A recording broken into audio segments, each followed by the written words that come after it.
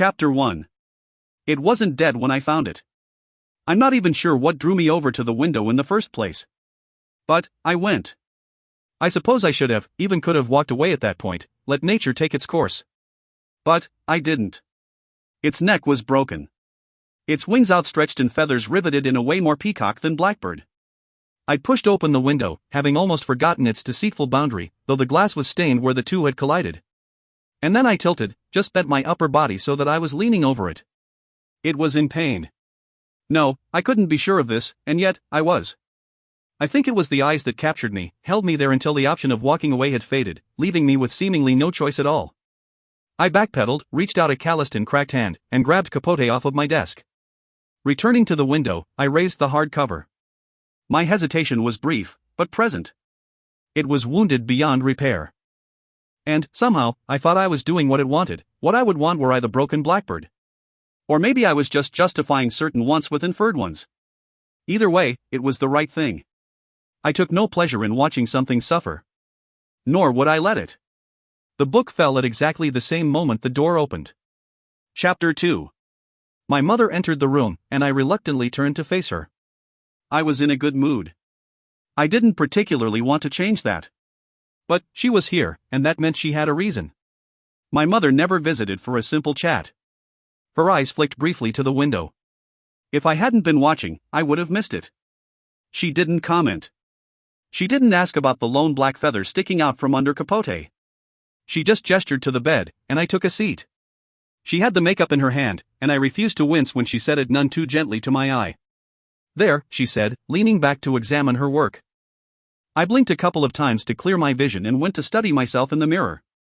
My black eye was still visibly swollen, but at least the foundation she'd applied covered up some of the dark coloring. I stared at myself, almost ignoring the fact that I had become reasonably comfortable with this routine. Thanks, I mumbled.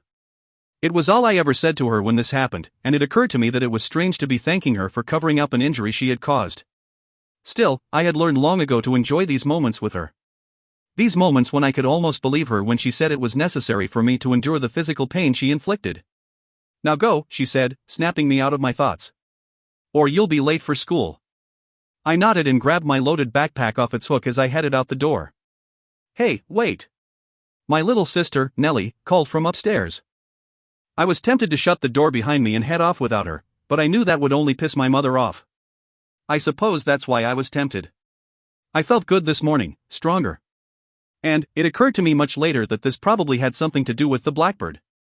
As it was, my mother shot me a warning look as I stood in the open doorway and waited impatiently for Nellie. A few moments later, she came running down the stairs with her backpack in tow. I rolled my eyes as I took in her usual perfect and prim appearance. Her golden brown hair hung perfectly straight across her shoulders, and her makeup was light and tasteful. We were both very pretty, but most of the time I couldn't help but feel mildly jealous of her. I had my reasons. Believe me. She was wearing a baby blue button-down blouse and light-colored jeans. I looked down at my wrinkled t-shirt and sweatpants. Mom always got her the good stuff. At least the pants fit me nicely. Well, don't you look pretty, I said. Can we go now? This earned another glare from my mother, which I pointedly ignored by pushing the hair that had fallen out of my sloppy ponytail out of my face. Nellie just smiled genuinely and swept past me through the open door. It was childish, but I sighed and rolled my eyes again. Nellie certainly is the diplomatic one. Me? Not so much. Still, I felt bad for making fun of her this morning. It wasn't her fault that she didn't have to prepare, that's what my mother called it, like I did. And, truth be told, I was glad she didn't get the same treatment from my mother as I did. Nellie is more fragile than I am, and I wasn't sure she could take it. Just before I closed the door, my mother called out to me. Alexa dash. I know, I said, cutting her off. Don't stop until we get there. Chapter 3. Nellie was waiting for me outside the door, and I stepped out onto the porch with her. Letting out a big breath, I steeled myself for the run ahead of us. I glanced at her, and she gave me a sympathetic smile. I smiled back because I couldn't help it. Nellie is just that way. Her moods tend to be contagious. Also, this was one thing our mother insisted we both do, and it was hard on both of us. Ready? I asked. As I'll ever be, she replied. I gave her another smile. It was the same response she gave every day, and I admired her for her optimism. Despite the unfair treatment from our mother, I loved Nellie. She was all I had in this world and the only reason I hadn't left long ago. Our mother was right about one thing: we needed to stay together. I had to protect her. From what? I was still figuring that one out. I just knew she needed me. All right, I said. Let's go. Nellie jumped off the porch and set off at an impressive rate in the direction of our school. I let her get a few paces ahead before jumping off the porch myself and racing after her. She was fast, but I was faster. I caught up to her, and we kept up pace as we ran down the road that would take us to Loveland High School. She grinned and shook her head as I fell into step just behind her. This was another thing our mother insisted on: always keep Nellie in your line of sight. We didn't talk much on this run. It was hard enough, with the 3.5-mile trip, just to keep up a steady pace. Our heavy backpacks didn't make it any easier. It could have been worse, though. Our last school had been 6 miles from the house and the terrain had been full of hills. This road was flat and hard-packed. Thank God for small favors. My thoughts turned as I ran, and I actually took time to enjoy the scenery around me. We lived in a small town in Missouri, and springtime was just starting to set in. Another thing I was grateful for: running in snow sucks. Inevitably, my mind soared back to the Blackbird. It was impossible not to think of, especially since the day seemed to match my good mood. I had done a good thing this morning, a humane thing, and this fact seemed to fuel me as my feet pounded the dirt road. Every blooming wildflower had its face lifted and was smiling at me, rewarding me by wrapping its sweet scent around my body. I felt like Mother Nature was thanking me, hoping I would do the same for her if she were ever suffering. And promising me that kindness in return, should I ever need it. The sun shined brightly in my eyes, and I was pleased that I'd remembered my sunglasses this morning. Glancing over at Nellie told me she hadn't. I jogged up beside her, took off the sunglasses, and held them out to her.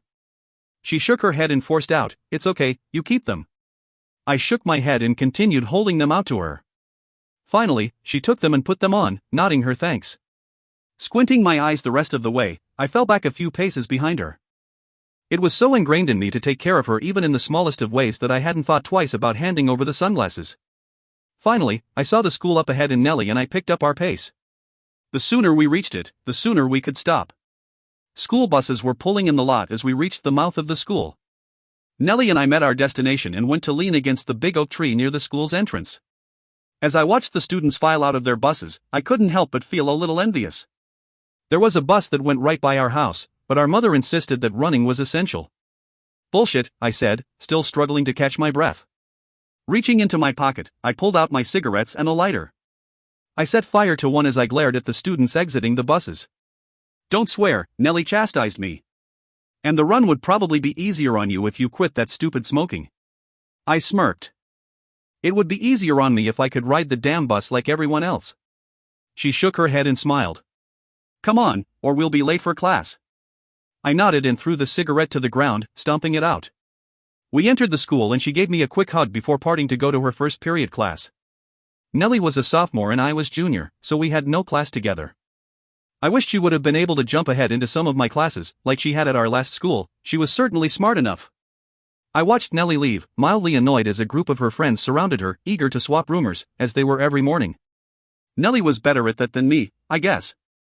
I was the only one she really cared about in this world, but she could pretend her ass off that she cared about other people as well. That's not to say that she wouldn't help them if she could, that just meant she only really cared about me. I'm sure I was just jealous, which is not something I like to admit. But I didn't really have any friends, I was never good at pretending. And, anyhow, people tended to avoid me. They didn't talk to me. They usually wouldn't even meet my eyes. Sometimes I felt like the plague personified. That's how they behaved. As if looking into my eyes would cost them dearly, as if they would lose their soul, or be frozen solid like the onlookers of Medusa. People just tended to avoid me. Well, most people. "Hey, Alexa, wait up," called a voice behind me. I knew who it was before I turned around. The options were limited. Like I said, I had no friends. Unless you counted Jackson Kane. Jackson was the only person who didn't treat me like a deadly disease. For whatever reason, Jack got me. He understood me, possibly because people treated him the same way. Jackson swung his arm up and over my shoulder as he walked alongside me, and my lips pulled upward in an involuntary smile. Usually, I'm not one for physical contact. I'm a personal bubble person. But, with Jack, I didn't mind it so much. It didn't make me uncomfortable. And, part of me was just always amazed that he was willing to get close enough to me to touch me. It also didn't hurt that Jack was rather attractive. All of the girls at school were in love with him, but most of them just seemed too intimidated by him to even begin a conversation. Like me, I suppose he just has that back-off way about him. "What's up, Jack?" I said. He spoke with his thick Midwestern drawl. Let's see, the sky, the clouds, the sun." I laughed at his weak attempt at comedy. "And, apparently, your supply of crappy jokes." "Crappy?" "Hardly, the ladies love my jokes." I made a show of glancing all around us. "You're right. They're swarming us as we speak. Better be careful with that arm around me, I wouldn't want to start my day by beating up some jealous, potential girlfriends." He laughed at that. "I have no doubt you could, and really, that would be pretty hot." "Not that you need to get any hotter than you already are," he said, flashing his teeth with a smile. I rolled my eyes and couldn't help another laugh. Jack had a way of making me smile, which could be quite a task. He hadn't even mentioned my black eye. Maybe today was going to be a good day. But, then again, maybe not. We walked into our first period class together and I was tempted to push his arm off of my shoulder. I knew what was coming, and I just didn't feel like getting into it today. Still, my pride got the best of me.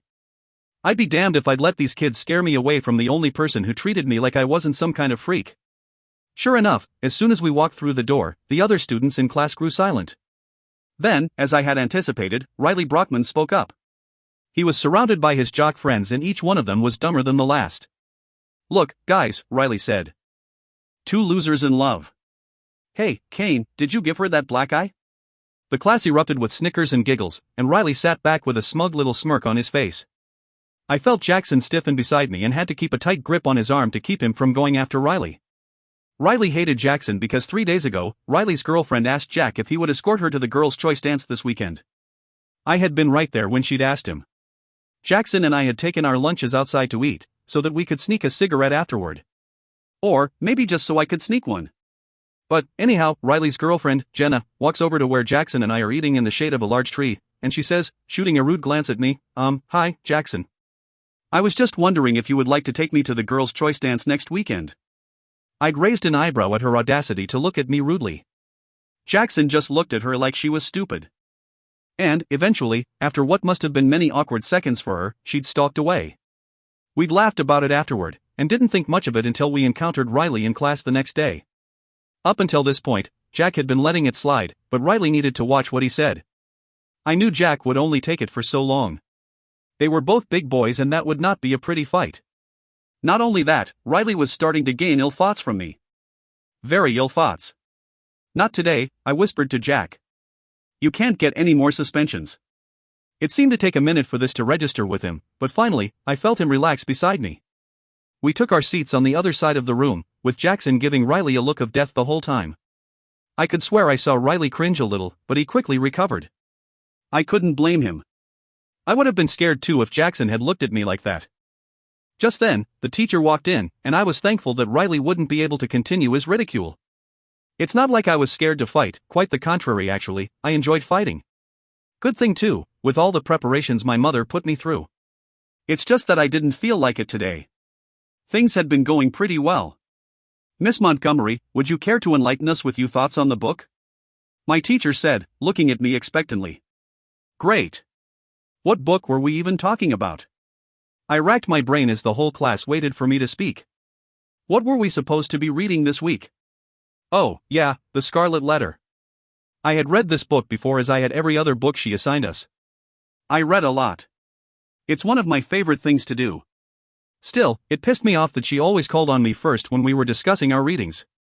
I don't like being singled out. Not really, I replied. She shook her head, as though she expected no less, and marked something down in her gradebook. Probably a 0. Whatever. Just add it to my list of problems. Eventually, that class ended and I headed to my second period class, gym. I received another 0 for refusing to run the mile. I'm not terribly defiant, it's just that I didn't want to do any more running than I already had to. I still had to run the 3.5 miles back home.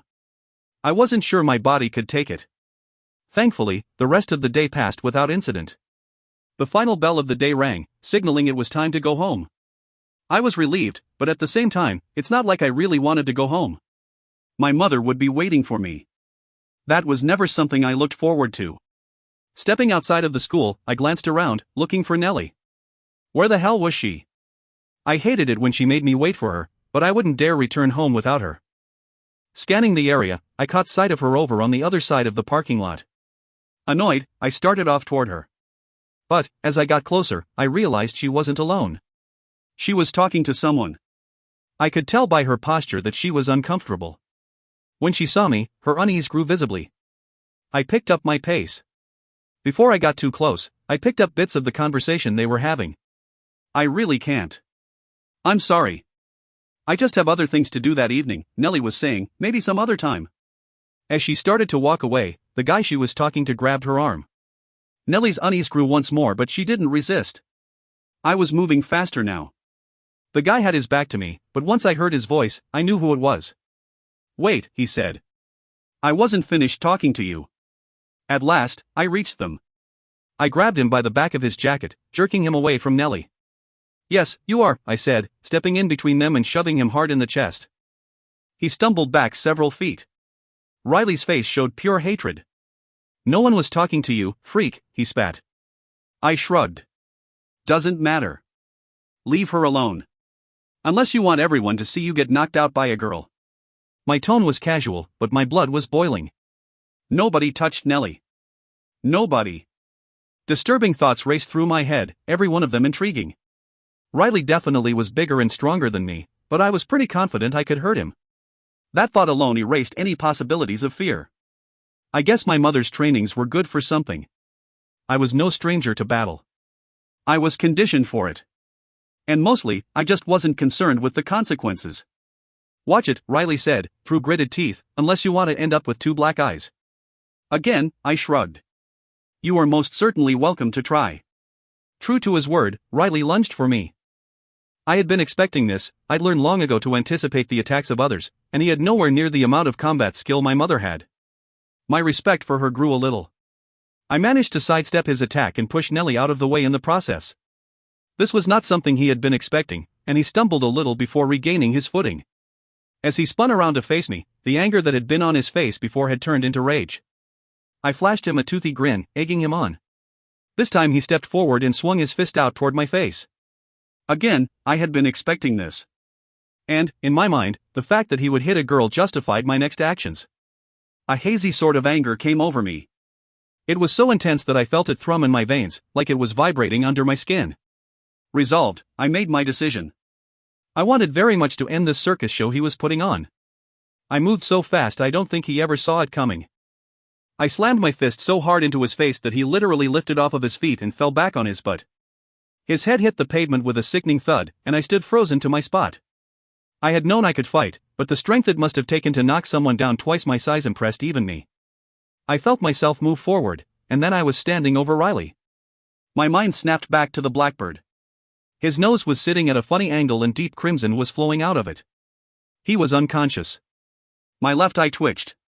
I felt one side of my mouth pull up into a crooked smile and just barely managed to stop it before it turned full-fledged. And, my mind snapped back to the blackbird. Then, Nellie was tugging on my arm, her voice was panicked. Alexa, we have to go. Now. I looked up at her and finally began to take in the scene around me. Students were standing all around us, dumbstruck. No doubt they had just seen their all-star receiver get knocked out by a girl. A relatively small girl at that. I took one last look at Riley. My mind snapped back to the blackbird. I heard myself say, "Run, Nell. We have to run." We did. Chapter 4. By the time we made it back to the house we were both panting and covered in sweat. We'd taken the long way home, going through the woods instead of following the road that led directly to our house. I shut the door once we made it inside the house and slumped back against it. Nellie stood directly in front of me, with a look on her face that I had never seen before. She looked both proud and scared. Was she scared of me or of the trouble I was going to be in when we returned to school tomorrow? I didn't know. Probably both. Still breathing heavily, I looked down at my hands to see that they were trembling. Now that we had stopped running, the reality of what I had just done hit me. What was wrong with me? How badly had I hurt Riley? More importantly, how badly would I have hurt him if Nellie hadn't pulled me away? I would like to say I would have been able to walk away on my own, but some small part of me knew that that was a lie. Another part of me was disgusted by this. And, yet, another small part of me was left feeling disturbingly unsatisfied. Glancing back up at Nellie, I got the feeling that she was aware of this. I'm not sure what my face looked like, though I did my best to keep it reasonably void of any expression at all. But, Nellie knew me. Sometimes, I felt like Nellie knew me better than I knew myself. She came forward and took me into her arms. I let her hold me, and actually took comfort in the embrace. My mind seemed to relax a little. Girls? I'll have dinner ready in a few minutes if you want to go wash up and dash upon seeing us. My mother stopped abruptly. Her eyes narrowed slightly and my back went rigid in response. I tried to prepare myself for what was to come. No point in lying to her. She would find out from the school soon enough. What happened? She asked. The threat was clear in her voice. I got into a fight. I didn't know what else to say. Besides, I kind of felt like I deserved whatever punishment she gave me. My mother remained deathly still, waiting for me to elaborate. I was so shocked that I couldn't even think past that initial thought. I honestly thought I wouldn't have to. I had been expecting her to drag me outside right then and there. It was Nellie who came to my rescue. There was this guy at school who was messing with me, she began. He grabbed me and Alexa yanked him off of me. She tried to tell him to leave me alone, and then he attacked her, so she stopped him.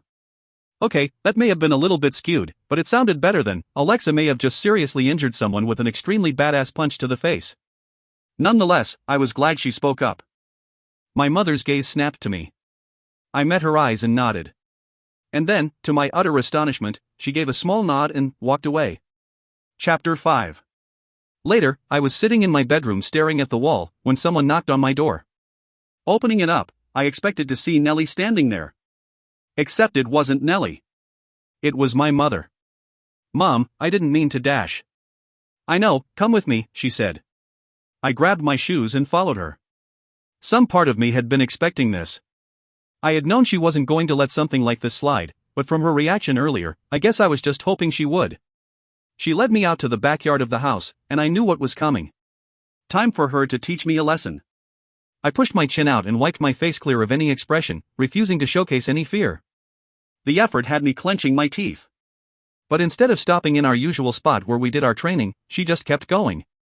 Oh God, I thought, maybe she's taking me somewhere to kill me. I laughed out loud at this morbid thought, and my mother turned her head, giving me a slightly confused look.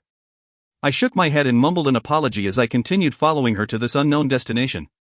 We walked for a little over an hour through the woods that encased the back of our house. With every step my unease grew. I felt like I was on some impromptu death march. To make things even weirder, my mother kept pointing out certain markers, telling me to commit them to memory. I did. I was never sure why my mother did the things she did, and by this point in my life, I had learned to just roll with whatever she threw at me. At last, we emerged at a small clearing. It was beautiful. The ground was packed with wild honeysuckle and dandelions. And straight ahead of us was a small hill that was surrounded on all sides by tall trees. It also had what seemed to be an opening at the foot of it, like it housed a small cave. Wow. I didn't know what else to say. I almost smiled. Maybe I'd been wrong. Maybe she just wanted to spend some time with me. As happy as that would have made me, the thought alone made me suspicious. But, when my mother turned to face me, she had the same expression on her face that Nellie had had earlier, when we'd first entered the house. It was a mixture of pride and fear. A second later, it was gone, replaced by her usual, serious expression. I decided I must have been mistaken. I doubted this woman even knew what fear was. Do you remember how to get here? She asked. I nodded. Good, it's very important that you do. This is where I want you to come if anything ever happens to me. Why would anything ever happen? Why is not important, she replied. What is important is that if anything ever happens, you run, and you bring Nellie with you to this spot. I gave her what must have been a weary look, because she was in front of me, faster than anyone should have been able to move, and she was gripping my shoulders. It was an unpleasant, tension-filled touch, much like the rub of denim on badly sunburned skin. Alexa, I need you to tell me you understand. I need you to promise me that you'll do as I say. I looked her straight in the eyes, refusing to let her scare me. I wouldn't be scared of her anymore. She had to know that. I understand. What I thought looked like more pride flashed behind her eyes, and this time, I was certain I saw fear. "Good," she said. "Let's head back. It's time to practice." Chapter 6. When we made it back to the house, Nellie was sitting on the back porch, as if she'd been expecting us. She probably had, considering that this was the time of day our mother always made me practice. Upon seeing us, Nellie gave me a big smile. I was surprised to feel a huge weight lift off of my shoulders. I guess I hadn't realized how worried I'd been that she might be angry with me about the fight earlier. I smiled back and then took a deep breath, preparing myself for what was to come. Ahead of me, Nellie's smile faltered, and I knew what that meant. I swung around fast, and just barely managed to dodge a strike from my mother. I spun to the side and my hands went up. I met her eyes. The woman who had just led me through the forest was gone, now she was just a predator. I was used to this look on my mother, and it never failed to scare the shit out of me. But, somehow, today was different. I was still scared, and my mother hadn't changed any from yesterday or the day before that. It was me that seemed changed. I felt that maybe today, when my mother stood across from me on the destroyed grass that served as our practice area, she might just feel that she too was staring down a predator. She didn't move again, and neither did I. We stood there for several seconds, just watching each other. Looking for a weak point, an opening. She broke first, rushing forward and swinging with all power and skill. Seeing this made me think of Riley, and that seemed to release something in me. The world slowed.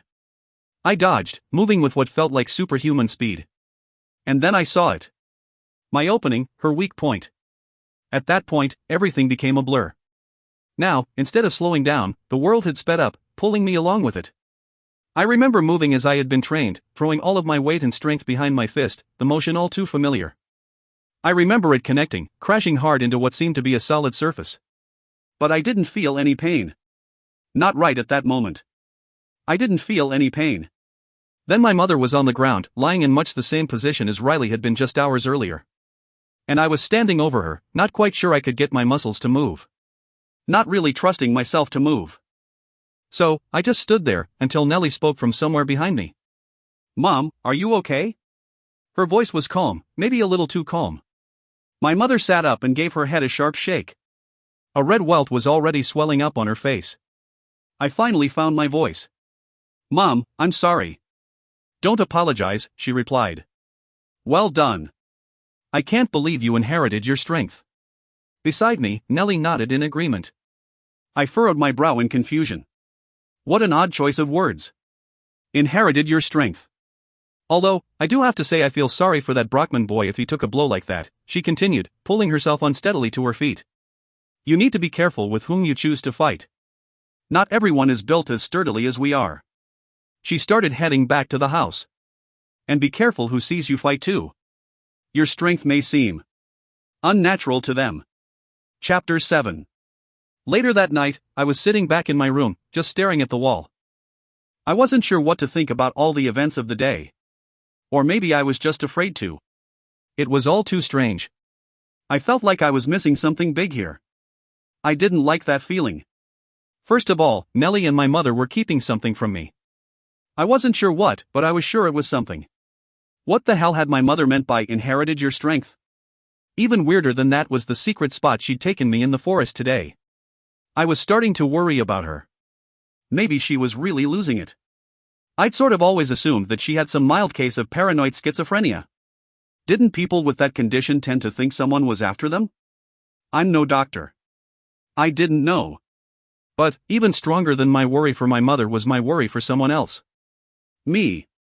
I'd always known I was different from other people. I just tended to get angrier than most, thinking things that people probably shouldn't be thinking, or at least would never admit to. But, I'd always been able to control myself.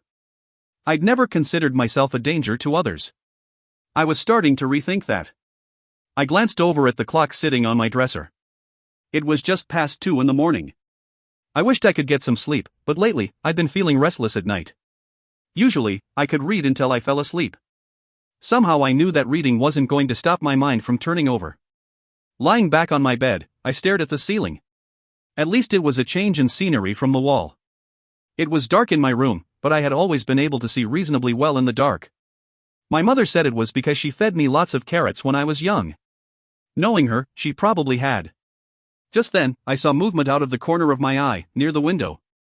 My senses went on high alert. I slipped off the bed and snuck over so that I was standing beside the window, my back against the wall. My mother's room and mine were on the first floor. Only Nellie had a bedroom upstairs. My mother never explained why, but I assumed it had something to do with keeping Nellie safe. I didn't mind.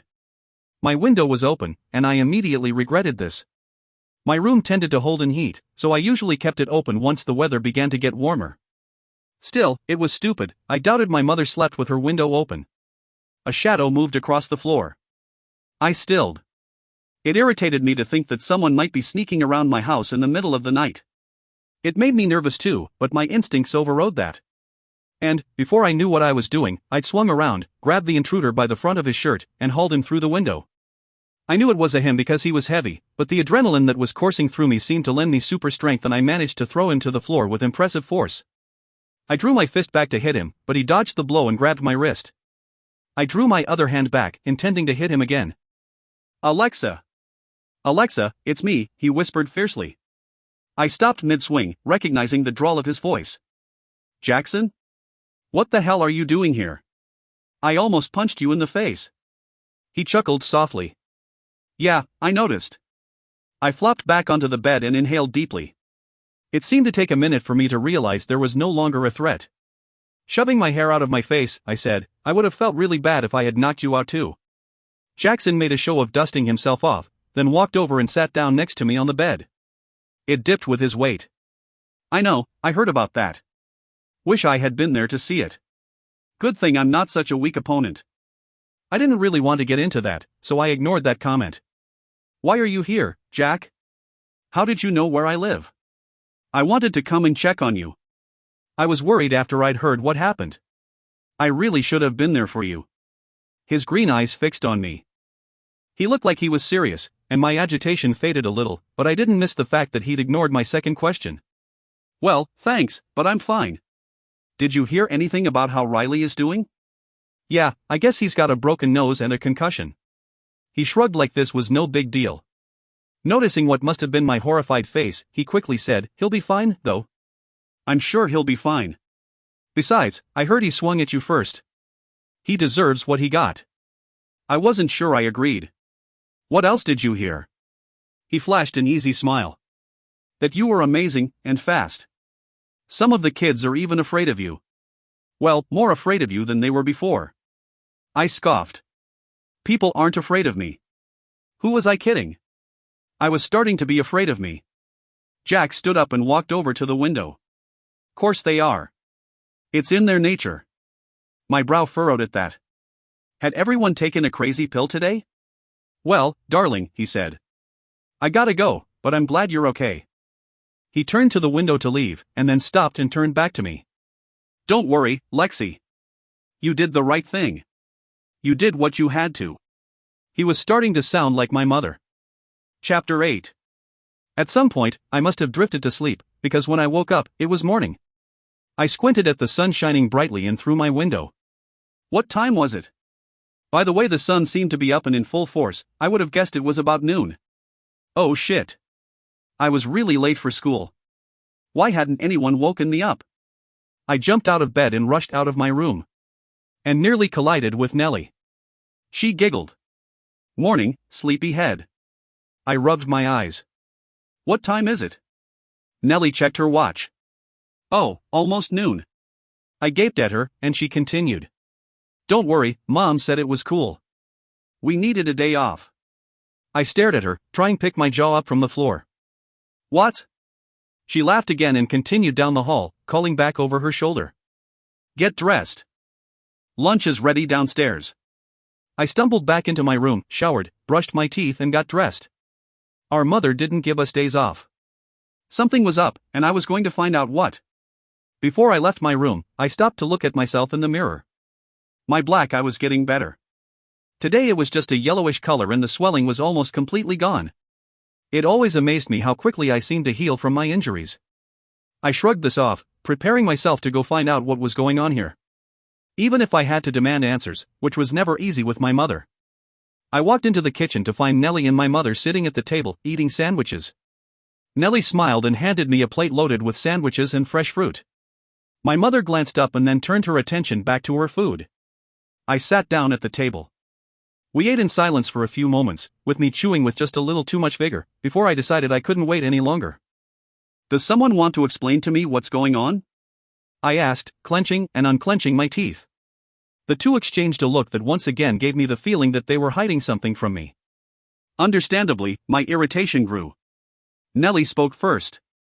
I just had a feeling we should stay home today. When I just stared at her, she added, I just felt like it was important for us to stay home today. I struggled to maintain my cool. Okay. This got no response from either of them. I hated being left out, and I felt my mood grow darker and darker. Clenching my jaws, I forcibly brought my attention back to my food. Then, rather abruptly, I decided I couldn't take it anymore. They were going to start explaining. I was going to see to it. Consequences be damned. Anger surged through me, and I swear I could feel the strength of it in my bones. All right, I said, as calmly as I could manage. What the hell is going on? What aren't you telling me? I switched my gaze slowly back and forth between them. They flinched every time I met their eyes. I didn't blame them.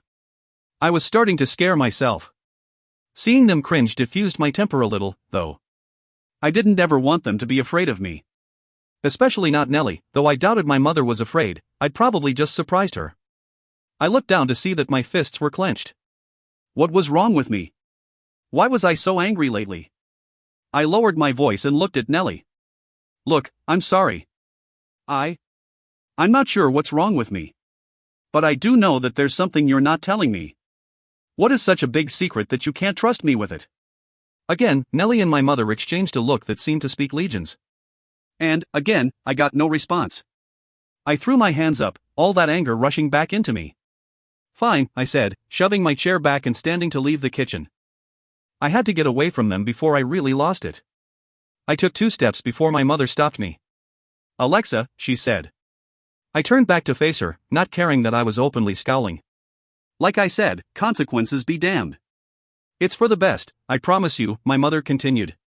Her voice was surprisingly gentle, and when I opened my mouth to protest, she held up a hand. No, I know you don't believe me, but I swear to you that it's better this way. Even if you don't trust me, I know you trust her. She nodded toward Nellie. Please, sit down. I have something for you. I hesitated before moving.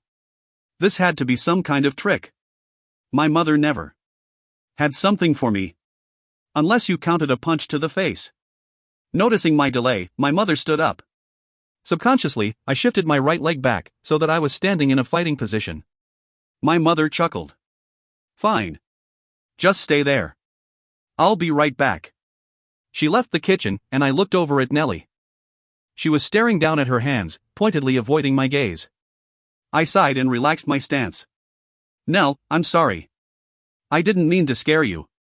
I'm just frustrated, and I can't help but feel like there's something here. My mother walked back into the kitchen and held out something wrapped in cloth. Weary, I took the gift and ran my fingers over the velvet encasing it. It was a deep crimson, and it held something heavy. What is it? Open it. I slowly unwrapped the cloth, revealing a silver, oval, handle thingy. It looked like the grip of a sword. It was brilliantly shiny and had some sort of floral design wrapping all the way around it. It was beautiful. I ran my fingers along the design, all earlier thoughts of anger forgotten. Thank you. My mother just nodded. I looked back over at Nellie to see that she was staring wide-eyed at my strange gift. I gripped it in my hand and felt a strange peace wash over me.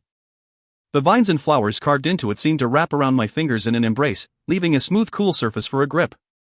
I wasn't sure what the thing was, but I felt as though I had just been handed something very important. Wrapping it back up in the velvet cloth, I took my seat at the table.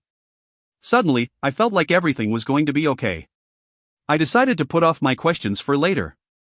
Everything was going to be okay. Or so I'd thought. Chapter 9. I spent the rest of the day doing nothing. Well, not nothing, but pretty close. My mother said that we didn't need to practice today. She didn't even make Nellie and me go on a run. So, I hung out with the two of them, doing normal things. We watched a couple of movies, I did a little reading, and just enjoyed their company, even my mother's. I put away my worries over returning to school and everything else that seemed to be happening to me lately. Nellie and I were sitting in my room after dinner. I spent most of my time at home alone or with Nellie, or preparing with my mother, plus she was the only person I really had to talk to. Oh, yeah, Nellie said. I never got a chance to thank you for what you did with Riley. I gave a half smile. I hadn't expected her to thank me for that. In fact, I thought she might be mad at me for hurting someone so badly because Nellie was just a gentle person. I should have known she would understand, even if I didn't understand it myself. There was a sincere look in her hazel eyes. So, thank you. I appreciate what you did. I gave another half-hearted smile. What else would I have done? She started to say something else, but I held up my hand, cutting her short. Shoo, I whispered. I had heard something outside the open window near my bed. I hadn't closed it because I wasn't going to sleep just yet. Maybe it was just Jackson again, coming over to check on me. Still, I had to be sure. For whatever reason, my hackles had gone up as soon as I'd heard that indistinguishable noise outside of my window. I stood up slowly, pulling Nellie along with me. Go to the living room with Mom, I whispered. I'm not sure what my face looked like, but it must have looked serious because she immediately obeyed. I walked over to my dresser, keeping my gaze locked on the window. Picking up the gift from my mother, I slowly removed its velvet cloth. I wasn't sure why, but I was just suddenly drawn to it, like I needed to pick it up. I stared down at it and was momentarily distracted from the window. I looked back up to see that someone, or rather something, had entered while I'd been distracted. It resembled a woman, except it wasn't a woman at all. As soon as I set eyes on her, I knew something was very wrong. Alarm bells sounded off inside my head, and it took me a minute to interpret the message. This thing standing in front of me was here to kill. Not sure how I knew, but I did. The look in her almost human eyes was one I knew all too well. A predator's regard. I recognized it undoubtedly. It was there every time I looked in the mirror. There were no whites to her eyes, just a deep, gleaming black, like polished marble. Her skin was a translucent white, and I could see what looked like red veins in her hands and on her neck. Other than that, she looked like any other woman, save for the fact that she had an extraordinarily beautiful face. I felt like I could get lost in her black eyes and fall out in a different universe. I shook my head hard, trying to clear what suddenly felt like muddled thoughts, and dragged my eyes away from the woman's face.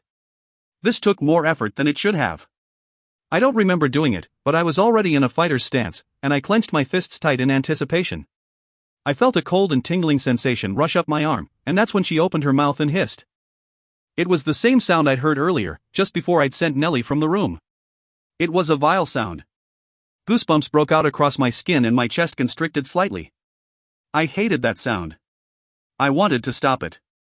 But something other than that unbearable noise had caught my attention. In opening her mouth, lips pulling back in a manner too wide to be human, she'd revealed multiple rows of razor-sharp teeth. A hissing shark, I thought. Then, what does that make me? She lunged for me before I could process anything else. I tried to duck out of her way, but she was fast, and I ended up getting slammed against the wall, nearly causing me to drop what was in my hand. The wind was knocked out of me, but it was a feeling I was quite accustomed to, and I brought my knee up hard and slammed it into her stomach. She didn't even flinch. In a blink my hands were pinned to the wall. Oh, shit. Not good. The thought might have made me laugh had fear not seized my vocals. I bucked in wild desperation, but she was as movable as a brick building. At that point raw panic threatened to overcome me. Her chalk-white exquisite face hovered before mine, burning cold breath searing my skin.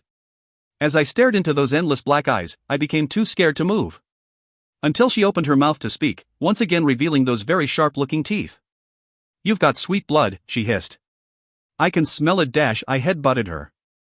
I hadn't known what else to do, but it occurred to me that if I didn't do something, and fast, she was going to kill me. Kill or be killed. The thought came to me calmly. My survival instincts kicked in and I slammed my foot into her stomach with all my strength, forcing her back several feet. She let out an ear-piercing shriek, and I involuntarily brought my hands up to cover my ears. As I did this I felt something cold and smooth brush my right ear. I looked at my hand to see that I was still holding my mother's gift. It had produced a long blade earlier and I guess my mind had just skipped over its importance in my haste to get the shark off of me. This glance left me vulnerable though, and she lunged for me again, but this time she wasn't fast enough. I sidestepped her attack and spun around fast, putting as much force into my swing as I could manage. I aimed for the neck. At the time, I hadn't thought about it, but I realized later that that was what I'd been taught to do. The blade got stuck about midway through her neck, and she was shrieking so loudly I was sure I was going to lose my hearing. Black liquid stampeded out of her wound, landing on my face and hands. I yanked the sword back out and swung it again, completely decapitating her. She fell silent. I simply fell to my hands and knees. I had never been in shock before, but I was pretty sure this was it. Everything seemed to slow down, and I couldn't even really process what had just happened. It was all just a blur. A strong surge of what felt like pure energy ripped through me, so potent I almost vomited. I realized then that I was trembling. Then my body went completely rigid. Because that's when I heard Nellie scream. Chapter 10. I jumped up so fast that I dropped my weapon. My stomach dropped too. Scooping up the sword, I raced out of my bedroom and down the hall. Cold sweat broke over me. My heart thundered in my chest, and every instinct in my body told me to run in the opposite direction. I wanted to go sit in a closet and curl up into a ball, but no, I had to find Nellie. When I reached the living room, a silent scream ripped up my throat.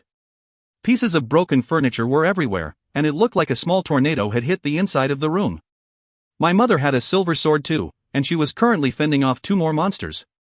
Nellie was huddled in a corner with another one closing in on her. It was all so surreal, so much to take in. It was like I had walked onto the set of some horror movie and forgotten my next line. Only, this was no movie.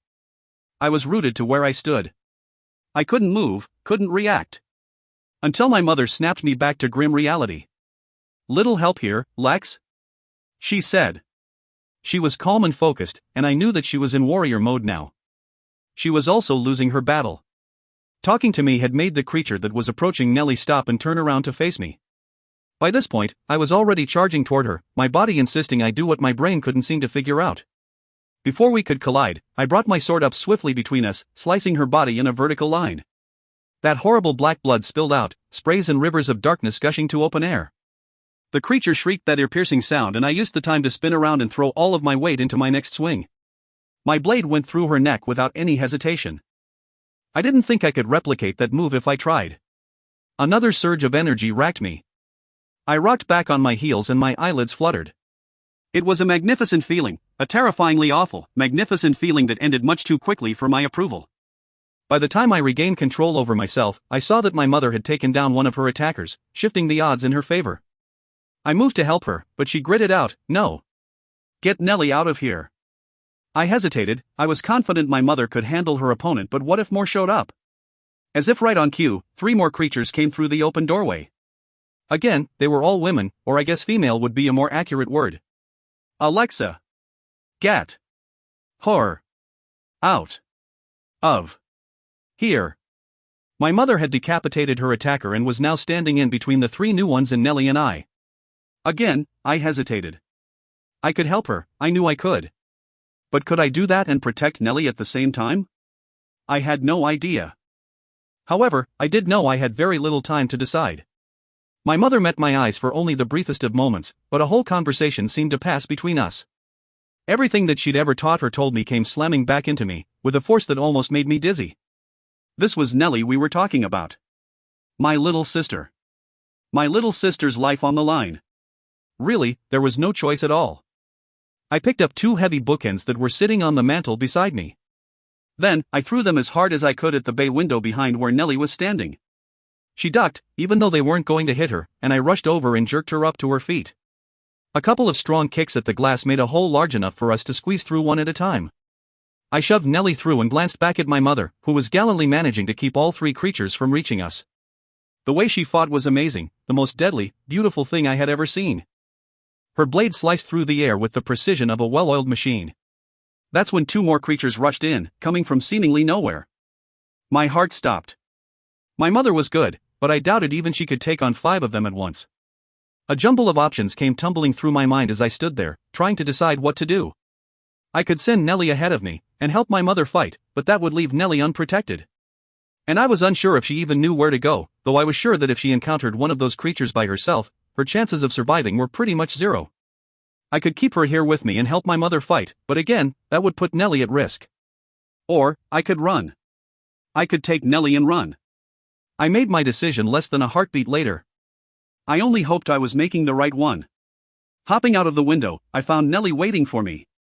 The sky spat thin bullets of rain and the wind whipped her hair around her face like a topless car. Her hazel eyes were round and filled with shock, but there was also understanding in them. I'd made the decision, and she trusted me, though it must have been heartbreaking for her too. So, for the second time in just as many days, I breathed, "Run, Nell. We have to run." Once again, we did. Chapter 11. We raced through the forest, making enough noise to rival a stampede. At least, that's what it felt like. I cringed at the sound of every crushed leaf and snapped twig. The rain and wind had me blinking my eyes and gritting my teeth. I had never been so afraid in my entire life. My fear allowed my body to run, but it seized my mind so that I couldn't really think any coherent thoughts beyond run, run, run. Nellie was running right in front of me, and we stumbled into each other a few times, scraping our skin in various places as we smashed through the trees. I'm not sure how long we had been running. It felt like hours, although it couldn't be that long because we hadn't yet reached our destination when I heard it. A low hissing sound and the crunch of leaves as something approached us. Something that was approaching us fast. I barely had time to process these thoughts before it tackled me. I hit the ground hard enough for my vision to go blurry. Pain shot through my head. For the second time that night, raw, unadulterated panic threatened to seize control. The creature that had knocked me down was still on top of me. I could smell her sugary rotting smell so strongly that bile elevated in my throat. I swung my fists as hard and as fast as I could. It was like trying to shake off an enormous insect, that same feeling you get when a wasp lands on your hand. Only this was that feeling amplified by a million. I couldn't get her off of me fast enough. One of my blows connected hard with the side of her head, and the creature jerked up. One more strong hit and she was off of me, lifted up by the force of it, and reminding me of Riley and my mother. My mother. Who I had just left to die. I pushed those thoughts aside, trying to focus on the task at hand. Afraid that if I didn't, I might lose control and give in to the fear and anger that seemed to be stewing in my blood. I'd grieve later. First, I had to get Nellie to safety.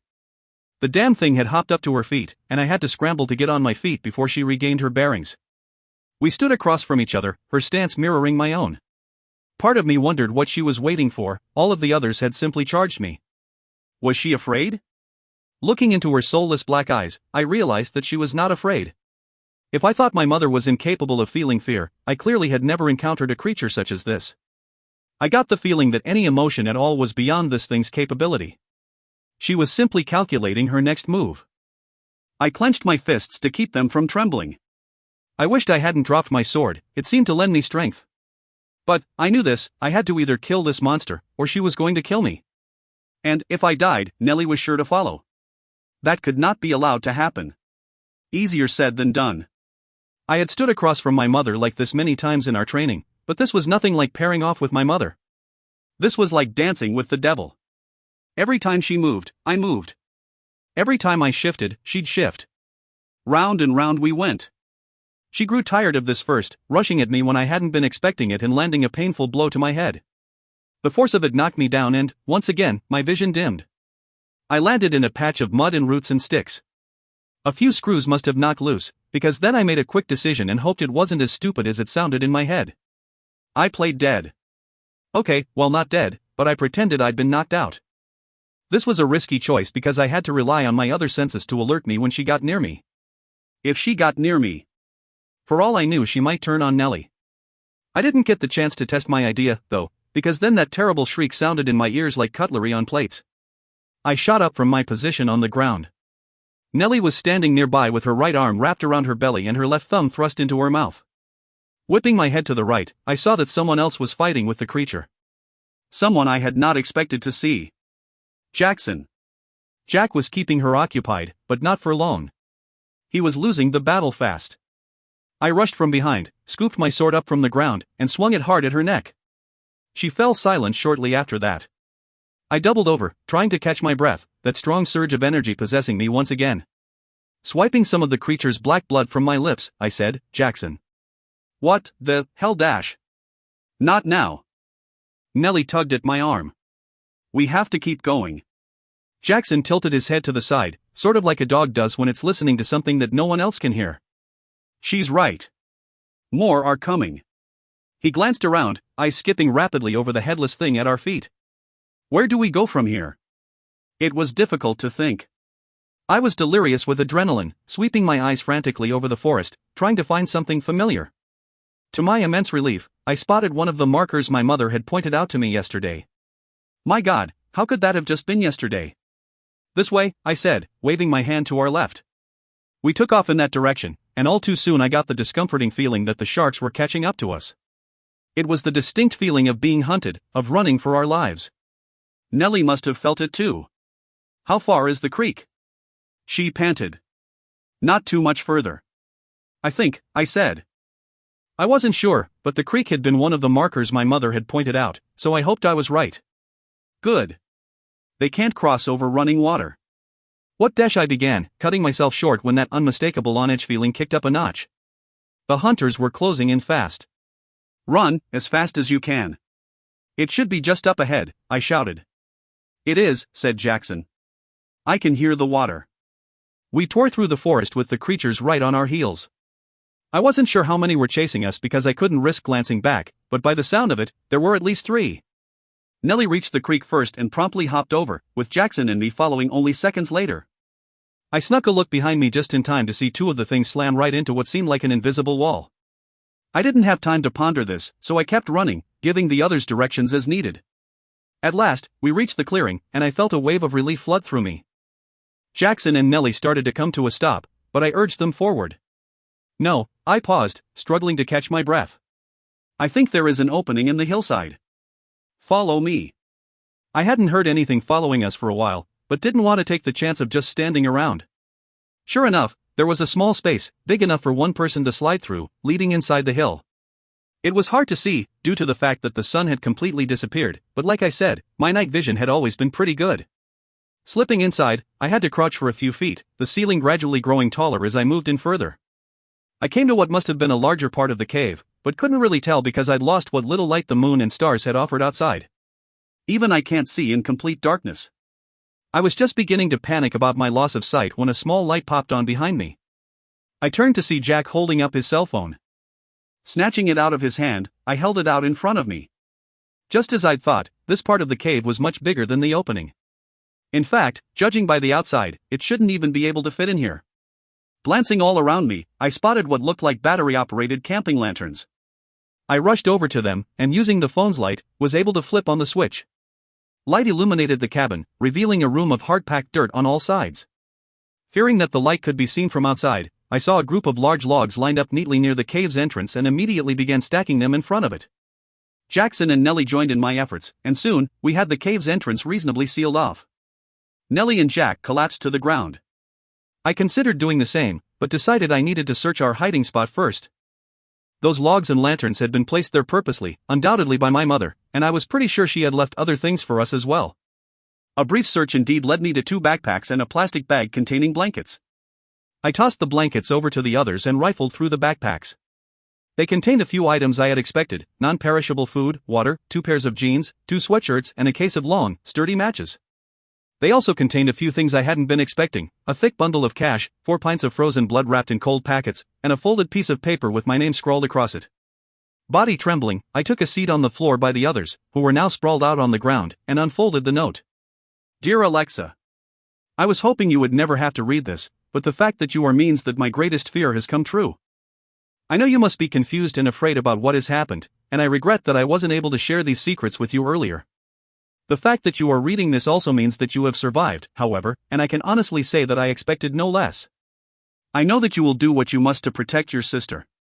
I cannot tell you how important this task is, and I can only hope that I have prepared you adequately for what is now ahead of you. There are some things you must know. First, the Lamia cannot travel in the daylight; the sun is deadly to them. Use this to your advantage and try your best to only travel during the day. Second, the Lamia are not the only ones you have to worry about, so be wary of everyone you meet. Everyone has an ulterior motive. Third, trust your instincts. They are powerful and may be the only thing that can save you. Finally, trust Nellie.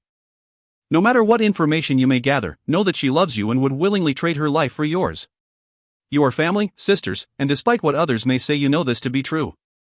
Be careful, Alexa. For both yours and Nellie's sake. Mom. P.S. Be strong, and believe that you did what you had to. There was also a number scrawled at the bottom of it. I looked it over and decided it wasn't one I recognized. Glancing up, I saw that both Nellie and Jack were staring at me. Folding the note, I stuffed it into my pocket. None of us spoke for a long time. I wasn't sure what to say. I couldn't even begin to process what had happened tonight, and I realized that I must still be in shock. My thoughts kept shifting back to my mother and her words in the letter, trying to make sense of things that made no sense at all. I felt completely numb, like I should be crying or screaming, but my body didn't understand the commands. I'd left her. I'd left her to die, and now that I had time to think, I couldn't help but feel like there was something else I could have done. I felt like a coward. Like I deserved to have one of those creatures bring me my death. At the same time, I was questioning my sanity. Hoping that maybe this was some sort of dream, and I would wake up tomorrow to find that none of this had actually happened. What now? It was Nellie who snapped me out of my thoughts. Her voice was small and nearly inaudible behind the left thumb she had stuffed in her mouth. What do we do now? I saw that she was shivering and her face was streaked with tears. For the first time in my life, I felt ashamed for not crying. I had always seen it as a sign of weakness and refused to let others see me in that rare state. But now, everything was different. We had just been dropped into some sort of nightmare, and we had more than likely just lost the only parent we'd ever known. I should be ashamed. I should be crying. Scooting over to Nellie, I drew her into my arms and let her sob into my shoulder as I stroked her hair. At least I could be strong for her. Shoo, it's okay. Everything is going to be okay, I whispered. We just have to wait. We just have to wait until the sun rises. Nellie pulled back from me, but kept hold of my right arm. Running her fingers over my wrist, she gasped. I can't believe it. I started to agree with her, until I looked down and saw what she was talking about. I shot up to my feet, causing her to topple off of me as I did so. What the hell is that? I squeaked, working hard to keep my voice down. Jackson crawled over from where he was sitting and grabbed my arm.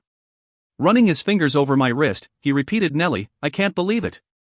I darted my eyes between him and Nellie, trying to figure out what the hell they were talking about. How many did you kill? Asked Jack.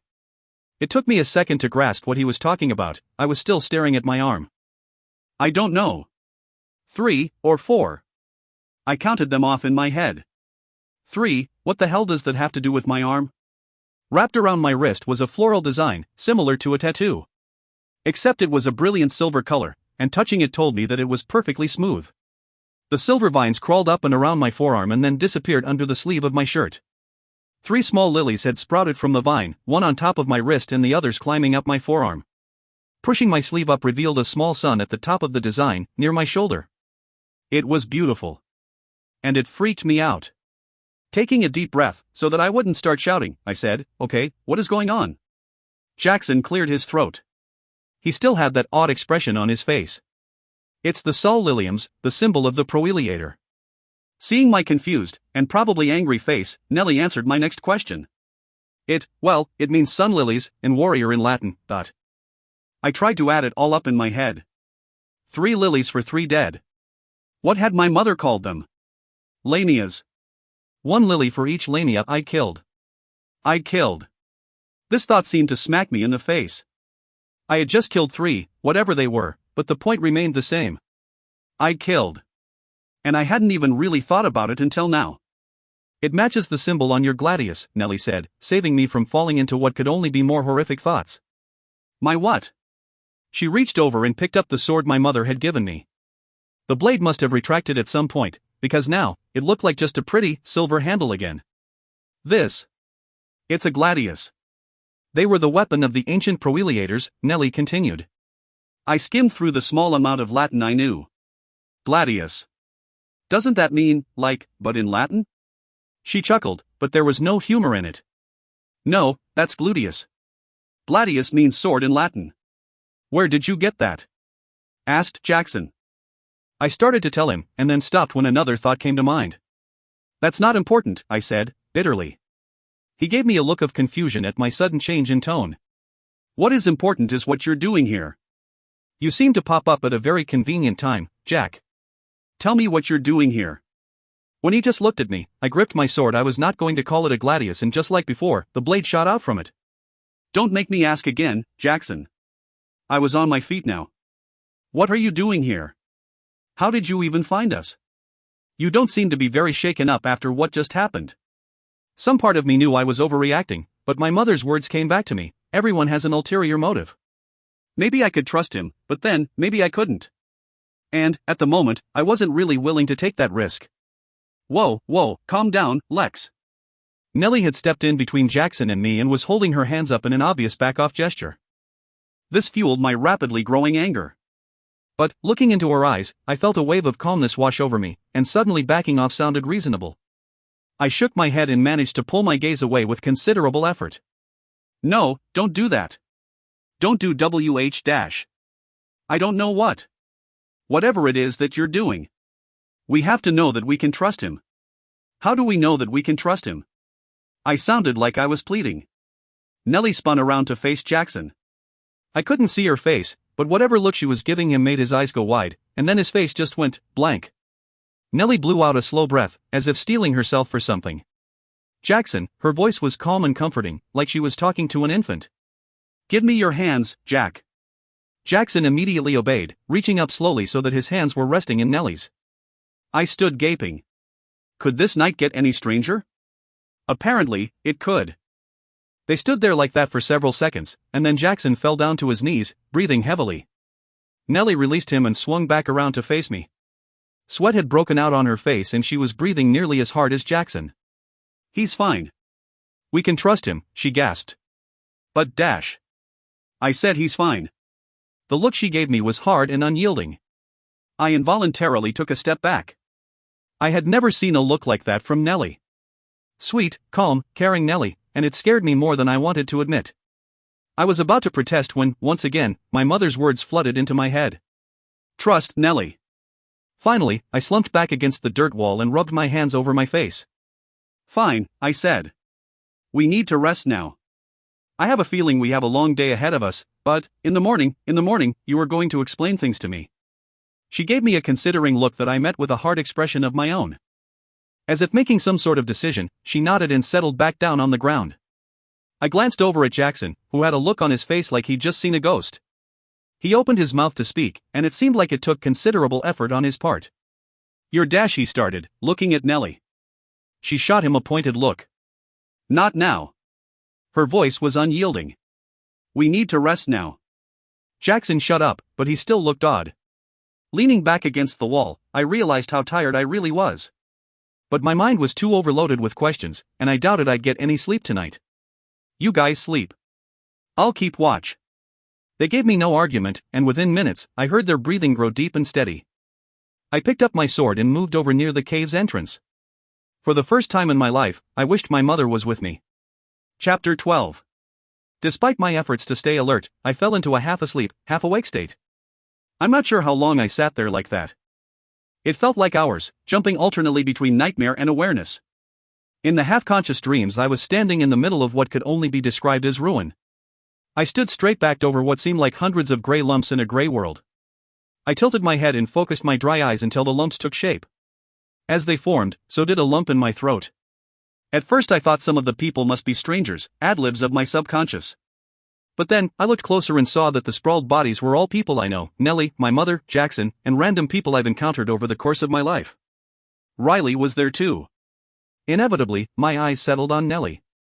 She laid flat on her back, sightless eyes staring heavenward, golden brown hair fanned out around her like expired rays of sun. Then I was falling, crashing soundlessly down to my dream knees. The pain I felt was so emotional that it was physical. My head snapped forward, rocked by such grief that my brain couldn't even send the signal for tears to my eye ducts. I stared down at suspiciously blood-soaked clothes. I woke up in a cold sweat that night so many times that it shouldn't have been humanly possible. Or divinely allowed. Eventually, I entertained ghastly thoughts, too disturbing to allow for sleep. I was a killer. I killed 3 people, well, not people, but that didn't take away from the fact that I had killed without hardly any hesitation. I'd also left my mother to die. I had run away when she needed me. I ran away like a coward. I wasn't sure if I could ever forgive myself for that. Some rational part of me knew that I had done what I had to. What my mother would have wanted me to do. But that part was easily wiped away with all of the other morbid thoughts filling my head. The whole world seemed to be sitting on my shoulders, pointing fingers and blaming me for not doing something more. Anything, I should have done something more. I had never felt so lost and alone in my entire life. Glancing over at where Nellie was still sleeping peacefully, the unspeakable dream grief seeped over me like a parka in August. I would die before I let anything happen to her. Without Nellie, I had no one. The dream truly haunted me that night. I've revisited it many times since. It still haunts me. I reached down beside me and picked up the sword my mother had given me. The last gift she would ever give me, I thought. Running my fingers over the design carved into it, I lifted my right arm to examine my strange new tattoo. Nellie was right, the designs were identical. Twisting my wrist, the silver in my arm caught a bit of light and twinkled. I glanced to my left to see that sunlight was peeking in through the small spaces between the logs blocking the opening of the cave. Pulling myself up from the ground, I was surprised when I felt a little lightheaded. Maybe I should have tried to get some sleep, but it was too late for that now. We needed to go, though I was unsure where we would even be going. I started to move the logs and then stopped when a thought struck me. What if those things were still out there? What if they were waiting to ambush us as soon as we left our hiding spot? My mother said that they couldn't stand the sunlight, but what if she had been wrong? No, I thought. I had never trusted her before when she'd told me that everything she did was for my own good. I would trust her now, even if it was too little too late. As I began moving the logs, my companion slowly started to wake up. What time is it? Nellie asked, rubbing her eyes. Not sure, I said, rolling the last log out of the way. But the sun is up. Jackson sat up, but didn't look at me. I figured that he was probably mad at me for freaking out on him last night. I didn't want to deal with it right now. I had way too much on my plate as it was. He stood up and stretched his arms out over his head. Finally, he looked at me and gave a small smile. I smiled back, thankful that he apparently wasn't holding any grudges. Good morning, beautiful, he said, walking over and placing a small kiss on my forehead. I considered what I must look like at the moment.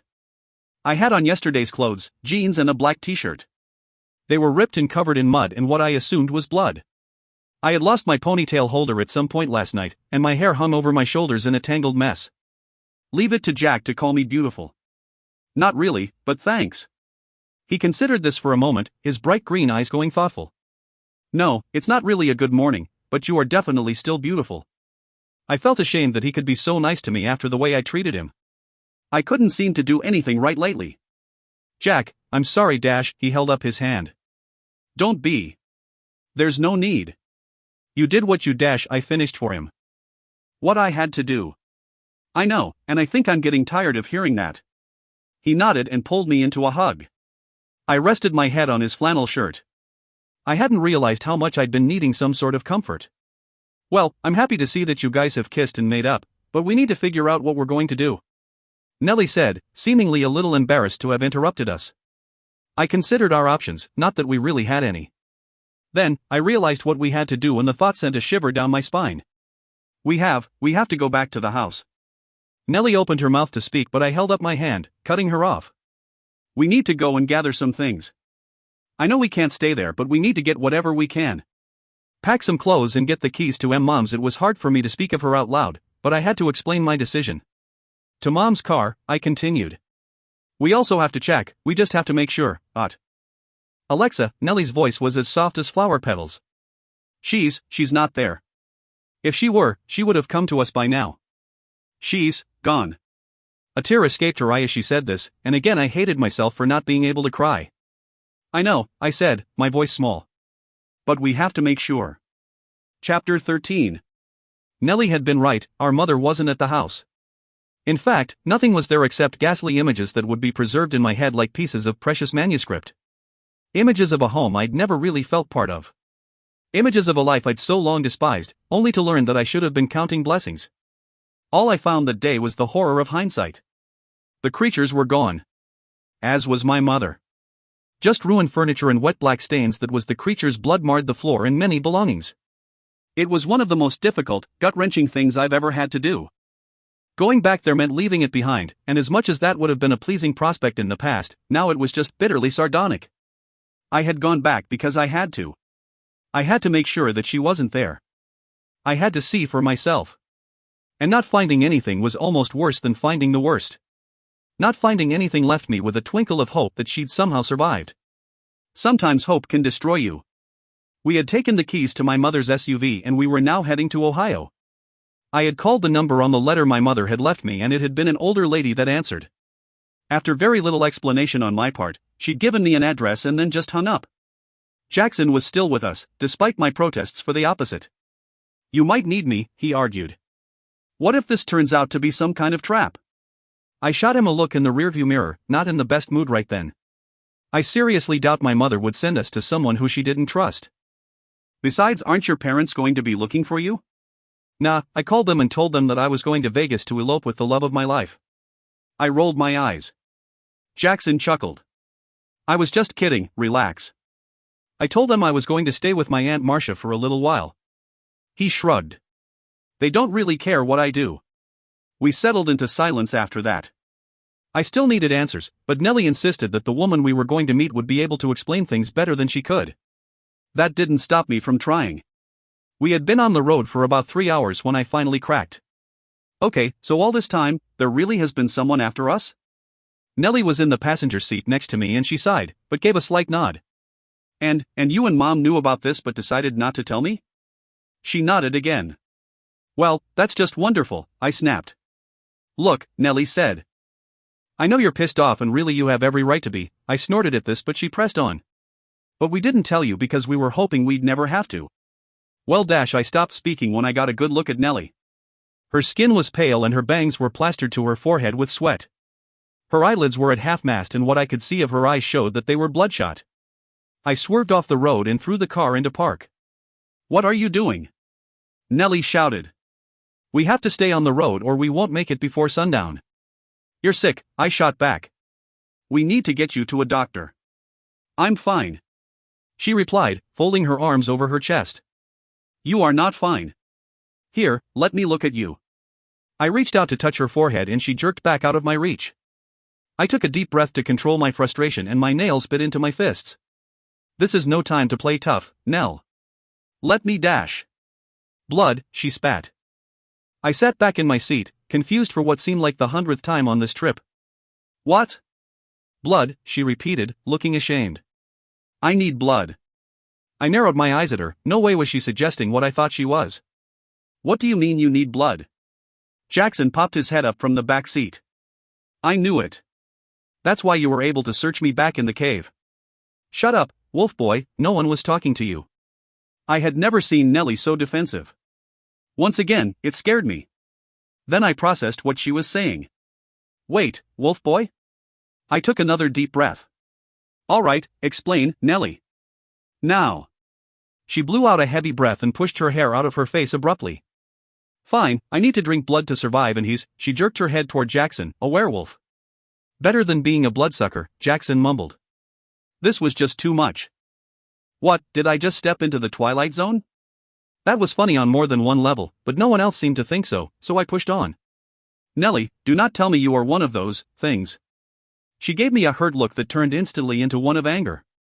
It's not like I chose to be this way. I can't help it. Besides, I'm only half. Half what?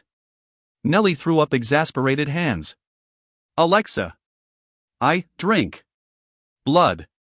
Nell, what the F dash? I stopped mid-curse as a thought came to mind. I was almost afraid to ask my next question. Does that mean that I'm dash? No.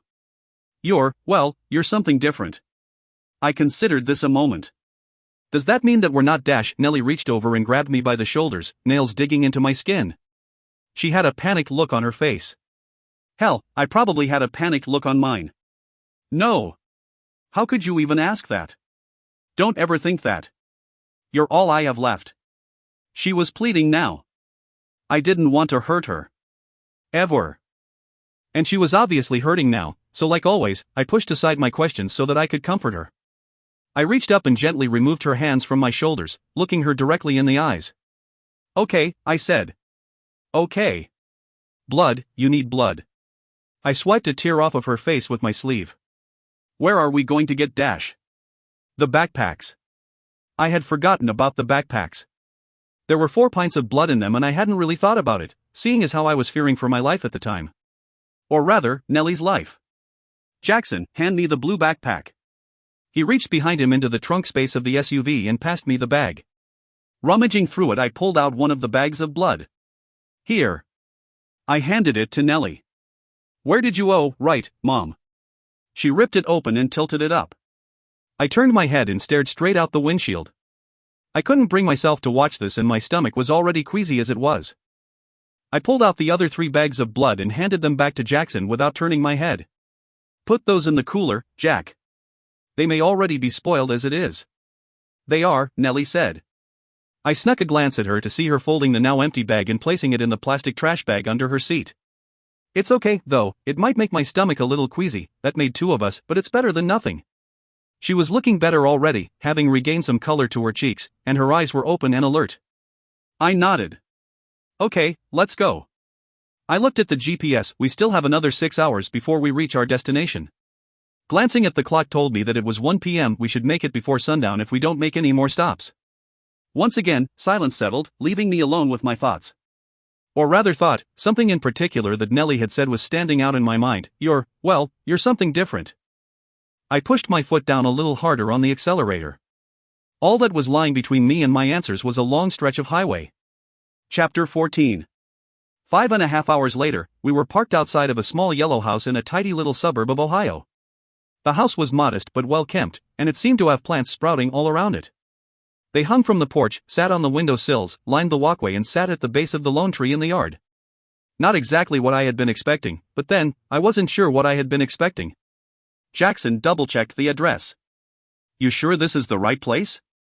He asked. I shrugged. Guess so. It's the right place, Nellie said. I looked over at her and drew a deep breath. Let's go find out. We got out of the car and walked up to the front door. Nellie rang the doorbell and we stood there waiting. I wasn't sure why, but I felt my heart racing in my chest and had to wipe my sweaty palms on my jeans. And, for some reason, I suddenly felt self-conscious. Maybe it was because I was about to discover things that might change the world as I knew it, things about myself that I had never even known. Looking down at my attire, I was glad that I had at least been able to change clothes. I hadn't showered because I hadn't wanted to spend any longer in my mother's house than I had to.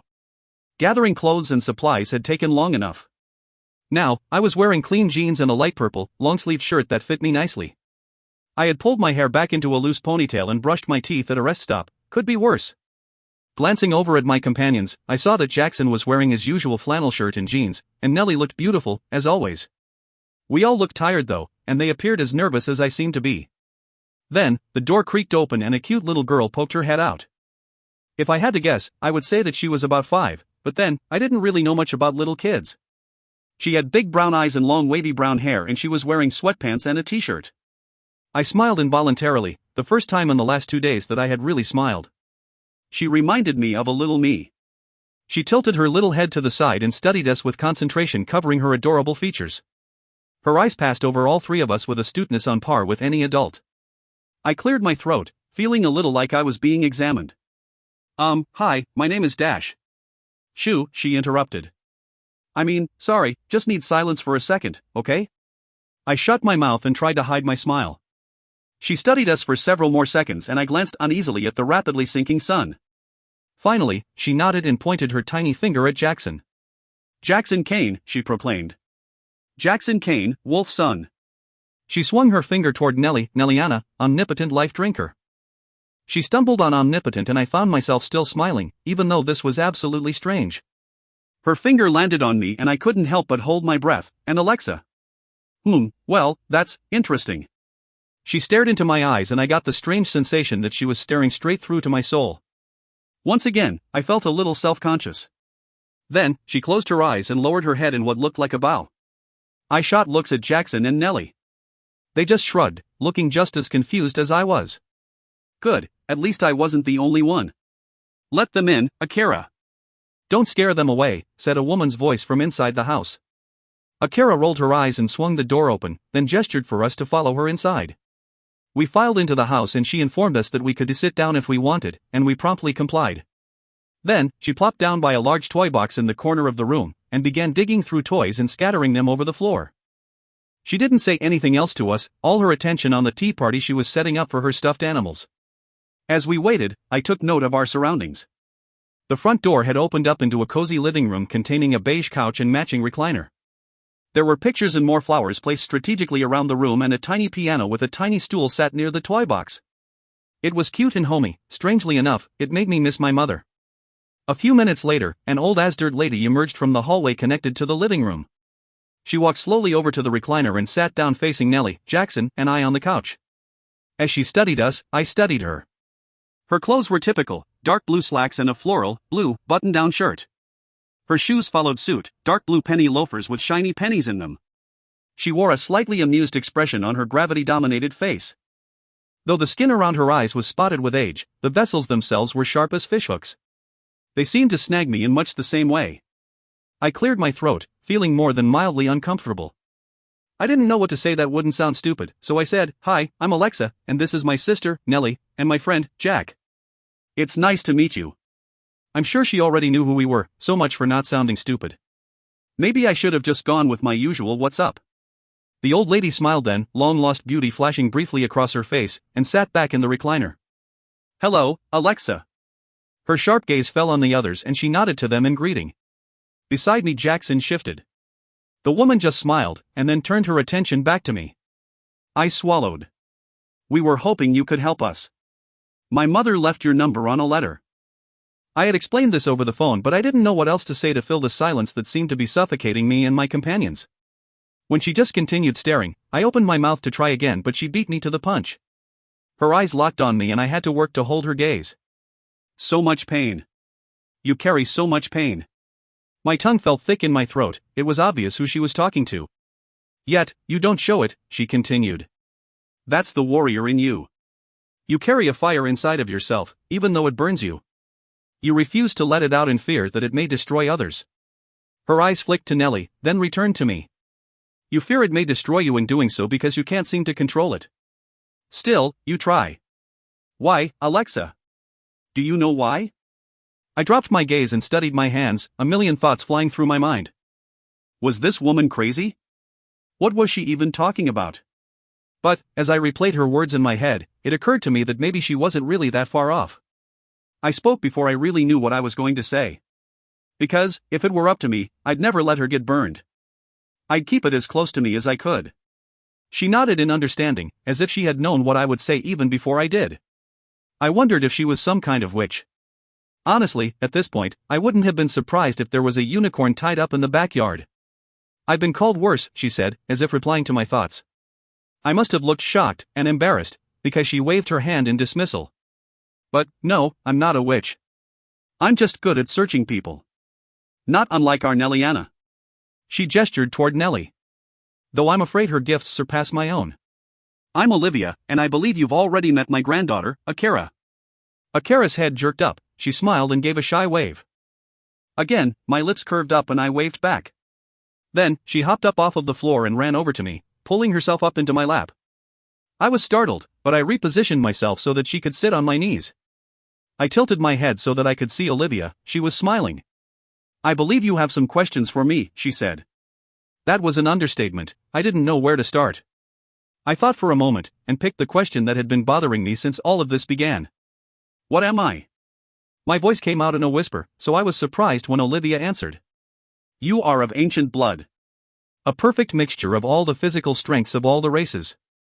What we once knew as warriors. That's what you are, the last one who carries the physiology to be called a true warrior." She looked like she thought this was an honor. I wasn't so sure. "So, there's no one else like me? I am the last of a dying race?"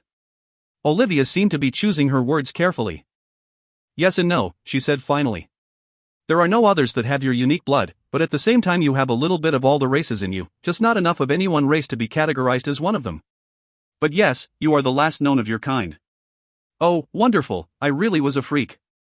I guess that explained a lot. Does that mean that I'm part searcher?" I gestured to Nellie, "and part wolf?" I glanced at Jackson, "and part whatever else there is? And if my race is supposed to be great warriors, why am I the only one left?" I was rambling, but really, could you blame me? "Because there are those that see your kind as a threat," Olivia replied.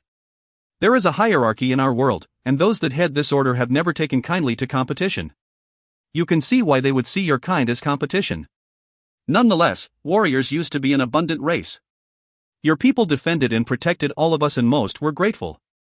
However, some were not. When your numbers started increasing, a council of our leaders passed a decree that your kind should be put into slavery for fear the warriors might betray them. Not surprisingly, your people refused to take this treatment from the people they had so long protected. They revolted, and then they were hunted into near extinction. Some survived, you are proof of that, but they retreated into hiding, living among the humans. Those who were not found by our kind were hunted by those that they had once hunted, the Lamia. Your mother among them, but Diana was there when they came and she managed to get you to safety, though she was unable to save her sister-in-law.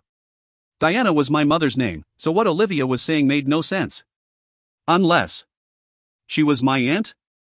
That's impossible, she raised me. She was my mother.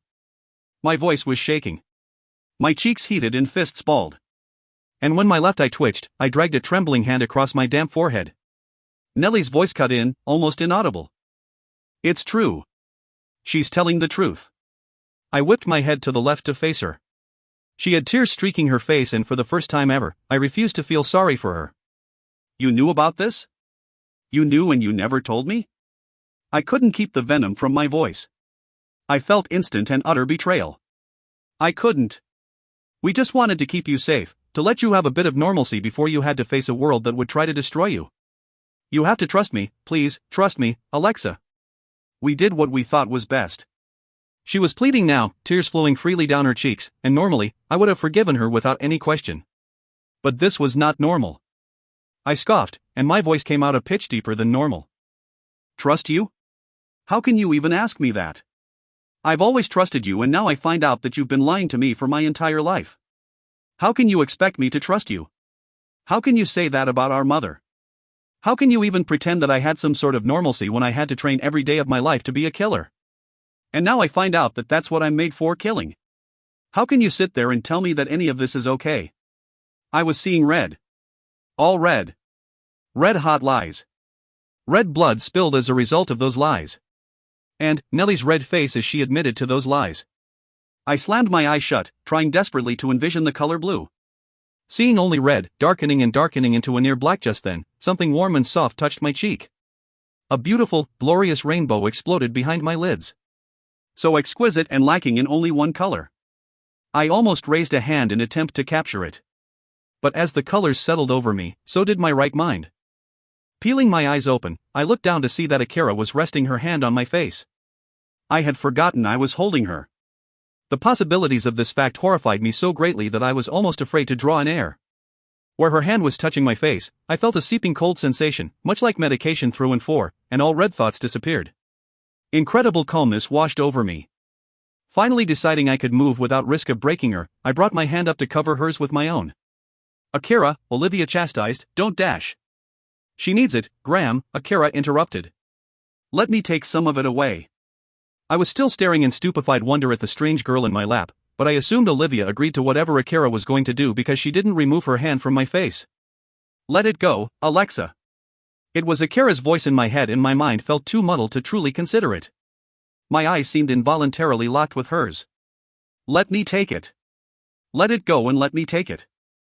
I felt a cold, pulling sensation on my mind that seemed to reach all the way down to my core, like exhaling all the way through to my soul. I clasped her hand and removed it from my cheek. She gave me a look that said she didn't approve, but didn't fight me. No, my voice was much stronger than I had expected. She smiled that adorable smile and tugged my hair so that my ear was close to her lips. Sometimes you have to allow others to hold on to that for you, she whispered. You'll be no good to anyone if you refuse to let it out when it comes so close to breaking you. Then, Akira hopped off my lap and walked stiff-backed over to where a small vase of flowers was resting on the windowsill. She grabbed the vase and spun around in a circle, launching it at the wall. The vase shattered into pieces. Marching over to the remains, she stomped and stomped and stomped on the helpless plant until it was beyond revival or recognition. Then she returned to her toys. I turned to look at Olivia, hoping she wouldn't punish the little girl. As weird as it was, I felt like I understood why she'd thrown the vase. Hell, a few seconds ago, smashing a vase wouldn't have seemed like a bad idea. Olivia looked like she'd been expecting this, and really, she probably had. Feeling better? She asked. I nodded. Akira? She jerked her head up, an angry expression on her face. Then, she took a deep breath and relaxed her face. Yes? What did you do? What are you? She giggled. I'm a searcher, and I took it away from you. There was too much for you, too much for even a warrior to carry alone. I didn't have to ask what it was. I knew. She'd taken away the effects that the events of the last couple of days had left me. She'd taken away the hurt and pain and anger I always worked so hard to keep hidden. She'd seen into my soul. I felt oddly vulnerable and grateful. Thank you. She winked at me and returned her attention to her toys. I was starting to fall in love with this child. Beside me, Nellie and Jackson were completely silent. No doubt they were confused, and I felt no need to explain things.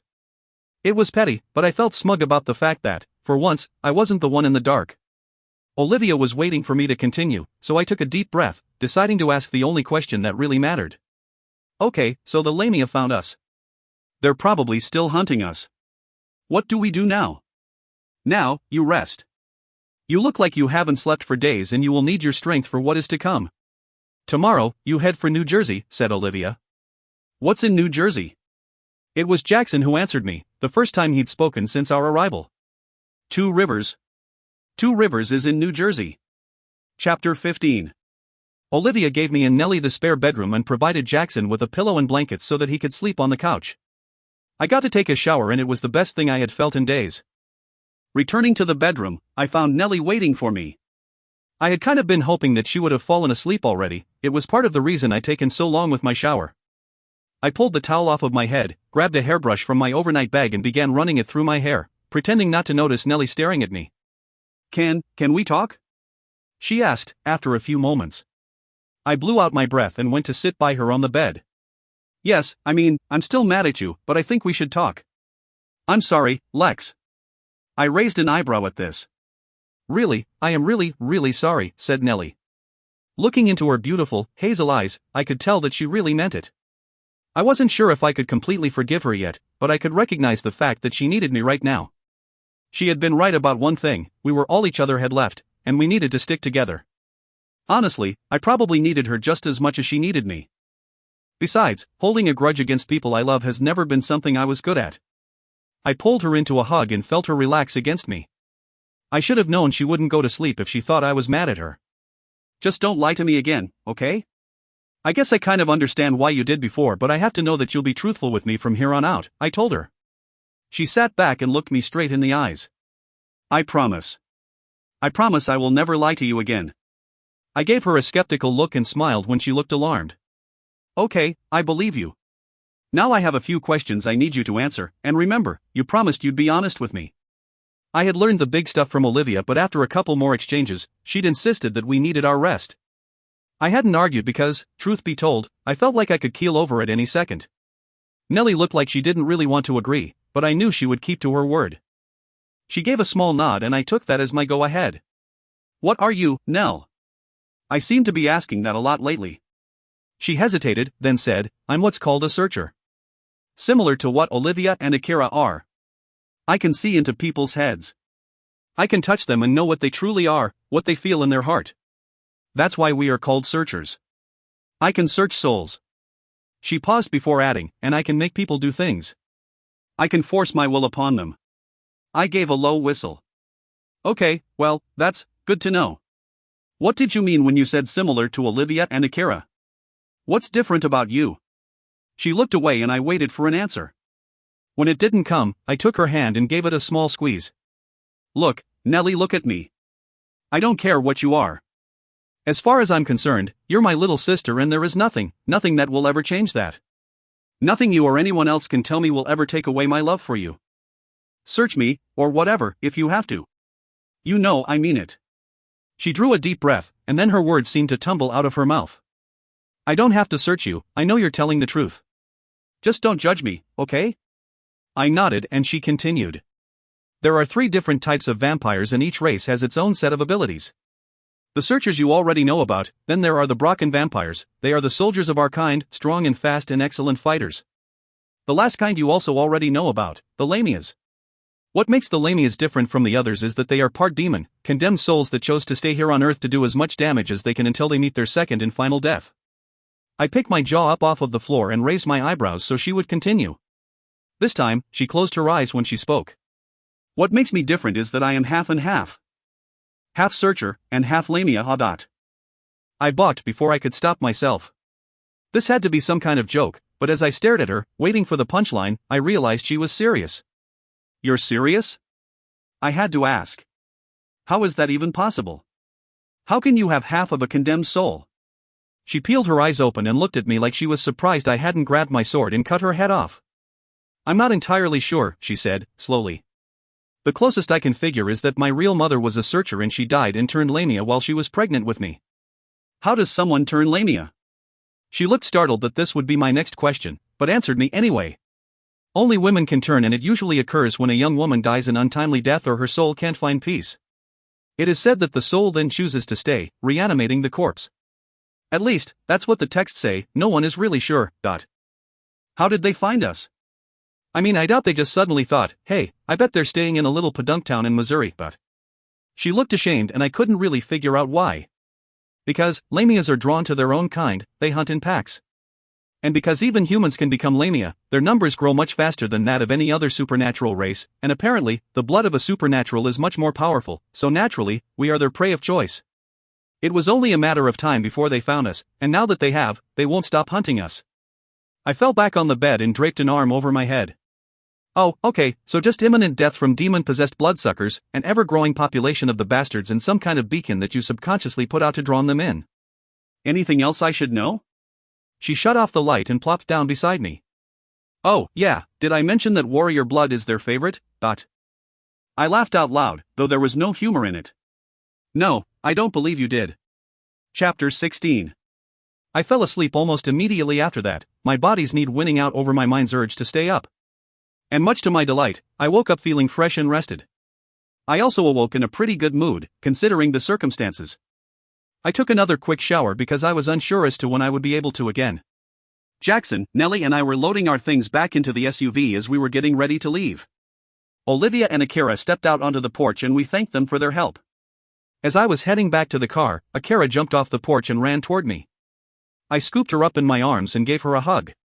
I'm going to miss you, Alexa, she whispered. I'm going to miss you too, I replied, because I really would. She pulled back and looked at me with those big, brown eyes. Remember what I said, okay? I nodded. Will you come back and visit us sometime? She asked. Looking at her adorable little face, I wasn't sure if I could refuse this child anything. At the same time, I didn't want to lie to her. I'll try, I told her truthfully. She kissed my cheek and I thanked her again, then, we hit the road. It would take us about 9 hours to get to New Jersey from Ohio, and once again, I was anxious to get there before the sun set. The location Olivia had given us could only be found by using coordinates of longitude and latitude. Thank goodness for the GPS. Does anyone know what we're walking into? I asked, once we were on the highway. I've only ever heard stories, Jackson said. But don't worry, darling, I'll protect you. I laughed, I really was in a better mood. Oh, good, now we have nothing to fear. In hindsight, we may have been better off facing the lamia. Chapter 17. We reached a point where we had to turn off of the main roads and follow a dirt path deep into the Pine Barrens of New Jersey. We had left Olivia's at about 9 am and it was now 6 in the evening. We followed the road for what seemed like forever and then, it just ended. I grabbed the GPS off of the dashboard. I guess we go on foot from here, I said. By the way the sun is looking, I would say we have about an hour before nightfall. My companions looked uneasy at this thought, but no one argued. We each filled a backpack with our essentials and headed into the trees. I kept my sword clutched in my hand, just in case. Walking through the forest was not as simple as it sounded. More like we stumbled through the forest, the trees were dense and the ground uneven. I found out just how sharp my sword was and used it as a makeshift machete. The terrain wasn't the part that presented the issue, though. The greenhead flies were the problem. The little bastards seemed to swarm us like an angry family of bees. I'd never seen so many flies in my life. They were relentless, just biting, and biting, and biting. If someone had told me yesterday that the most painful thing I would counter today would be fly bites, I would have laughed. Today it was not funny. Today it sucked. I kept getting the feeling that something was watching us, but I never spotted the source of it. These woods were completely foreign to me, and I couldn't help but think that they hid more than just forest creatures. Something told me that this was a not great place to get lost. By the time the trees finally thinned out, we were all bleeding in various spots on our limbs from the fly bites. I would not be making that trip again without bug spray. We stopped to catch our breath, then the air in front of us shimmered, and something completely unexpected appeared in front of us. We stood staring at a high stone wall that seemed to stretch on forever in both directions. That wasn't the problem, however, the problem was that the wall was flanked by a large river.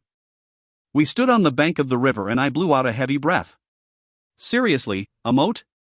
Is there a trapped princess and a dragon on the other side? I checked the GPS well, it says we're right here. How are we going to get across the river? Jack and Nellie had no time to answer me, because seemingly out of nowhere, 10 men had suddenly surrounded us. They were big men too, and all of them were dressed in black. I was tempted to make a ninja joke, but thought better of it. Instead, I kicked into fighting mode, shoving Nellie behind me. "What is your business here?" one of the men asked. He was a little shorter than the others but just as well built. His hair was shaved close to his head and I noticed that he had a long scar running from his left eyebrow down to his chin. He wasn't ugly, but he certainly wasn't handsome, and he scared the crap out of me. Not that I would admit it. "We were attacked by the accursed ones," Nellie answered, her voice calm and authoritative. I was proud of her. "We lost our mother to them. We have nowhere else to go." Scarface seemed to be considering this. "How exactly did you escape?" he asked. 3 teenagers are hardly any match for the accursed." I snorted before I could stop myself and he whipped his head toward me. He didn't look happy. "You don't agree, little girl? You think you could take down a lamia?" Little girl? Was this guy serious? He was lucky he had his buddies surrounding us, otherwise, I might have punched him in the face. Then again, maybe I was the lucky one. I could feel Nellie's eyes on me, probably begging me not to do something stupid. I knew she was right, I was good, but we were seriously outnumbered. Also, these guys just screamed dangerous. I had a feeling they could kick some serious ass. So, I did what I always do when I get into bad situations, I laughed. I know it sounds stupid, but when I get nervous or uncomfortable, I laugh. Not always the most helpful impulse, let me tell you. Scar Guy didn't seem to think anything was funny. "You think this is funny, little girl?" His face was bright red now. I laughed again, I couldn't help it. I knew that was what he was going to say and it just sounded funny hearing him actually say it. Watching his face turn beet red didn't help either. Then I stopped laughing because he lunged for me. I can't say I was completely caught off guard and I managed to step out of his reach as he grabbed for my arm. He did manage to snag the sleeve of my jacket and I spun out of it, thankful that I had left it unzipped. I heard a collective gasp but didn't take the time to consider it as I tightened my grip on my sword, sending the blade shooting out. Then, I waited for his second attack. Only, he didn't attack again. I stood there waiting and was finally able to take in the scene around me. Every single one of the men was staring at me like I'd just pulled an elephant from my rear end. Some even had their mouths hanging open, and I had to suppress the urge to laugh again. Looking at their faces, I realized that they weren't staring at me, exactly, they were staring at my arm. Glancing down, I saw that in removing my jacket, my right arm was completely exposed. I was wearing a black wife beater and the silver in my tattoo was shimmering brightly in the sun. One of the men uttered "impossible" and I rubbed my arm self-consciously. Turning back to Scarface Guy, he was one of the ones with his mouth hanging open. I gave a weak smile and said the first thing that came to mind. We come in peace? Chapter 18. My words seemed to snap Scarface out of whatever trance the sight of my tattoo had put him in. He didn't look angry so much anymore as he did skeptical and confused. He took his eyes off my arm long enough to ask, "Who are you?" I gave the obvious answer. "I'm Alexa, and this is my sister, Nellie, and my friend, Jackson," but I figured this wasn't the answer he was looking for and he confirmed this. "I'm not interested in your names," he spat. "Who are you?" I considered what to say, but everything that ran through my head seemed like a stupid answer. Luckily, Nellie spoke for me. "I'm a searcher," she said. "Jackson is Wolfborn, and Alexa," everyone's eyes swung back to me and I cringed as she spoke her next words. "Alexa is a sun warrior." Everyone remained silent for what seemed like forever. Finally, Scar said, "That's impossible, there are no more warriors left." He didn't sound like he was certain. "She's the last one left," Nellie replied simply. He seemed to be considering this, though doubt still clouded his features like hot breath on cold glass. After a moment's debate, he made his decision. "Take them back to the city," he told his men. "We don't have time to entertain the delusions of children." I opened my mouth to protest but the deep voice of one of the men stopped me. "Gavin," he said. Scar turned to his left, drawing my eyes along with him. The man who had spoken stepped forward, and I was amazed that I hadn't noticed him before. He was magnificent. I figured that he must be about 6 feet tall and even through his long-sleeved, black shirt, I could tell that he was all muscle. His hair was a dirty blonde and he looked like he could use a haircut because he pushed it out of his face as he spoke, revealing eyes as golden as daylight. He had a little more than a 5 o'clock shadow on his face and spoke with a slight Scottish accent. I reached up and wiped the drool off my chin. Much to my dismay, he didn't even glance at me as he spoke. Perhaps we should take them to the council and let them decide what to do with them. He gestured to where the sun had just sunk below the horizon. We can't leave them out here now that the sun has gone down. They're just kids. Ouch. There went any romantic fantasies I might have had. I pushed aside those thoughts as we all waited for Gavin to make a decision.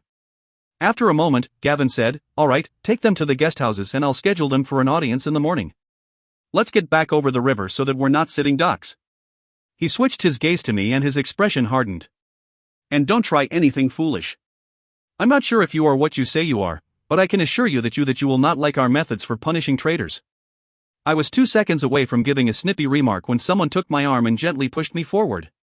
I looked up to see Scottish accent guy was leading me toward where a bridge was being lowered over the river. The bridge seemed to be part of the huge wall and fit perfectly from bank to bank. That wasn't what I was paying attention to, however.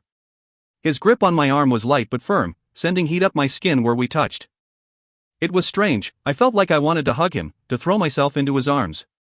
I didn't even know this guy but I felt drawn to him, and I figured it had something to do with his glorious appearance. Either that, or I really was losing my mind. At the same time, it pissed me off. I didn't like being treated like a kid, especially by the person who had just called me one. I jerked my arm, but he didn't let go. Instead he looked down at me and raised an eyebrow. "I know how to walk," I said. "I can see that," he replied, his voice deep and rich. "I'm also sure that you know how to talk, which is why I am getting you away from Gavin before you say something stupid and make him change his mind." He said this low enough so that only I could hear him. That pretty much shut me up, because as much as I didn't like being led away like some kind of fugitive, I knew he was right. I looked back up at him to see that he was staring straight ahead with an unreadable expression on his gorgeous face. "Thank you," I said, feeling oddly grateful. He looked at me through the corner of his eye and raised his eyebrows in surprise, like he hadn't thought me capable of being civil. After my stupid comments a few minutes ago, I couldn't say I blamed him. He was silent for a moment, then, he gave a small nod and said, "You're welcome." Just before we were led through the gates, he pulled me to a stop and looked me up and down. I felt heat flood my cheeks. "If you take a picture, it'll last longer," I whispered. He jerked his eyes away and held out my jacket. "You should put this back on," he said, without looking at me. I did as he said, then continued walking through the entrance, and if it weren't for him urging me forward, I would have come to an abrupt stop at what I saw. There were houses and buildings everywhere. Some looked like regular structures you could find in any suburb of America, others looked like pieces of art. They were tall and short, colorful, and well-kept. Every lawn had flowers and large trees and some of the houses were mosaic-like. All of the buildings had statues of unknown people and large fountains in front of them, and paved roads with street names led off in every direction. Even the lampposts were elaborate. They were short and green and looked like something you'd find in an upper-class neighborhood of San Francisco. Medians split the streets and held cherry blossom trees and what seemed like thousands of multicolored tulips. A light dusting of glitter wouldn't have been at all out of place here. It felt oddly futuristic and ancient at the same time. It was the most beautiful place I had ever seen. I gasped as I took it all in. I couldn't help it. Wow. I glanced back up at my escort to see that he had a small smile on his face, but when he noticed me looking at him, it was quickly replaced by that inscrutable look of his. A few people stopped and stared as we walked by, but I kept my face forward and pushed my chin up.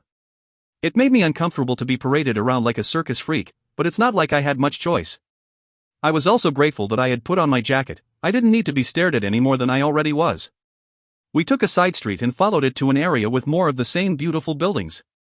We came to one that I assumed was guest housing. It resembled an upscale apartment building. Sure enough, we climbed the stone steps to the building and entered into a foyer. To say it was opulent would be an understatement. Golden chandeliers hung from the ceilings and more golden trim lined the walkway that led to 2 golden elevators. The floor was marble and plush blood-red carpet sat on top of it. My escort released his hold on me and walked up to where a young woman was sitting behind a counter. When she saw him, a smile lit up her face, and I was surprised when I felt a pang of jealousy. What was wrong with me? I didn't even know this man. He was courteous but very businesslike, and I noticed her shooting me and my companion's looks as he signed us in. Then he walked back over to where I was standing and led us over to the elevators. I was a little disappointed that he didn't take hold of my arm again. We rode the elevators up to the 6th floor and I glanced around and counted our escorts. There were 3, one for each of us. I had a feeling they would be guarding us until the morning. Again, this pissed me off. It's not like we could escape over the wall or anything. And I didn't think my flippant behavior earlier was enough to be rendered dangerous. Maybe I was wrong. I was surprised when each of our escorts led us to separate rooms. Nellie shot me a look of alarm and I turned to face Scottish accent guy. I waved my hand toward Nellie. We're not staying together? He brought his deep, golden eyes down to mine, and I felt my heart do a little flip. Then, he shook his head. I blew out a frustrated breath. Look, I know that you don't owe me anything. In fact, I guess I kind of owe you, but I lowered my voice and glanced at Nellie. Will she be safe in there by herself? I mean, someone will be watching over her, right? He seemed a little shocked at my question and for a moment I thought he wasn't going to answer me. Then, he slowly nodded his head, as if coming to some sort of realization. I assure you she will be fine. I've been instructed to keep watch over you all tonight and I don't take my duty lightly. It was both a reassurance and a warning. I looked him up and down, as if I was sizing him up, and a slightly amused expression crossed his handsome face. I gave a slight nod and he reached around me, slipping a key card into the room door and pushing it open. I stepped inside and caught the door before he closed it. Before he could protest, I held up my hand. What's your name? He hesitated, as if deciding whether or not to tell me. Then, he said, Caden, and shut the door. I walked into the room and found that it was like a small apartment. It had a small kitchen, a living room, and a bedroom with a connecting bathroom. The furniture was tasteful and comfortable. Unsurprisingly, it was all decorated in gold and red. Much to my delight, it also held a large, flat-screen TV. I didn't feel like I needed any more entertainment for the night though, so I moved into the bedroom and threw myself across the bed, muttering, "What have I gotten myself into?" Chapter 19. I woke up early the next morning and helped myself to a shower. Then, I went to my backpack and pulled out a clean pair of jeans and a black, V-neck, long-sleeved shirt. It was probably a little warm for the long sleeves, but I figured it was important to cover up my tattoo considering the reaction it got last night. I found a blow dryer in the bathroom and set it to my hair. After I was reasonably presentable, I went to the small kitchen in search of food.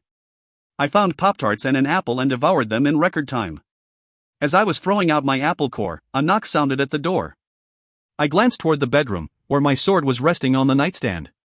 When I didn't feel an overwhelming urge to pick it up, I walked over to the door and threw it open. Caden stood outside the door, looking just as wonderful as he had the night before.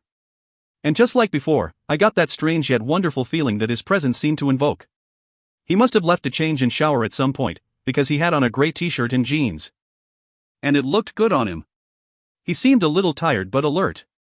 He was also looking at me. I was glad I decided to do my hair this morning. I propped a hand on my hip and feigned a sigh. You know, I've got a camera if you want to dash. Just come with me, he interrupted, shaking his head. Where are we go dash? Alexa. Jackson and Nellie appeared down the hallway and I stepped outside my room, shutting the door. Nellie ran to me with a look of relief. Jackson stepped beside me and lifted me off my feet in a hug, then kissed my forehead. Morning, beautiful, he said. I glanced over to see that Caden was watching us. Morning, Jack. Jackson grabbed a lock of my hair and ran his fingers through it, then stepped back so he could look at me. Wow, you look gorgeous this morning. I was still looking at Caden, who was looking at Jack. I couldn't distinguish his expression, but for a second I thought I saw a little animosity behind his eyes. I decided I must have imagined it because a split second later, it was gone. Thanks, I said, pulling my eyes away from Caden. I gave Jack a smile, then turned to Nellie. You okay? She nodded, no need to ask me what I meant, she knew I was just worried about her. We're going to see the council this morning, Nellie said. She looked nervous, and I couldn't say that I blamed her. I spun around and looked at Caden, who was staring straight ahead. Hey, buddy, this council, they're not going to, sentence us to death or anything like that, are they? He raised an eyebrow and one side of his mouth pulled up ever so slightly. No, why would you think that? I shrugged and he continued, they will bring in a searcher to distinguish your races, and then, seeing as how you are minors, they will probably place you in one of the schools. We haven't seen a warrior in ages, though, I'm not sure what they'll do about you. Oh, wonderful. Great, so, no pressure then, I replied. He picked up on my sarcasm. I doubt they'll execute you, he said dryly. I feigned a sigh of relief, though some of it didn't have to be faked. Well, now that that's settled, shall we? Caden led us across the town, or city, with Jackson, Nellie and I trailing behind him. I leaned over to Nellie, panic shooting through me as a thought came to mind. What will they do if they find out what you are? I whispered. She looked over at me as though she had been worrying about this too. They'd kill me, she answered. When I almost choked on my saliva, she added, really, I'm more worried about what they'll do with you. I think I can control what I let their searchers see in me. I'm pretty good. I should be able to keep the Lania part hidden from the search. I gave a slow nod and steeled myself for what was ahead. Let's hope so, I whispered. A look passed between us that we needed no words to interpret. I wasn't worried about myself, I could handle whatever they threw at me. But Nellie, well, Nellie I'd kill for. She knew this too. She nodded. Let's hope so. Chapter 20. We passed what seemed like thousands of more of the same structures and flowers I had seen near the gates. I tried to allow myself to enjoy some of the beauty, but it was hard when I was so nervous about this stupid meeting. The place seemed to take on an ominous feel as we walked toward our fates. More people were out this morning, heading to whatever it was that they did with their days. A few stopped and stared like last night, but for the most part, they seemed to just be hurrying toward their destinations. Finally, we reached a building that stood out from all the others. It kind of reminded me of a courthouse, only it looked way too rich to be a courthouse. Enormous statues of robed people lined the stone steps leading up to the building. There was a large mural painted over the tall silver-trimmed doors of a sun. I reached up and touched my shoulder. The mural looked almost exactly like the sun at the top of my tattoo. Caden led us into the building, and if I thought our apartment building was opulent, I clearly had no idea what that word meant. Unlike the apartment, everything here was decorated in silver, and somehow, it managed to look even classier than the gold decor had. The foyer was enormous, with a high ceiling that was made of all glass, sending the sun in and illuminating the room in an almost heavenly light. 2 sets of curved staircases led up to a long balcony with ivory railings. I couldn't help but stare wide-eyed all around me. Once again, I wondered what the hell we were walking into. We headed up one of the staircases and I ran my hand over the ivory railing, its surface silky smooth. We took a left and followed the hallway down to where a bright red door sat at the end of it. All of the other doors were silver. I silently hoped we weren't headed to that red one. To my relief, we stopped at a silver door with another sun carved into it. Caden punched in the code on the door's electronic lock and ushered us inside. It was just a plain room, if you could call something that extravagant plain, with rows of chairs separated by an ivory railing where 5 more chairs sat on a raised platform behind a long table. Caden directed us to sit down in the first row of chairs and we did as we were instructed. Nellie leaned over and whispered in my ear. Just let me do the talking, okay? I just nodded. Normally I would have made a joke about that B-movie line, but at the moment, my stomach seemed too tangled up in knots to attempt comedy. Caden took up a position by the wall and I noticed that he wasn't the only one doing so. Other men, including Scar, I guess his name was Gavin, but Scar seemed like a better fit, were lining the walls too. All of them, with the exception of Caden, were wearing the same black outfits from last night and I noticed a tiny silver sun embroidered on the shirt's right shoulder that I hadn't seen before. None of them looked at us, they just stared straight ahead, stone-faced. I was sitting in between Jackson and Nellie, and Jackson reached over and clutched my hand in his. I gave him what I hoped was a reassuring smile and squeezed his hand. A quick glance at a clock hanging on the wall told me that it was 5 minutes till 10. I hoped this meeting was scheduled on the hour because I was starting to sweat. Exactly 5 minutes later, a door behind the platform in front of us opened up and 5 people filed in. 3 were women and 2 were men. They were wearing long silver robes and walked with an air of royalty. Sparing no glances for us, they took their seats and adjusted their robes accordingly. Not surprisingly, I had to suppress the urge to laugh. The woman in the middle chair cleared her throat and gave me and my companions a once-over. I tried not to shift in my seat. I didn't want to let these people see me squirm. The middle woman had a sharp nose and beady blue eyes accompanied by pale blonde hair that was pulled tightly up into a bun. She reminded me of my English teacher. When she spoke, her sharp tone reminded me of my teacher too. State your names, she said, looking at the 3 of us. Nellie spoke first. Nelliana Montgomery. Then, Jackson. Jackson Kane. I cleared my throat. Alexa Montgomery. The woman looked completely disinterested, as if she had only asked our names as some sort of formality. And your races, she continued. A lump formed in my throat and I had to swallow twice before I could speak. Luckily, Nellie had gone first. Searcher, she stated. Wolf's son, said Jackson. The woman's eyes fell on me and I felt my heartbeat pick up in pace. Summoning up my courage, I was glad when my voice sounded clear and strong. Warrior, I said. The woman looked like she had been ready to move on to the next line of questions, but upon hearing my answer, she stopped and fixed that sharp gaze on me. "I beg your pardon." Her words were clipped. Again, I cleared my throat and enunciated. "Warrior." Her eyes narrowed. "Miss Montgomery, I was right, she hadn't been paying attention to our names. I would advise you to take my questions seriously. We will not stand for insult in our own house." I was still forming a response when someone spoke up for me. It was not someone I would have expected. "She bears the marks, Your Majesty," Gavin replied, respectfully. Her eyes snapped back to me and she waited expectantly. I nodded my head in confirmation. She sat back in her chair. "Would you be so kind as to show us, Miss Montgomery?" I stood up slowly and reached down, pulling my right sleeve up as high as it would go and tucking it under my armpit, revealing the silver design on my arm. I heard a collective gasp and looked up to see all of the council members were leaning forward in their chairs. None of them spoke for several moments and I was tempted to sit back down. The middle woman regained her voice first. "Approach, please, so that we may take a closer look." Her voice was still sharp, but there was an uncertainty to it now. I suppressed a smile. I approached the platform and stood before the 5 council members, meeting their eyes and nodding to each one of them. I hoped I looked respectful. They leaned forward even more and I worried that one of them might tumble out of their chair. One of them mumbled "impossible," and I almost laughed. Maybe I should consider changing my name to Ms. Impossible. It would certainly be fitting. Then again, so would Freak. The woman stood and came to a stop directly in front of me. I worked to hold her gaze. To say she was intimidating would be an understatement. She looked down at my arm and her blue eyes widened in wonder. Reaching up slowly, she asked, "May I?" I'm not sure why, but with her so close to me, it suddenly hit me that this was someone I should show respect to. That's not to say that I liked her, it's just that everything had changed recently, and if I was going to have to live in this new world I'd found myself in, I could at least respect their customs. This was not normal for me. I usually hated authority figures, but things change when your life is on the line. Still, my words surprised me. "Certainly, Your Majesty." She looked up at me then and I saw a smile behind her eyes, though her mouth didn't so much as twitch. She ran her fingers lightly over my wrist and then trailed them up my arm, stopping at the sun on my shoulder. "Sol Liliums," she whispered. "I haven't seen these in a very, very long time." She spoke so only I could hear her. "How long have you had this?" I spoke in a hushed tone. "They just appeared. After I." She nodded, and again spoke only to me.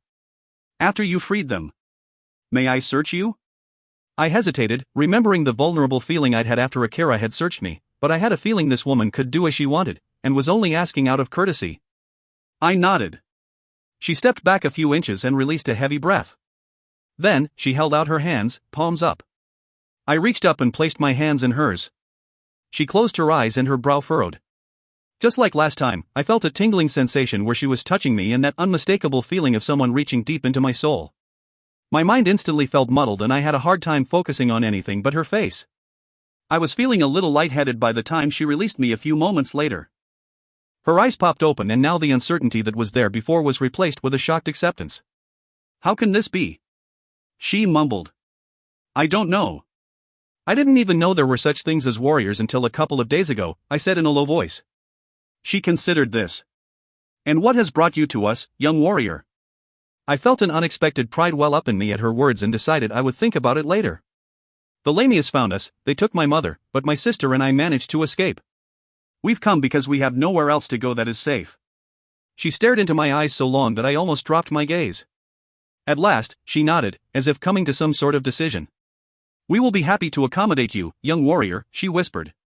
"Louder," she said, "you may return to your seat." When I was seated, the other council members leaned together and started speaking in hushed tones. It was obvious who they were talking about because they kept shooting confused looks my way. The woman's eyes never left me, and finally, she held up a hand so that the others would stop their questioning. "All right," she said, once again taking on that sharp tone. "A searcher, a wolf's son and a warrior," she announced. I suppressed a laugh. I almost expected her to say walked into a bar. "I assume you would like to continue your schooling?" She continued. Nellie, Jackson and I exchanged glances, then, we all nodded. She looked like she was pleased with this. "Good, Nelliana and Jackson, you will be attending the school that caters to your races. Alexa, seeing as how you are the only one of your kind, you have a choice as to where you attend." Nellie shifted beside me. I didn't have to look at her to know what she wanted. I would like to go to school with Nellie, if that's okay. The woman shook her head. I'm afraid that would be of no benefit for you. I had to work to keep my aggravation off my face. I thought she said I'd get to choose. I should have known better. What would you suggest, Your Majesty? I gritted out. She ignored my tone. I would suggest that you attend the Brocken School, it would help you to hone your skills. I thought about this for a second. Okay, I'll go dash.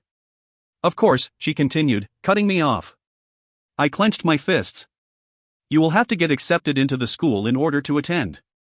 Okay, I said, slowly. I have to take some kind of test or something? She shrugged. The gesture looked funny on her. Of sorts. I narrowed my eyes, forgetting my earlier pledge to show respect. She continued as if she didn't notice my gaze. If you wish to attend the school with our warriors, you must fight for entry. I spoke the first words that came to mind, my mother's words.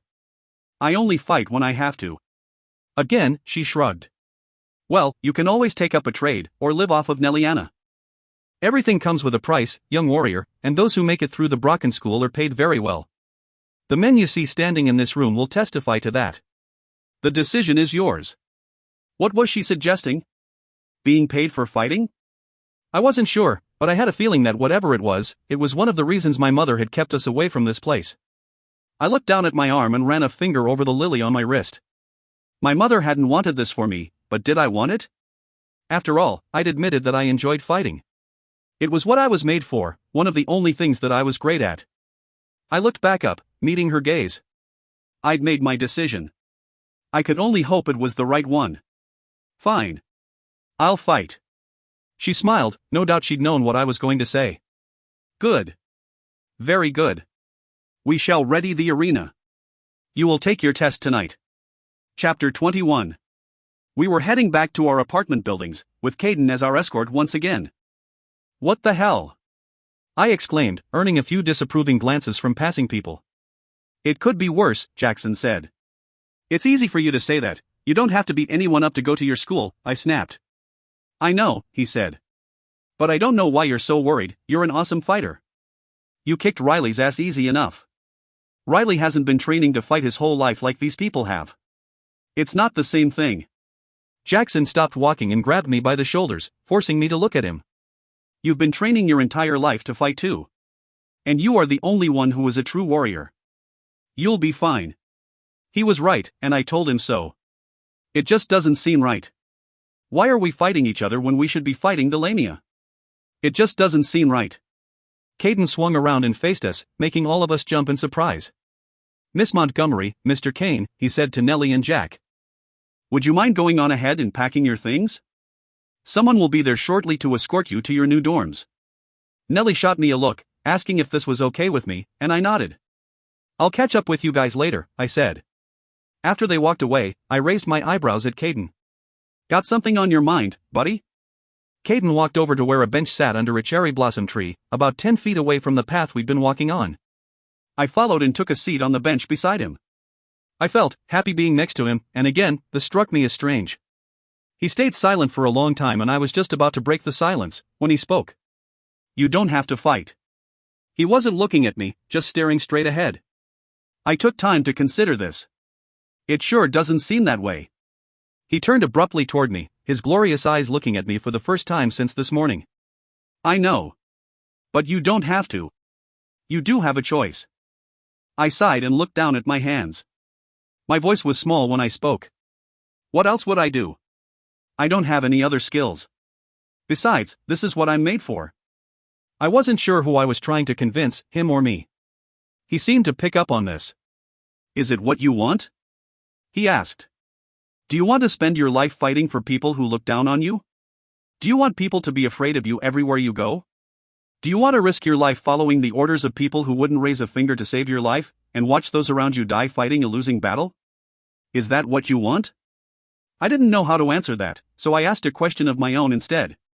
What exactly will I be agreeing to if I do this? What is it that you guys do that earns you such great pay? He seemed to be choosing his words carefully. We're soldiers, we hunt the accursed ones so that their population doesn't reach dangerous levels and we protect our kind when the need arises. That didn't seem too bad. But that's not how we earn most of our living. We fight against each other for the entertainment of our people." He had a disgusted look on his face as he said that last part. Now that was a catch I hadn't anticipated. "What, like gladiators?" He dipped his head. "Exactly like gladiators. But, we don't have to, right? We can just kill Lamia and not fight each other if we choose?" He finally looked away from me and a sad expression came over his face. Warriors, true warriors, used to fight only out of necessity, only when those who couldn't protect themselves needed protection. But when the other races decided to enslave them, and then hunted them into extinction, he glanced at me and gave a small smile. My heart skipped a beat. Or near extinction, the Brocken vampires, like me, became our warriors and our race is not known for our intelligence. The same people who enslaved your people enslaved mine in a much more clever way. They offered us an easy way to make a living, fighting for not only our people's safety, but for our people's entertainment. Is that what you want, warrior, to fight for the amusement of others? When I didn't answer, he added, I heard what you said in the council meeting. You said you only fight if you have to, only out of necessity, like a true warrior. Were those just words, or did you mean what you said? I knew that he was just trying to help me and I appreciated it, but at the same time his words offended me. I was so sick of being told what I should and shouldn't do. I didn't need to be told by a stranger, a hypocritical stranger at that. I meant what I said, I replied, through clenched teeth. I don't like to fight unless I have to, but what choice do I have here? I have no money, no family other than Nellie, and nowhere else to go. If I have to fight to live, then that's what I'll do. As far as I'm concerned, that is fighting out of necessity. At least it's something I'm good at. When he opened his mouth to speak, I cut him off. Standing up, I said, and to be honest, where do you get off telling me that I shouldn't fight? Last time I checked, you fight for money too. What makes you different from me? And why do you even care what I do? You don't even know me. It was harsh, but I really couldn't help it. I felt so angry and so wound up that I needed to let it out somehow. And honestly, I didn't understand why he cared. He stood up too and I had to plant my feet so that I wouldn't back up. He was so much bigger than me that he literally had to lean his neck down to look me in the eyes when he spoke. I crossed my arms and waited for his reply. Fine, he said, that unreadable expression back on his face. You want to fight, that's up to you. Follow me. He turned and walked off toward a line of trees. I stood there confused, before jogging to catch up with him. Where are we going, Dot? He glanced back at me, but didn't slow his pace. You said fighting is what you're good at, right? I nodded slowly, still completely confused. Well, then let's go see if you're as good as you think you are. Chapter 22. Caden led me into the trees and we walked for about 10 minutes before coming to a small clearing. I glanced around and turned to ask him what we were doing, and just barely had enough time to dodge his punch. I sidestepped, causing his blow to glance off of my shoulder. It still hurt. My body immediately reacted to the threat, drawing my right leg back so that I was standing in a fighting position. What the hell are you doing? I shouted, just barely managing to escape another blow. He didn't miss a beat, he just kept on coming. At least you're fast, he said, stepping back and mirroring my stance. But you have to do better than just evading attacks. We began circling each other, my body tense and ready. Stop this, I don't want to fight you, I gritted out. He raised an eyebrow at this. Why not? Just before I was about to answer, he lunged toward me, hitting me hard in the chest and knocking me to the ground. The breath was knocked out of me and my head spun for just a second. It was a feeling I was quite familiar with. That didn't mean it didn't hurt like hell. Without missing a beat, I planted a hard kick to his stomach and sent him flying over my head. He was back on his feet before I was. And after a couple more exchanges on both our parts, he had me firmly pressed to the ground, face down, with my arms pinned painfully behind my back. My breathing was harsh and sweat matted my forehead, but I was extremely aware of the way his body felt pressed up against mine. I felt ecstatic with him so close, even though I was in pain. That fluttery feeling in my chest grew stronger than ever. He was breathing heavily too, and the scent of him surrounded me in an almost intoxicating proportion. His soft hair brushed my cheek as he leaned forward to speak in my ear. Not bad, warrior, but not good enough. I bucked, but was unable to break free. Yeah, well, a little warning would have been nice, I said, still trying to break his hold. He didn't budge, instead, he laughed deeply, causing his chest to rumble against my back. You had your warning, warrior, back on the bench. Stop calling me that. I was still thrashing around, and even though I liked the way his Scottish accent sounded when he said warrior, it also pissed me off. Why, that's what you are, right? A warrior. the last true warrior left. He started to say something else and I slammed my head back, hitting him hard in the jaw, and giving me just enough room to escape. It was short-lived though, because after a little more sparring, I ended up pinned again, this time up against a tree. My face scraped against the bark and my head was still throbbing from the headbutt, but I refused to let him see my pain. But, when I started to lose feeling in my arms, I did something that I hadn't done since I first began my training with my mother. I surrendered. Fine, I said through clenched teeth. I get it. You win. Now, let me go. He spun me around so that I was facing him. Do you get it? There was a passion in his eyes and felt my heartbeat kick into overtime. Do you see what you will be facing, warrior, do you? These people will destroy you. They will use you and then, when you have nothing left, they will kick you to the side like some worthless dog. Is this what you want, warrior? Tell me, is this what you want? At that moment, something in me snapped, so I was surprised when my voice came out calm. No, this isn't what I want, I said slowly. I was confused. Normally, I wouldn't have taken the time to give an explanation, but being so close to him, I couldn't seem to think straight. I wanted to explain, and I wanted to share my thoughts with him. I was beginning to worry about this wonderful feeling that tingled in my chest whenever he was near. It was starting to feel unnatural. I'm not someone who usually opens up to others. I prefer keeping my feelings to myself, but around him, I just felt peace. How can something feel unnatural and yet completely natural at the same time? Reverting to my normal reaction, which usually involves anger or violence, was harder than it should have been. I should have punched him by now. Instead, I shoved him in the chest, hoping that the distance would allow me to think normally. It did seem to help a little. I didn't want any of this, I snarled. I don't want to fight people to be able to live, but this is the way it is. I stepped forward and gripped his shirt in my hands. I wanted to touch him again and I couldn't seem to help myself. These, I said, thrusting my hands in front of his face, are all I have, the only things I can count on. You ask me if this is what I want, like I've ever had any choice. I never wanted to be a killer, but that's what I am, a killer. His face was impassive, but his eyes betrayed him. He was thinking about what I was saying. Good. I raised my right arm and stared down at the silver tattoo covering its surface. Everyone keeps acting like this is some kind of badge of honor, but do you want to know what I see when I look at this? I didn't wait for him to answer. I see my mother telling me to run, and leave her to be killed by monsters. I see the 3 monsters I killed without a second's hesitation. I see death and pain and bad memories.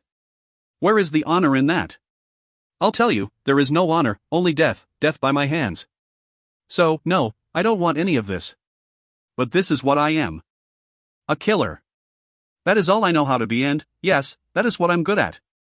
I said the words as matter-of-fact as I could manage, but the truth in them seemed to push me to the edge. I felt the loss of his presence as soon as I turned away. I'm not sure what his face looked like, because I didn't look back. I just headed back the way we'd come. I didn't stop until I reached my apartment, fearing that if I did, I might actually break down and start crying, and there was no time for that. I needed to rest before my fight. Chapter 23. Nellie was waiting for me outside my room, and upon seeing me, alarm lit up her hazel eyes. What's wrong? She asked. What happened to you? You look like hell. I looked down to see that my clothes were torn and bloody. I looked like I'd gotten into a fight. I didn't want to worry her, so I made up a small lie. Caden was showing me some moves, I said. He wanted to make sure I was prepared for the fight tonight, but... She still looked worried, but it faded a little as she took in what I was saying. Who's Caden? I had forgotten that she wouldn't know his name. Oh, that, guy who was carting us around all day. A small smile slowly crossed her face and her eyes widened. No way. That super hot guy was giving you private lessons? How did that go? I gestured toward my attire and she nodded. That rough, huh? What else happened? She wiggled her eyebrows and I blew out a sigh. Okay, I won't push it. But, I think he likes you. That was unexpected, and absolutely ridiculous. I thought back to my outburst just a few moments ago. I seriously doubt that. Besides, he's too old for me. No, he's not. He can't be more than 25. I raised an eyebrow. You'll be 18 next month. I didn't have time to respond, because Jackson stepped out of the elevator. He stopped when he took in my appearance. What happened? You look like hell. I rolled my eyes. So I keep hearing, dot. Just like always, he quickly recovered. I mean, you look beautiful, like always, but, well, what happened? I didn't feel like answering any more questions. Nothing, just training, that's all. Look, I need to rest so that I can be ready for tonight. Where are you guys going? They gave us new rooms over on campus, Nellie said. They're giving us a tour in half an hour. I was waiting for you to get back to see if you wanted to come. You guys go on without me. I really do need to relax. And ice down the injuries I just received. They gave me hugs and I tried not to wince when it caused pain to shoot up my back. Before they stepped on the elevator, I called out to them. You guys are coming tonight, right? They looked at me like I had two heads. Of course, Nellie said. Wouldn't miss it for the world, replied Jackson. Chapter 24. I was half asleep, lying on my bed, when someone knocked on my door. I pulled myself up, wincing as pain throbbed in my head. I hoped I was up to what I would be doing tonight. I opened up the door to see Scar standing there. I was a little disappointed that it wasn't Caden, but he probably thought I was some sort of psycho after what had happened. I pushed those thoughts aside. This was no time to worry about that. Are you ready, warrior? Scar asked, in that gruff voice of his. I really wished people would stop calling me that. I shrugged and stepped out, closing the door. Guess so. To my surprise, he patted me on the back. Again, I had to work to keep from wincing. Course you are, he said, looping his arm around my shoulder. Don't worry, you'll do fine. You were born for this. I nodded slowly. Yeah, I was. We ended up in the same building we had our meeting with the council in. This time, I didn't notice any of the extravagance, all my thoughts focused on the task in front of me. We ascended the stairs and again took a left down the hallway, except, now, we stopped in front of the red door. Scar turned to face me. Don't worry, he said. Clear away whatever thoughts are on your mind and focus on one thing, winning. Nothing else matters right now. Just do what you have to. I shut my eyes and took a deep breath, letting his words sink in. Finally, I managed to clear my mind and really focus on my task. I peeled my eyes open to see Scar looking at me. Why are you being so nice to me? I had to know. After last night, I'd thought he'd hated me. He shook his head, looking slightly ashamed. I apologize for how I treated you. But the security of our people rests on my shoulders, and I can't afford to let just anyone through those gates. But you are a warrior. Possibly the last true warrior left, and for that, you deserve to be shown respect. I looked down at my arm and my words to Caden came flooding back into my head. I'm not so sure, I mumbled. He looked confused for a second and then he cupped my face with his rough hands and looked into my eyes. I am, he said. Now go. Just before he opened the door and pushed me through, he mumbled, who knows, maybe you'll be the one who will save us all. Chapter 25. I stood in what looked like a dungeon. The walls were stone and the place had a cold, damp feel to it. Unlike a dungeon, however, there was an opening in the walls that led to what looked like a dirt floor. Also unlike a dungeon, outside of that opening, I could hear the cheers of a loud crowd and the muffled voice of an announcer. My heart was beating out of my chest as I walked toward the opening. As I drew closer, I could see rows and rows of bleacher-like stone seats that were jam-packed with people. The announcer's voice rang loud and clear, and I bent over, clutching my knees, as I heard what he was saying. We have a new applicant for our School of Warriors. Alexa Montgomery will be facing Daniel Benson tonight in order to gain entry. If she manages to defeat him, she will be accepted in the ranks and gain Daniel's status in the academy. Shall we meet our fighters? I straightened up and was happy when it didn't cause me pain. Adrenaline always did that to me. And with the amount of adrenaline that was running through me right now, I doubted I'd feel anything if a bullet hit me. I was dressed in form-fitting sweatpants and a dark blue jacket with a black wife beater underneath. I was sweating buckets, so I stripped off the jacket, no longer caring if people saw my marks. They would find out soon enough anyway, and the jacket would hinder my movements. I wasn't even really scared now, I had only one thought in my head, kill or be killed. It was what my mother had always told me. And even though I knew she wouldn't be proud of what I was doing, I would make her proud of how well she trained me. More than that though, I would make myself proud. I would show these people what it really meant to be a warrior. Because that's what I was, a warrior. The announcer had already called the name of my opponent, and if the crowd's cheers were any indication, he was already standing before them. When my name was called, I stepped through the opening. The crowd cheered for about half a second before a silence fell over the arena. I knew what they were looking at, but I didn't spare them a glance, all my attention focused on the guy standing opposite me. He was about half a foot taller than me and packed with muscle. I swallowed hard. I hoped his size would give me the advantage of speed. The announcer seemed to stumble over his words, but I'd heard the only word I'd needed: begin. He started toward me. The way he moved, so cautious and calculated, sent my mind back to the lamia I'd killed in the woods. The images seemed to awaken something in me. Something I knew I should probably shove back, and something I didn't. Finally, he charged and my heart leapt in excitement. I slid just out of reach, turning on the balls of my feet and keeping my eyes on him for every heartbeat. I moved unlawfully fast. The crowd roared in my ears. He spun and faced me, an uncertainty on his face for the briefest of moments before years of training forced it away. I was not an easy person to stare down. And though his gaze never wavered, I recognized the look behind his eyes. It wasn't quite fear, more like the look one gets immediately preceding fear, a look of extreme apprehension. The regard one acquires right before everything falls to pieces. I'd learned that at moments my speed could be ungodly. My strength could too. But I don't believe these things were the reasons my opponent had that peculiar look behind his eyes. It was something else he saw. That same something that I probably should have kept leashed. Everything around me faded away as I stood staring at my opponent. The crowd melted, colors blending together and faces disappearing. I couldn't see anything but Daniel, this boy standing between me and victory. I could hear nothing but my heartbeat pounding in my ears. I watched his every muscle for movement. Speed and power coiled inside me like an angry serpent. That other me broke straight through to the surface as Daniel rushed forward. I waited for the last possible second, then spun to the side in what I'm sure was just a blur of movement to all spectators. Daniel stumbled over the spot that had been my position a quarter of a heartbeat earlier. I spun around him once more, loving the feel of the power in my body. Mid-turn, I backhanded him so hard my fist cracked like thunder on his skull. Instead of feeling pain in my hand from the impact, I felt a small spark of energy. Somewhere in the distance, a crowd roared. At that moment, I lost all control. I let go of all the hate and all the pain and all the anger that seemed to be drowning me over the last few days. And I let go of it on Daniel.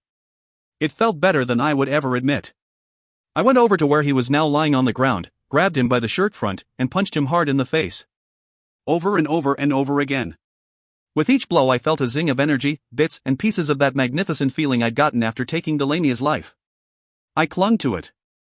Like the continuous draws of a chain smoker to please an insatiable need. I felt myself departing also, as though I was slipping away, right along with Daniel. I was allowing myself to become what I'd always feared most. I didn't care. I understood the consequences of what I was doing, and I didn't care. As I drew my fist back once again, a single voice smashed into my awareness like a stone on glass. Nellie. She was screaming my name. Screaming for me to stop.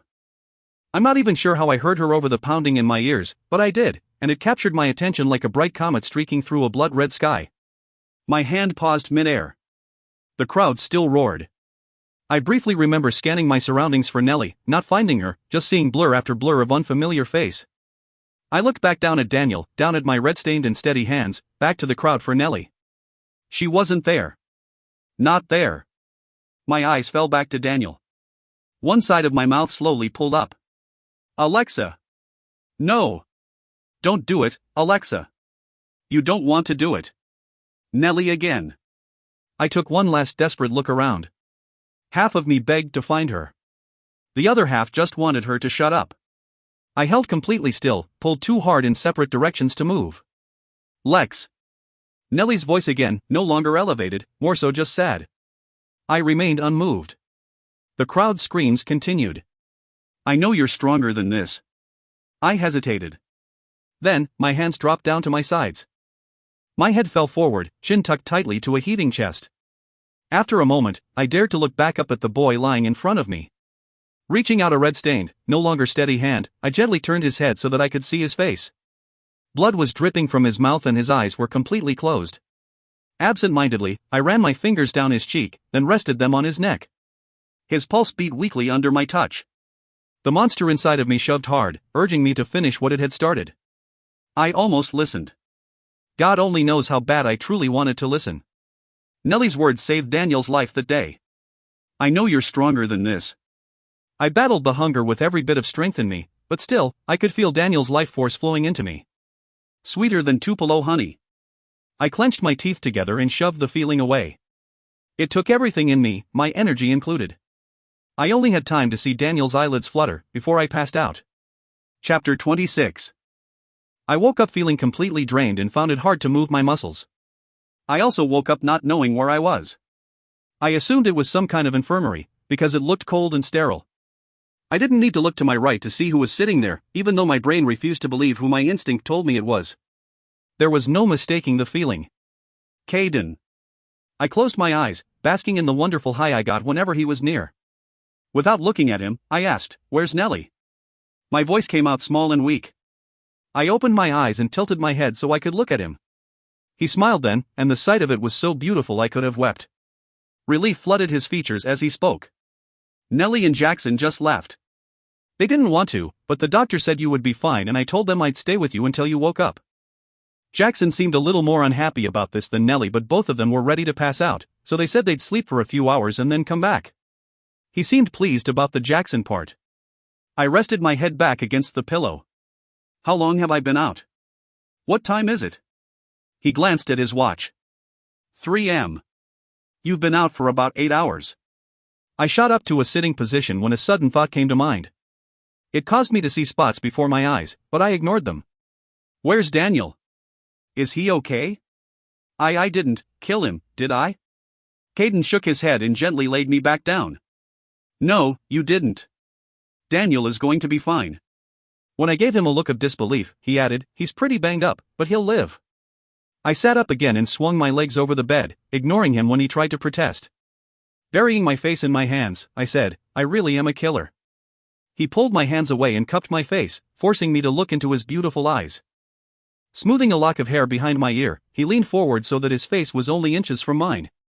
His voice was soft and low when he spoke. "No. You're not. You're not a killer. You did what you had to do." I dropped my head an instant before I felt the tears that were brimming my eyes spill freely down my cheeks.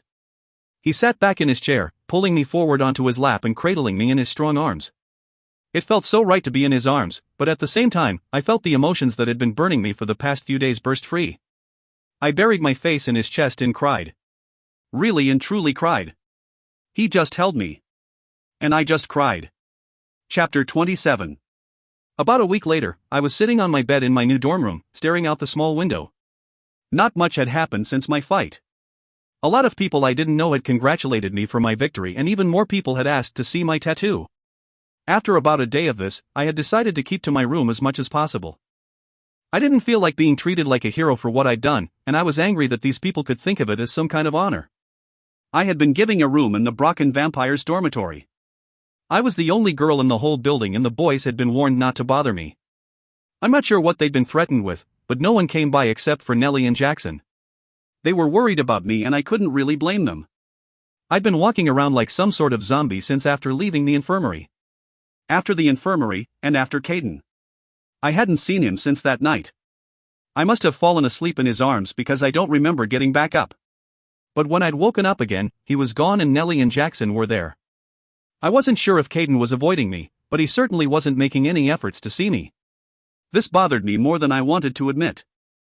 He'd seen a side of me that so few ever got to see, and for that reason, I felt oddly close to him. If I was being completely honest, I missed that wonderful happy feeling he seemed to bring me. I missed him, and I found myself craving the balance his presence seemed to give me. At the same time, I was glad I hadn't seen him because I was really embarrassed about crying in front of him like I had. Most of all, though, I missed my mother. I wished more than anything that she could be here, telling me what to do. It was a little sardonic seeing as how not too long ago, I would have been happy to be making all my own decisions. Now I just wanted her to tell me what to do. I guess life is just funny that way. When a knock sounded at my door, I knew who it was, so I just told them to come in. Nellie and Jackson entered the room, and I pasted a smile on my face. Nellie was wearing a jade, cap-sleeve dress that hung down just past her knees.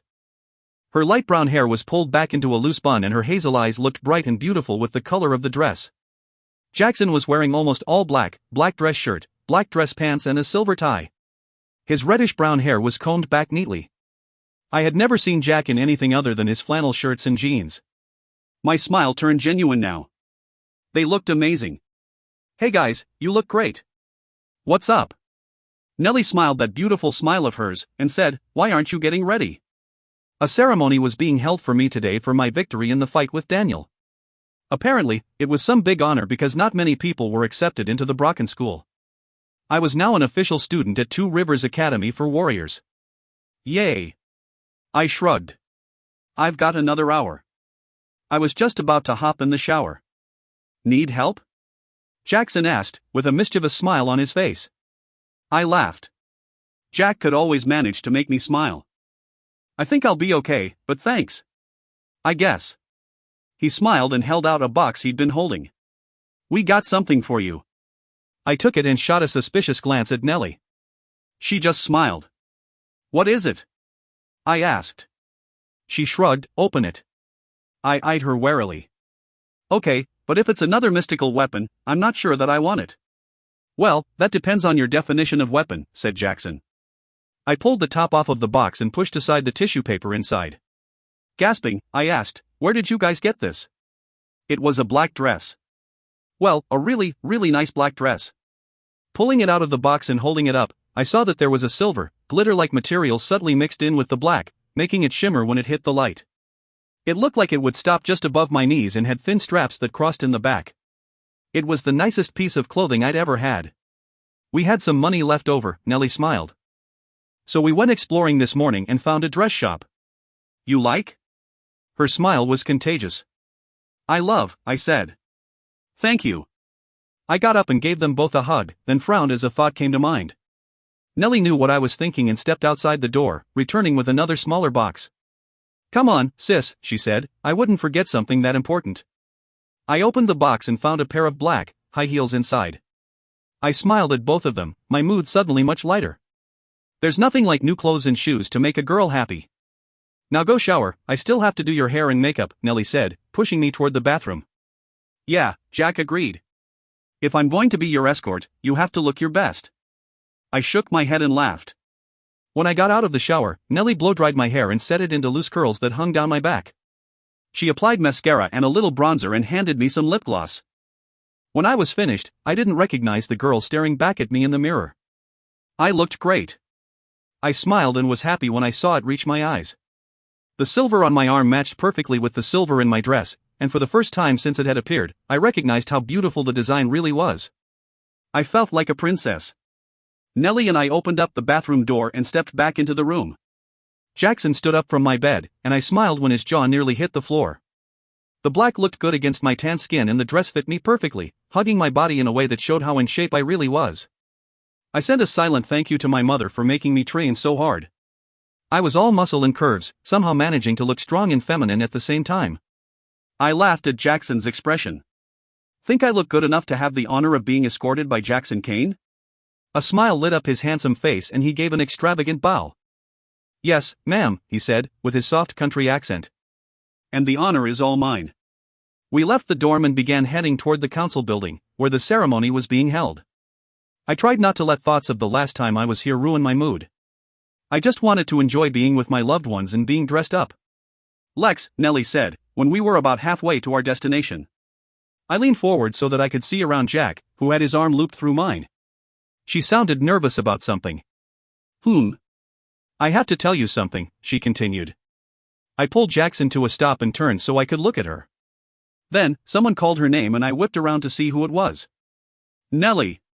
My heart sank as I saw who was jogging toward us.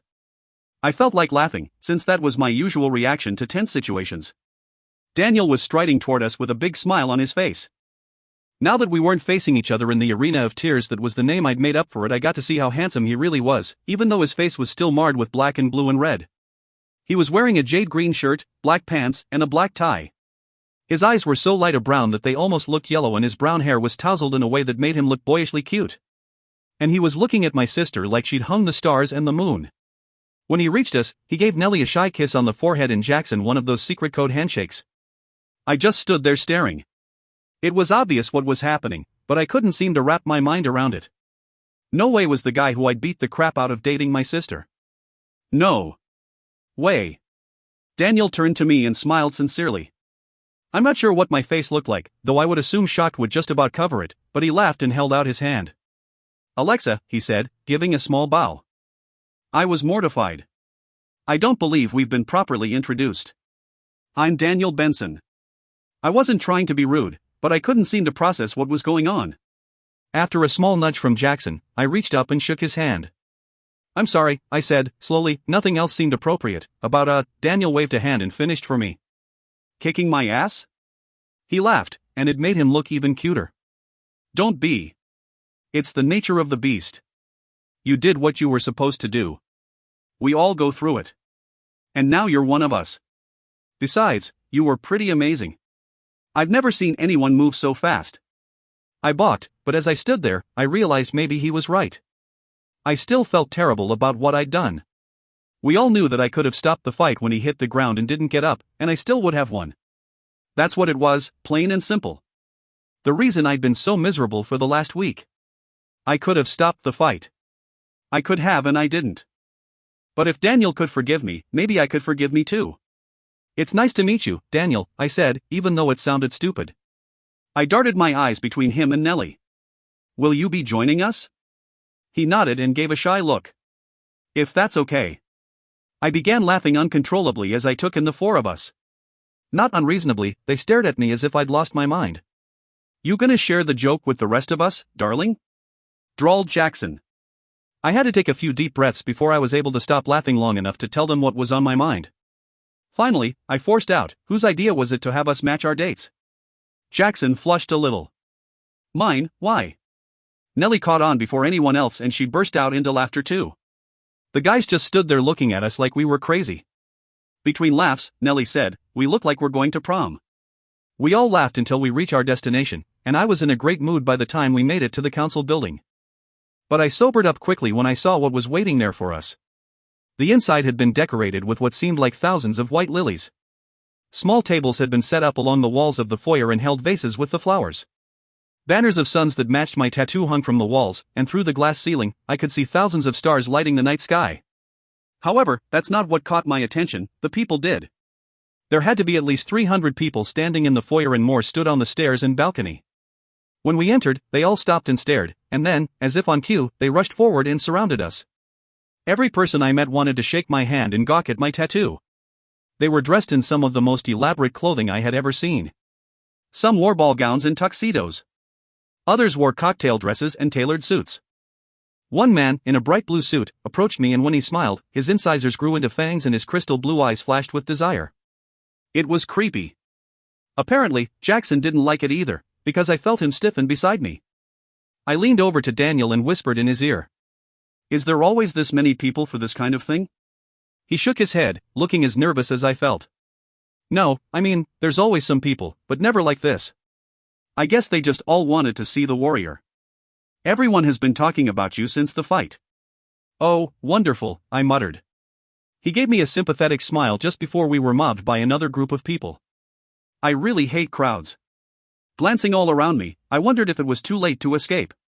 To my immense relief, someone came to our rescue.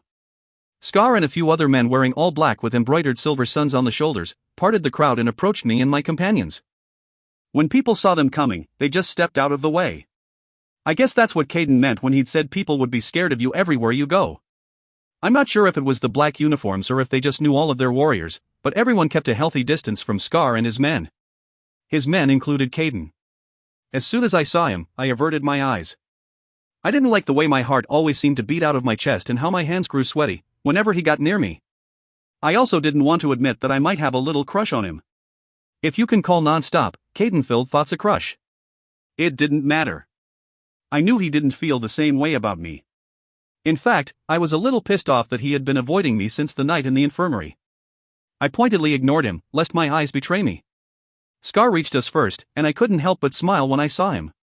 He smiled back and gave a formal bow. I didn't know if I should bow too when I felt awkward at his gesture. I wished people would stop doing that. What was this, Japan? Hey, Askavan, I said, catching myself before I said something rude. The smile he gave me did wonders for his usually serious face. Thought you could use some help getting through the crowd, he said. I've never seen anything like this. He looked me up and down. You look beautiful tonight, warrior, and you do as well, Miss Nelliana. Thank you, Nellie and I replied in unison. He nodded. I hope you're ready, if you think this is a lot of people, wait till you see the ceremony room. I'm not sure what my face looked like, but Scar let out a deep rumble of laugh. Then he and his men turned and started marching up the stairs with Jackson, Nellie, Daniel, and I following as closely as we could. Two of his men, one being Caden, not that I was paying attention, waited for us to pass and then brought up the rear of our group. Just like before, people tripped over themselves to get out of the way. I couldn't help myself, so I snuck a glance over my shoulder at Caden, pretending to scan the room. He was staring straight ahead with an inscrutable look on his face. I couldn't be sure, but I thought that I saw a little anger behind his eyes. I turned my head and kept my chin high as we walked. What did he have to be mad about? I decided that I would think about it later, because we had just entered the ceremony room. Scar had been right, there had to be 1,000 people packed into the large room. I clutched Jackson's arm, and he gave me a reassuring smile. "Don't be nervous, darling," he whispered. "You faced much more intimidating things. You'll be fine." I smiled up at him. "You always know what to say to make me feel better, Jack." He gave me that adorable, mischievous smile of his. "I know how to do a lot of things that would make you feel better." I raised an eyebrow and laughed. "Watch it, Wolfie, I'm pretty sure I could kick your ass." He considered this. "Yeah, pretty sure you could." We were ushered to the front of the room and given seats in the first row of chairs. All of the other seats in the room were filled and people were even standing in the back. In front of us was a large stage with stairs on both sides leading up to it. Scar gave my shoulder a light squeeze and then went to take up a position near the wall, where other men with the same all-black ensembles were standing. I guessed warriors worked security for events like this. A few minutes later, a short, chubby man entered the stage from somewhere beyond the enormous red curtain that hung along the back of it. His appearance struck me as odd for some reason, but it seemed to be just beyond my mind's grasp. He approached the podium and cleared his throat into the microphone. The crowd grew silent, and he began speaking. "Her Majesty, Queen Camilla and Monteleone," he said, in a regal tone. Everyone in the audience rose to their feet. A heartbeat later, I followed suit. Not surprisingly, the woman from my council meeting entered the stage and walked gracefully over to the podium. The short man gave a small bow and stepped quickly out of her way. "Please, be seated, my people," she said. After everyone was seated, the Queen began her speech. I think she said something about tradition and honor, but I couldn't be sure. My attention was directed elsewhere. I scanned the room and saw that Caden was standing by the wall near us. He looked over at me, as if he could feel me watching him. We met eyes for the briefest of moments before he jerked his gaze away, staring straight ahead once again. Okay, what was his problem? Was he mad at me for deciding to fight? Maybe he had just been comforting me in the infirmary but was kind of freaked out when I started crying like some 2-year-old. Whatever the reason, I was going to find out. After I got out of this stupid ceremony, I would confront him and ask him dash. "Alexa Montgomery, please come forth." Jackson nudged me and I stood up, walking over to the steps leading up the stage on autopilot. I tried to hurry without tripping in my heels. I wasn't sure, but I doubted the Queen would take kindly to being kept waiting. I tried not to look at the audience, though I knew they were all staring at me. Crowds have always made me nervous, so much so that I'd never even be to a concert. Still, I held my head up and refused to let them see my discomfort. As I approached the podium, the Queen turned toward me and I bowed. It felt stupid and ridiculous, but I didn't think it wise to show disrespect in front of all these people. It's always better to be rude behind closed doors. She smiled, but I didn't miss the fact that it didn't reach her eyes. "Young warrior," she said in a low voice. "You look nervous, Dot." My eyes darted to the crowd in back. She smiled. "Oh, I see. Well, I would imagine you face things more terrifying than a crowd." I nodded, and she turned back to the podium. "For her victory in the arena, I present Alexa Montgomery dash." I'm not really sure what else she was saying because a strange noise caught my attention. I looked all around me to see where it was coming from. Leaning closer to the podium, it became louder. It was just a low clicking sound, the kind a clock might make. I doubt a human would have been able to hear it, and as I listened, the clicking sound gradually picked up in pace. I'll never be entirely sure what made me do what I did next. Maybe it was just instinct, maybe it was fate. Whatever it was a good thing I acted when I did, because a second later and something really bad could have happened. Grabbing the Queen by the shoulders, I yanked her back from the podium. Everyone gasped, but I shoved her as hard as I could toward the rear of the stage. I just had enough time to tell her run. Because then, the podium exploded. Chapter 28. The blast sent me flying into the air. I landed on my shoulder and hit my head on the floor. For a second, I thought I was going to black out. I pulled myself to a sitting position and shook my head, wincing as pain shot through me. Everything in the room was eerily silent for about half a second, then, chaos erupted. People started screaming and rushing for the exits. It was like watching a stampede. Everyone was pushing and shoving and trampling over anyone who got in their way. Kicking off my heels, I stood up slowly. I began searching the crowd for Nellie, but it was impossible to make out anyone in this frenzied mess. A million things ran through my mind in that moment. First things first though, I had to find my sister and get her to safety. Stumbling down the steps to the main floor, I caught sight of Nellie and rushed toward her. Before I could reach her, someone tackled me to the ground. Something whooshed past my head, ruffling my hair like a breath's worth of wind, just before I fell to my back. I looked up and saw that it was Caden who had taken me down. Turning my head to the right, I saw a silver dagger stuck in the front of the stage. I pushed Caden off of me and stood up, heading once again toward Nellie. Caden caught my arm and began dragging me in the opposite direction. "What the hell are you doing?" I shouted. "Saving your life," he growled. "Let me go, I have to get to Nellie." "You have to get out of here before whoever threw that dagger takes another shot," he shot back. I hesitated as his words sunk in. Someone had tried to kill me. That much was obvious, still. I have to protect her. He blew out a frustrated breath. "You can't protect her if you're dead." When I still didn't move, he looked me in the eyes and a desperate tone took hold of his voice. "Please, Alexa, trust me." Hearing him call me by my name made my heart flutter. He usually just called me Warrior. I hadn't even known he knew my name. I had to stop thinking so much about him. It was starting to happen at really inconvenient times. I didn't know what to do. I shot a look at the place where I'd last seen Nellie. She wasn't there. My eyes scanned the crowd. I couldn't find her. Finally, I nodded. Caden grabbed my arm and led me around to the rear of the stage and down a long hallway that led to an exit door. He threw it open and we stepped out into the cool night air. Where are we going? Somewhere safe. We headed into the trees that encased the rear of the council building. Then, we exited the forest and were in a part of the city I had never seen before. It was still beautiful, but much less opulent than area I had become acquainted with. We reached another line of trees and again, went straight into them.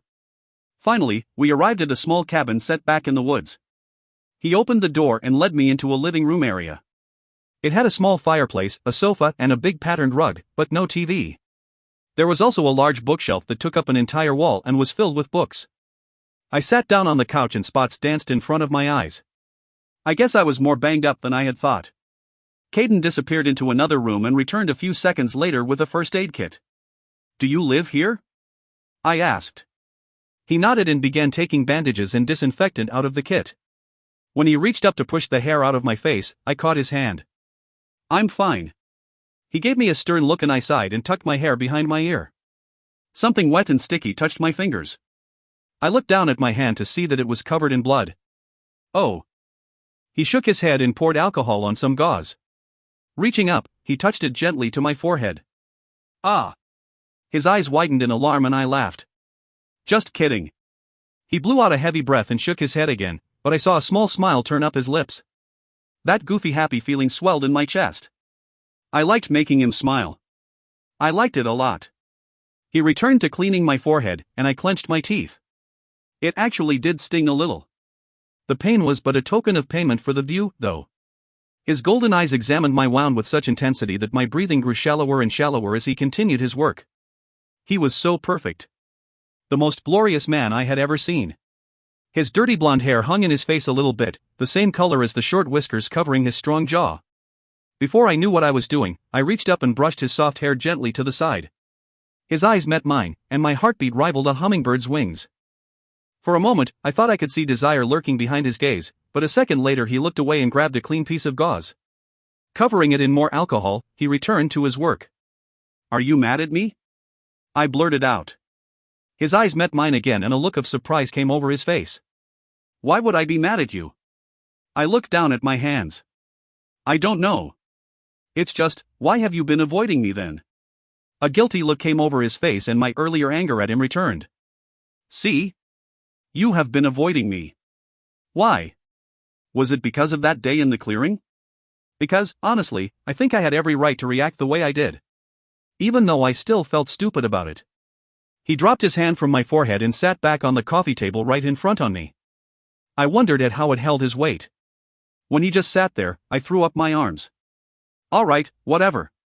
Standing up, I said, "Thank you for saving my life, I appreciate it. But I'll take it from here."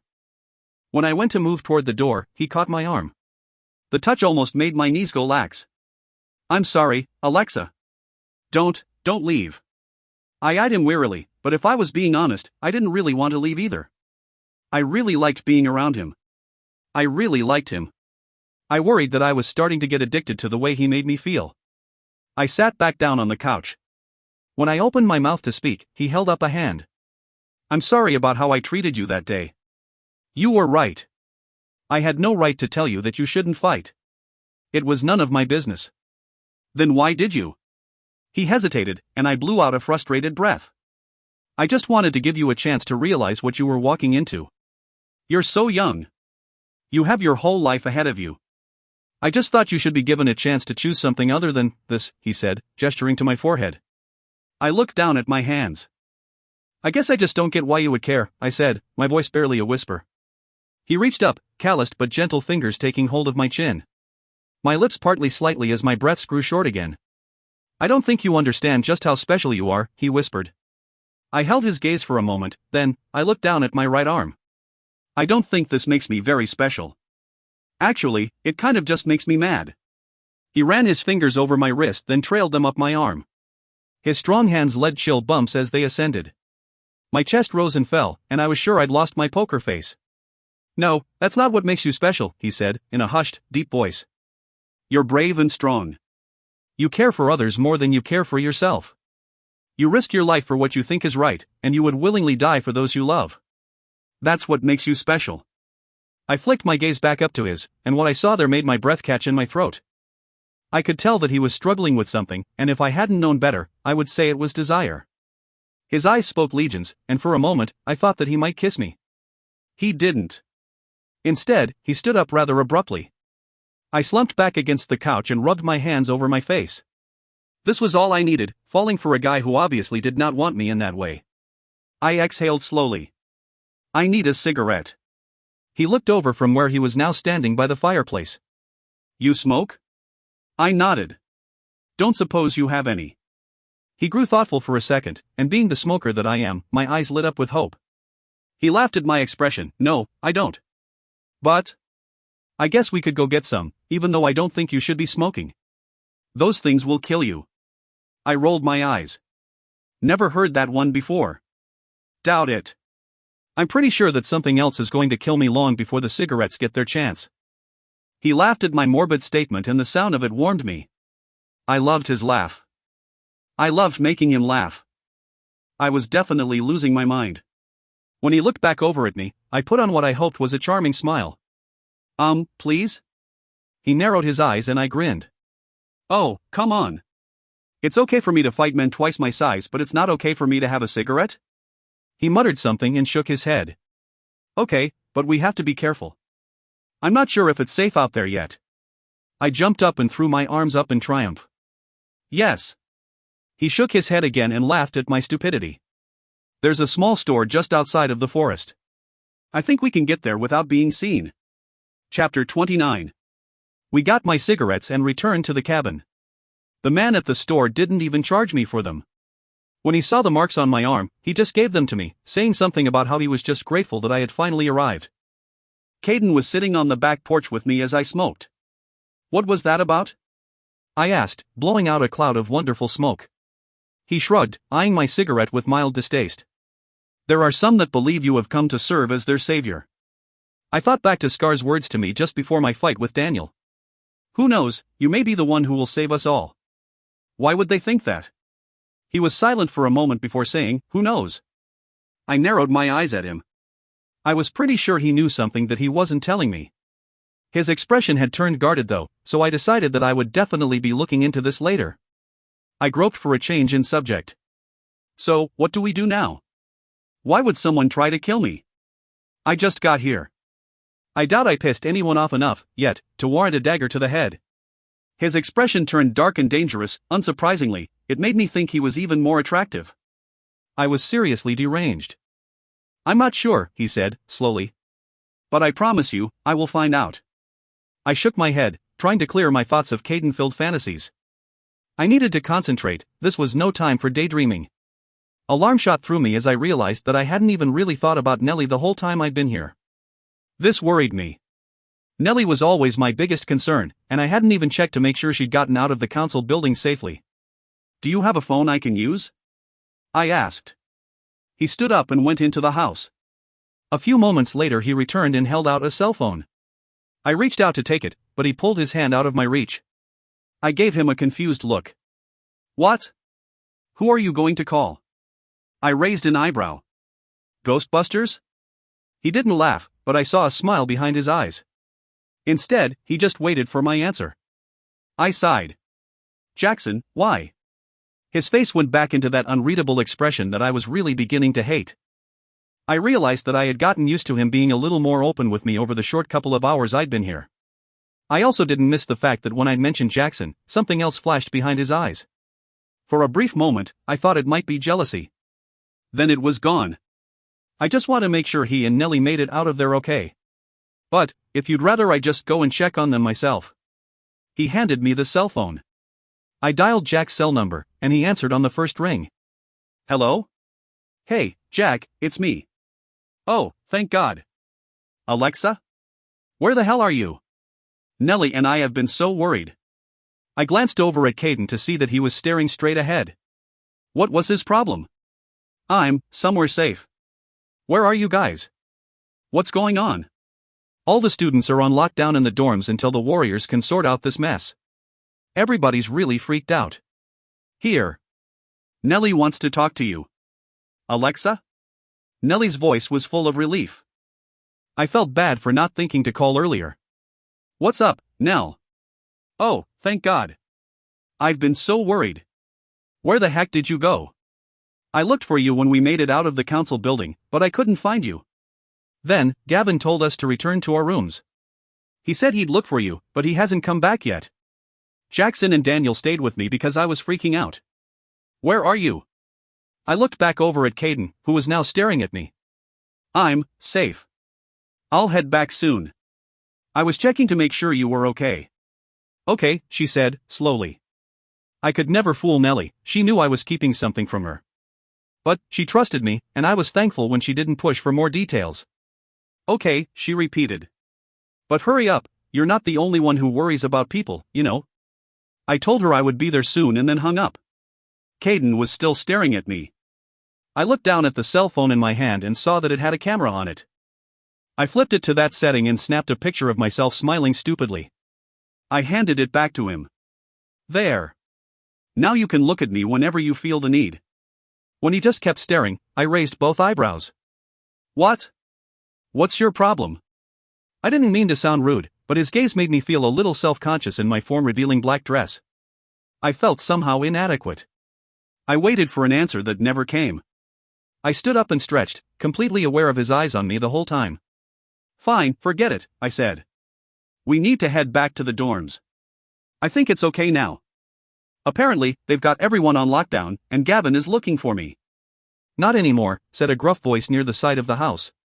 Caden and I both turned to see Gavin standing about 20 feet to our left. He was wearing his black warrior uniform and had an expression on his face that said he wasn't too happy. I broke the silence first. Hey, Gavin. What's up? His face remained unchanged. I would ask you the same question, warrior, he said, darting his eyes from Caden to me. I propped a hand on my hip. Who did this guy think he was my father? Obviously, not what you think is going on, I replied.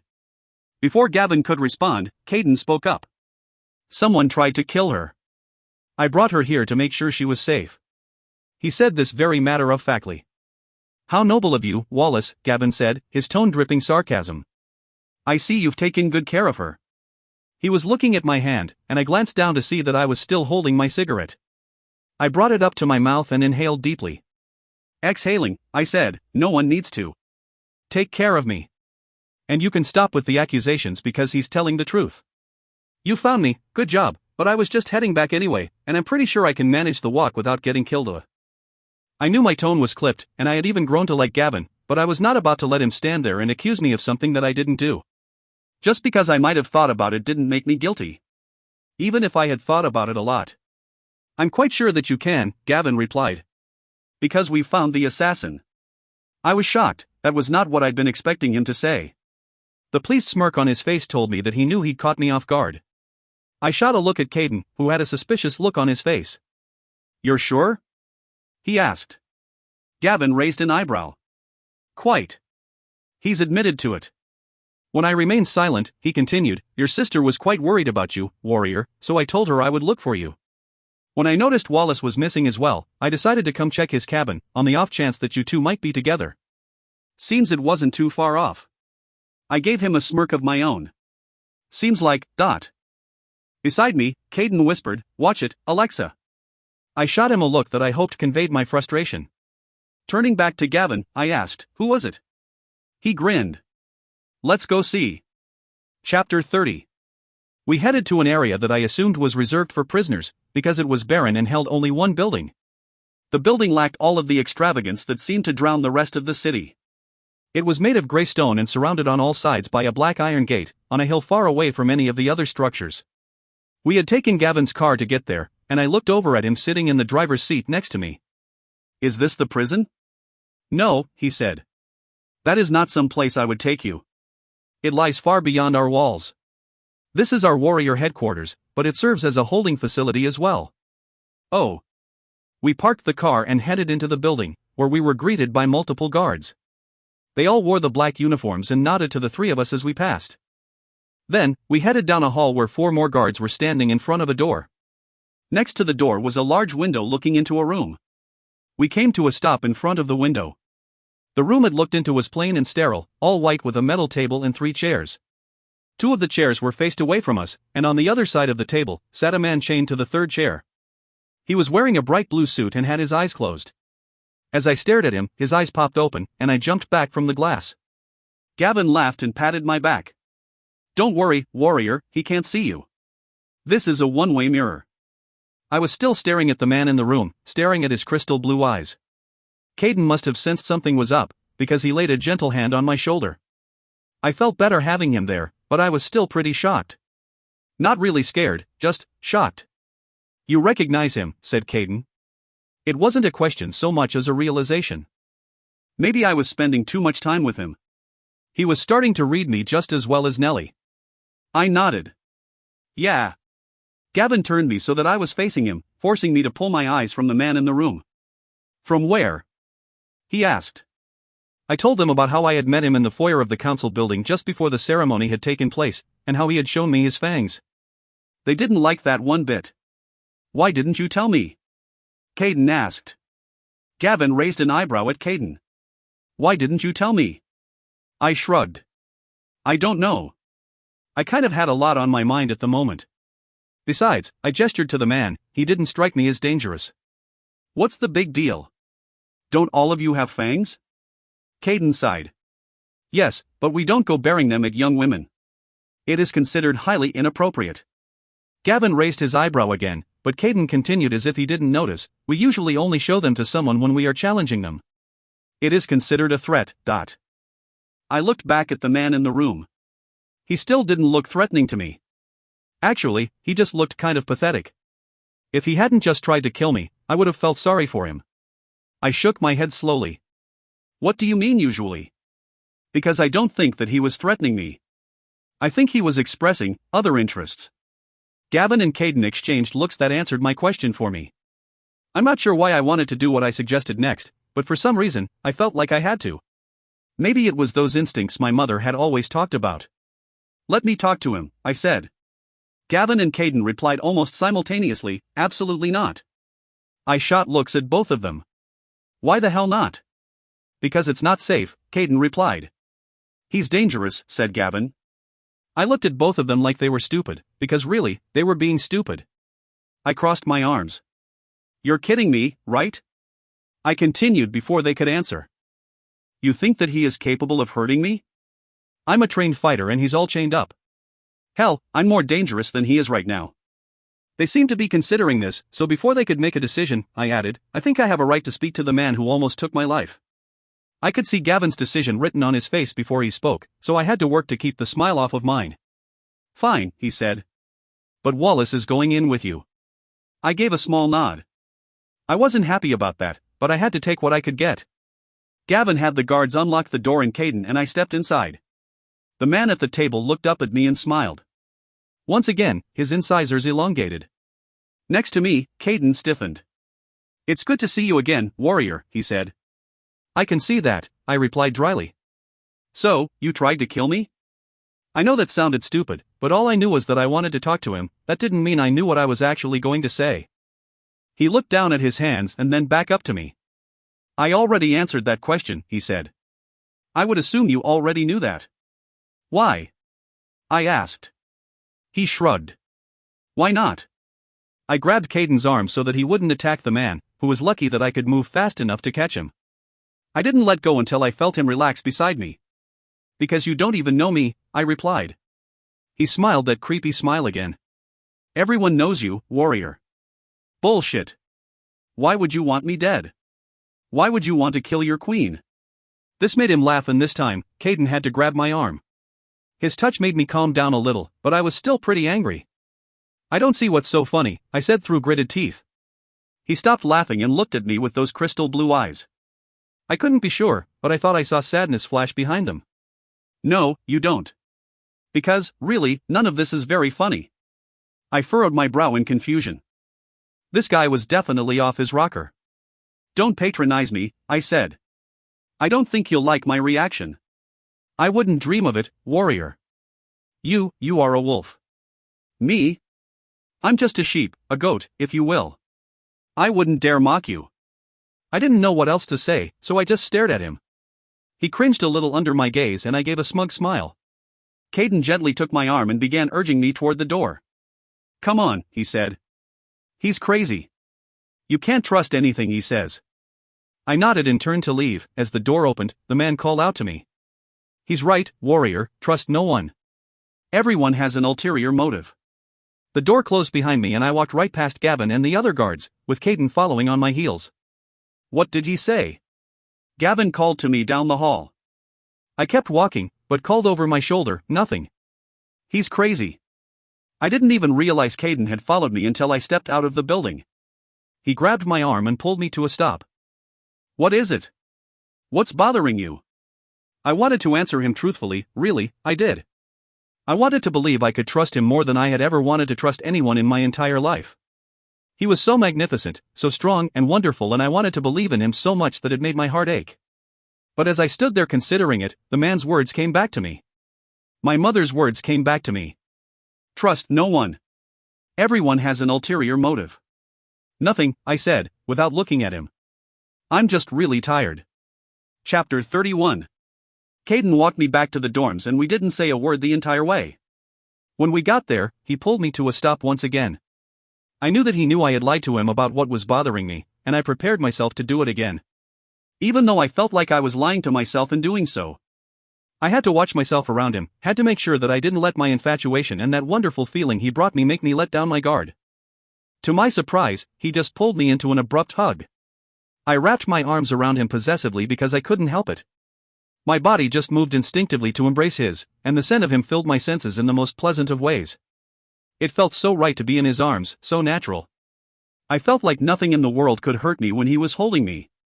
I felt complete and balanced. I felt happy. I broke the embrace first, surprising both of us.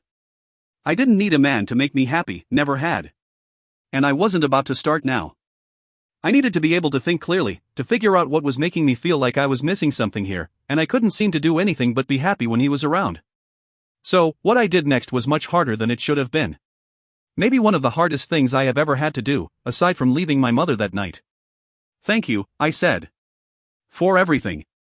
Your WEL dash. But I need you to stay away from me. I want you to stay away from me, I swallowed hard so that my voice wouldn't crack. I'm safe now, so, your services are no longer required. Even though his face had returned to that unreadable expression, the look in his eyes when I said this was almost enough to make me eat up my words and beg him to stay. Almost. But an instant later, it was gone, replaced by what could only be immense hurt and maybe a little anger. I couldn't blame him. I felt like a total bitch. He gave a slight nod and said, "As you wish, warrior." Then he turned and walked away. I felt like a piece of my soul walked away right along with him. I ran up to my room and threw myself across the bed. I was not going to cry. I was absolutely not going to cry. I refused to. I knew that what I had done was for the best. That I had done the only thing I could do, the right thing. But sometimes, the right thing can feel so very, very wrong. Chapter 32. I woke up early the next morning when a knock sounded at my door. Pulling myself out of the bed, I stumbled over to the door and threw it open. A very pissed off Nellie stood outside it. I wondered why for just a moment, then it hit me. I had forgotten that I was supposed to meet up with her last night. Whoops. "Hey, Nell," I said, weakly. The anger on her face kicked up a notch. "Don't hey, Nell me, Alexa. Do you know how worried I've been? I didn't sleep all night. Neither did Jack or Daniel. We were all up waiting for you to come back."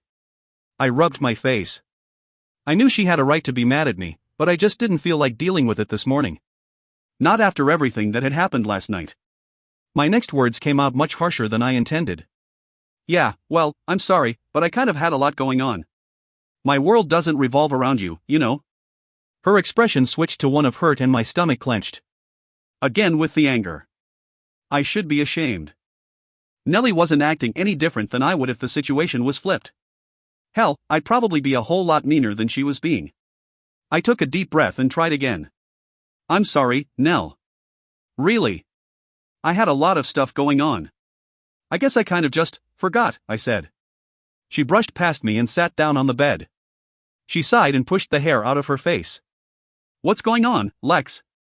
I feel like you've been really guarded lately. You used to tell me everything, and now, I have no idea what's going on in that head of yours." I sat down beside her and rested my head on her shoulder. She ran a hand through my hair and whispered, "I'm worried about you. Tell me what's going on." I did. I told her everything. Starting with my feelings for Caden, to the conversation with the man in the blue suit. I ended by telling her what I had said to Caden last night. It took a while, but like always, she just sat quietly and waited for me to finish. "Why did you do that?" she asked when I was finished. It took me a minute to realize she was talking about Caden. I sighed, "I don't know. Because I can't seem to control myself around him. I can't do anything but tell him everything that's on my mind. That's dangerous right now. I don't know who I can trust. His presence makes me feel happy?" She finished for me. "Yes, but it's not only that. It makes me feel vulnerable. I can't trust myself around him. He makes me feel stronger and weaker at the same time. I don't like feeling that way and not being able to stop it." She was silent for a long time, then, she just hugged me. I took comfort in her embrace. If nothing else, I would always have Nellie.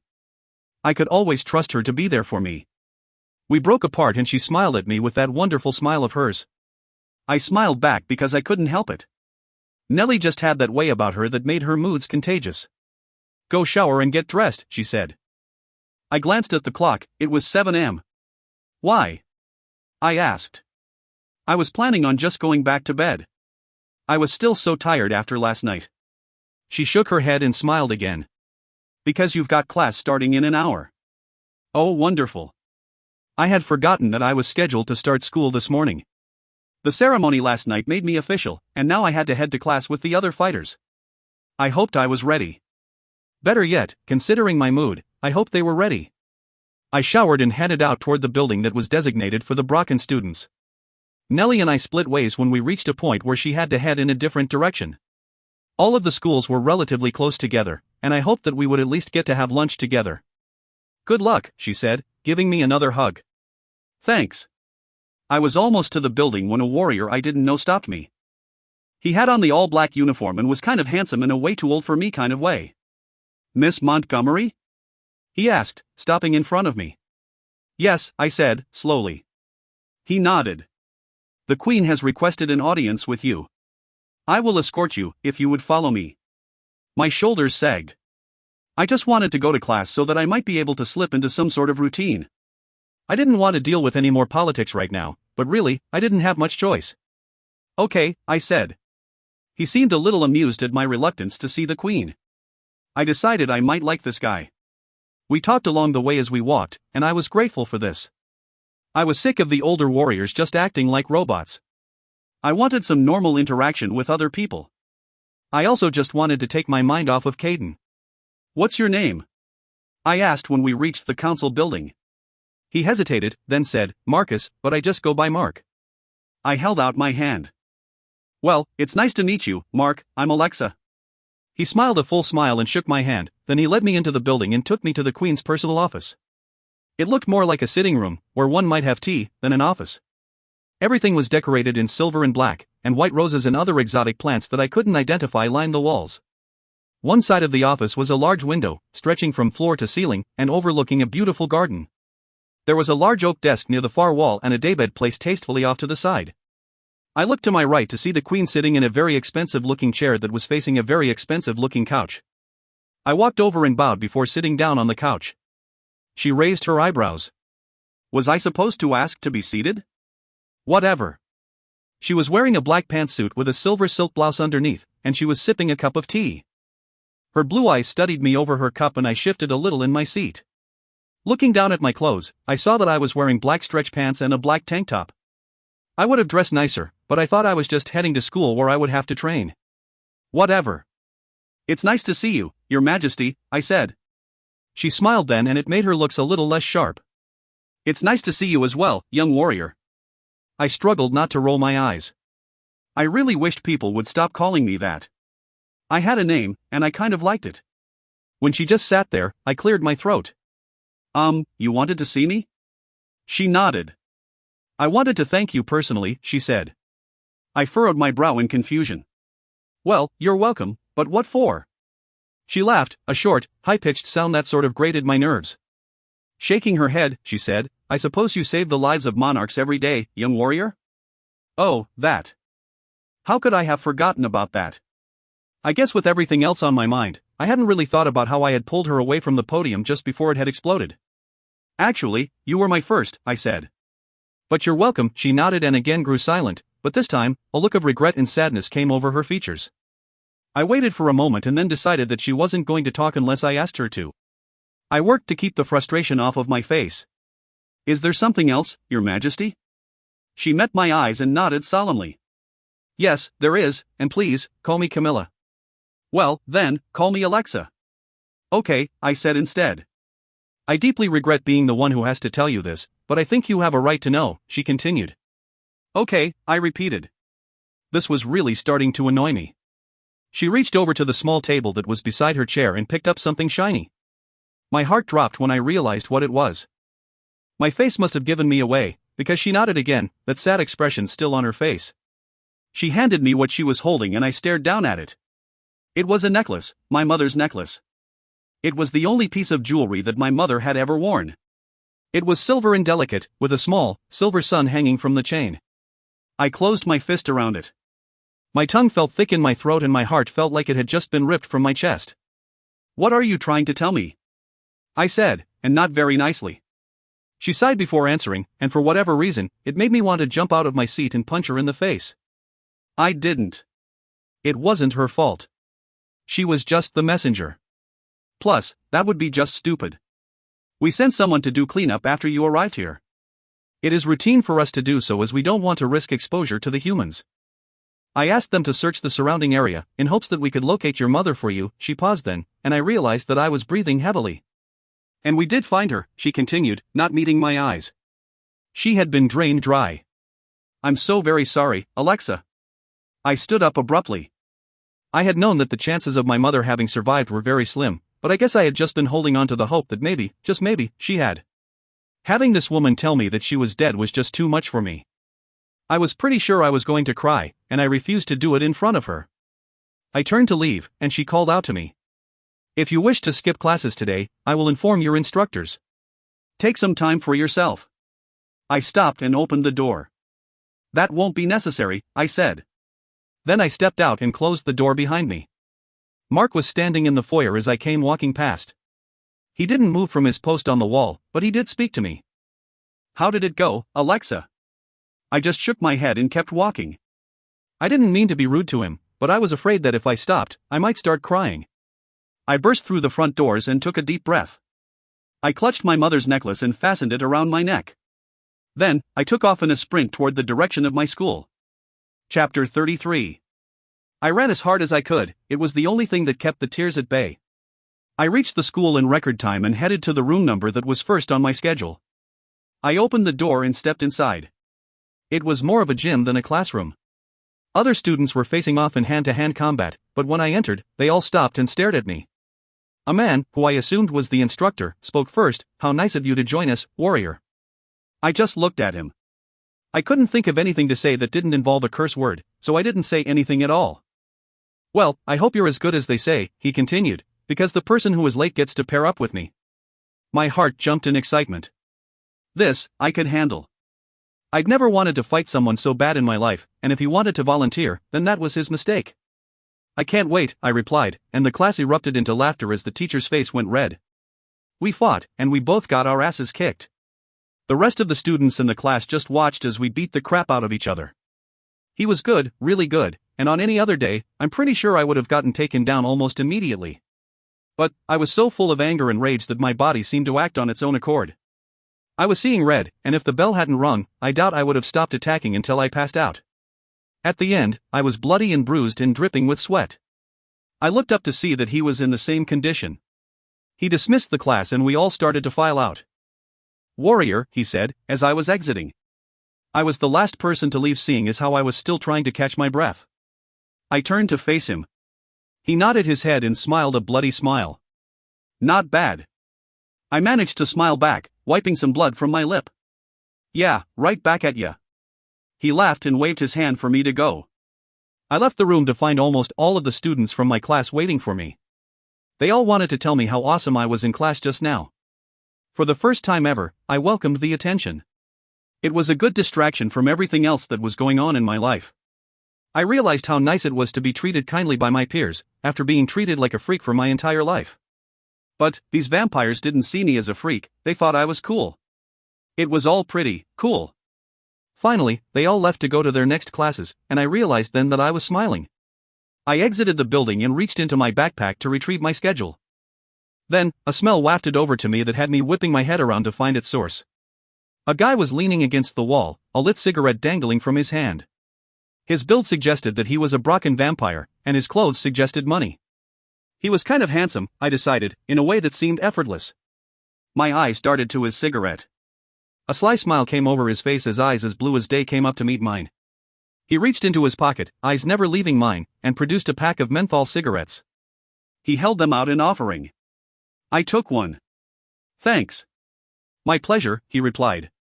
He tossed me a lighter. I lit the cigarette, tossed it back, and turned to leave. "You are amazing," he said from behind me. I turned back to face him. I wasn't really in the mood for small talk, but there was something about him that made me want to pay attention. "Thanks." He gave a small bow, sly smile still on his lips. "I'm Tommy." "You're Alexa, right?" I nodded and he continued, "I've never seen anyone hand it to Patterson like that." I think he was kind of surprised too. I looked down at my body, which was covered in black and blue. I think I got it handed right back to me. He laughed at that. He had a cute laugh. "You didn't get knocked out. That's amazing in itself. That guy's a beast." "Yeah, I kind of noticed that." "What's your next class?" he asked. I glanced down at my schedule and groaned. "World history," I said.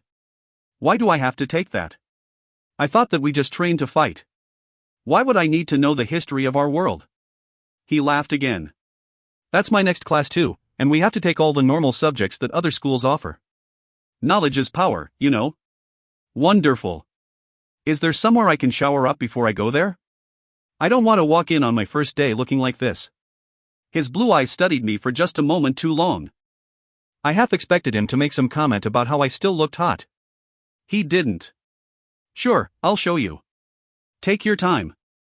I'll tell the teacher that you had to fight Patterson. She'll understand." I smiled at him. I think I liked this kid. "Thanks." He smiled back. "You are so very welcome." I showered and then headed to history. My teacher nodded to me and gave me a sympathetic look as she took in my injuries. The class was actually pretty interesting. I had never liked history, but this wasn't the history I was accustomed to. This was vampire history and it was pretty cool. We even discussed warriors, and I enjoyed learning about the people I had come from. Tommy was there too, sitting in the rear of the class. I couldn't help but turn my head a few times to look at him. Each time I did, he was looking right back, a half smile playing on his lips. I gradually felt my mood grow lighter. I still wasn't happy, but I was as close to it as I could get considering the circumstances. Lunchtime came and I nearly tripped over my own feet trying to head to the cafeteria. The schools all had lunch at the same time and in the same building, so I would get to see Jack and Nellie. I missed them more than I had realized. Tommy walked with me as we headed toward the building that housed the cafeteria. When we got close, I took my mother's necklace off and slipped it into my backpack. Tommy gave me a questioning look, but I just shrugged. I didn't want Nellie to see it. I was planning to tell her what the Queen said, but right now, around all of our friends, was not the time to do it.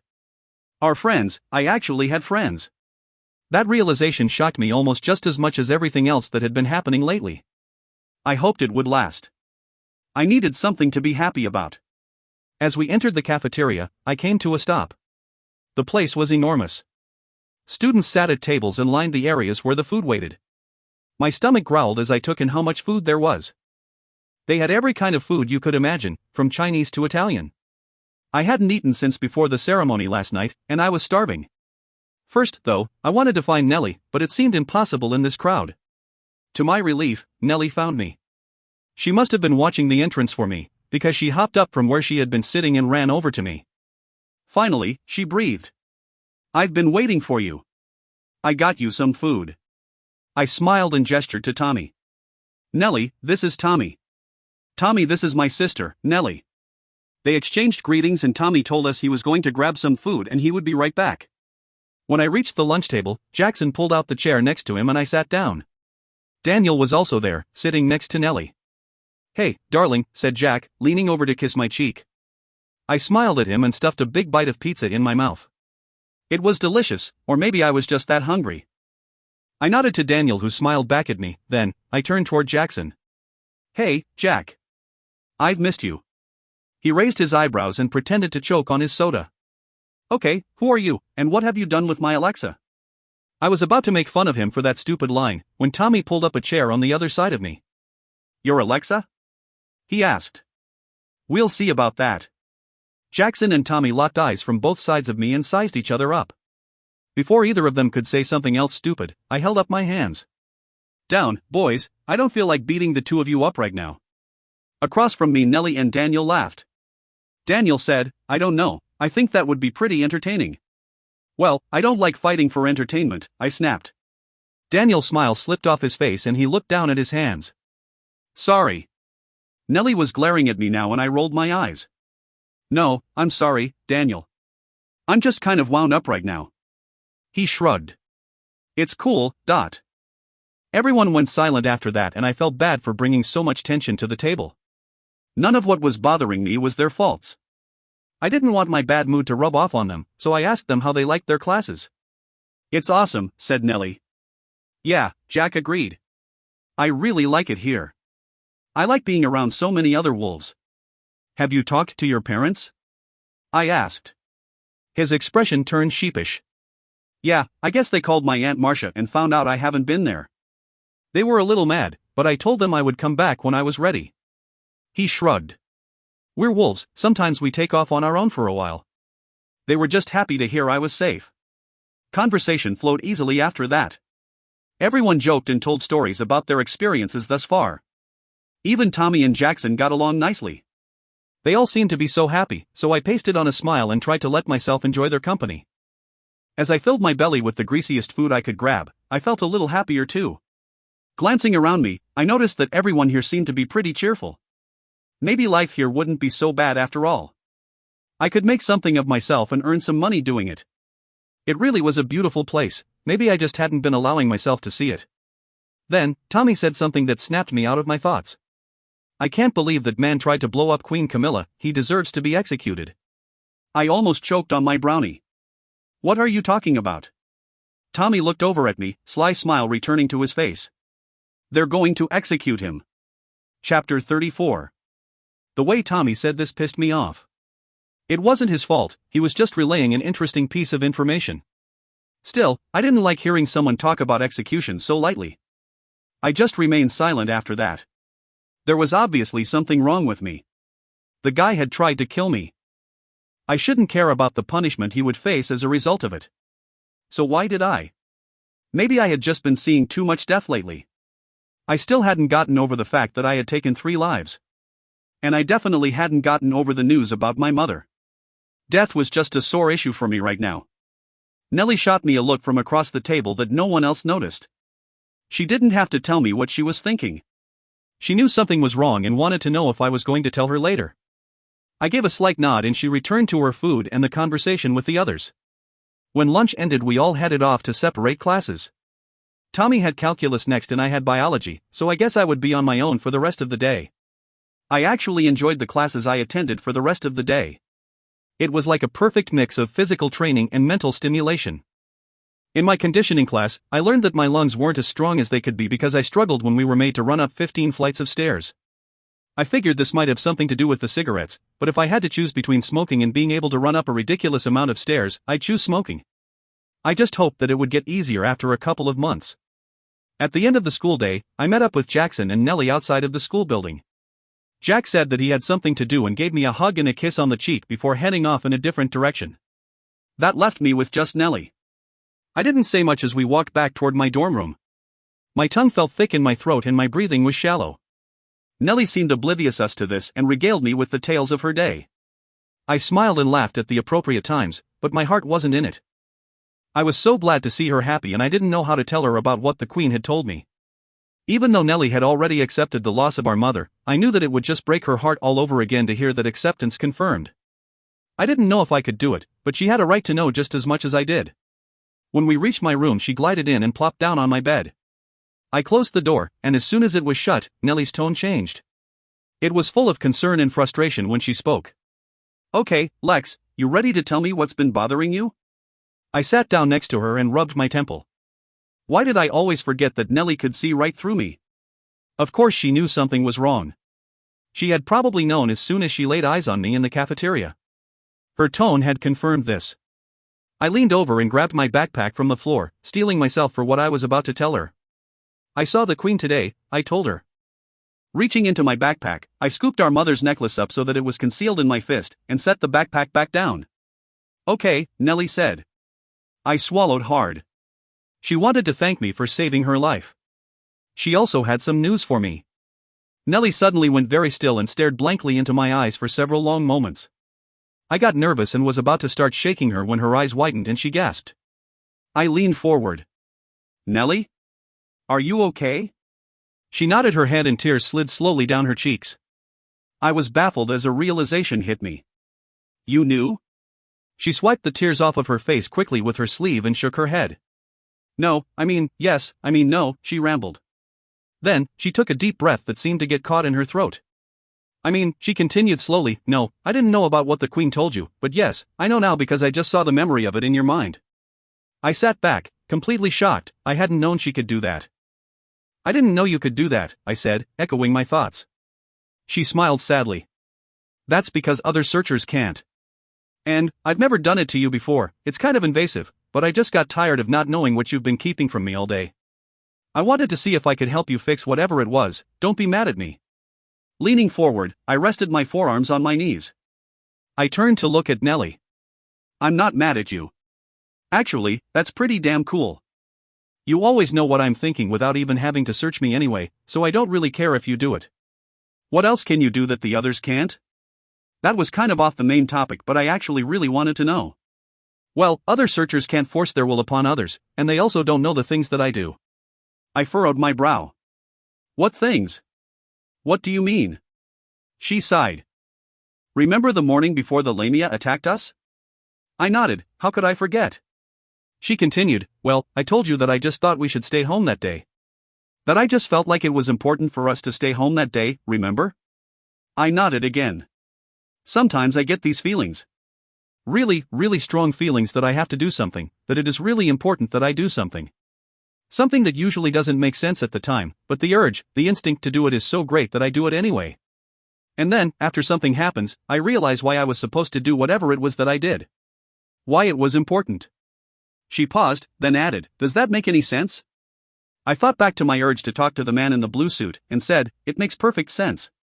She ran a hand through her hair. "So, she's gone then?" My eyes fell to the floor. "Yeah, she is." Opening my fingers, I let the necklace dangle from my hand.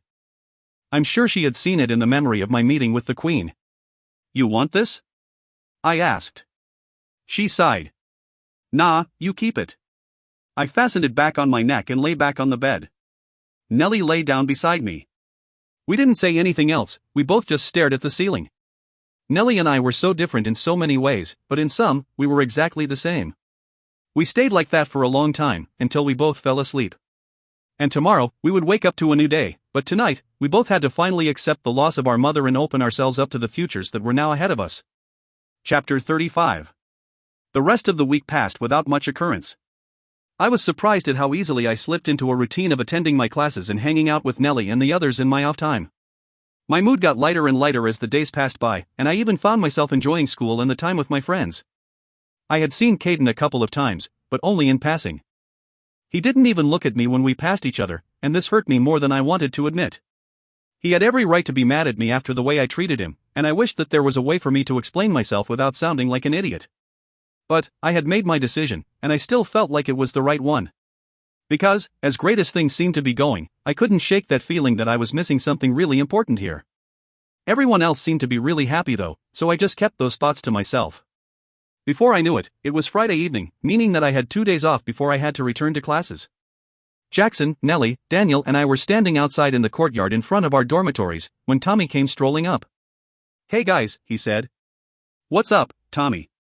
Tommy's sly grin crept onto his face. "What are your plans for tonight?" I looked over at the others, who just shrugged. We had actually just been discussing what we were going to do with our weekend when Tommy had approached us. I shrugged. "Nothing, really." "What's up?" His grin widened. "Because there is a party tonight over on the south side of the city." Tommy took my hand and kissed it. "Would you like to go?"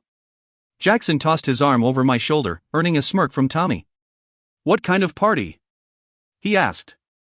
"One for cool people, so obviously you're not invited," replied Tommy. We all laughed, because this was the kind of exchange we had grown used to between these two. I think they had begun to consider each other friends, and even though they would never admit it, they were kind of similar in personality. Nellie shrugged and looked at Daniel, who shrugged back. "Sure," she said. "We're in." Tommy switched his gaze to me, both eyebrows slightly raised. "All right," I said. "I'm in." Jackson chuckled and whispered in my ear. "Where Nellie goes," I elbowed him and he laughed even harder. He was right though, I wouldn't have agreed if Nellie hadn't said she was going. I'm not really a partier. I would prefer to stay home and read in my free time, but maybe that was because I had never been invited to any parties. Perhaps I could use a night of recklessness. Tommy grinned triumphantly. "Wonderful. Meet me here at 8 then." We agreed and Tommy headed off. Nellie looped her arm through mine and turned to the boys. "Well, it looks like we need to go shopping, you guys coming?" Jackson and Daniel exchanged looks that answered that question. Nellie rolled her eyes. "Okay, we'll catch up with you later then." After they walked away, I looked over at Nellie. "How are we going to go shopping?" "We don't have any money left." "Actually, it's Friday, so our school allowances should be waiting for us in our mailboxes in the dorms." I looked at her like she was crazy. "Our what?" She laughed at my expression. "I guess no one told you because there has been so much going on, but yeah, we actually get paid for going to school. It's crazy, right?" As awesome as being paid for attending school sounded, that feeling that I was missing something flooded into me once again. "Yeah, I agreed. That is crazy." Chapter 36. Even if I was uneasy about receiving money for attending school, that didn't stop me from wanting to spend it. We had stopped by our rooms, and just like Nellie had said, there was cash waiting for us in our mailboxes in the lobby. Mine contained $200, Nellie's had $100. "Why do I get more than you?" I asked as we strolled up a block that held a variety of stores. She shrugged. "I guess fighters get better pay than the rest of us." "Oh, look, this place looks like it might have some good stuff." We entered a store filled to the brim with fashionable clothing. I picked out a couple of pairs of jeans and a few cute tops. Nellie rolled her eyes when she saw what I had chosen. "Oh, come on," she sighed. "Why do you always pick boring stuff?" I looked down at my choices. The tops were all either black or gray, but that's what I always picked. I like this stuff. Yeah, but we're going to a party. Our first social outing since we got here. Don't you want to look hot? I don't really care. Besides, most of my clothes end up getting ruined.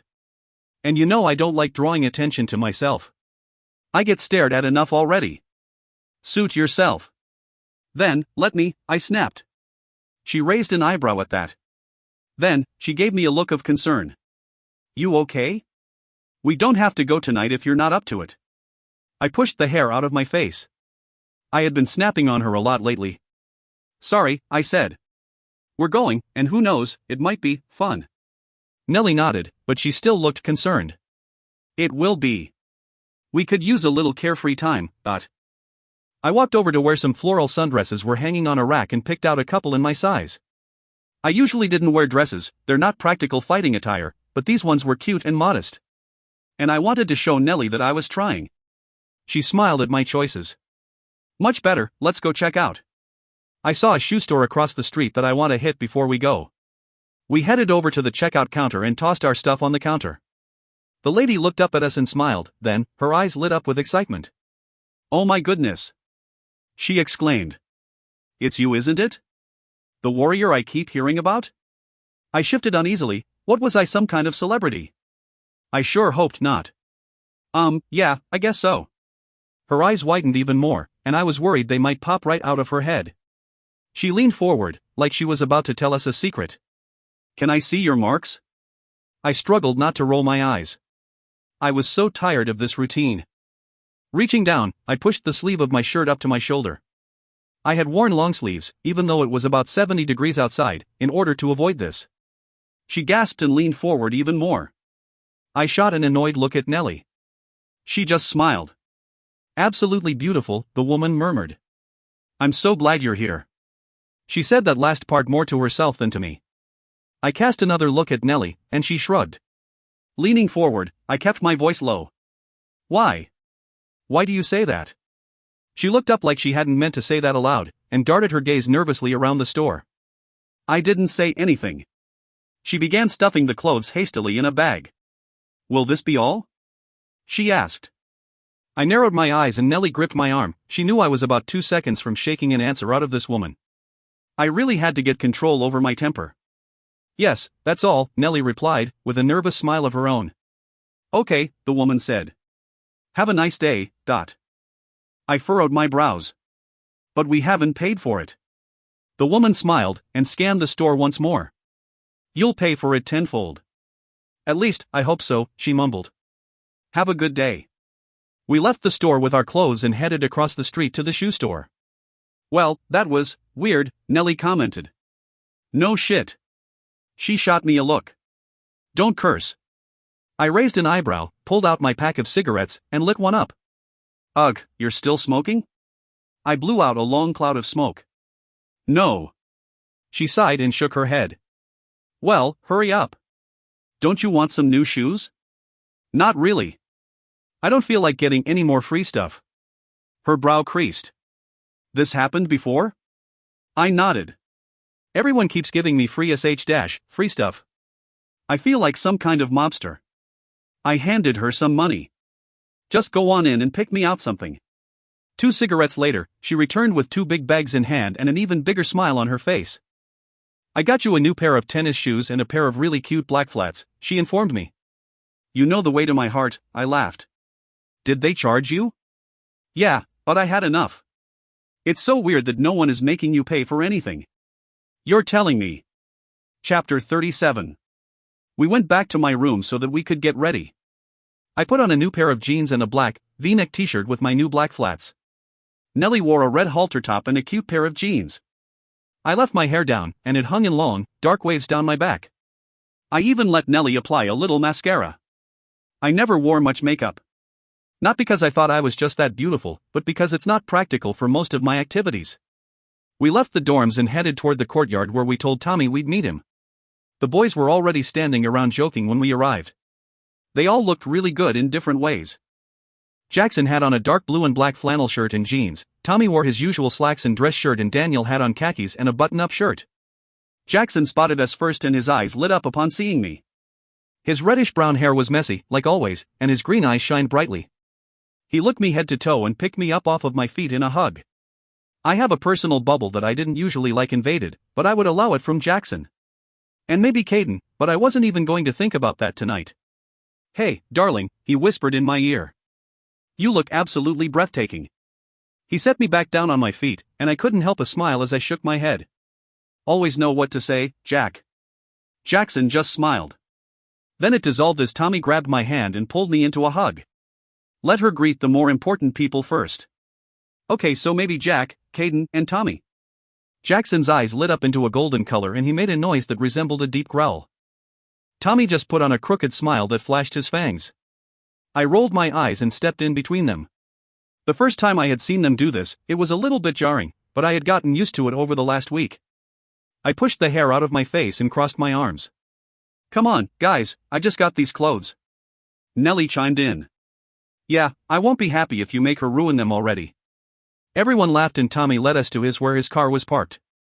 I stopped in my tracks when he opened the passenger door of a brand new Mercedes for me. "This is your car?" I asked. "Yes, ma'am." I hopped in the front seat, and Jack, Nellie, and Daniel took the back. About 15 minutes later, we reached our destination. The house that the party was being held in was enormous and elaborate. It was more like a mansion, with multiple fountains on the plush lawn and a long driveway that was already packed with cars. I leaned forward in my seat as we approached it, gawking at the sheer size of the place. I don't think I had ever even seen a house that big in real life. I turned to look at Tommy. "Whose house is this?" He turned his face toward me and gave a sly grin. "Mine." I just stared at him. "Seriously?" "Seriously," he replied, with a laugh. "Well, I mean, it's my dad's house, but I live here too." He pointed to another house that was on the grounds that I assumed was a guest house. "Actually, I stay in that house. That way I can have some privacy from my dad." "Who's your dad, Bill Gates?" He laughed at that and parked the car up near the entrance of the house. We all got out and headed toward the front door. As soon as we got near it, the sound of loud music and multiple voices flowed out. I immediately felt like turning around and heading back to my dorm. There had to be a lot of people in there to be making that much noise. Like always, this made me really nervous, but I pushed my chin up as Tommy opened the door and ushered us inside. Just as I had expected, there were people everywhere. At least they were all around my age, and seemed to be too engulfed in their drinking and dancing to pay much attention to us. The house was just as beautiful on the inside as it was on the outside. The foyer had a high ceiling and a large staircase wrapped around one side of the room. There was a gorgeous crystal chandelier hanging above us and the floor was a rich marble. I felt completely out of my element, but that seemed to be happening a lot lately. "I'll go get us some drinks," said Tommy, speaking loudly as to be heard over the music. We nodded and Tommy led us over to a pristine living room area. As we entered, I took note of our surroundings. Then, I saw something that made my heart leap in my chest. There were warriors here. They lined the walls, wearing their black uniforms and staring straight ahead. I noticed way too quickly that Caden was among them. When we walked in, his eyes flicked to me for the briefest of moments before staring straight ahead again. We walked over to where a very expensive couch sat and I plopped down on it. Jackson sat down beside me and put his arm over my shoulder. I got the urge to push him away from me, but I ignored it. There was nothing going on between me and Caden, so I wasn't going to act like there was. Tommy returned a few minutes later, miraculously holding 5 drinks in his hands. He handed one to each of us and I looked down at mine to see that it was turquoise in color. "What is it?" I asked him. He raised an eyebrow. "Alcohol." The others were already diving into theirs, so I took a deep breath and swallowed a big gulp of mine. It was actually pretty good, in a way too sweet kind of way. I have never really liked drinking, never saw the point. I prefer smoking over drinking, but I was here to have fun, and that's what I intended on doing. I gulped down the rest of the drink and was glad when I felt my nerves relax a little. "Take it easy, babe," Jackson whispered to me. "I'll be fine," I told him. I turned to Tommy. "Got any more of this stuff?" I asked, gesturing to my now empty glass. "Sure, lots. But maybe you should wait a little while before having another one." I stood up and was surprised when I felt a little lightheaded. "I'll just go get it myself then." Tommy waved his arm to someone holding a tray of more turquoise-colored drinks, and she came over and handed me one. Nellie gave me a warning look to tell me I needed to slow down, and I nodded. But, after another 15 minutes, my second drink was empty and I was feeling wonderful. My friends had started to relax too, because we were all laughing at jokes that I'm not sure were even funny. A blonde girl stumbled up to us. She was well built, probably about 3 inches taller than my 5 feet 5 inches, and maybe 10 pounds heavier too. She had on way too much makeup and not enough clothing. She wasn't ugly, but I figured that any beauty displayed was owed to products. Her eyeliner was thick and black, her lips painted a bright red that matched her tiny dress. Even though her clothing was inappropriate, it made me glance down at my own attire. She smiled when she saw Jackson. My hackles went up, just a little. "Hey, Jackson," she said, in voice that I guess was supposed to be sexy. Beside me, Jackson shifted. "Hey, Victoria," he said. Victoria's eyes flicked to me and back to Jack. "I didn't know you had a girlfriend," she said, shooting another look at me. Jack shrugged. "Well, now you do." On the other side of me, Tommy snorted. "How many times do I have to tell you, Kane? Alexa is my girl, . I was mortified, but that quickly vanished when Victoria propped a hand on her hip and said, "I don't see what's so special." She eyed me up and down, and I felt anger grip me. Before I had a chance to tell this girl off, Nellie spoke up, surprising all of us. "Well, some people don't have to be half naked to get a guy's attention." Victoria whipped her head toward Nellie and her eyes lit up in a golden color that gave her race away. This girl was a wolf. "Watch your mouth when you speak to me, searcher," she spat. "Unless you want me to watch it for you." I stood up abruptly, grabbed Jackson's drink from his hand and splashed it right in her face. Everyone in the room turned to look at us. "There," I said, slurring a little. "Now that you've cooled down, I would suggest you watch your mouth when you speak to her." Then, the bitch had the nerve to try to punch me, but I stumbled out of the way and kicked her in the heart in the back, sending her face first to the ground. The kick made me fall over too, though, and I couldn't seem to regain my footing. Someone caught me from behind before I hit the ground and jerked me to my feet. I looked back to see that it was Caden. I tried to jerk out of his grasp, but he began hauling me toward the exit. Another warrior had taken hold of Victoria and was leading her out as well. "Guys, it's okay," Tommy said to the warriors. "Let Alexa stay. She's my date." Caden shook his head. "I'm sorry, Thomas, but Lord Castellan specifically stated that there are to be no altercations. Troublemakers are to be removed."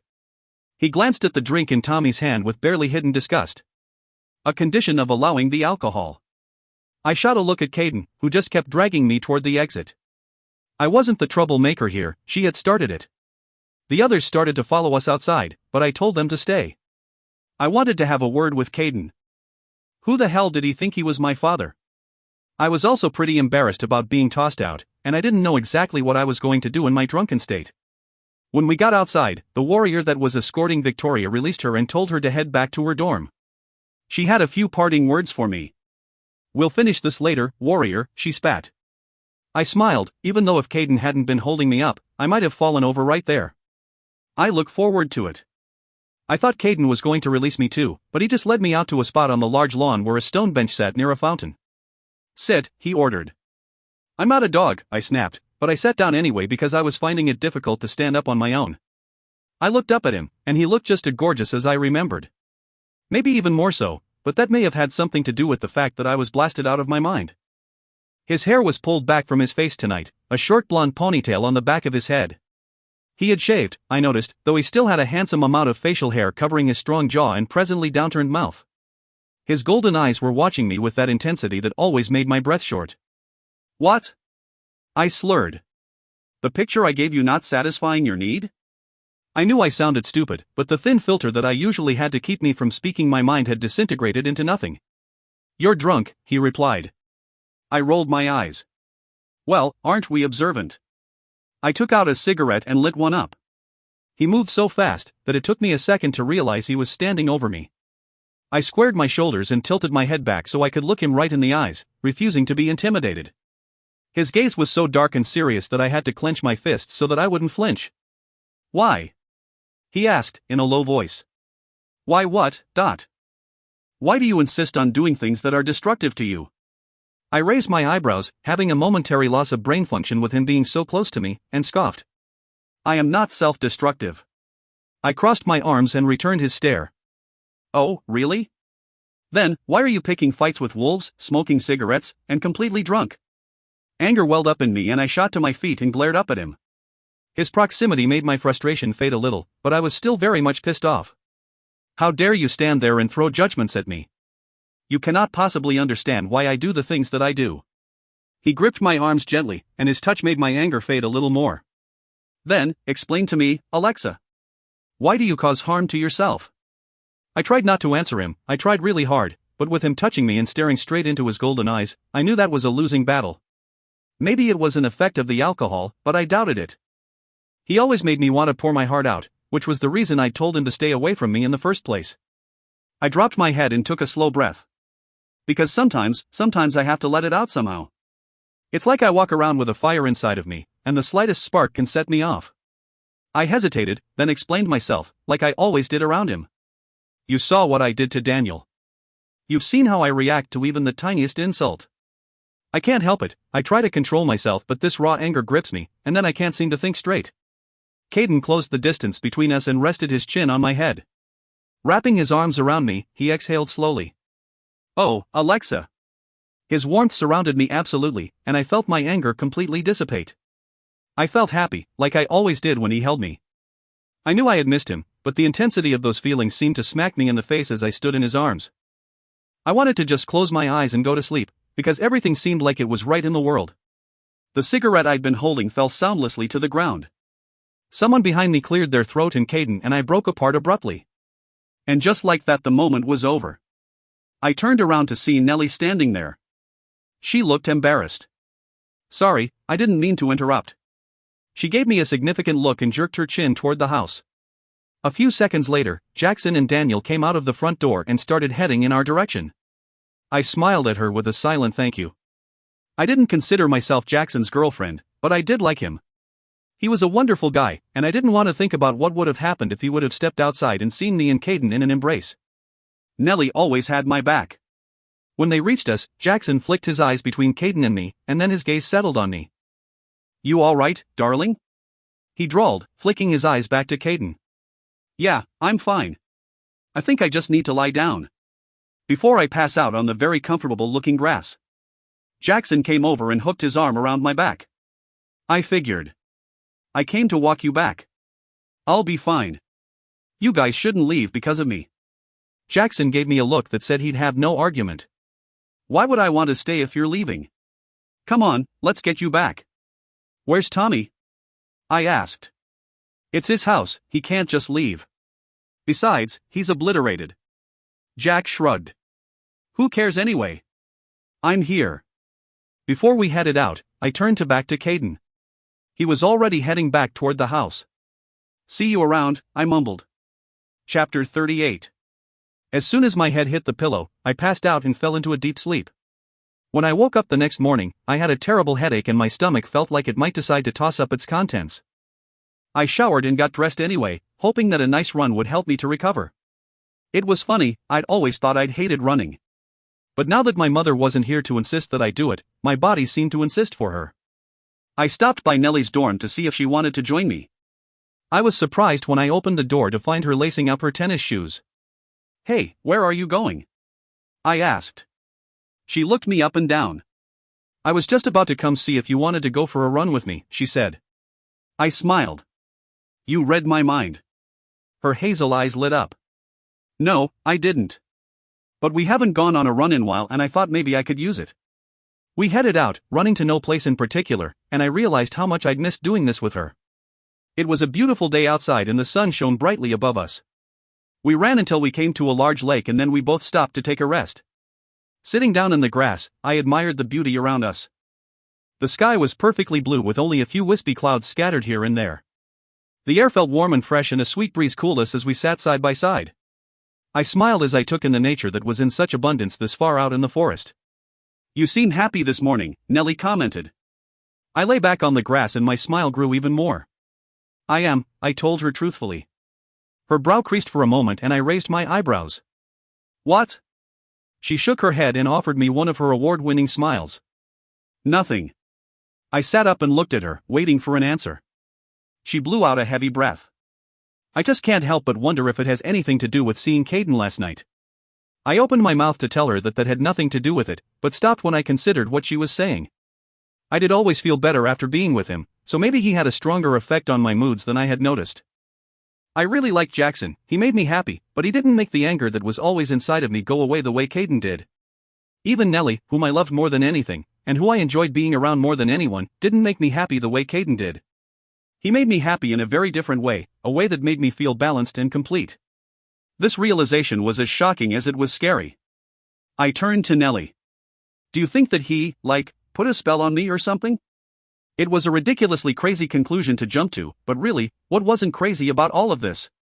I still couldn't get over the fact that I wasn't human. She considered this, and then slowly shook her head. I don't think so. I think I would have seen that.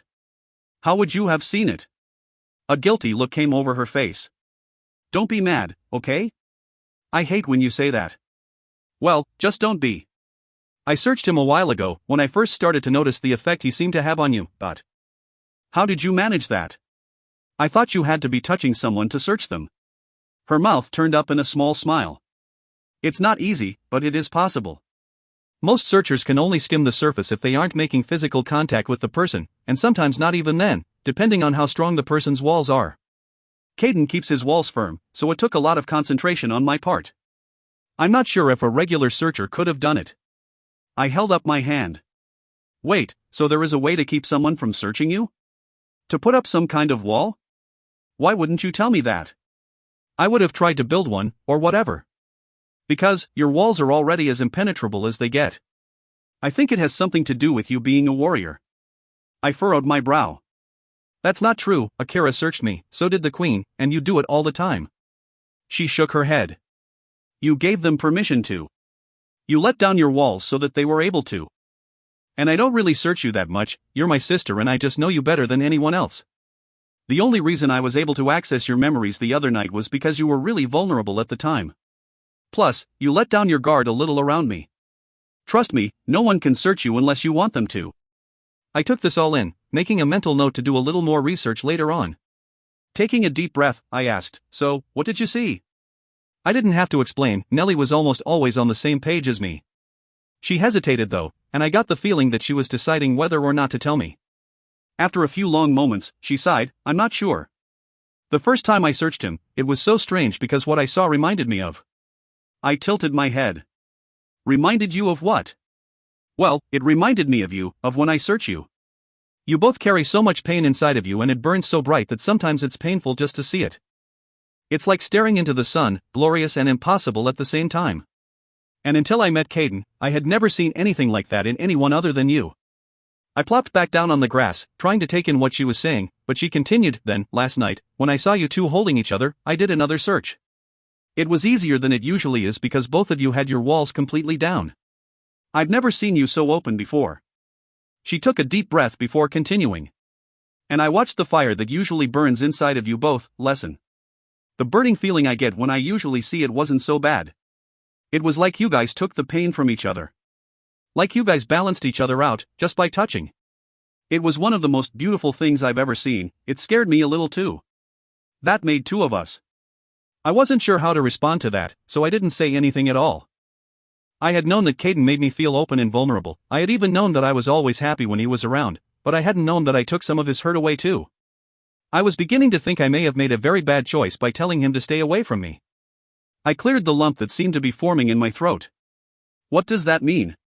She looked over at me, her hazel eyes bright with concern. I'm not sure, Lex. I really don't know. Nellie hopped up and held out her hand for me. I took it and stood up. Where are we going? She smiled. I'm supposed to have lunch with Daniel. You're welcome to come if you want. I shook my head. Nah, I have some things that wanted to look into today. She gave me a curious look, but I just shrugged. Just a little homework. Nellie laughed out loud at this. Oh, come on, at least come up with a believable lie. Hey, I've done homework before. She raised an eyebrow at this and I couldn't help a laugh. Okay, let's get back, Daniel might send out a search team if you're late. Chapter 39. I dropped Nellie off at her dorm and headed over to the library. When I got there, I asked the librarian if I could borrow a pen and some paper. She handed me some and gave me a warm smile. Can I help you find anything, warrior? She asked. I glanced around me and leaned forward. Yeah, actually, I wanted to do a little research on my people. Are there any books here that are about warriors? She smiled again. Of course, I'll show you. She led me over to a section that held multiple books that claimed to be about warriors. I took a deep breath when I saw how many there were. I guess I was going to be here for a while. I thanked her and she scuttled off to do what I assumed was important librarian stuff. I pulled 3 big books off the shelf and sat down at a table near the back of the library. Cracking one open, I began my work. 3 hours later, I was frustrated and ready to give up. I had learned a lot of interesting history about warriors, but none of the books had the answers I was looking for. Frustrated, I replaced the books and went to go return the pen to the librarian. She called out to me as I was heading out the door. "Warrior?" she whispered. I turned back to her. "Yes?" She waved for me to come closer. "Did you find what you were looking for?" I was about to tell her that I did, but reconsidered. "No, I didn't actually." She nodded as though she'd expected this and brought her voice down so that I had a strain to hear her words. "Stay there a moment. I may have something that will help." She disappeared behind a door, and I stood there waiting. A few moments later, she returned holding a very old-looking journal in her hands. She glanced all around before reaching under my jacket and stuffing the journal inside. I gave her a skeptical look, but didn't protest. "I trust that you'll return this tomorrow?" "We can't go having anyone notice its absence," she whispered. I nodded and adjusted the journal so that it wouldn't fall out of the bottom of my jacket. "Absolutely, thank you." A few other people entered the library and her tone returned to normal. "You're welcome, good luck with your test tomorrow." I furrowed my brow, and she gave me a smile that told me to go along with it. I smiled back, "Yeah, thanks again." I went straight back to my room, anxious to see what was in the mysterious journal I'd just been given. When I got there, however, someone was already waiting for me outside of my door. "Hey, Jack, what's up?" Jackson smiled and scooped me up in a bear hug. "Hey, darling, I've been waiting for you to get back." I clutched the journal that was still hidden under my jacket. "Yeah, I noticed. I need to change clothes. You want to come in for a minute?" His eyes lit up. "Who would say no to that, Dot?" I slapped his arm playfully and opened the door. Then, I went into my bathroom and changed out of my running attire, slipping the journal in the cabinet underneath the sink. I pulled my hair back into a ponytail and put on one of the sundresses I had bought on the shopping trip with Nellie. Then, I stepped back into the room with Jackson. He looked nervous about something. "What's on your mind, Jack?" He shrugged. "You hungry?" I nodded emphatically and he laughed. I hadn't eaten yet today, and it was almost dinner time. "Why? You got some food?" He laughed again, and I remembered how much I loved the sound of it.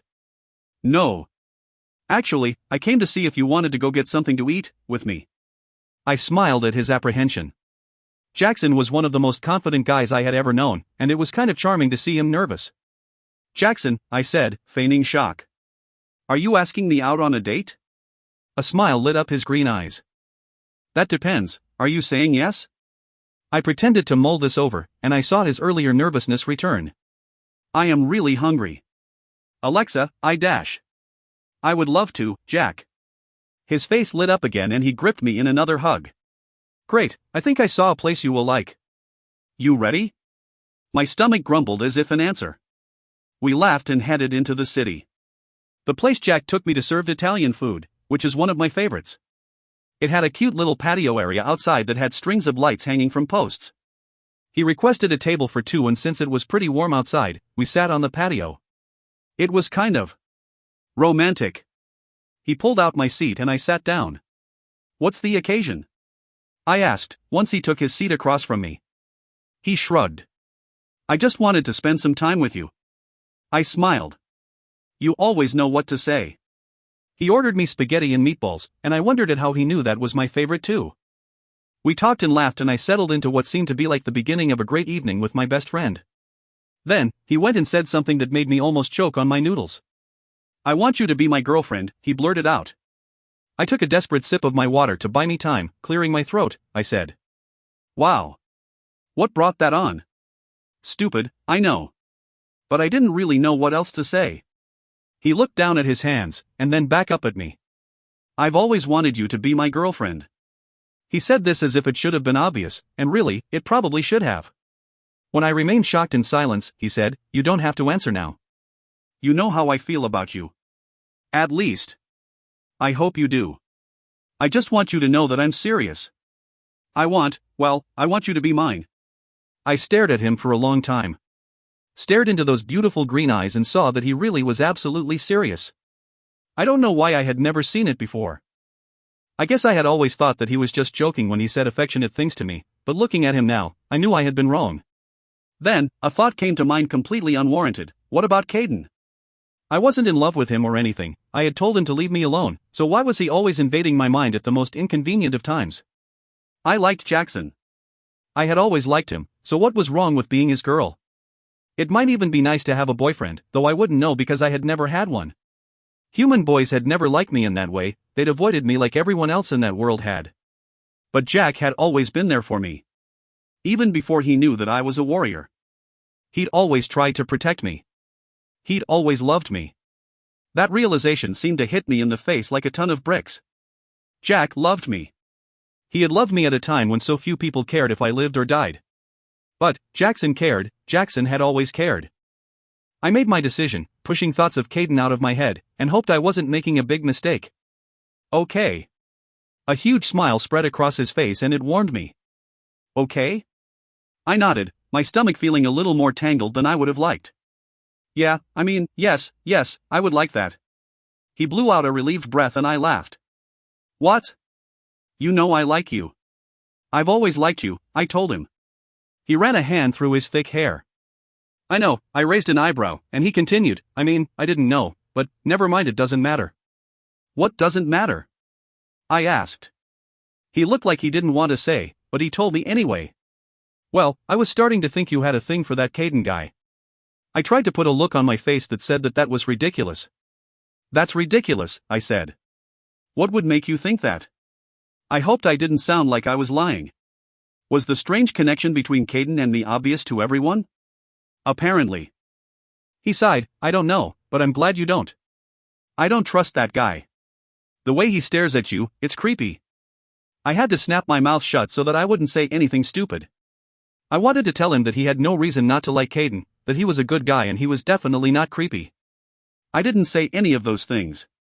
I said something almost as stupid. He doesn't stare at me.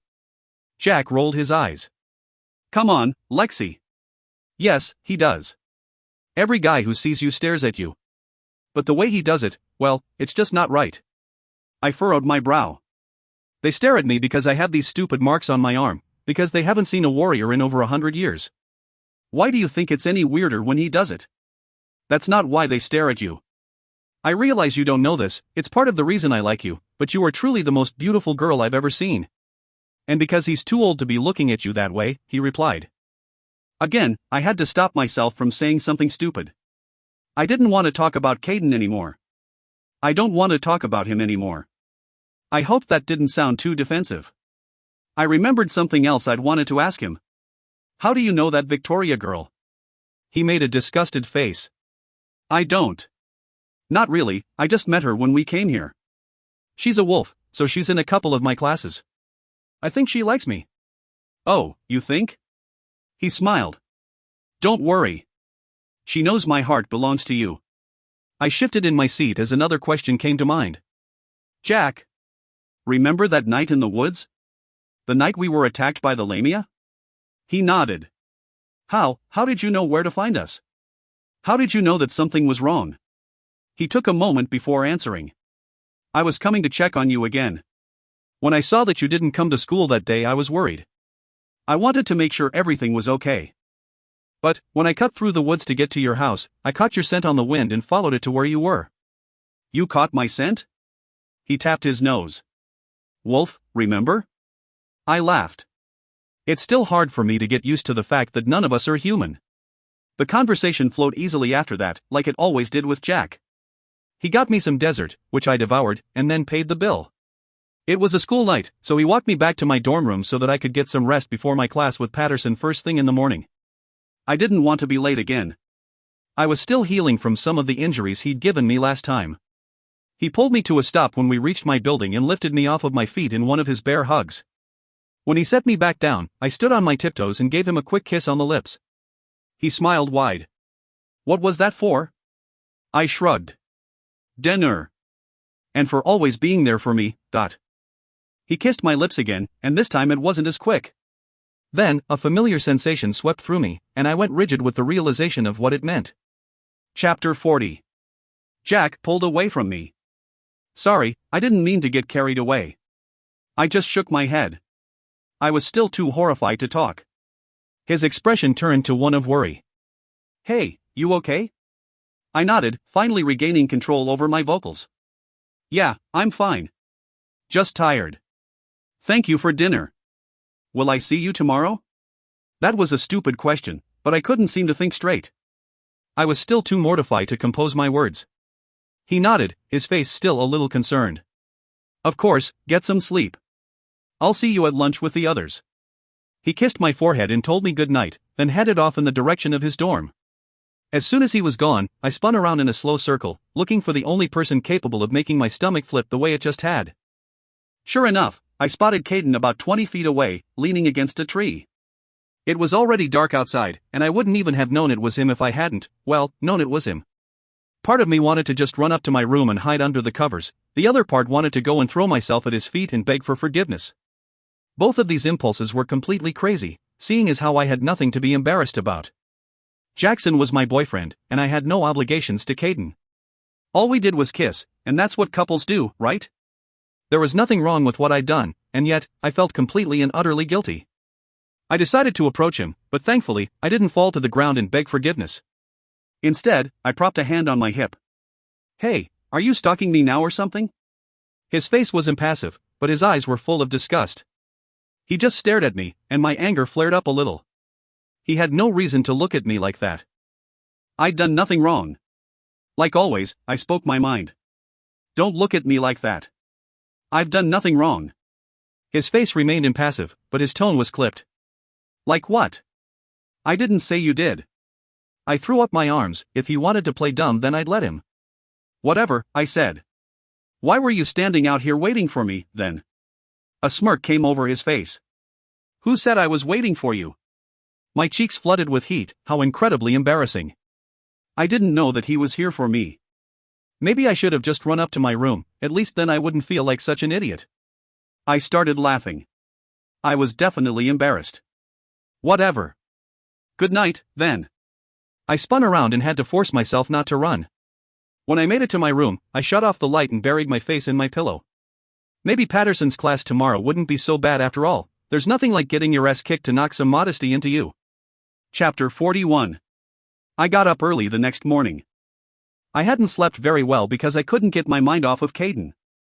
I showered and dressed for class, remembering to throw a change of clothes in my backpack in case I got blood all over me like last time. I made it to class about 15 minutes early and Patterson was already there setting up. He smiled when he saw me enter. Good morning, warrior. You're early, he said with a grin. I shrugged. Yeah, I wanted to give you a break today. He laughed, and it made his brown eyes twinkle. How considerate of you. His face went thoughtful for a moment. Where did you train before you came here? That was unexpected. I took a deep breath before answering. This was still a sore subject for me. At home, my mother trained me. He looked impressed. Really? Who is your mother, if you don't mind me asking? I looked down at my hands. Diana Montgomery. He went silent and I glanced back up at him. His face was full of wonder. You knew her, . He nodded slowly, a smile spreading across his face. Yes, I did. She is one of the best. We trained together when we were children. I stood there gaping. The way he had said this made me think that they may have done more than just train together. Still, talking about my mother was still difficult for me. How is she? He asked in a quiet voice. I swallowed hard. She died when the lamia attacked our house. His face fell, and his expression gave him away. He had cared about her. It actually made me like him more. Anyone who genuinely cared for my mother couldn't be so bad. His face was also a little surprised. I'm so sorry to hear that. But, I guess that explains why you're here. She would have never . More students entered the class then, and he snapped his mouth shut. I was tempted to press for whatever else he was going to say. She would have never what? But, as everyone began stretching and warming up, I made a mental note to be sure to continue this conversation later. Tommy came in and greeted me with a small bow. "Hey, beautiful." "Hey, Tommy. Sorry about what happened the other night," he said. "My dad doesn't mind if I have parties, but he always makes sure warriors are on hand in case things get violent." "I should have warned you." I shrugged. "It's cool. Actually, I'm sorry. I'm embarrassed about getting thrown out like that." He laughed. "Are you kidding? I would have paid to see Victoria knocked on her face like that. It was classic." I smiled. "Yeah, she kind of asked for it." He nodded. "She did. Besides, my father said that anyone stupid enough to taunt a warrior deserves to get beat up." I was shocked. "You told your dad?" "That's so embarrassing." "No, it's not. He likes you anyway, so don't worry." I furrowed my brow. "How does he like me?" "We've never met." He smiled. "Yes, you have. He's on the council." "Lord Castellan, you met him the first day you came here." I thought back to my meeting with the council. There had been 3 women and 2 men. One of the men had been blonde with blue eyes, like Tommy. I assumed that was his father. Just then, Patterson called the class to attention and we all lined up. He began pairing us up into 2s. I got paired with Tommy, since we were standing right next to each other. Patterson gave each group an area that was marked off by tape on the floor. I noticed then that the whole gym was marked off in large squares. We were told that we must stay within our square, whoever got tossed out, lost. My mother had done something similar to this, so I figured it wouldn't be so bad. Tommy smiled as we stood opposite each other. "You ready, warrior?" I snorted. "Are you ready, Brocken?" We fought, and I learned that Tommy was a better fighter than he let on. By the end of the class, I had gotten tossed out of our square 4 times, and I managed to push him out 6 times. I considered this a victory. When the bell finally rang, we were both grateful. Tommy smiled. "I won." I scoffed. "No, you didn't. I pushed you out more times than you did me." He laughed. "Doesn't matter. I still won 4 out of 10 times. You're a warrior, so that means that each time I pushed you out is equals 2 of yours. So, really, I won." I laughed at his stupid logic. "Whatever makes you feel better." I wanted to stay and talk to Patterson some more about my mother, but I still had to change clothes, and I didn't want to be late to my next class. Tommy waited for me outside of the locker room and we walked to our next class together. "Are you going to the fight this weekend?" Tommy asked as we sat down in history class. "What fight?" "There's a fight at the end of each month. Between the warriors, I always go. It's good to see what we will be doing once we graduate. You want to go with me?" I shrugged. "Maybe, I'm not sure if I want to see that." He gave me a charming smile. "Please." I smiled back, even though the idea made me sick. "We'll see." Always optimistic, Tommy grinned. "Great." The teacher came in and began the class. I listened and took notes, trying to think about anything other than fighting. I'd always thought I'd enjoyed fighting, but that was when it was for a purpose. It just wasn't as appealing as a sport. Chapter 42. Lunchtime came, and I was ready to annihilate some food. Nellie had a plate waiting for me, like always, and I sat down beside Jack. A smile lit up his face when he saw me and he gave me a kiss on the cheek. "Hey, darling." In front of me, Nellie's and Daniel's eyes widened. I had just enough time to frown in confusion before I felt a cold liquid spill all over me. And I was completely soaked. "Victoria." I turned around slowly. Victoria was holding an empty soda bottle over my head, shaking out the remaining drops. One landed on my already dripping nose. My left eye twitched. I brought my gaze up to Victoria's. A satisfied smirk sat on her lips for the briefest of moments. When her eyes met mine, whatever she saw there made her smug switch swiftly to uncertainty, and immediately following that, fear. My eyes were searing, I'm sure, right along with my blood. One side of my mouth pulled up. It was a crazed expression. Some part of me knew this. Some part of me didn't care. Then, I was up, out of the chair, gripping Victoria's throat in my right hand and slamming her into a nearby soda machine. It rocked on its hinges. The movement from my chair to my current position had been so swift that I hadn't had time to contemplate it. My body just acted. Now, as I stood constricting Victoria's vocals, realization slowly seeped into me. Victoria's feet weren't touching the ground. Her face was starting to drain of color. This wasn't in the least displeasing. Her pulse grew slower under my fingers. I watched her eyes. Her eyes spoke legions. Windows to the soul, that much is true. Victoria's eyes betrayed her in the worst of ways. Fear had seized them like a careless embrace. Her pulse grew slower still. I leaned forward, placing quirked lips by her ear. You have no idea easily I could kill you right now. My lips pulled back in a toothy smile. Victoria's eyelids fluttered. You have no idea how bad I want to. I paused, the thought much too enticing to ignore. If I just closed my fist, I would crush her esophagus. The urge had me tightening my grip. I'm not going to, I whispered, more to convince myself than reassure her. But I twisted my wrists aside, forcing her to look directly at Nellie. If you so much as look at her wrong, I'll kill you. I snapped her face back to mine. And if you fuck with me again, I'll make sure I leak the life out of you slowly, so I can savor each one of your last breaths. I shoved her back against the machine and let her drop to the ground. When I turned around, I realized that the cafeteria had gone completely silent. No one met my eyes as I spun on my heels and walked out of the cafeteria. My earlier hunger was forgotten, a much different hunger taking its place. Chapter 43. I just keep on walking, half expecting every teacher or administrator I pass to haul me off to the office. But they didn't. No one stopped me as I exited school grounds and just keep walking straight. I had no idea where I was going, but soon, I hit a line of trees and picked up my pace into a fast run. I have no idea why, but I just needed to run. I guess I had too much adrenaline coursing through me and that I had to let it out somehow. So I just ran. I ran through the trees as fast as I could go, scraping my face and arms with branches the whole way. The pain didn't even register with me, I just kept on going. I'm not sure how long I ran, it felt like both seconds and hours.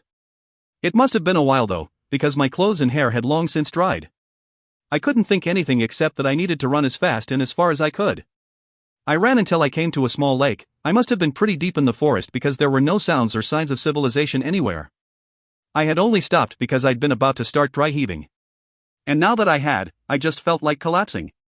I sat down by the edge of the lake and concentrated on the scene around me. The scent of pine and fresh water engulfed me. The ground that I sat on was an odd mixture of sand and dirt. The trees loomed over me like gargoyles on an old building. They seemed to stare at me, and I stared back. The only sounds were of the bugs near the water and the small creatures carrying out the tasks of their day. The world around me had kept moving, but my world had gone completely still. I had totally lost it back there. I'd come dangerously close to choking the life out of Victoria. Even thinking about her now made the monster inside of me rear its ugly head. I always worked so hard to control it, to keep it buried so that I wouldn't do something I would seriously regret later. But I'd almost lost control. I'd almost killed someone because she'd poured a drink on me. And the worst part was, I felt like it was only going to get worse. A twig snapped off to my left and I jerked my head in that direction. I had to be careful, it was foolish of me to just take off into the trees like I had, there were all sorts of dangers out here. Fear coiled in my stomach as I considered all the possibilities of the source of the noise. I realized now that I had been really stupid, the Pine Barrens were no place to get lost. I stood up slowly. Who's there? My question was met with silence. I would have started laughing at my own stupid girl in a horror movie question if I hadn't been so scared. I had wanted to break the silence somehow, but amazingly, hearing my own voice in the solitude of the forest seemed to freak me out even more. I turned back the direction I had come from, and began heading toward the city. At least, I hoped I was heading toward the city. Then, something hit me hard in the back of the head, and I spun around quickly, my body tensing for an attack. I stood there for several moments, afraid to let my guard down. I couldn't see anyone, but I knew someone was watching me. I could just feel the eyes on me, and I was seriously wishing I hadn't come this far from civilization. When nothing made its presence known, I turned around slowly, pretending to let my guard down and head toward home.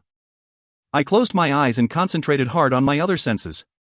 A second later, I heard it, the whoosh of an arm throwing something through the air. I spun around fast, and caught the rock that had been thrown right out of the air. My eyes immediately followed the direction that it had come from. I couldn't believe what I saw. Chapter 44. It was a little girl. Well, a really dirty little girl. I stared at her, taking in her appearance. She was wearing torn clothes that were too small for her and her face and hands were streaked with dirt. She was barefoot too, and I wondered if this was some kind of feral child. She couldn't be much older than Akira. I also noticed that she had a cleft lip, but her face was still very beautiful, with eyes that were a bright gold and framed by thick, dark lashes. She had curly brown hair that was so dark it almost looked black and a skin color that suggested she spent a lot of time in the sun. Her appearance wasn't what caught my attention, however, the fierce expression and crudely made weapon she was holding did. I took a slow step forward and she raised the sharpened stick she was carrying. "Don't move," she said in a strong voice. I held my hands up in front of me and she narrowed her eyes. "Who are you? What are you doing here?" I stayed where I was. "My name's Alexa. I'm lost. I'm trying to get back to Two Rivers." Her eyes dropped down to my right arm. "What are you?" "I'm a warrior," I told her. Her eyes widened and she slowly lowered her stick. "Caden's warrior?" she asked. The mention of Caden's name gave me pause. Who the hell was this girl? And how did she know Caden? I shrugged. "I wouldn't say I'm his exactly, but yes, I know him. In fact, I should say that I'm Jackson's, but that was irrelevant right now." Her tiny face scrunched up as she considered this. "If you're a warrior, then you are Caden's because there is only one warrior, and she's his." She said this with absolute certainty and I was beginning to wonder if she was some kind of apparition. How else could some child in the woods know about Caden and me? Either that, or I had really lost my mind this time. She approached me slowly, cautiously, and I made sure to remain very still. I didn't consider her a threat exactly, but who knows who else could be with her. She may have an army of cannibals waiting in the trees for her signal to attack. When she reached me, she gripped my right arm in her tiny hand and ran a rough finger over the lily on my wrist. I stared at her adorable little face and tried not to smile at her confidence. "Alexa, right?" she asked, releasing my arm. "That's right." She held out her hand. "I'm Soraya. It's nice to meet you. I've heard great things." I raised my eyebrows. "It's nice to meet you too, Soraya, but," I glanced all around us. "Who told you about me?" She took my hand and led me to a tree that had fallen near the bank of the lake. It made for a decent bench, and she sat down and patted the seat beside her. I did as I was told and sat down. She stared up at me with those gleaming, golden eyes. "What has brought you all the way out here, Alexa?" I shook my head, still very confused by this weird turn of events. "I just got lost." She shook her head in return, and it made her curly hair bob around her face. "Don't lie, a warrior should be truthful with those she trusts." I raised an eyebrow. "Who said I trust you?" She shrugged. "You trust Caden." She said this as a statement, not a question, and I found my curiosity growing. "Who are you?" I asked. "I'm Soraya," she answered simply. I blew out a frustrated breath and she laughed. She had a rich laugh and the sound of it reminded me so much of. "Oh, no." I was seriously afraid to ask, but I had to. You're his daughter, aren't you, Dot?" She was quiet a moment as she studied me, and I felt my heart beating like a drum in my chest. At last, she broke out into laughter. "No," she said, between laughs. "I'm not his daughter. But you should have seen your face just now." I released a breath I hadn't realized I'd been holding. "Oh. I'm his niece." I whipped my head toward her and looked into her golden eyes, Caden's golden eyes. Then, I thought of something that made me a little angry. "What are you doing out here all alone? Where are your parents?" She smiled. "I live out here, with my mommy. Our village is just on the other side of the lake. You want to see? I'll show you." She hopped off the log and held her hand out to me. I took it and she led me around to where a rickety bridge hung over the lake. We crossed it and it rocked as we moved along. "Is this safe?" I asked when we were about halfway across. She giggled. "Of course, Uncle Caden built it so that it would be easier for him to come visit me." She looked up at me, her voice taking on a serious tone.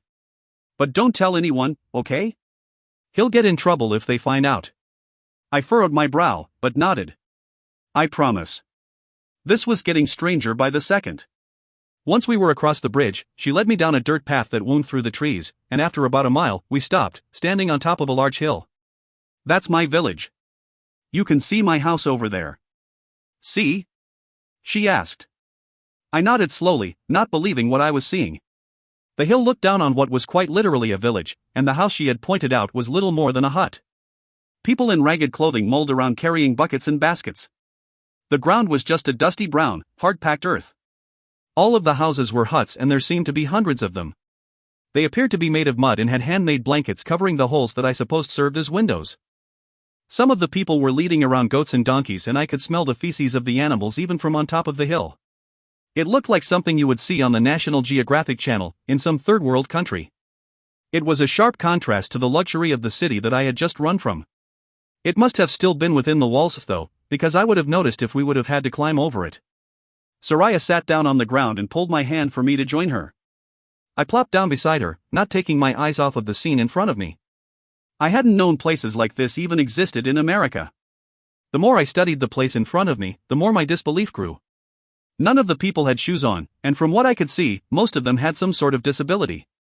But some of them seemed perfectly normal, albeit the fact that they were hideously ugly and maybe a little malnourished. These were outcasts, I realized, and the thoughts that entered my head were so horrible, I found myself trembling.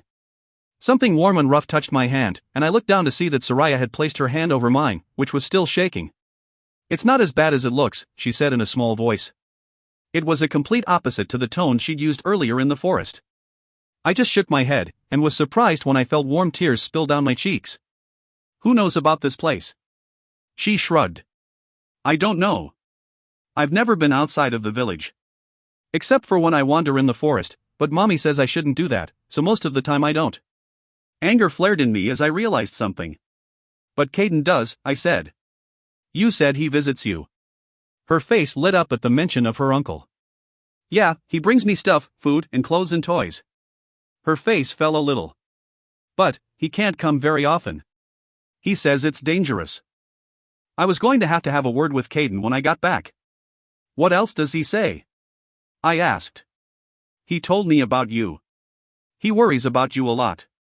I wanted to say he should be worried about her, but I kept my thoughts to myself. Instead, I said, "How did all these people get here? Some of us, like me, were born here. But others, like Mommy, got sent here." "Sent here by whom?"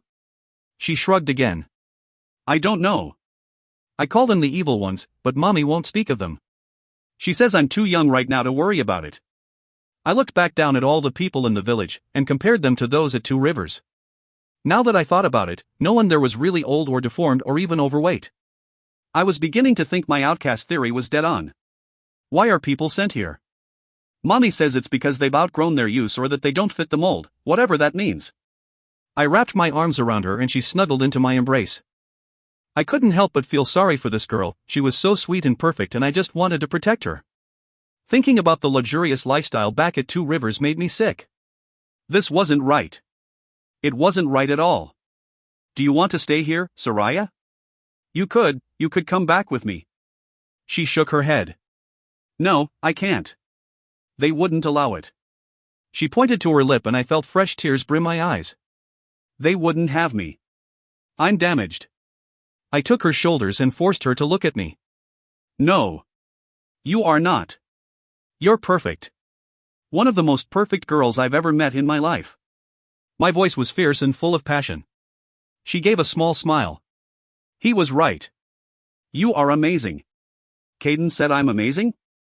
I shook my head. "That's not important. Look, I need to get back before someone notices I'm missing, but I promise you, I'm going to fix this." She gave another sad smile. "You truly are a warrior, Alexa. Will you come back to see me, Dot?" I looked straight into her beautiful eyes. "I promise. I'll be back. And I meant what I said, I'm going to make things right." I just had no idea how I was going to, but she didn't need to know that. She gave me a look that said she didn't think that was possible. I drew her into my arms once again. "Do you trust me?" She pulled back and looked up at me. "Yes, I do." "Then trust me when I say I will take care of this. I'll straighten it out. I promise." She gripped my hands, concern covering her little face. "You can't tell anyone you were here, Alexa. I mean it. I don't want them to hurt you. No one is going to hurt me. Don't worry, I won't say anything. Can you show me the way back?" She nodded. "You won't forget about me, will you?" I cupped her face in my hands. "Of course not. How could I? You're far too important to be forgotten." She smiled and my heart felt like it was breaking into a million pieces. I had to do something about this, I just had to. "I think it's the food," she said, as she led me back to the other side of the lake. "What?" Uncle says everyone there must know something is off about that place. But he says that they just go about their days like nothing is wrong. He says they're happy. So, I think they must be putting something in the food to make people more, easygoing, so that they'll turn their heads to certain things. I smiled at her. You're smart and beautiful, you know that? She grinned and squeezed my hand. So are you, I just hope it's enough. I furrowed my brow at that, but she pointed into the trees. Go straight from here, just keep going straight until you reach your city. You should be okay, but hurry, you don't want to be lost in the trees come nightfall. She reached into her shirt and held something out for me. Take this, as long as you keep heading north, you'll be fine. I looked down and saw that she had handed me a compass. I thanked her and scooped her up into another hug. I will be back, Soraya. I promise you, I'll be back. She kissed my cheek. I know. I know you will. I set her down and she headed back toward her village, giving me a small wave. I waved back and then headed toward my own destination. I had a feeling that when I got back, the city was going to take on a very ugly new light. Chapter 45. As I stepped out of the trees at last, the sun seemed to shine brighter in my face than it had all day. It glared down on me in a way that made me feel as though the sweat running down my back might turn into steam. I stopped and stared at the glorious structures all around me, and for the first time, the sight of them disgusted me. The cherry blossom trees that stood in the medians of the streets no longer smelled of sweet floral, their scent had taken on the odor of an obnoxious perfume. The fancy green street lights that lined the sidewalks appeared to be thrusting their noses into the air out of spite. The mosaic-like buildings no longer resembled pieces of art, they sparkled like blood diamonds. The city I had once stared at in wonder now had me glaring in distaste. I could see the school up ahead and students were filing out of the buildings. It must be the end of the school day, meaning that I had spent almost 4 hours out in the woods. I had no doubt that Nellie would come looking for me soon, so I stuck to the outskirts and made my way back to my dorm room. When I got there, I was feeling mildly disoriented. I couldn't take my mind off of the village and the people who called it home. Soraya's little face was stuck in my memory like a fly in a spider web. The shoeless people, whose faces had held no hope, haunted my mind in an almost agonizing way. I couldn't help but feel responsible for them. I wanted so badly to do something to help them. I wanted so badly to help her. To hold her tiny body in my arms and tell her over and over how wonderful she was. Her words replayed in my head 1,000 times, I'm damaged. They made me want to lash out and hit someone, to hurt anyone who dare tell her that she was anything less than perfect. I wanted blood. I wanted to march up the steps of the council building and demand an explanation from the queen herself. I wanted to slap the owners of the fancy cars that cruised up the streets and scream at the people living in the mansions that seemed to be on every corner of this city. However, the longer I sat on my bed and thought about the village, the less I could seem to recall. It was like trying to hold water in my hands, only to have it slip through my fingers at the last moment. I felt confused and my mind muddled, like I couldn't think straight. I felt like I should just go to sleep, and I would wake up and find that I had imagined it all. Instead, I pulled the small compass out of my pocket and stared down it. I took in its circular shape and studied the letters that marked the directions. Soraya had given me this, and it was no dream. I wouldn't let myself forget her, I refused to. I would write everything I had seen down in a journal right now if that's what it took to the journal. I still hadn't looked at the journal that the librarian had given me. I glanced over at the clock on my nightstand. It was just after 4 p.m., if I read quickly enough, I could still return it to the library before they closed for the night. I stood up and went to go retrieve it from the bathroom, and a knock sounded at my door. I had a good idea of who it might be. I opened the door. Hey, Nell. She studied me for a moment. What's wrong? I ushered her in and closed the door. Nothing that you're not already aware of. I hated lying to her, but thought it was best to keep Soraya and the village to myself for now, at least until I could gather more information. She looked at me like she couldn't decide if she believed me. Yeah, she said slowly, I can't believe Victoria had the nerve to do that. Are you okay? Where did you go? I sat down on my bed. I'm fine. I just went for a run to burn off some energy. Nellie sat down next to me. I hope it helped. I was a little worried back there. I thought you might lose control. Your soul was burning brighter than I'd ever seen it before. It was scary.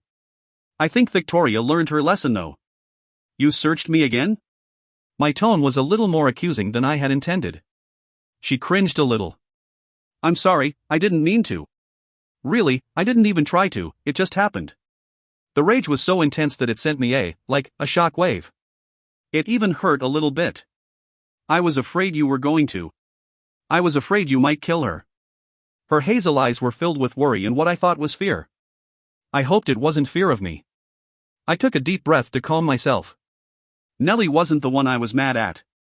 I didn't really know who I was mad at. I'm sorry. I didn't mean to sound harsh. I've just had a long day. I don't really care if you search me. I thought about Soraya and the village and corrected myself. Just try not to, okay? Or at least tell me when you're going to do it. She nodded. Okay. I glanced uneasily at the clock. Would you mind letting me rest for a little bit? I just feel like I need to sleep it off. I hoped that sounded believable. Of course. She kissed my forehead and moved toward the door, but she stopped and turned back to me. You sure there's nothing else you want to talk about? I just shook my head. She opened the door. Okay, I'll see you later then. Alone at last, I retrieved the book from the bathroom and sat back on my bed. Opening it up, I found that it was indeed a handwritten journal. The first entry was dated over 300 years ago. This dream I've been having has haunted me in the worst of ways. I'm beginning this journal so that I may remember that which haunts me. The dream shows me things that I fear have yet to come. Why I have been plagued with this knowledge is a mystery to me as of yet. That which has been revealed is so horrible that I pray I am wrong, and these things will not come to pass. In my dream, I am shown a world of great wonders, a world where technology that has not yet been discovered rules over every creature. A world in which the tyrants of my own time pale in comparison to those that rule in this future time. Those who are unfit will be discarded and sent to live in horrid conditions. Though the motives are unclear to me as of yet, I do know that there will be great suffrage and dear losses. The most frightening part of this new world is that there seems to be no warriors present. The tyrants of this time have killed them off and the race becomes extinct. Without warriors, my race is certain to perish as well, as we depend on one another for our existence. I have seen one thing that gives me hope. A girl whose strength is unparalleled by those of her time. She is a fighter. The only one of her kind, and so, it will fall upon her to free the people and stop the tyrants that plague this dark future. I only pray that she will be strong enough to take on this task, for in my dream, she is all alone, a single soul who holds the lives of so many in her hands. The worst part is that I can see the fire inside of her, a fire so similar to my own. I can see the monster she struggles to contain, and I can see that it is a losing battle. And if the pain of the fire in my dreams is any indication, I cannot see how she will possibly succeed. I read every page of the journal, from cover to cover, and on the last page, I found the answers to many of the questions I had had since I first arrived here. Today is the last day I shall be able to write here. I have lost my beloved Susan, my warrior. It brings me great pain to even mention her name, and the pain that is now within me, the pain that she once took away, is going to destroy me at last. Though, I feel an obligation to finish what I have started, and so, I write my final entry. The future has constantly become clearer and clearer in my dreams since I first began these writings. Things in the world of my dream have become much worse than I had at first realized. The accursed ones are in league with those who rule in this world I see. They conduct business with one another in a way that is quite sickening. They make deals and trades that are paid for in blood. There is no honor to be found here, there is no loyalty, no love. But this girl I have seen has honor. She knows loyalty and love. She is worthy of the task that the gods will place before her, and she will pay dearly to right the wrongs of her time.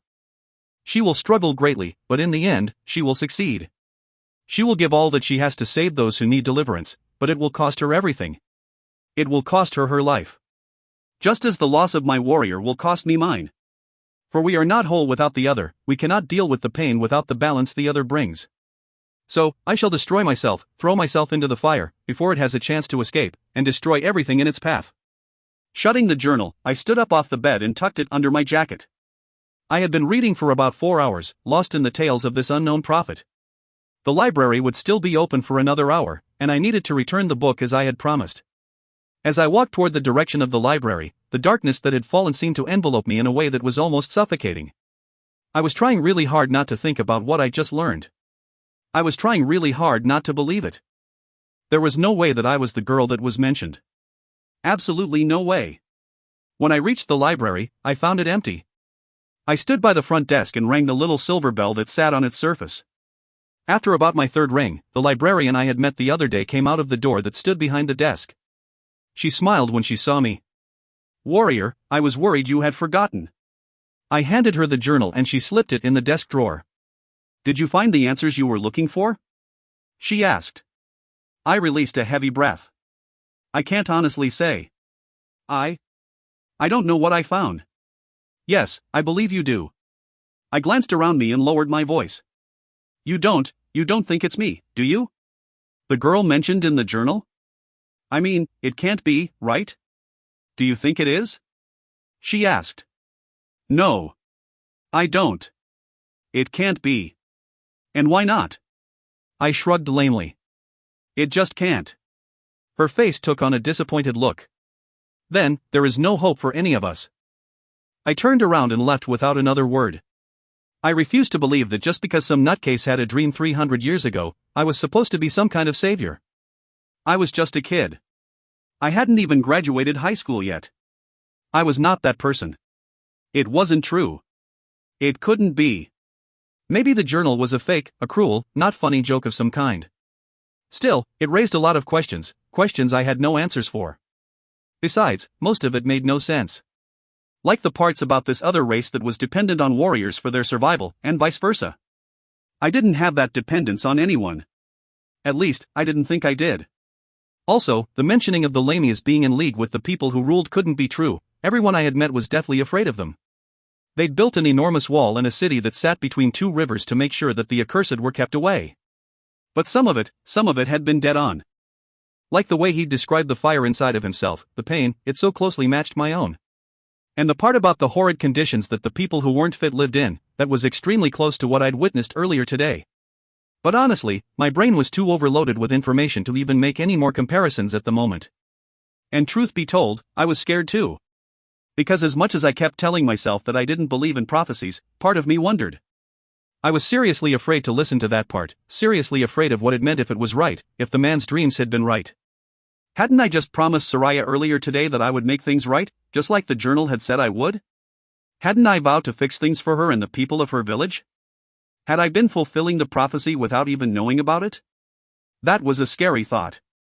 But the scariest part of all had been the last entry. If it was true, if I was this girl, this savior, then I would pay for it. I would pay for it with my life. But that's not what worried me, the truth of something else did. I knew that if I had to make a choice between my life and Soraya's, I would choose to die. I didn't even really know her, yet I would give my life for her. Not because I'm altruistic, but because it was who I was, who I had always been. I suppose that is what made me a true warrior. I just hoped like hell that the journal was wrong. I just hoped like hell. Chapter 46. On the walk back to my dorm, I had to pass the council building. I glared up at it in disdain. The statues of the robed people that lined the steps loomed over me in a way that made me want to pick up some rocks and start throwing them at them. The trees that littered the well-manicured grounds cast shadows that seemed to be hiding secrets of bad deeds and wrongdoings, secrets that only things like trees were privy to. Of the all buildings I had seen in this city, the council building was by far the most imposing. I wondered what kind of sacrifice it took to build something so opulent, so supreme. It had a way of making me feel small, insignificant. The large silver doors reminded me of enormous jaws that might reach out and swallow me whole at any moment. Even the mural of the silver sun, so much like the one on my shoulder, felt wrong being there. Its beauty shouldn't have been placed on a structure that housed such lies and traitors. I shook my head at those thoughts and stared up at the building. I really had no verification to feel that way. I wasn't absolutely sure that the Queen and the Council were responsible for Soraya's village. I still wasn't sure what to think of that at all. And I also had decided that the journal was full of crap. I'd already said that the girl it mentioned couldn't be me, so what would make me think that the parts about the rulers of this time being evil were true? Still, I found myself full of animosity. Maybe I was just upset about something being so luxurious while there were people living in poverty so nearby. I didn't know what I thought. Someone came out of the large silver doors as I was continuing my walk past the council building. I stopped when I realized who it was. There was no mistaking the hair color and flannel shirt. "What are you doing here, Jack?" His face looked shocked for a moment before turning into a smile. "Actually, I was looking for you," he said. "In the council building?" He shrugged.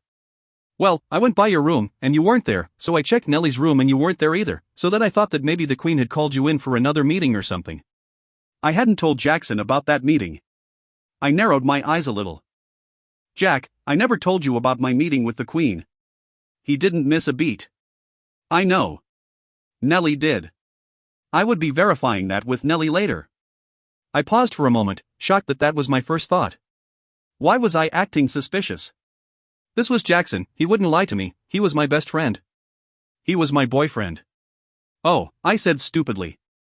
Why did you need to find me so bad? What's wrong?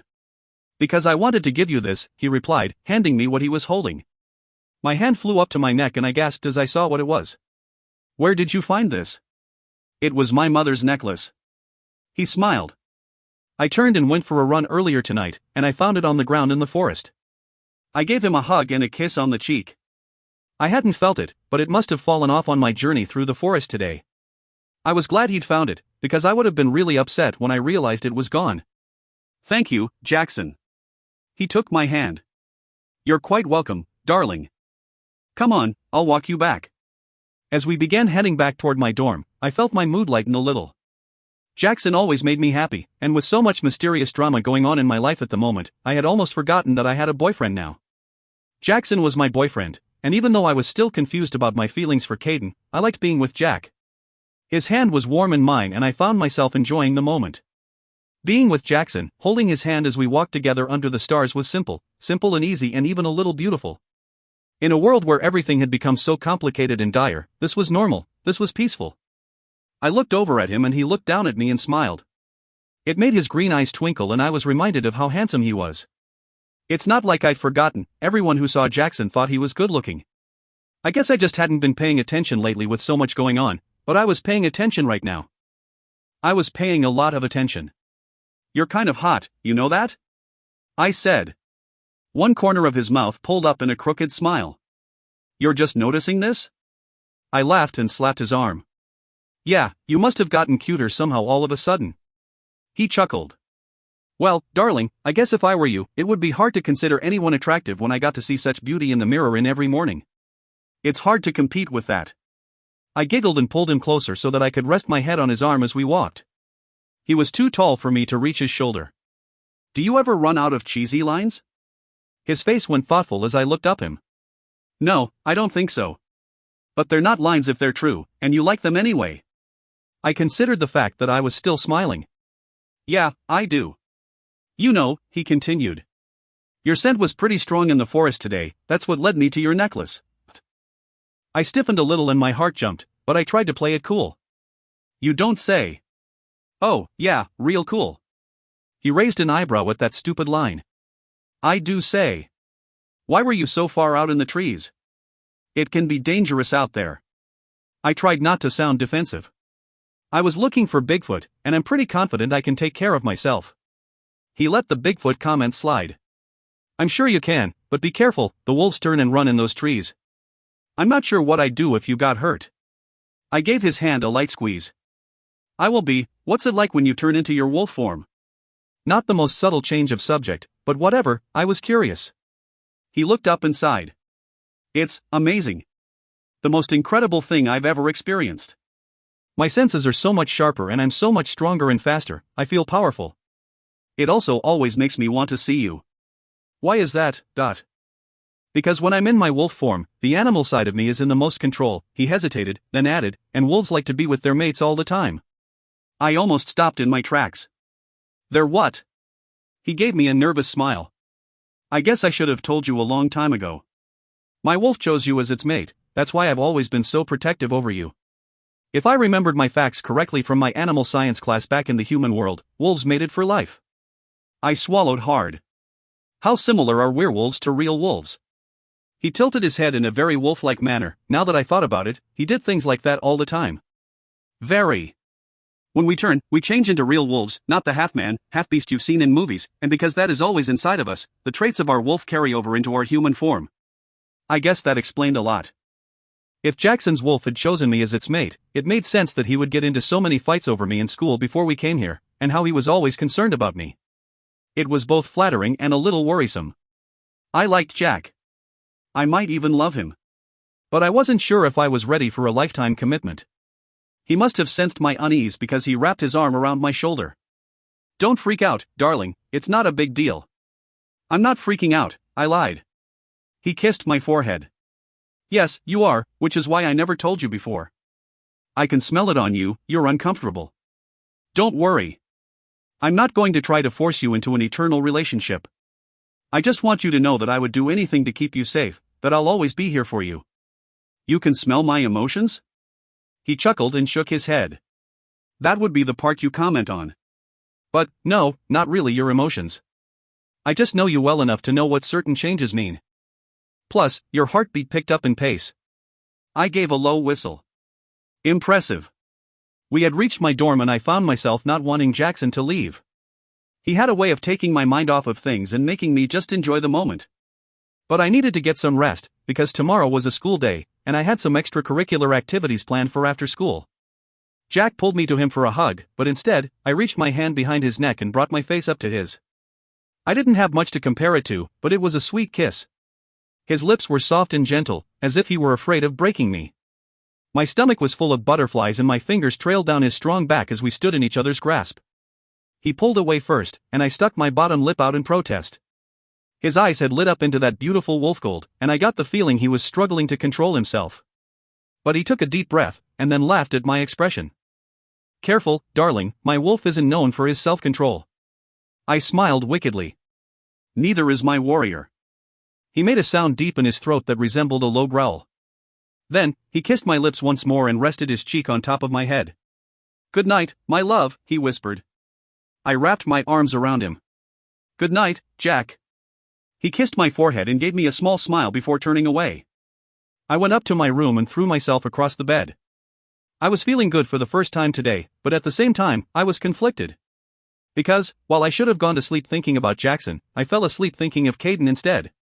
Chapter 47. The next morning, I got up early again and headed to Patterson's class. I was feeling a little bit weak because I hadn't really eaten anything yesterday. I was also planning on skipping my meals today. It might not be the smartest idea, but Soraya's theory about something being in the food had kind of made me curious. I wasn't sure how long I could go without eating, but I figured I'd give it a couple of days and see how I felt then. Waking up this morning proved that this was going to be harder than I'd thought. I was starving already. When I walked into Patterson's class, once again, he was already there setting up. Now that I had him alone, I remembered that I'd wanted to ask him some questions about my mother. Early again, warrior? I nodded. Yeah. He studied me a moment. Is everything all right? You look a little pale. Nothing was all right. Yeah, I'm fine. Just couldn't sleep last night. He looked like he wasn't sure he believed me, but he waved his hand toward the equipment he was dragging out. Well, since you're here, you want to give me a hand? Sure. I walked over to the supplies closet and began dragging out the heavy floor mats. Then, I took a deep breath. How well did you know my mom? Patterson stopped what he was doing and turned around to face me.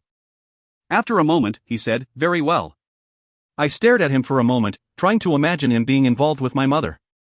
I supposed they would make a cute couple. Still, it was hard to picture my mother being interested in anything other than training. Then again, maybe they'd had that in common. I prepared myself to be denied an answer to my next question, but asked anyway. Yesterday, you started to say something about how she would never have, well, I don't know, what would she never have done? He hesitated for so long I was pretty sure he wasn't going to answer. But finally, he sighed and dropped the equipment he was holding. When he looked at me, I could tell it was almost as painful for him to speak about my mother as it was for me. Any doubt I'd had about them having been involved vanished. She would have never let you come here, he said at last. I thought about all that had happened since I'd arrived at Two Rivers. I thought about my fight with Daniel and my fight with Victoria.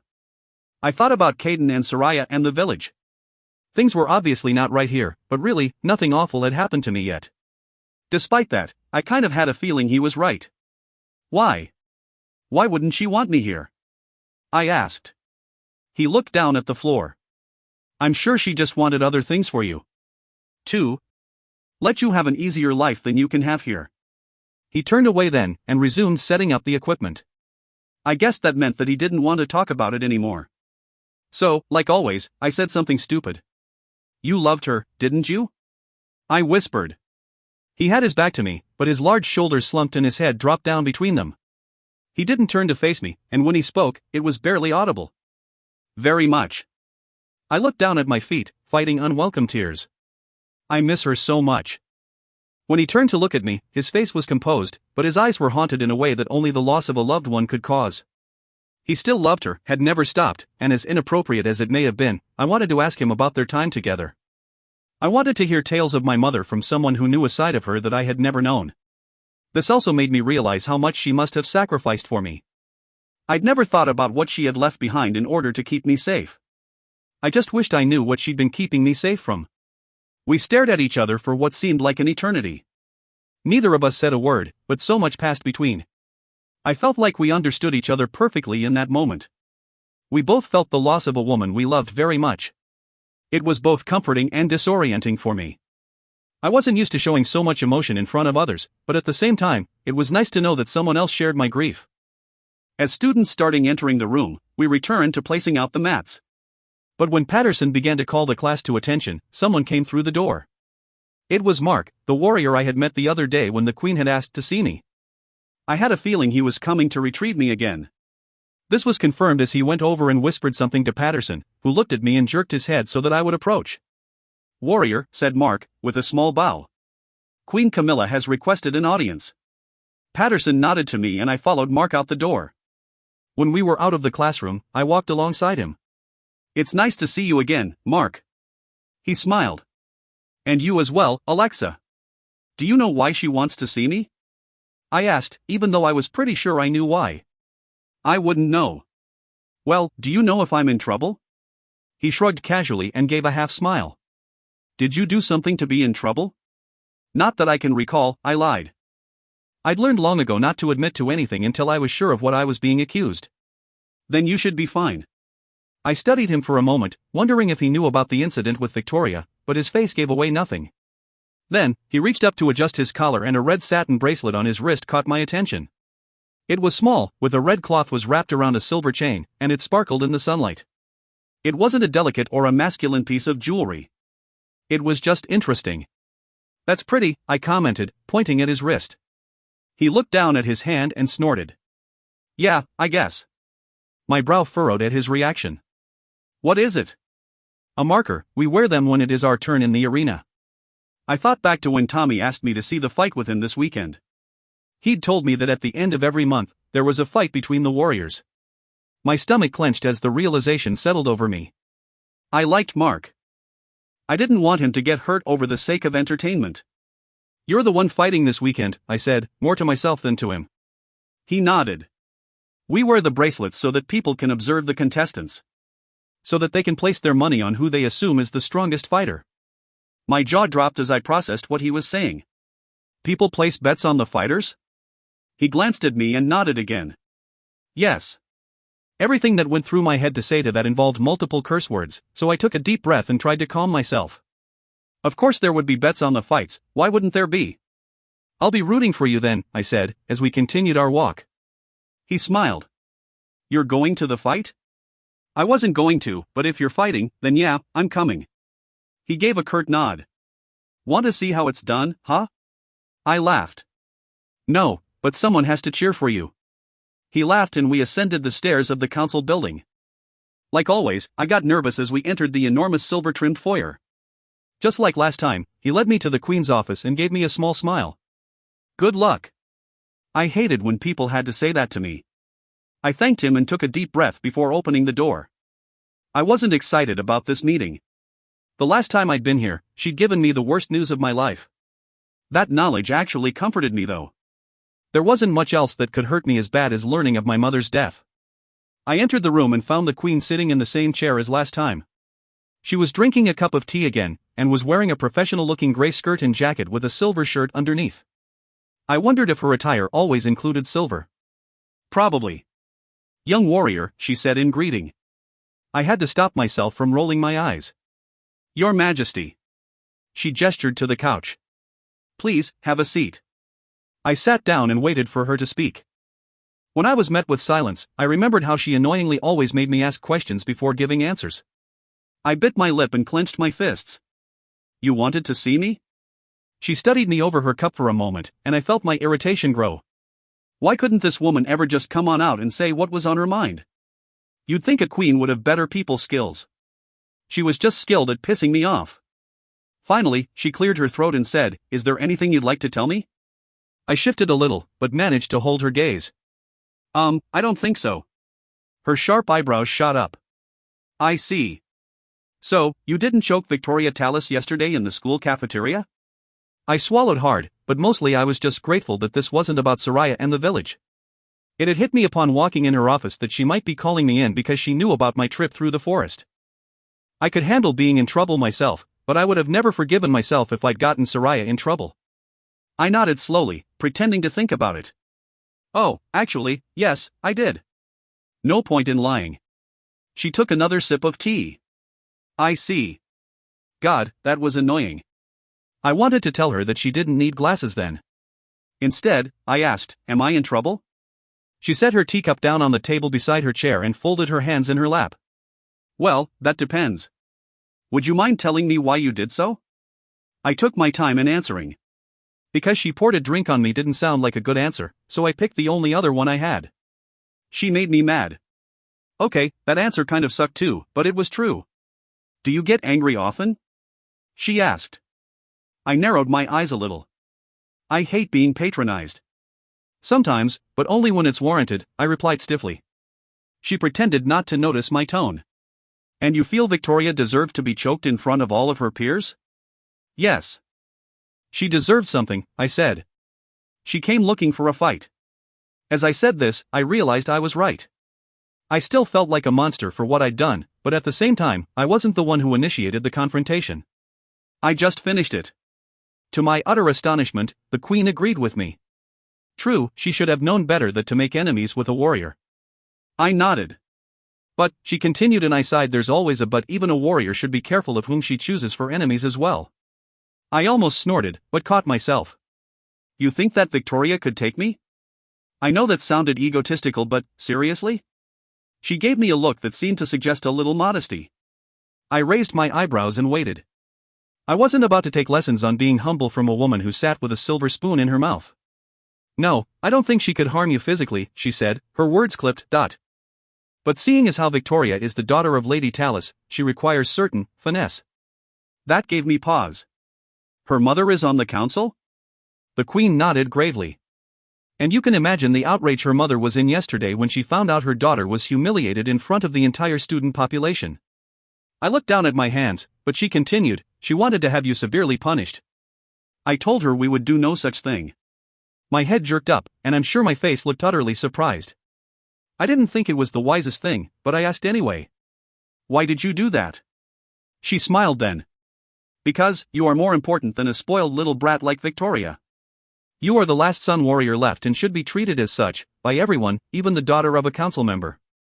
She paused, then added, you also saved my life, and considering the suggestions put forth by Lady Tallis for you punishment, I would say that this makes us even. I was absolutely shocked. Not just because the queen had called Victoria a spoiled little brat, but because she had stuck up for me against someone on her own royal council. Maybe I should save people's lives more often. But if this should happen again, you will be on your own, she added. I nodded my understanding, still too floored to say anything. Also, I want you to take today off from your studies. You need to take a day to just relax and enjoy your blessings instead of dwelling on the things that have so upset you over the last couple weeks. I didn't want to miss school, but I agreed. I had to take what I could get. Thank you, I said. She smiled again, and I couldn't help a small smile of my own. She had done me a huge favor, and I wouldn't forget it. When I stood to leave, she called out to me before I stepped through the door. And warrior? She called. I turned back. Yes, Your Majesty? Let's try and keep a hold on that temper, shall we? I nodded and left. No need to tell her that I was always trying, and that it seemed to be getting harder and harder to hold on to. Chapter 48. As I left the Queen's office, I found Mark standing at his post right outside the door. He smiled upon seeing my completely astonished expression. Just a slap on the wrist then? He asked, grinning broadly. I shook my head. More like a pat on the head. He chuckled, making his usually serious face even more handsome. You are one lucky little lady. Guess so, I replied. If you could call all the things that had been happening to me lately lucky. I didn't really agree. The fight is on Saturday. I gave a reassuring smile. I'll be there. I exited the council building, trying to decide what to do with my day. I had planned on visiting Caden today so that I could demand some answers out of him, but if I had the whole day to myself, I knew where I should go if I really wanted answers. So, I headed to my room and retrieved the compass Soraya had given me. As I went to use the bathroom before I left, I caught a glance of myself in the mirror. I looked like I felt. I hadn't eaten for over a day now and it was starting to show. My skin was pale and my eyes had dark circles under them. I felt like I could devour an entire cow. I knew I required a lot of food to keep me going, but I hadn't known that it would suck this bad. I wasn't even sure if I was up to the trip, but I had to try. I splashed some water on my face, pulled my hair back into a ponytail and headed out with my compass in hand. I went to the spot that I had entered the trees before and checked the compass to make sure that it pointed south. I wasn't exactly sure if this would get me back to the village, but I figured that if I started in the same spot and headed in the opposite direction I'd taken to get back, I couldn't be that far off. I tried to move quickly because I knew that it was a long trip, but the heat of the day seemed to be more suffocating than it usually was. I felt lightheaded and a little nauseated as I pushed through the trees. After about an hour, I realized that I should have packed some food for this trip. It had been foolish of me to think that I could use so much energy on an empty stomach. For some reason, I couldn't recognize any of the forest, even though I had just been here yesterday. I was relying completely on the compass to tell me I was heading in the right direction. I kept going though, and eventually, I came upon the lake. I sat down on the fallen tree branch that Soraya had led me to the other day. Resting my forearms on my knees, I bent my head between my legs and started dry heaving. Spots danced before my eyes, and I felt as though I might pass out.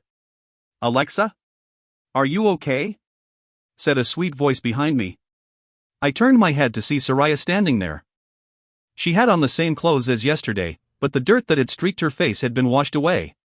Her big, black eyes were filled with concern and her sharpened stick was clutched in her hand. I tried to give a smile, but it was difficult in my current condition. "I'm fine, I came to see you."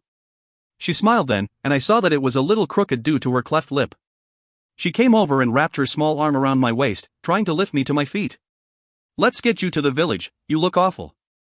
I rose to my feet a little unsteadily. "Thanks." She took my arm and began leading me toward the village. "You stopped eating the food, didn't you?" she guessed. I merely nodded. Talking was taking more energy than I had at the moment. Soraya was a strong little thing, because I leaned on her for support a lot of the way to the village. We crossed the rickety bridge, and its swaying made me want to start dry heaving again. When we reached the hill overlooking her village, she told me to sit down. I fell to the ground and lay down on my back. Closing my eyes, I took deep breaths and tried to regain some strength.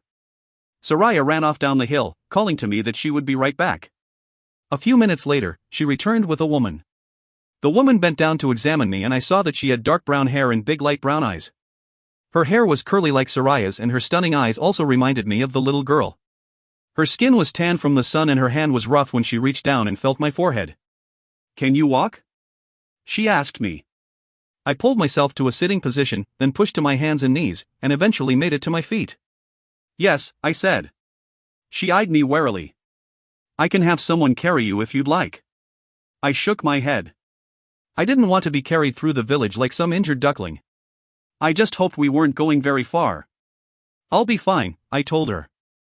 She gave a small nod and a smile that said she'd expected me to say this. Then she wrapped an arm around my waist. "I'm Catherine, Soraya's mother. Let's get you to the house so that you can rest." I let them lead me to the hut that Soraya had pointed out the other day. As we descended the hill, the people who were moving about the village stopped and stared, their faces filling with wonder. The smell of dirt and body odor was almost overwhelming this close to the people. I tried not to look at them as they stopped in their tracks and let us pass. It made me so angry to see people living this way. In my head, I renewed my vow to help them somehow. I couldn't believe that I had almost forgotten how horrible the conditions were here. I wouldn't forget again. Finally, we made it to the hut and Catherine pushed aside the dusty blanket that covered the entrance. I ducked under the doorway and found that the hut was exactly that, a hut. There were straw mats lining the floor and the only light in the room came from the holes in the sides of the mud walls, where the blankets that served as curtains had been pulled back. Against the wall, 2 sets of blankets were laid out neatly and I supposed they served as beds. Catherine sat me down on a small wooden stool and left the hut. When she returned, she held out a large piece of bread and an apple. I took them and thanked her, devouring the meal in record time. Soraya and Catherine sat silently as I ate and sure enough, I felt much better after having gotten something in my stomach. "Thank you," I said, wiping my mouth. "I'm sorry we can't offer you more," said Catherine. "Food isn't easy to come by around here." I looked down at my hands, suddenly feeling very bad that I had been as foolish as to come here in need of food. I apologize, I said. Your hospitality is more than appreciated. She waved off my apology. There's no need to be sorry for anything. I wanted to meet you anyway. Soraya here wouldn't shut up about you yesterday. I smiled at Soraya, who was sitting cross-legged on the floor, looking sheepish. You've got one amazing little girl there, I commented. Catherine smiled, and it made me notice how lovely she was. She looked like an older version of Soraya. That I do, she agreed. Would you like something to drink? I nodded and she went over to where a metal pitcher was sitting on a small table and poured some water into a wooden mug. Handing it to me, she said, if you would like some blood instead, I'm sure I could scare some up for you. No thank you, I said, trying not to wrinkle my nose at the offer. Water is fine. I don't drink blood. Her face filled with surprise. Why not? I shrugged. I'm not a vampire. I don't need it. At least I didn't think I did. You've never had blood? Her face was completely shocked now. No. Actually, until recently, I didn't even know what I was. I still didn't really know. She considered this for a moment. Why have you come here, Alexa? We are happy to have you, but I fear it is not worth the risk you take. It was nice to meet someone who addressed me by my name, instead of warrior. I thought about the question before answering, but really, I knew why I'd come. I wanted answers. Catherine turned to Soraya. Sweetheart, please go tend to your tasks while I speak with Alexa. Soraya looked as though she was ready to protest, but after a sharp look from her mother, she got up and left the hut. Turning back to me, Catherine said, what would you like to know? I started with the obvious. What is going on here? What is this place? I hoped that didn't sound rude. She gazed out the window and took a deep breath. We are here because someone has decided that we are of no use to our society. We are donors. What do you mean donors, Dot? She pulled back the sleeve of her tattered shirt and turned her arm so that I could see the inside of her elbow. I was confused until I took a closer look. Her arm was dark with bruises where the veins sat. I gasped and my hand flew up to cover my mouth. Shaking my head, my voice came out in nearly a whisper. No, she just nodded gravely, her face full of sadness. I took a shuddering breath. Blood donors? I asked, even though I knew the answer. I still hoped I was mistaken. Yes, she confirmed. Blood donors. I felt dizzy with anger. How could anyone be so cruel? Who is responsible for this? I asked, the Queen and the Council? That, I am unsure of. No one here can remember their lives before coming here. Caden has spoken of this Queen and Council, but I can't say I know of them. We are made to leave the donations by the far wall at the end of each week, and when morning arrives, the blood is gone. You are the only one other than my brother-in-law who has ever come here. I tried to take this all in, but the more I learned, the more I was confused. Why not just leave? What happens if you don't make the donations? Her eyes were so filled with pain now that I almost wished I hadn't asked. Many have tried to leave. They would be gone a day or so before they are returned to us. We never see who brings them back, but in the morning, we wake to find them drained dry and tossed out into the middle of the village. When we don't meet our quota, one of our children disappears and we find them having met the same fate. I felt like I couldn't breathe, couldn't process what she was telling me. It was almost surreal to hear of such horrid things, almost too much to hear at all. It made me feel selfish and stupid for complaining so much over my own problems. This was worse than anything I had ever endured. It was extremely humbling, and I wouldn't forget that no matter what hand fate dealt me, there was always worse. Most of all, though, I was infuriated. Catherine may not be sure if the Queen knew about any of this, but I was certainly going to find out. After all, who else would be behind this? The village was within the walls, so didn't that mean that the council would know about it? The confusing thing was, why would they need blood from other vampires? Nellie had told me that Two Rivers owned several blood banks in the human world that supplied the city with the blood they needed for survival. She would have noticed if it was blood from a supernatural. Apparently there's a difference in taste. Catherine must have noticed my fury, because she rested her hand over mine. Her skin was as rough as Soraya's. Easy, Alexa, she said softly. You mustn't allow the fire to engulf you. It can be more dangerous than you realize. I actually thought I had a pretty good idea of how dangerous I could be. I didn't tell her that. You said no one has ever come here, so how is Caden able to? There is magic in the woods. An ancient magic. It keeps most from being able to come or go. She paused before adding, I assume Caden and you are able to because he is a Libra and you are a warrior. Your resistance to such magic is much stronger than anyone else's. I thought back to the disoriented feeling I'd had upon leaving here. It had been difficult to remember anything about the village. If it hadn't been for Soraya and the compass she'd given me, I might not have been able to remember at all. Also, on the way here, I hadn't been able to recall the path I'd taken the day before, even though I was sure it was the same one. I'd started and ended in the same places. However, this wasn't what caught my attention. What's a Libra? I asked. I was almost afraid to hear the answer, but I had to know. She raised her eyebrows. You really don't know about yourself, do you? I shook my head and she continued, Caden should have told you, but perhaps he was unsure as to how you would react. In fact, no one other than Soraya and I know of what he is. His race is as rare as yours, I'm afraid. Warriors, like you, are made up of a certain physiology, a perfect mixture of all the races. But Libras can be any race, life drinkers, wolf sons, and the like. However, Libras carry an extra trait, one that makes them similar to warriors, as well as dependent on them and warriors dependent on Libras. It is called the Ignis, which means fire in Latin. I would assume you are familiar with this though. Somehow, I wasn't as shocked as I should have been, because really, that explained a lot. Like the way I always felt happy around Caden and drawn to him in a way that was nearly undeniable. This knowledge also hurt me a little bit. I had thought that we were just attracted to each other, that he might just like me, even though I knew he'd never admit it. But now I wasn't sure what to think. I couldn't even be sure if I really liked him the way I thought I had because it could just be the fact that our races were dependent on each other. This information shouldn't have upset me, but it did. How are we dependent on each other? I asked, in a smaller voice than I'd intended. She smiled at me as though she could read my thoughts. I think you know, but if it helps, Libra means balance. I decided that this was important, but didn't take precedence. I was sure that I would dwell on the information about Caden plenty later on. Right now, information on the village and its captors was more important. I pushed my emotions aside and met her eyes. What am I supposed to do? She shrugged. Talk to Caden about it. I shook my head and she stopped. No, I meant what am I supposed to do about this? I said, gesturing toward the door of the hut. The village, how do I help? She studied me for a long moment before speaking. Do you feel that you must? She asked me slowly. You are not obligated to do anything. Your race does not have to dictate your actions, Alexa. You make your own choices, especially when they concern your own life and death. My answer came quicker than I would have thought.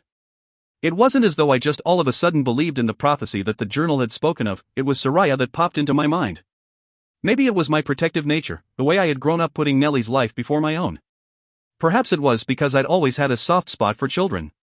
They'd always represented the only completely and absolutely innocent souls on earth in my eyes. Maybe it was just the fact that I was a warrior. I couldn't be sure why it was, but I felt absolutely certain that I had to help her. I had to help Soraya. I didn't really care what the consequences may be.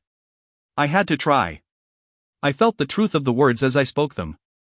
Yes, I replied, still holding her gaze. If it's in my power, which I wasn't sure that it was, I'll do whatever I can. She studied my face for a few long seconds, then, she nodded. I had a feeling you would say that, but I honestly cannot say what it is you can do. Unfortunately, the stories do not tell of how the Savior is to accomplish freeing our people. They just say that she will. The stories? I asked. She smiled sympathetically, probably at my assumed ignorance. What do you already know? I told her about the journal, then added, the people back at Two Rivers seem to think that I will save them from something too, but what is there to free them from? Things in the city are much different than they are here. I hadn't wanted to say much better than here. She shook her head and smiled, but didn't say anything.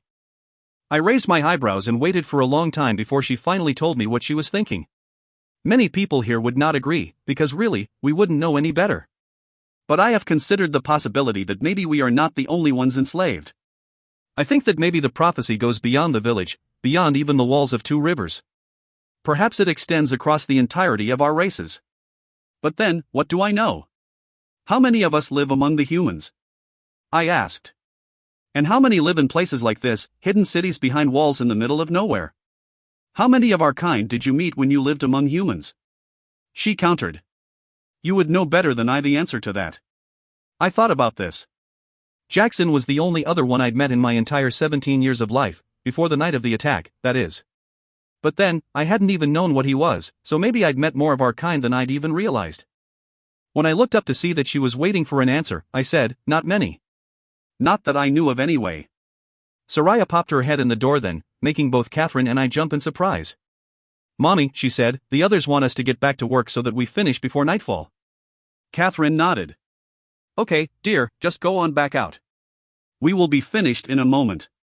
Soraya poked out her lip and darted her eyes toward me. She started to protest. "But dash. You may walk her back over the hill if you like," Catherine said, holding up her hand. "Now go, we are nearly finished here." Soraya didn't look happy about being kicked out again, but the fact that she would be walking me back seemed to placate her. She left, and Catherine and I stood up to leave. "Be careful, Alexa," she told me. "The choices you make are entirely your own, but make sure you weigh the repercussions before you act. You don't owe anyone anything. No one has the right to ask you to trade your life for theirs. You are not any less important than anyone else." She turned to leave, but I stopped her. "Catherine, you don't have to answer me, and I apologize if I'm out of line in asking, but do you remember anything about what your life was before coming here?" I felt bad about asking this, but I figured that if maybe I understood the events that would land someone in a place like this, then I might be closer to figuring out who was behind it. She stayed with her back to me and didn't speak for a long time. I had just decided she wasn't going to answer and apologize for asking, when she finally spoke. Her voice was small and pained. "A husband," she said. "I remember I had a husband and I loved him very much. But I can't remember him at all, just that I loved him." "Couldn't you ask Caden about him?" I asked, wanting to help her. "Wouldn't he be his brother?" She turned to face me then, and even though no tears fell from her eyes, the pain ran deep inside them. "Sometimes, certain questions are better left unanswered," she said, and then she pushed aside the blanket and exited the hut. Chapter 49. I stepped out a moment later to see that while people had returned to their tasks, they still stared at me like I had two heads. Soraya jumped into my arms, and Catherine gave me a hug, telling me to hurry home. I thanked her and she gave me a warm smile. Then, I set Soraya down and she began walking me back to the lake. "How is Uncle Caden?" she asked as we walked. "I haven't seen him for a while and it always worries me." I took her little hand in mine. "He's fine, I'm sure." Her nose scrunched up in confusion. "Don't you see him often?" "Not as often as I would like." "Well, sometimes, but usually just in passing." Her head tilted up to look at me, causing her curly hair to fall away from her face. "Why? Don't you like him?" I hesitated before answering. "Yes, I think he's cool, but I have a boyfriend." She almost came to a stop at this, but glancing at the position of the sun, she kept walking. She was silent for a long time and I figured she'd dropped the subject. But then, she blurted out, "Well, that's stupid." Her tone wasn't accusing, just very matter of fact. I smiled at her blunt statement, it was something I would say. "Why is it stupid?" She looked at me and raised an eyebrow, the expression making her look very much like her uncle. "Because you guys are made for each other, you're a warrior and he's a Libra, possibly the last of your kinds." I was afraid she'd say that. She must have seen it in my face, because she added. "And he likes you, really likes you. The last time he was here, a few weeks ago, I could tell something was different about him. So, I bugged him for over an hour about it until he finally told me about meeting you. I looked down at my feet, unable to resist my curiosity. "What did he say?" She smiled her crooked smile, and I thought it made her even more adorable. "You should ask him that," she replied. I smiled and narrowed my eyes, earning a laugh from her. She held a hand up in surrender. "I'm just saying, as much as you want to see him, he wants to see you." I chuckled. "How do you know I want to see him? Who are you, Cupid?" "Because, it's almost like your soul lights up when I mention his name," she replied. "Your eyes brighten the same way his did when he talked about you." I nodded slowly as a realization hit me. "You're a searcher, aren't you?" She lifted one shoulder in a half shrug. "Half, but I'm also half Brocken." That struck me as strange, and for a moment, I couldn't figure out why. Then something else dawned on me, no one I had met back at Two Rivers was a mixture of races. They were all either wolf, Brocken, or searcher. "Is that common?" I asked. "No, most people like to stick to their own races, but I guess that sometimes, you can't control who you fall in love with," she replied, sounding wise beyond her years. But most prefer to keep within their race, as half-breeds, like me, tend to be weaker in our specialties than the full-bloods are. I squeezed her tiny hand. I don't believe that for a second. There's no way you're weak at anything. Actually, you're pretty tough for a 6-year-old. I just turned 7. Whatever, you know what I mean. Besides, look at me, I don't even have a race. From what I understand, I'm as mixed as they come, and I may be many things, but weak isn't one of them. She considered this. True, but at the same time, you're a mixture of perfect genes, which is why you're appealing to all the races. Having a child with a warrior, no matter what race you are, would be like winning the genetic lottery. Our races don't dictate our actions, I said, repeating her mother's words. Our choices make us who we are, and perfect genes or no, the choices we make are what really matter. Wow, she said. Only an hour with my mom and you already sound like her. I laughed and picked her up into a hug because we had reached the point where we needed to part ways. She kissed my cheek and glanced at the sun. You'll have to move quickly, she said. But if night falls before you make it back, pay attention to your other senses, Alexa. You've lived with humans your whole life, so you probably never noticed how strong your ears and nose are. Just be careful. Giving her one last squeeze, I set her back down on her feet. Thank you, I said. I'll see you soon. She smiled broadly. I hope so. I headed into the trees after that, the compass once again clutched in my hand. I started out at a light jog, nervous that I wouldn't beat sundown before making it back. I'd spent more time than I'd intended at the village, and probably only had about 2 hours before the trees blocked out the sinking sun. However, even with the bread and apple in my stomach, I was still weaker than usual. I could probably clean out a Vegas-style buffet all by myself right now, so it wasn't long before I was walking instead of jogging. Eventually, I thought that I was starting to near the end of the trip, and I noticed that it was nearly dark outside. Picking up my pace, I began jogging again, checking the compass to make sure I was still going the right way. When darkness finally fell, I figured I was only about an hour out of the city, and even with my good eyesight, I could barely make out the shapes of the trees and branches surrounding me. I ran my finger over the edges of the compass and pushed a tiny button I found there. The face of it lit up, and I could see that I was still heading north. This was comforting, but I still felt uneasy being in the dark forest all by myself. In an attempt to take my mind off of my fear, I concentrated on my sense of smell and hearing, as Soraya had suggested. And that's when I heard it. Chapter 50. A low growl that could only come from the vocal cords of a large animal.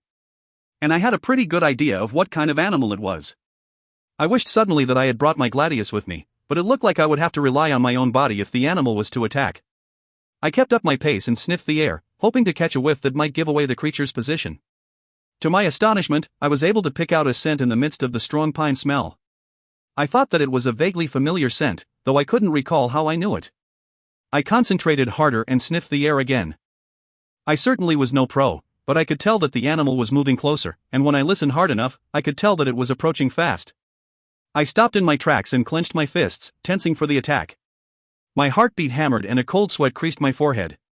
A second later, I saw something leap through the air, straight toward my throat. I ducked just in time so that the animal flew over my head. Spinning around quickly, I saw something that made my hammering heart screech to a halt. It was a wolf. A pretty big wolf too, with pale blonde fur and glowing golden eyes. It bared its teeth at me and released a growl that sent a shiver of fear down my spine. A realization hit me only a split second before she leapt through the air again. I knew who this was, and I was pretty sure she was trying to kill me. At the last moment, I just shut my eyes and spun to the side as quickly as I could move. Which was pretty quick, but then, a second wolf flew out of the trees and hit the blonde wolf hard in the side, tackling her to the ground. The blonde wolf, who I was pretty sure was Victoria, gave a yelp and the two hit the ground hard, snapping jaws and wrestling to get the advantage. I almost turned around and ran as hard as I could. If I was smart at all, I probably should have. But as my breathing came out in harsh gasps, I caught the scent of the second wolf and stood rooted to my spot. It was Jackson. And he was fighting Victoria for me. He'd probably just saved my life for the second time, and I was not about to leave him and run off like some damsel in distress. As I stood there, the two stood snarling and snapping at each other. I could hardly believe what was happening in front of me. Victoria kept trying to get around Jackson to reach me, but he was much, much bigger than her and faster too. In fact, now that I was just standing here, gaping like an idiot, I saw that he was bigger than any real wolf I'd ever seen. His fur was the same reddish-brown as his hair and his eyes were glowing the same wolf gold as Victoria's. His growl was deep and threatening each time she tried to make a move, and I wouldn't admit it, but the sound of it scared me too. After what seemed like several tense moments, Victoria gave one last warning growl and took off into the trees. I stayed where I was, staring at Jackson, who had his back to me, still tensed for an attack. Slowly, almost cautiously, he turned so that he was facing me. Standing face to face with him in wolf form was far more intimidating than anything I'd ever encountered. It took a lot of effort, but I managed not to take a step back. But when he began to approach me, I felt my heartbeat kick into overtime, and I clenched my fists tight to keep my hands from trembling. "Jackson?" I asked in a quiet voice, even though I knew it was him. "Yes, darling, don't be afraid, it's me." It was his Midwestern drawl in my head, and I felt certain that I had truly lost my mind this time. Just add hearing voices to my list of problems. Unsurprisingly, I laughed out loud at my loony thoughts. I was starting to hate that nervous habit. In front of me, Jackson tilted his head to the side. "What's funny? Only you would laugh at a time like this." I jumped at his reply, which was once again, just in my head. "Are you talking in my mind, or am I going nuts?" I asked out loud. Jackson's laughter sounded inside my head. "You're not crazy, darling, when we're in wolf form, this is how we communicate." I narrowed my eyes as a thought came to mind. "Can you read my thoughts too?" His tongue lolled out and his lips pulled back over his teeth in an expression that I thought might just be a smile. When I propped a hand on my hip, he spoke in my head again. "Relax, I can't hear your thoughts, only other wolves can hear each other without speaking out loud, and that's not mind reading, it's just like communicating without speaking. I can talk to you like this, but I can't hear you unless you speak out loud." "Oh," I said. Now I was freaked out on more levels than one. When he began walking toward me again, I couldn't help but tense a little. Even though I knew Jackson would never hurt me, it was unnerving to have something so big and intimidating be so close to me. Judging by the size of him, I would compare it to getting up close and personal with a lion. When he was only about a foot away from me, I swallowed hard and did my best to remain very, very still. Like I said, he was more than intimidating in this form. "Just don't run, okay?" he told me before closing the distance between us. "If you do, it will be hard not to chase. I don't think my wolf would harm you, but he's still a wolf."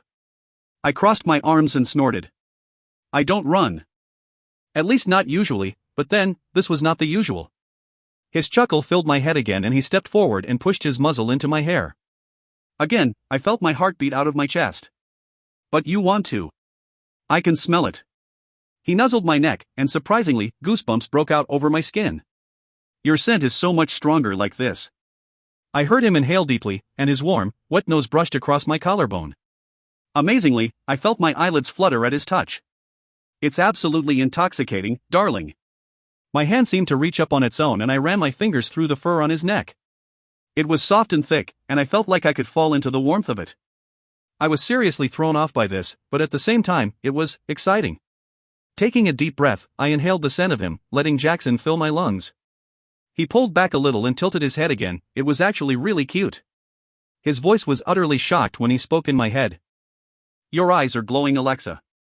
I furrowed my brow at that. Thank you." Giving his head a small shake, he said, "No, I mean they're glowing. They're glowing wolf gold." That sobered me up quickly, and in glancing around, I found that the shapes of the forest were no longer hard to make out. In fact, I could see everything almost as well as if it were full day outside. Don't get me wrong, this was a shock, but honestly, by this point, I was taking everything in strides. "Cool," I said. "I mean, I guess it's cool. I am part wolf, aren't I?" He chuckled again. "That you are, and I think your wolf likes me." I shrugged, mildly embarrassed that I had reacted so strongly to him while he was in this form. "What's not to like?" I asked, trying to sound nonchalant. I could hear the smile in his words. "Amazing, you're amazing. I'm going to shift back. Can you wait here for a moment? It should only take a few minutes." I nodded. "Yeah, sure." He turned and trotted off into the trees. A few minutes later, he emerged and I stared at him with wide eyes. He had indeed shifted back to his human form. However, that wasn't why I was staring. It was because he was completely naked. As soon as I realized what I was doing, I jerked my gaze away. It wasn't easy though. Jackson had the body of a gladiator. I had known that he was in good shape, but it was quite different seeing it firsthand. Also, I was just embarrassed. It's not every day I saw a naked man. I didn't even really watch television. My cheeks flooded with heat as he approached me, and he laughed at the way I kept my gaze up at the stars. "Sorry, darling, my clothes aren't far from here, but I didn't want to stay in wolf form too long with you around. My wolf tends to run on instincts, and you invoke some pretty strong instincts. I shrugged. It's okay. How far are your clothes? He laughed. Not far, but if you take off your shirt I can use it to cover up. I shook my head and couldn't help a smile. Nice try. He threw his arm over my shoulder, further embarrassing me. Suit yourself. We found his clothes a few minutes later, which actually was just a pair of jeans. After he slipped them on, I gave him a big hug and a quick kiss on the lips. Thank you, I said. He wrapped his arms around me and I became acutely aware of the feel of his warm skin against mine. Pulling myself closer to him, I allowed my fingers to explore the hard muscles in his back. When he pushed the hair off of my neck with his nose, the same feeling I'd had a few moments ago came rushing back, only stronger. There was something enticing about standing in the middle of a dark forest with him so close to me. He inhaled deeply again and then pulled back to look at me. His eyes glowed once more, and I was pretty sure mine had lit up gold as well. You're very welcome, my love. But what were you doing out here again? I told you it can be dangerous. I smiled, still very much wrapped up in his proximity. I've never been good at taking directions, Jack. He raised an eyebrow. But apparently, you're good at evading questions. I sighed and stepped out of his arms. I hated lying to him, but it's not like I could tell the truth. I've been stressing a lot lately, and the forest seems to give me some peace. I like to run out here, it helps me think. That wasn't a total lie. He considered this. Okay, but, for me, will you try to do it during the day? The wolves usually only run at night, so you should be okay if you stick to daylight hours, he said, in a serious tone. I nodded, understanding that he was just worried about me. Okay, I'll try. He stared at me for a moment as if he wasn't sure I was telling the truth. I guess he accepted my answer, though, because he took my hand. Let's get back in case Victoria decides to show up again. I think she was going for your throat. I nodded, and a little anger spiraled in my stomach. Yeah, I think she was. Chapter 51. We made it back to the city, exiting the woods near the school. Then, an idea suddenly came to me and I turned to Jack. What time is it? He glanced down at his wrist and saw that it was bare, like much of the rest of him.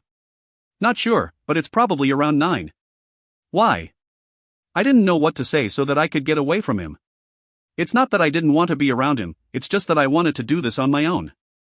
I need to go to the library, I said. It wasn't a lie, mainly because I couldn't think of one fast enough. Okay, I'll walk you. I didn't know you did homework. I raised an eyebrow at that last part. I read a lot. That was true. But it's okay, you don't have to come, because if I'm going to make it there before they close, I'm going to have to run. That must have sounded cool, now all I needed was a pocket protector. Jackson's eyebrows shot up in disbelief. You are going to run to the library so that you can get there before it closes? Did they just get the new copy of Harry Potter or something? I rolled my eyes at him. The last copy of that came out years ago. His expression turned a little impressed. You do read a lot. What? Everyone knows Dash, I shook my head. Never mind, I just need to pick up a book I'll need for class tomorrow. I was finding myself lying to him more and more. I didn't like it, but I'd promised Soraya that I wouldn't say anything to anyone. So really, I was just keeping someone else's secret, right? Okay, he said slowly. I hopped onto my tiptoes and gave him a quick kiss on the lips. Thanks again, Jack. I won't forget what you did for me tonight.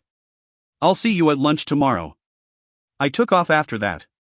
I'm absolutely positive I looked like a total idiot, but I really did want to reach the library before it closed. As it was, I reached the front of the small stone building just as the librarian was locking up for the night. It was the same older lady that had given me the journal, and upon seeing me, she opened the door and ushered me inside. She locked the door behind me and her features flooded with concern. Warrior, is everything all right? She asked. I ran the back of my hand across my forehead to wipe away the sweat. I ran every day, but I didn't run my fastest very often, and I was a little winded. I pulled in a harsh breath. I'm fine, I breathed. I just wanted to catch you before you left for the night. She smiled, but still looked mildly confused. All right, well, what can I help you with, dear? I smiled back at her choice of an endearment term. She would remind me of my grandmother, if I'd ever had one. In fact, I think she was the only person I'd met at Two Rivers who could qualify for old, and even so, just barely. Do you believe in what that journal said? I asked, deciding to cut to the chase. She nodded slowly and gave me a knowing, half smile. Ah, so that's what's got you rushing over here. She studied me for a moment before continuing. Yes, I do. Then you know why everyone here seems to think that I am going to save them from something, I replied. Again, she hesitated. I would say that I understand why they would think that, yes. From what? I asked. Her brow furrowed. I beg your pardon? What do they think I will save them from? She spoke in a whisper, almost as if she was afraid to say. From an inevitable future. I threw up my arms. What are you talking about?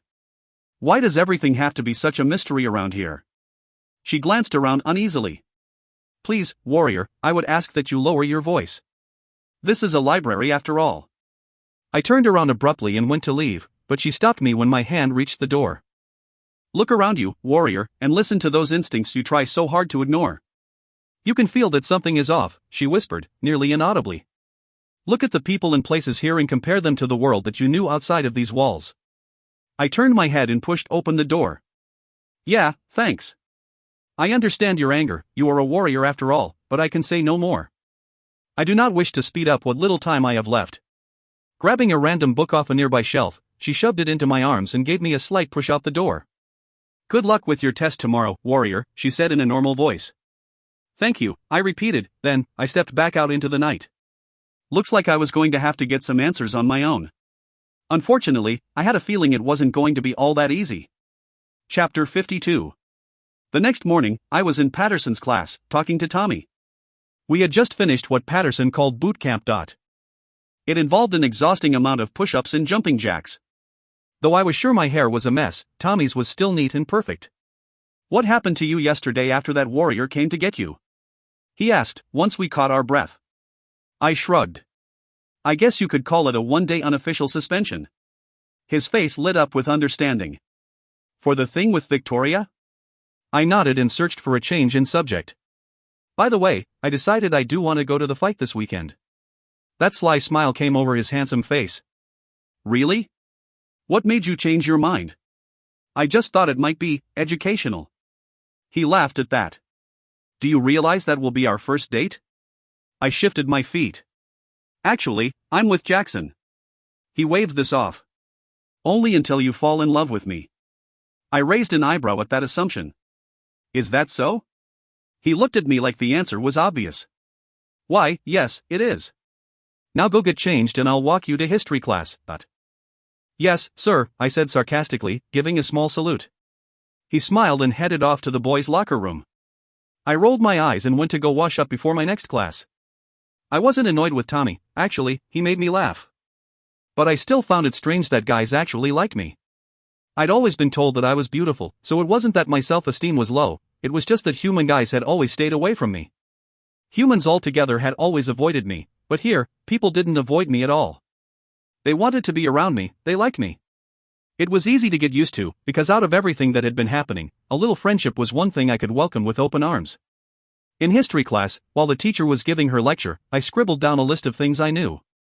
If I was going to keep missing meals, I might as well try to figure out what was really going on around here. Writing things down always seemed to help me work things out in my head, but I used abbreviations for everything that I wrote so that no one would see it and raise eyebrows. Maybe I was just paranoid. But this is what I knew: Two Rivers was an extravagant city out in the middle of nowhere that was flanked on all sides by very high walls. It sat in the middle of two rivers that I assumed were to keep out the lamia, who can't cross over running water. Also, everyone here was either wolf or vampire, and no one I'd met had mixed blood. Everyone here was decent looking and very few were old enough to be a grandparent. So, basically, there were no elderly or unfit people here. However, within these same walls, between the same rivers, there was a village of the greatest poverty I'd ever personally been witness to. The people at this village ranged in all ages, and many were either very old or very young. As far as I knew, they had mixed races among them. Soraya was an example of that. These people were what seemed like castaways, people that wouldn't fit in at Two Rivers, with all of its youth and beauty. People who weren't treated like people at all, but instead, like food.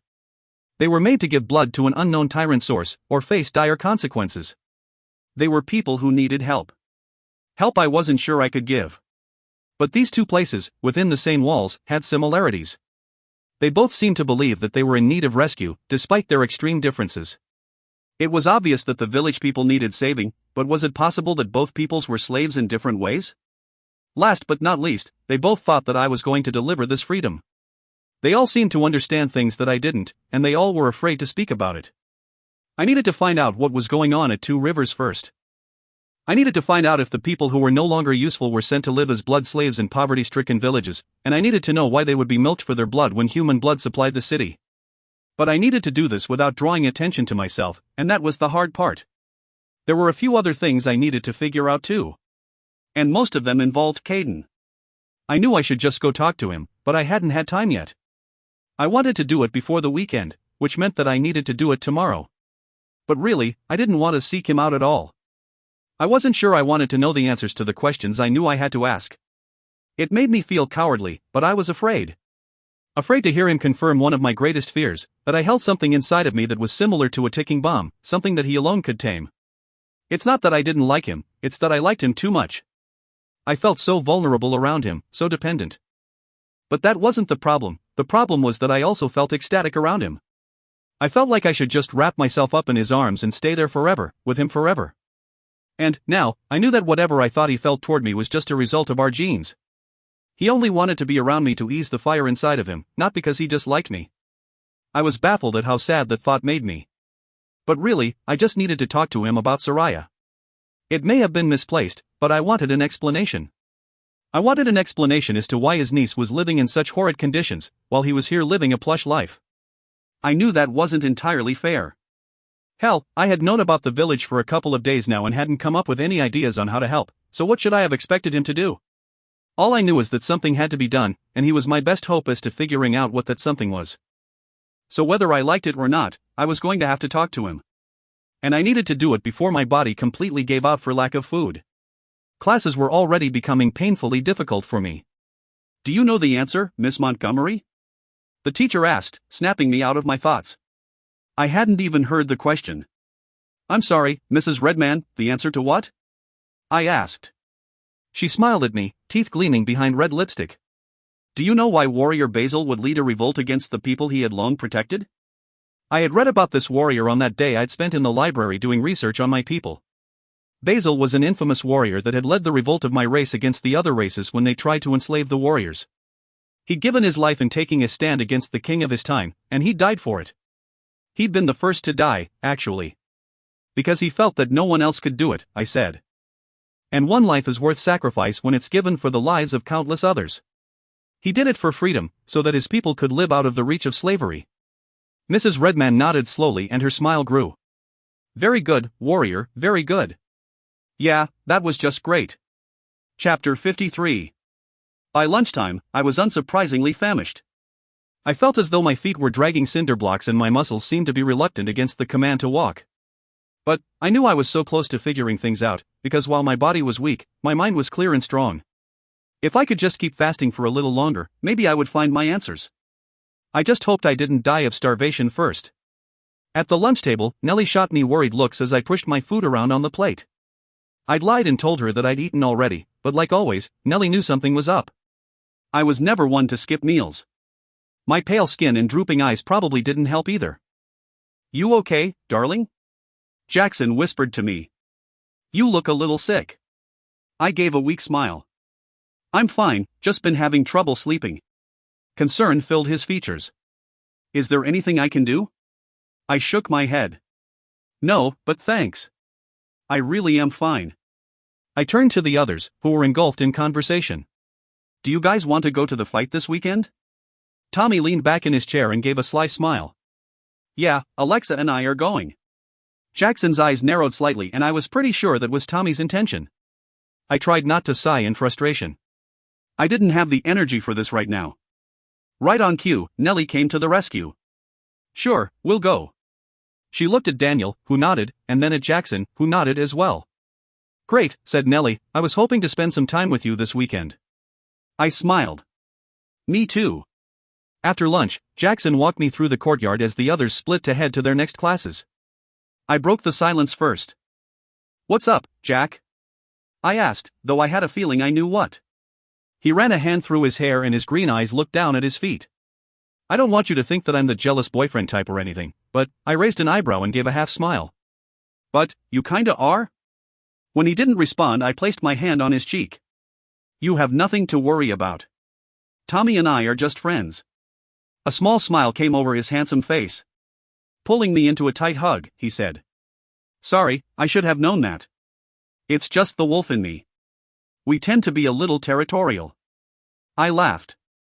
Well, you don't have to pee on me or anything. His smile turned genuine. I'm not interested in Tommy that way, so you have nothing to worry about, I repeated. It was only half a lie. He kissed my forehead and stepped back. I better go before I'm late. See you later, darling. I gave him another quick kiss and headed off to my next class, which was conditioning. I had a feeling that it might be a little more difficult for me to keep up today. I just hoped that we weren't running upstairs this time.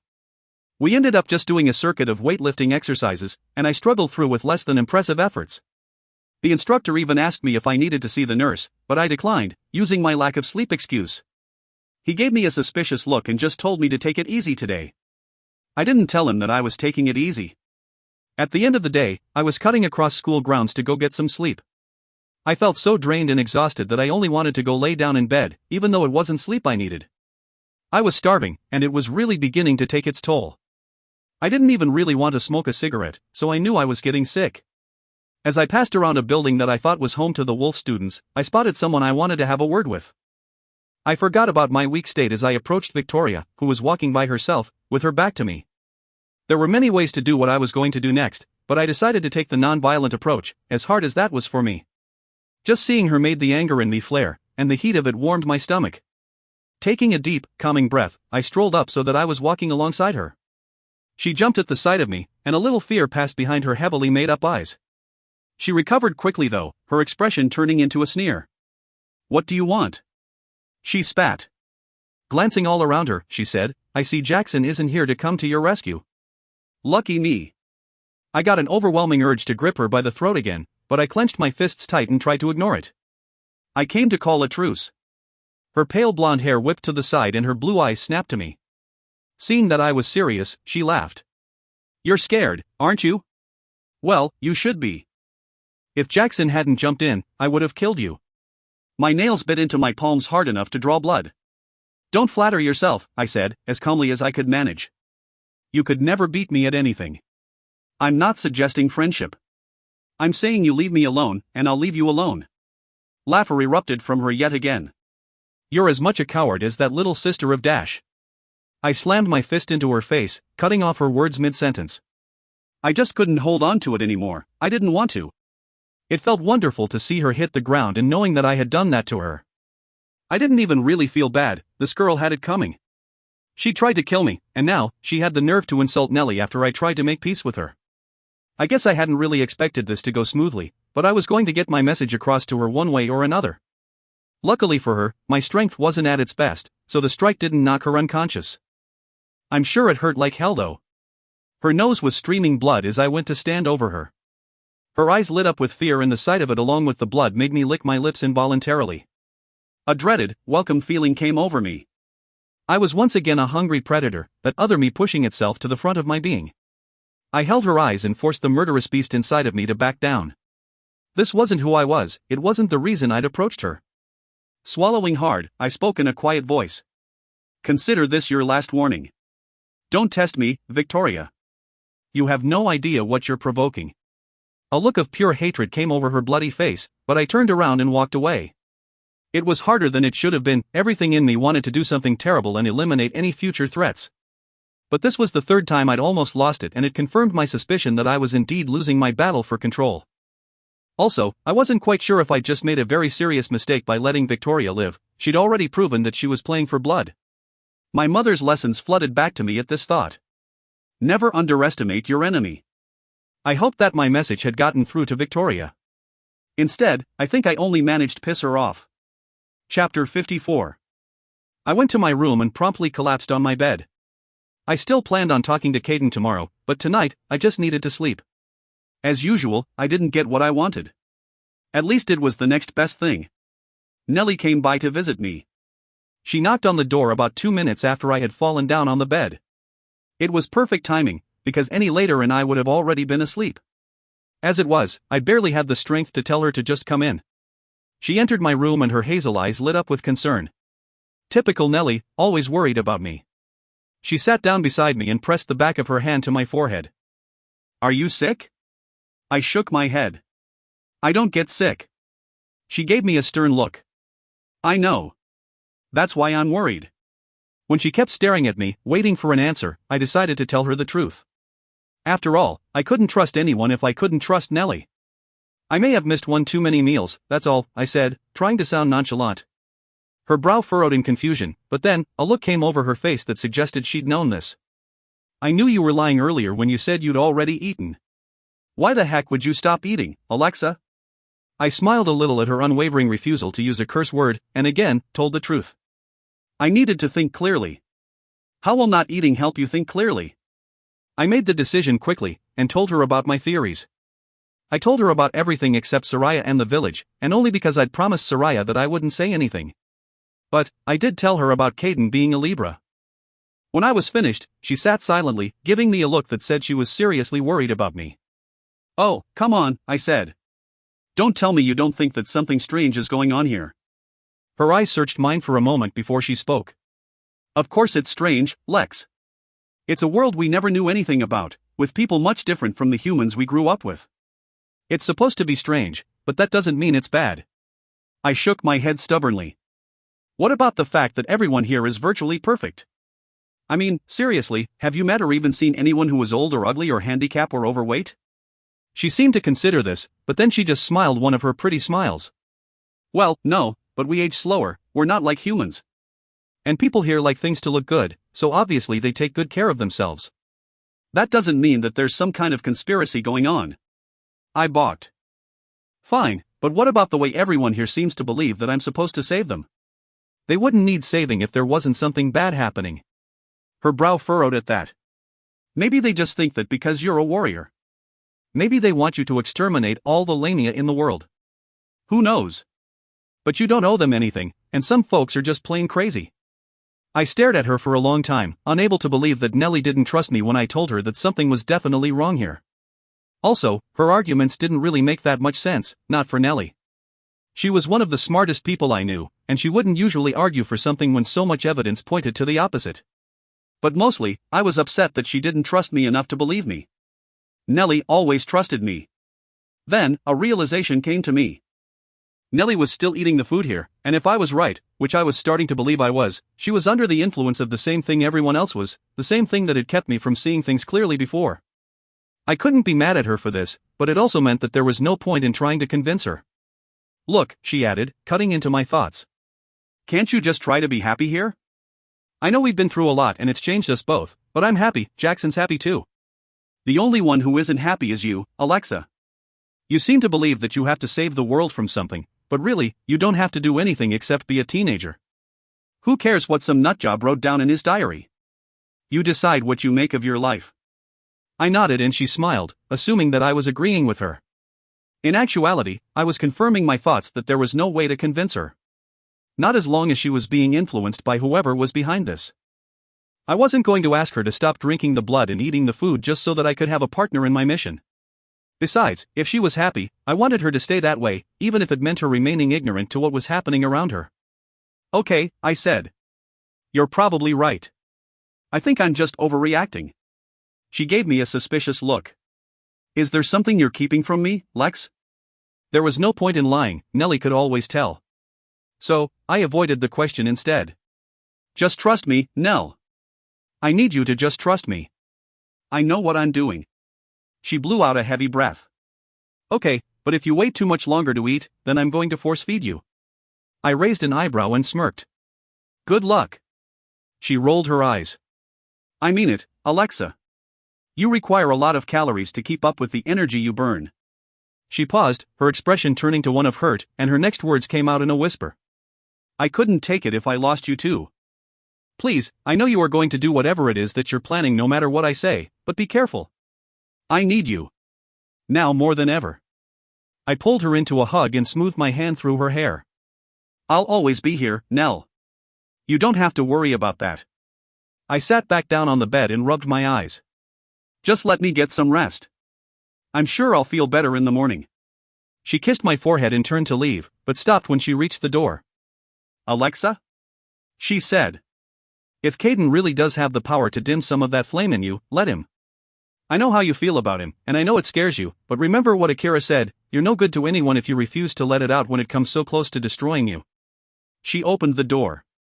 "And Lex, it gets brighter every time I see you. Trust me when I tell you that you don't want to lose control over it. It won't be worth your resistance to getting hurt by Caden." Then she left. I rubbed my temples and turned off the lamp next to my bed, letting the darkness engulf me and carry me under. At least, when I was sleeping, I could pretend that it didn't seriously suck to be me. Chapter 55. Today was the day. I was going to go to Caden's cabin after school and get my answers. I was going to deal with whatever he told me and jump into any action I could take to help the people who needed me. I was going to be brave and strong and independent and accept the fact that I was a warrior and everything that went along with that. I was done feeling sorry for myself, at least, that's what I kept telling myself as struggled to keep up in my classes. In conditioning, I threw up after we were made to run laps. It was pretty embarrassing, but honestly, I felt too crappy to even care what the other students thought of me. And it's not like any of them had the balls to make fun of me to my face, so really, what did it matter? Somehow, I made it through the day though. And even though my classes had been grueling, the day seemed to pass by way too quickly. Now, it was time to go see Caden, and I had no intentions of chickening out now. But as I was making my way across school grounds, someone called out to me. "Alexa," Mark said with a smile, which turned quickly into a frown as he took in my appearance. "Are you okay?" "I'm fine," I lied. "I just stayed up too late last night." That excuse was getting old. I needed to figure things out before people started asking questions. He nodded slowly, but his face was still weary. "Are you up to a walk to the council building?" he asked. "If not, I could go grab my car." I tried not to let my frustration show. "Do you think the Queen would just take a rain check this time?" I was kind of on my way somewhere. His brown eyes filled with sympathy. "The Queen didn't summon you, Alexa." My brow furrowed in confusion. "Oh, then what do I need to go to the council building for, ? His tone was grave when he spoke. "Because the man who tried to kill you is going to be executed today, and you have a right to be present." I was so shocked that I just stood there with my mouth hanging open. How could I have forgotten about this? Mark placed a gentle hand on my shoulder. "You are not required to, of course. If you don't want to see Dash." "No," I said, cutting him off. "I'm coming. Let's go." Chapter 56. When we reached the council building, I was panting and covered in sweat. We passed through the large foyer, but didn't go up the staircase. Instead, Mark led me to a door that I had never noticed before, tucked underneath the staircase. It looked like a janitor's closet, but when he swiped his key card and opened it, it revealed a set of stone steps leading down. The bottom of the staircase wasn't visible from the top, and I hesitated before entering. Mark placed a gentle hand on my back and urged me forward. We descended the stairs, and I noticed that the only light was coming from flickering candles lining the walls. When we reached the bottom, there was only one way to go, left. I headed down that hallway and tried to keep the fact that I was a little freaked out by this place off of my face. It was just set up to be scary, resembling something you would find in medieval times. At the end of the hallway there was a large opening that looked into a room full of people. Warriors lined the stone walls dressed in their black uniforms, and the council members and queen sat in chairs that faced a large stone in the center of the room. Just like the staircase, the only light in the room was provided by multiple candles lining the walls. As we entered, I noticed that the man who was going to be executed was wearing the same blue suit he'd had on the night of my ceremony. It looked dirty and his face was gaunt and pale, like he hadn't eaten in a long time. For obvious reasons, I was able to sympathize with this. He was standing near an enormous stone, with two warriors standing to each side of him. When the queen saw me, she gestured for me to come take a seat beside her. I glanced at Mark, who nodded and went to take up a position on the wall. Pushing my head up, I went over and took a seat beside the queen. "Hello, warrior," she said, after I sat down. "Hello, your majesty." She placed a hand over mine, and I tried not to flinch at the gesture. Her hand was cold and smooth, much like her voice when she spoke. "You are brave to come and bear witness to this." I simply nodded, but my gaze was fixed on the man in the blue suit. His face looked so defeated and I couldn't help but feel sorry for him. His head jerked up then, making me jump a little. His eyes only met mine for a moment, and a small, sad smile came over his face. Then, his head fell back down between his shoulders, as though it was too difficult for him to hold up the weight of it. At that moment, a man I didn't recognize went to stand before us and climbed to the top of the stone. His face was hard and his size imposing. When he spoke, it was in a deep baritone, the kind of voice that can't be ignored. "We are here today to be witness to the execution of Henry Levine," he began. I swallowed hard and tried not to tremble. "He is being punished for the attempted assassination of our queen and of a citizen of Two Rivers," he continued. "If anyone here feels that this is unjust, speak now." The room was silent, and I felt my heart beating out of my chest. Suddenly, I wished I hadn't come here. The man on the stone hopped down and gestured to someone, who walked up and handed him an enormous axe. Its shiny edge glinted in the flickering candlelight. The 4 warriors that were guarding Henry grabbed him and forced him to lay his head against the large stone. I stared in complete horror at the scene in front of me. Now that I was paying attention, I noticed that the stone was marred with deep red spots, spots that I was now sure were blood. The announcer gripped the axe, and Henry's eyes widened in absolute terror. He struggled, but it was no use, he couldn't escape the hold the warriors had on him. I squeezed my eyes shut for a moment, and opened them just in time to see the man raise the axe high over his head. I have no idea why I did what I did next. "Wait!" I shouted, jumping to my feet. For a moment, I thought it was too late. My adrenaline was running so high that I could have fainted right then and there. So it took me a moment to realize that everyone was staring at me. The man holding the axe slowly brought it down to his side and waited for me to speak, just like everyone else in the dimly lit room. As crazy as it sounds, I almost started laughing. With all of them staring at me, waiting for me to explain myself, I got really nervous. I couldn't seem to form any thoughts for a few seconds, but finally, I said the only thing I could think of. "Don't kill him." Everyone was silent for what seemed like an eternity, so I cleared my throat and tried again. "We don't have to kill him. Can't we just sentence him to a life in prison?" It was a council member who spoke then, and if his blonde hair and blue eyes were any indication, it was Tommy's father. He looked like Tommy, only older and not quite as handsome.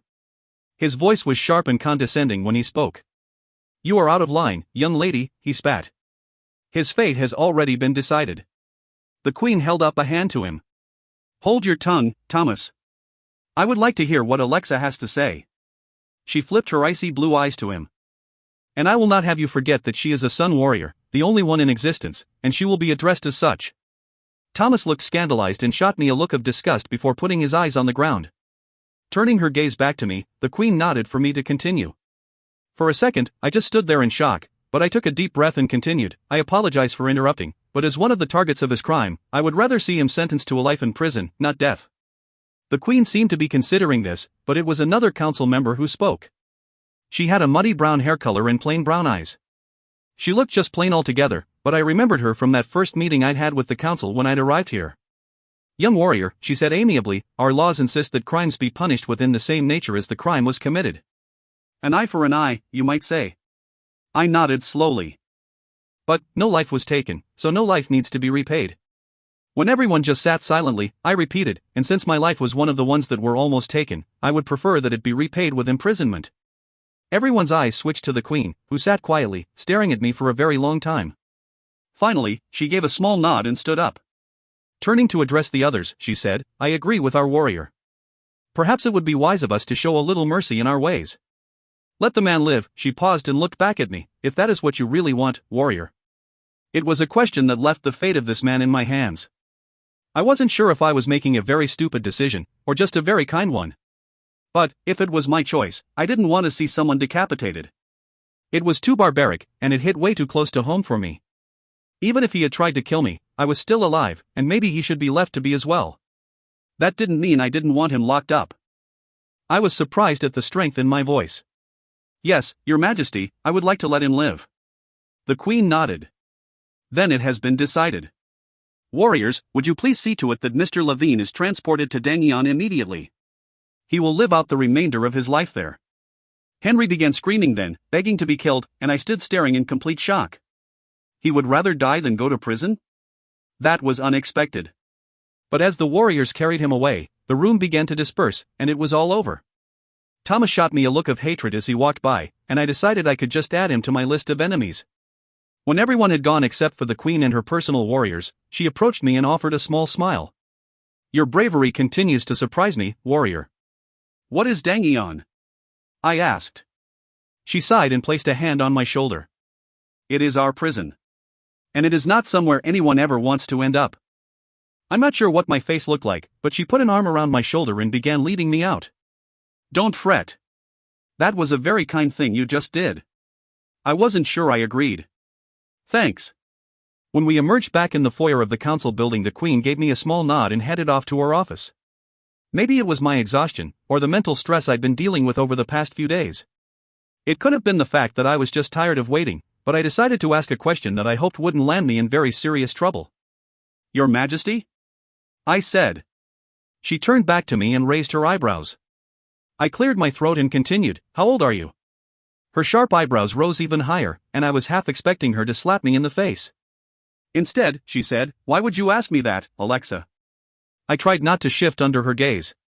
I apologize, I know I'm out of line, but it's just that I haven't met anyone here who is old. Well, that was articulate. She gave a slow nod. I see, well, that is because most of my elderly stay in the assisted living area on the other side of the city. I looked down at my hands. I hadn't even thought of something like that, and now I felt stupid for having asked such a rude question. Oh, I said. I'm sorry. She offered me a smile. Don't be, warrior. I know living here is an adjustment for you. And you've been through so much, so it is to be expected that you would question the things around you. Just remember, some questions are better left unanswered. With that, she walked away. Chapter 57. I headed out of the council building and tried not to think about everything that had just happened. It seemed that no matter how hard I tried, I never did the right thing. I had saved Henry's life today, but at the end, it seemed like he would have rather died than go to the prison. I'd made a new enemy in one of my good friend's fathers, and I'd probably managed to insult the Queen, all within the space of an hour. And to add to those wonderful events of the day, now I was going to confront Caden. Nellie was passing by the council building as I ascended the stone steps. She smiled when she saw me and waved me over. So that's where you were, she said, glancing back at the council building. I was just going to the library to return a book. You want to walk with me? Since I still had a few hours of daylight, and maybe just because I was jumping at the chance to put off seeing Caden, I nodded and fell into step beside her. She looked over at me and frowned. You still haven't eaten, have you? I shook my head. I will soon. Reaching into her pocket, she pulled out a granola bar and forced it into my hands. When I began to protest, she held up a hand. It's not from here. It's one of the ones Mom had left in the backpacks for us. I found it when I cleaned my room today. I smiled at her gratefully, then tore into the package and devoured the whole thing in 2 bites. It tasted like Christmas morning. I was still starving, but at least it took the edge off. I felt a little energy flow into me, but mostly it just made me want to eat a whole lot more. Satisfied that she'd finally seen me eat something, Nellie told me about her classes as we walked. Sometimes it's just hard, she said, looking down at her feet. I have to keep my guard up when we are doing searching exercises in class, and I have to make sure I only use a portion of my abilities. It just takes so much out of me, and at the end of the day I feel drained. I smiled at her, hoping to lend some comfort. I felt bad about the fact that I'd been so wrapped up in my own crazy life that I hadn't even taken the time to ask Nellie about hers. Out of everyone, Nellie was the person that I absolutely had to keep safe. I needed to remember that, no matter what happened, she took precedence. I know it's hard, Nell, I said. But you're strong and you can get through it. At least until we graduate school. She sighed heavily. Yeah, but then what? I'm so sick of hiding what I am, but it's not like I can tell anyone. God knows what they'd do if they found out. Nellie looked over at me and brushed the hair that had fallen from my ponytail out of my face. Sometimes, she continued. I wish I were you. It's an honor to be what you are, but to be what I am, it's a disgrace. I grabbed her hand and pulled her to a stop. Don't you ever think that. And, trust me, you do not want to be me right now. Besides, Nell, everyone loves you, they always have. I'm the outcast and the delinquent, not you. She smiled that beautiful smile of hers, but it was sadness that stayed behind her eyes. There's evil inside of me, Lex. I'm part monster and we both know that. The only reason people have always liked me so much is because I have the same draw that every Lamia has. And sooner or later people are going to figure out why. I had a feeling that whatever monster was inside of me could make her monster run for the hills, but I didn't say that. We'll deal with that when it comes. You know I would never let anything happen to you. She met my eyes. I know. When we reached the library, Nellie returned her book. I decided I might want some reading material since reading was one of my favorite pastimes. As I was strolling up the section of mystery thrillers, a woman approached me. She was probably in her mid-50s and had strawberry blonde hair that was streaked with gray. "Can I help you find anything?" she asked with a warm smile. No thanks," I said. When she started to walk away, I called out to her. "I don't mean to be rude, but who are you?" She smiled a little at what must have been my stupid question. "I'm the new librarian," she said. A horrible feeling came over me, and I had to swallow twice before I could ask my next question. "What happened to the old one?" Her face filled with sympathy. "Oh dear, I'm afraid she's passed on." "Has no one told you?" I shook my head in disbelief. How could she have passed on? I had just seen her the other day and she'd looked completely fine. A horrible thought occurred to me then, and I struggled to keep the horror off my face. "How?" I asked, more to myself than to the woman. She must have thought I was asking her, because she sighed heavily and answered, she had a disease, one that affects the brain, and I guess that it just finally got the best of her. "Did you know her well?" I wanted to scream at her that was bullshit, but instead, I just shook my head and walked away. When I found Nellie, we headed out of the library together. She immediately knew something was wrong. "What happened?" she asked. "The librarian died," I told her. Her face fell into a frown. "Oh, that's terrible." I nodded. "Hey, I'll see you later, okay? I need to go do something." Her brow furrowed at my abrupt change in subject, but I was going to talk to Caden right now. I needed the answers to my questions, and I needed them now.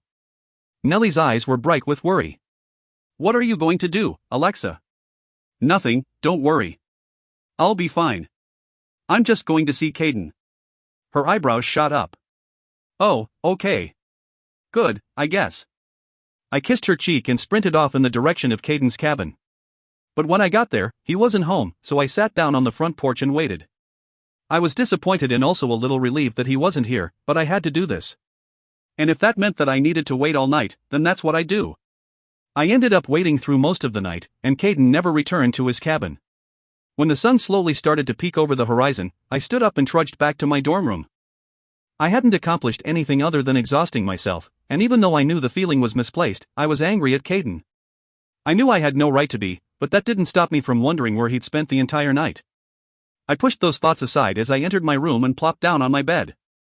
I was not going to be jealous over a man who didn't belong to me. At least, not while I was sleeping. Chapter 58. I woke up later in the day when a knock sounded on my door.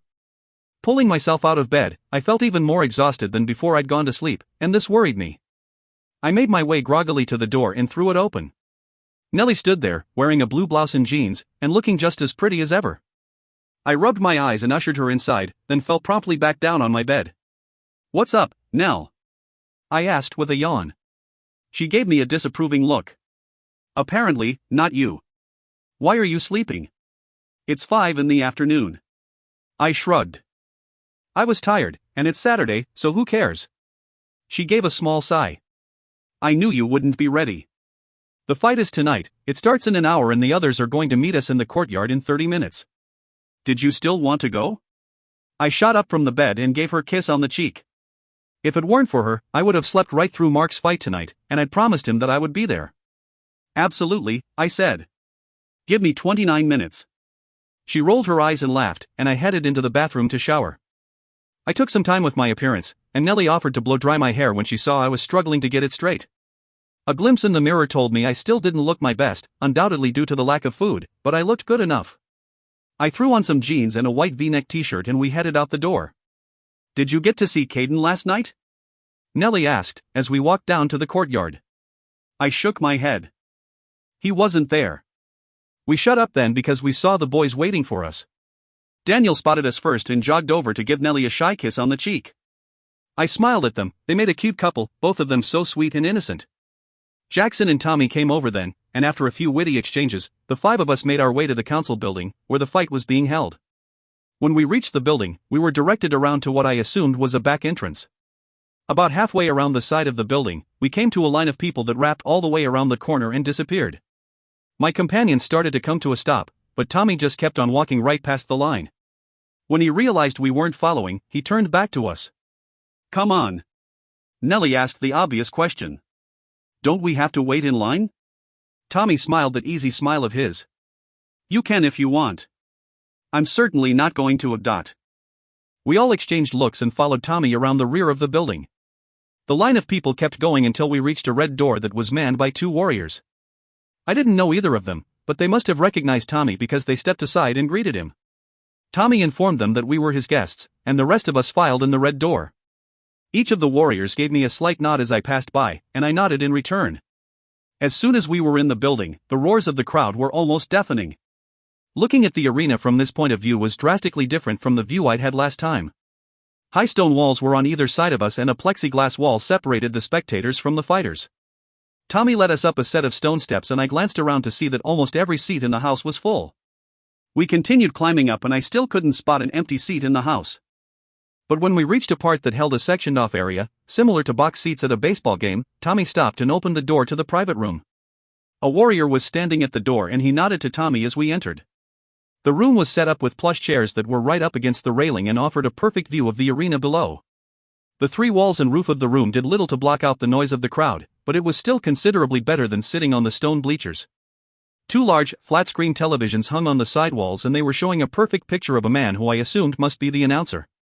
Much to my dismay, I noticed that the room also held a long table packed with trays full of delectable-looking sandwiches and cookies. "This is nice," Nellie said, taking a seat in one of the chairs. I nodded, ignoring the grumbling of my stomach. "Yeah, it is. How did you get these seats, Tommy?" "They belong to my father. Every council member gets one." I swallowed hard at the mention of Tommy's father. "Is he coming?" I asked, trying to sound like I didn't care either way. "Nah," Tommy said. "He said he had some things to do tonight." I breathed a silent sigh of relief and took a seat next to Nellie. The others took their seats and Jackson sat down in the one next to me before Tommy could get a chance. The announcer that was on the television screen stood on a podium overlooking the arena. I looked down below and saw that he was only about 30 feet away from where we were sitting. He began his speech and the crowd fell silent. After a few ceremonial words, it was time to announce the fighters. Mark's name was called first, and he stepped out of an opening in the wall that was directly below me and my companions. The crowd roared with praise, and I couldn't help cheering along with them. I really liked Mark, and I didn't want to see him get hurt. I leaned forward in my seat to study him. He was wearing black shorts and a black sleeveless t-shirt. From this distance he appeared much younger than usual, probably because this was the first time I'd seen him out of his long-sleeved warrior uniform. He seemed to be in good shape, built tall and wide and thick. But I noticed that the skin of his bared arms was littered with previous battle scars. I wasn't sure if this was a good thing or not. He also held a silver sword in his hand, and the sight of it made me turn to Tommy in alarm. "What's the sword for?" I asked. "The fighters don't actually kill each other, do they?" I hadn't had a sword when I'd fought Daniel. "Either fighter can choose to surrender at any point," said Tommy, placing a cigarette between his lips. I let out a relieved breath. "But," he continued, "many don't. It's considered dishonorable, and most choose death." It took me more than a few seconds to process this. I let out one short, silent breath and my head fell forward a fraction on its own accord. My movement was so slight that I doubted anyone but Nellie noticed. I sat staring at my small, scarred hands for a few seconds. They were a safe spot for my eyes. In my head swam one thought: God, please let Mark win, and if not, surrender. Following that, one question: would I surrender? When the announcer called the name of his opponent, my heart hit the stone floor beneath my feet. I shut my eyes for the tiniest portion of a second, then I looked up. Chapter 59. Caden emerged from the opposite end of the arena, sword gleaming in his right hand. The crowd's response was deafening.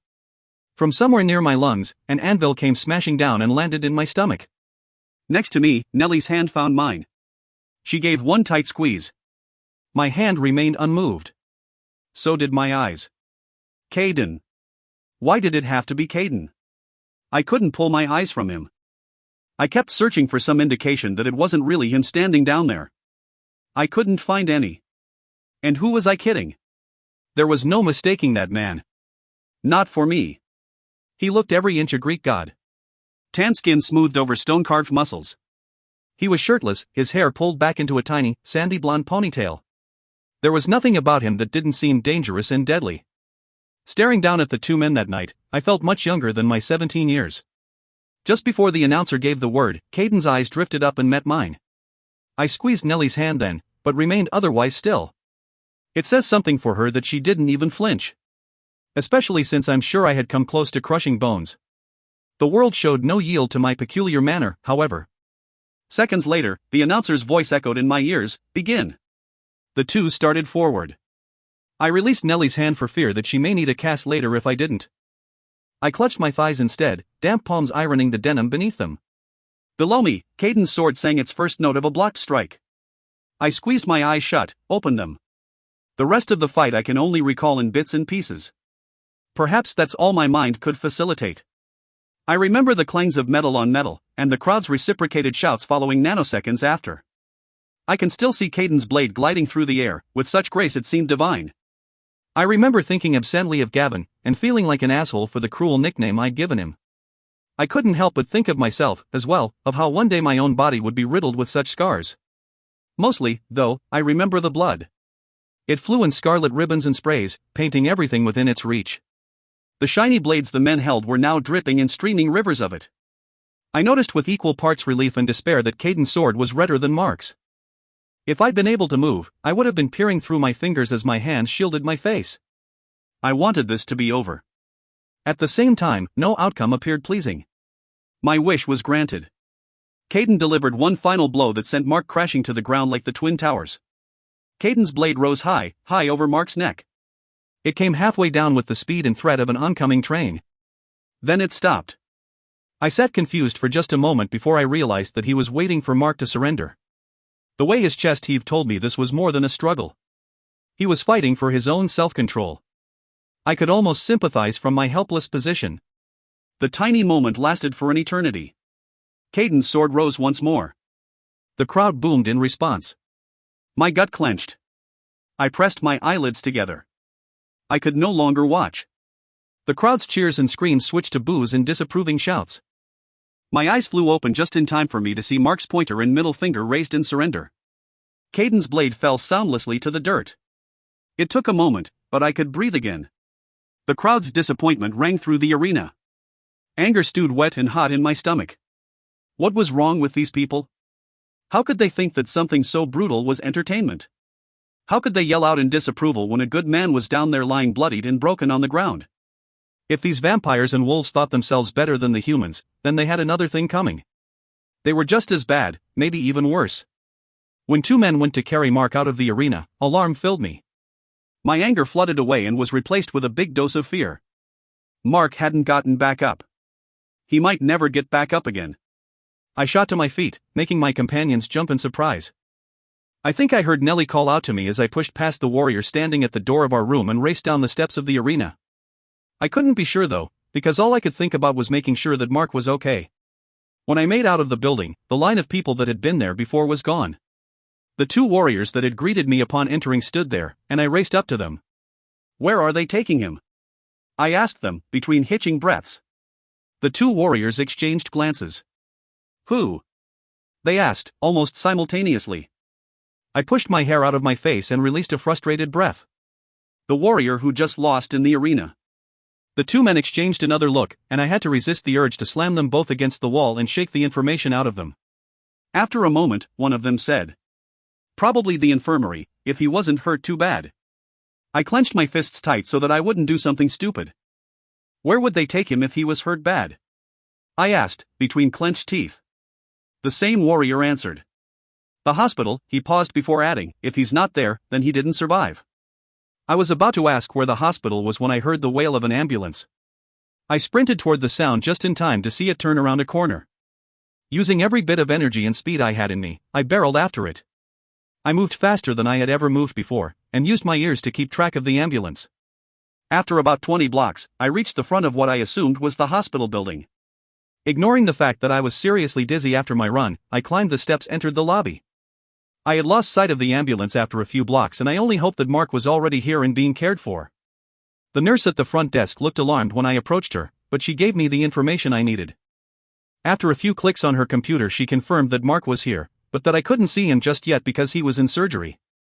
She asked me to have a seat, and told me she would tell me when I could go in. I didn't sit down. I paced back and forth in the lobby for the longest 30 minutes of my life, with spots dancing before my eyes the entire time. Finally, she gave me a room number, and I took off in the direction she pointed. When I entered Mark's room, I saw that he was lying on the bed, still unconscious and wrapped in an insane amount of bandages. I approached the bed slowly and felt tears trickle down my face. He looked so horrible, and I couldn't see how anyone would recover from these injuries. "Alexa?" said a deep, rich voice behind me. I jumped and turned to see Caden standing in the doorway. For the first time since we met, I couldn't stand the sight of him. All of my earlier thoughts of the conversation we needed to have completely forgotten. Swiping the tears from my face, I went to stand in front of him, ignoring the fluttery feeling in my chest as a result of his proximity. "What have you done?" I whispered. Then, I pushed past him and left. When I reached the outside of the building, I sat down on the steps and buried my face in my hands. Tears flowed freely now, and I could barely see straight between them and my dizziness. Some part of me knew I'd been wrong to say that to Caden. He'd only done what he had to. And really, would I have rather it been him lying on that hospital bed? I had no answer for that. All I knew was that I felt sick over seeing Mark that way. And I was mad at Caden for having put him there. When I felt an unmistakable presence behind me, I stood up abruptly, causing me to wobble a little and feel extremely lightheaded. "I don't want to talk to you right now." "Leave me alone," I said, without turning around. Behind me, I heard Caden release a heavy breath. "I've heard this before," he said. "Then start paying attention. How can you, of all people, pass judgment on me?" At that, I spun around to face him, once again causing spots to dance before my eyes. What the hell is that supposed to mean? Caden's dark eyes were filled with frustration, but his face betrayed nothing. "You know exactly what I mean," he said. "You know I didn't want to fight Mark. I had no choice, just like you had no choice with Daniel. But I never blamed you for what you did, because I knew you did what you had to. If you could get over your own emotions for a moment, you would realize that I did the same thing." Again, some part of me knew he was right, but I was way too keyed up at the moment to let anything rational through. "I was wrong then," I shouted. "And you were wrong today. Every single one of us who steps into that arena is wrong.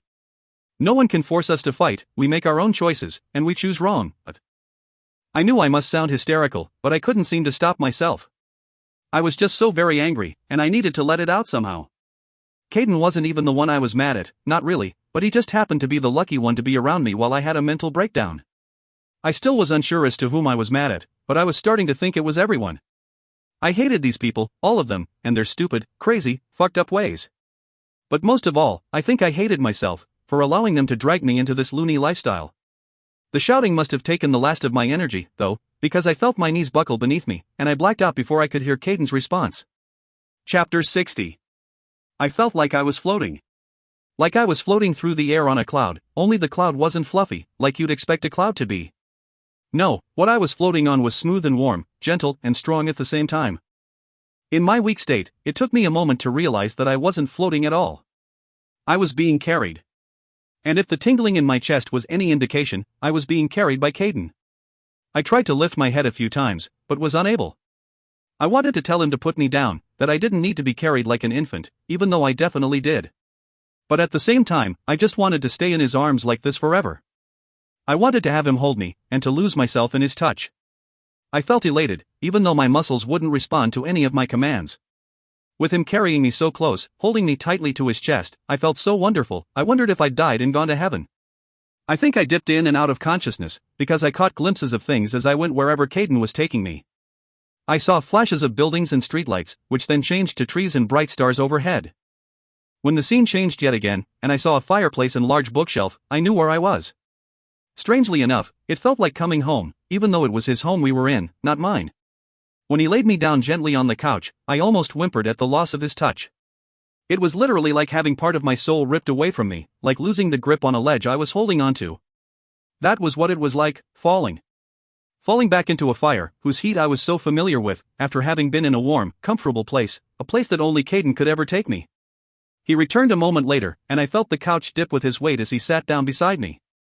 I managed to crack my eyes open a little more, but the effort was painfully difficult. I just wanted to go to sleep. He leaned over me, and my chest swelled having him so close to me again.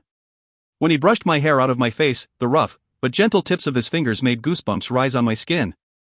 I closed my eyes again, basking in the feel of his touch. But when I felt something warm and wet touch my lips, my eyes flew open again. Caden was pressing his wrist to my mouth, and when I looked up at his face, I saw that his fangs were exposed and they had a little blood at the tips of them. You have to drink, Alexa, he said softly. Even though it was obvious, it took me a second to realize what he meant. Summoning what little energy I had, I managed to give my head a small shake. Even that small movement made the world go black for a second before I could see again. Caden's voice took on a note of urgency. You have to try, please. Just trust me. When he pushed his wrist to my mouth again, I had no choice but to taste his blood. The second it hit my tongue, I swallowed involuntarily and felt a small zing of energy, like my heart just picked up in pace. His blood was sweet and warm, and before I knew what I was doing, I latched onto his wrist with my teeth. They sank through his skin way too easily, but I was too enthralled at the moment to really consider it. The more I drank, the better I felt, and when I say better, I really mean amazing. I had never really done drugs in my life, but if I had to compare drinking his blood to something, I would call it ecstasy. It made my skin tingle and my mind cleared almost immediately, which eventually gave me a clear enough head to realize what I was doing. But it was such a potent feeling that I had grabbed his wrist with both hands and taken a long swallow of his sweet blood before I was able to stop myself. Finally, I was able to push his wrist away, but for a moment, all I could do was stare at the ceiling in pure bliss. After a few seconds, I blinked hard and pulled myself to a sitting position, feeling better than I had felt in days. I licked the last of his blood from my lips and ran an index finger over my incisors, which were long and sharp.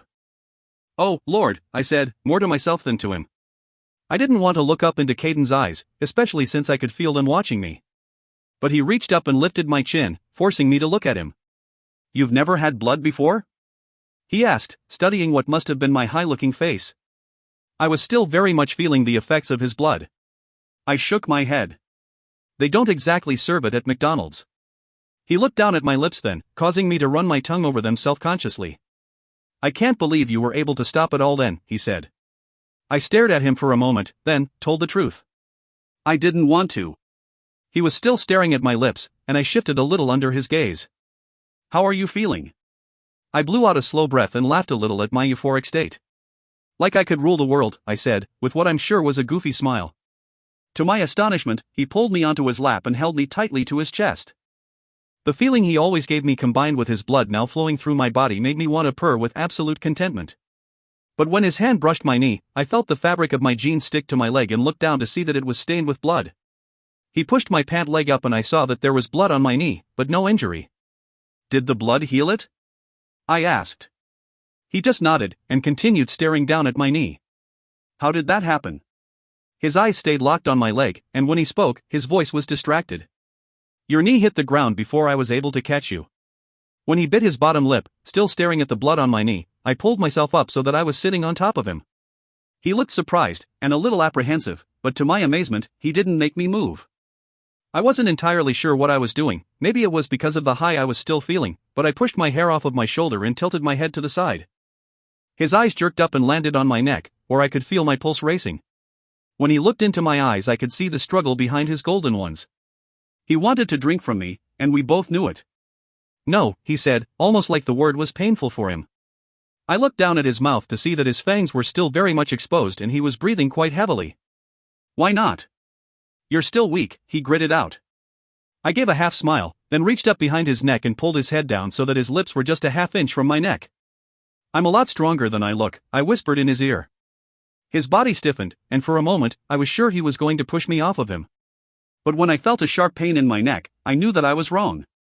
Pulling him closer, I sighed at the feel of his soft lips on my skin.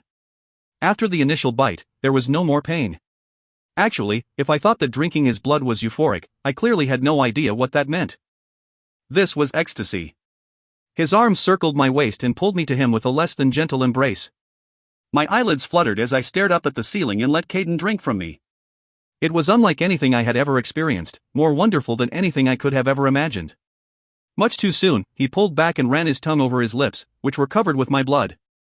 This made me find him even more attractive. This was amazing, considering the fact that I didn't know I could find him any more attractive. He stared into my eyes and I could see that there was affection behind his. Your eyes are glowing, he said quietly. I blinked and looked down at my hands, which were trembling with exhilaration. Yeah, that happens I guess. He tilted my chin up, once again forcing me to look into his sunrise eyes.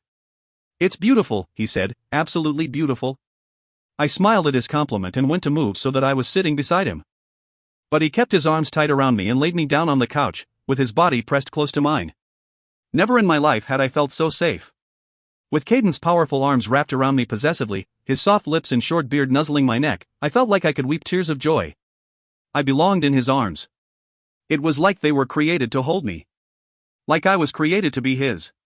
We lay like that for a long time, him just trailing his fingers up and down my arm as I clutched his other hand in mine. He broke the silence first.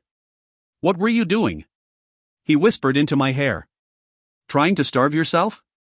I closed my eyes and again answered truthfully. It was just impossible to lie when he was holding me. No, I was trying to think clearly. He was quiet for a moment before asking, "Where would get the idea that not eating would help you think clearly?" From I paused, catching myself before I said Soraya's name. "From someone," I said stupidly. He sighed into my hair, and it caused a shiver to run up my spine. Always so guarded, warrior.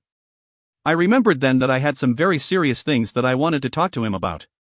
It took more effort than I wanted to admit to pull myself from his arms. He sat up too and I scooted down the couch a little to put some distance between us. He raised an eyebrow, then looked down at his hands. "I'm sorry. I wasn't trying to make you uncomfortable." I raised my eyebrows in return. "You think you make me uncomfortable?" When he didn't answer, I continued, "We both know exactly how you make me feel, Caden." I took a deep breath and added, "Considering the fact that I'm a warrior, and you're a Libra, I would wager I make you feel the same way." The look on his face was more impressed than anything else. "When did you figure this out?"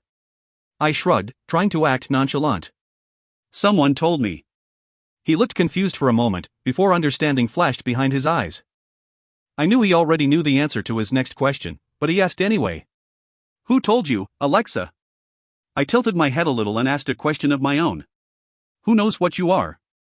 Now his face showed surprise, but I pushed forward. "I met a little girl named Soraya."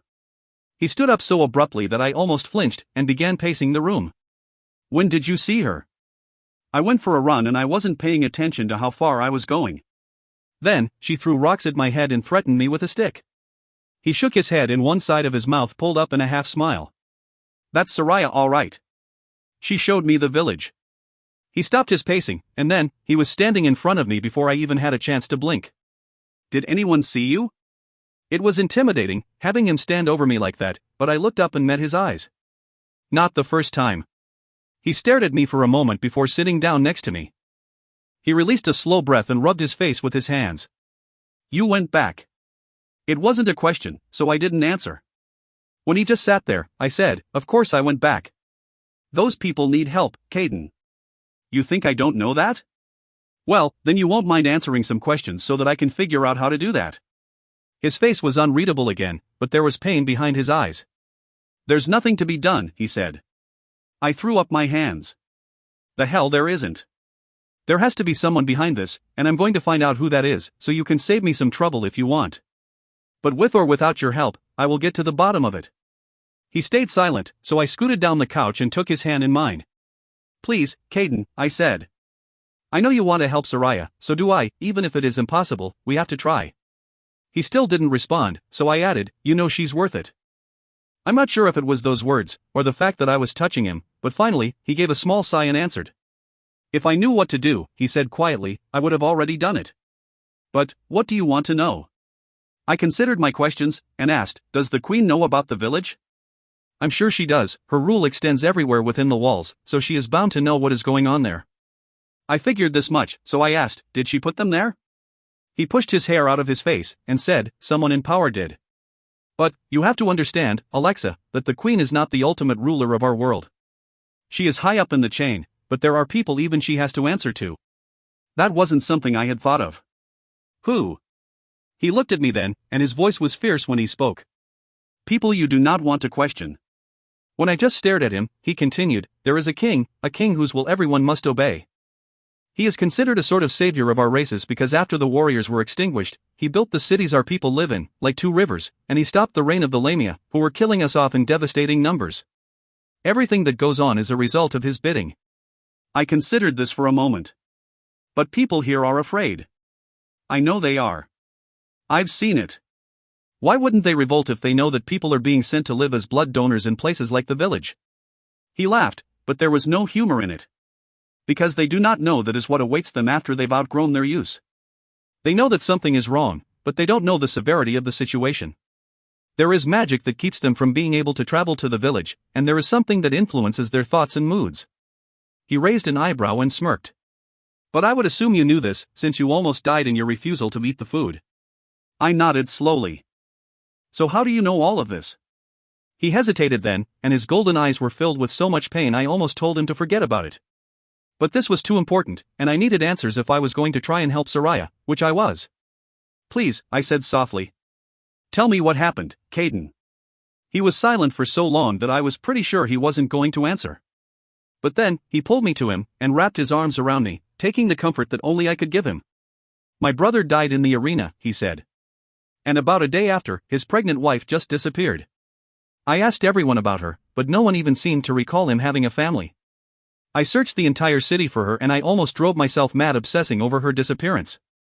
But, after a few weeks, it became difficult to remember anything about her at all. It felt like every time I tried to picture her face, the memory was just out of my reach. I knew something was wrong, so I did the same thing you did, I stopped consuming the food. He looked down at me and another smirk crossed his face. But unlike you, I fed off the animals on the land. I got lost one day while I was hunting in the forest, and felt so disoriented that I didn't know my way back. That's when I came upon the village.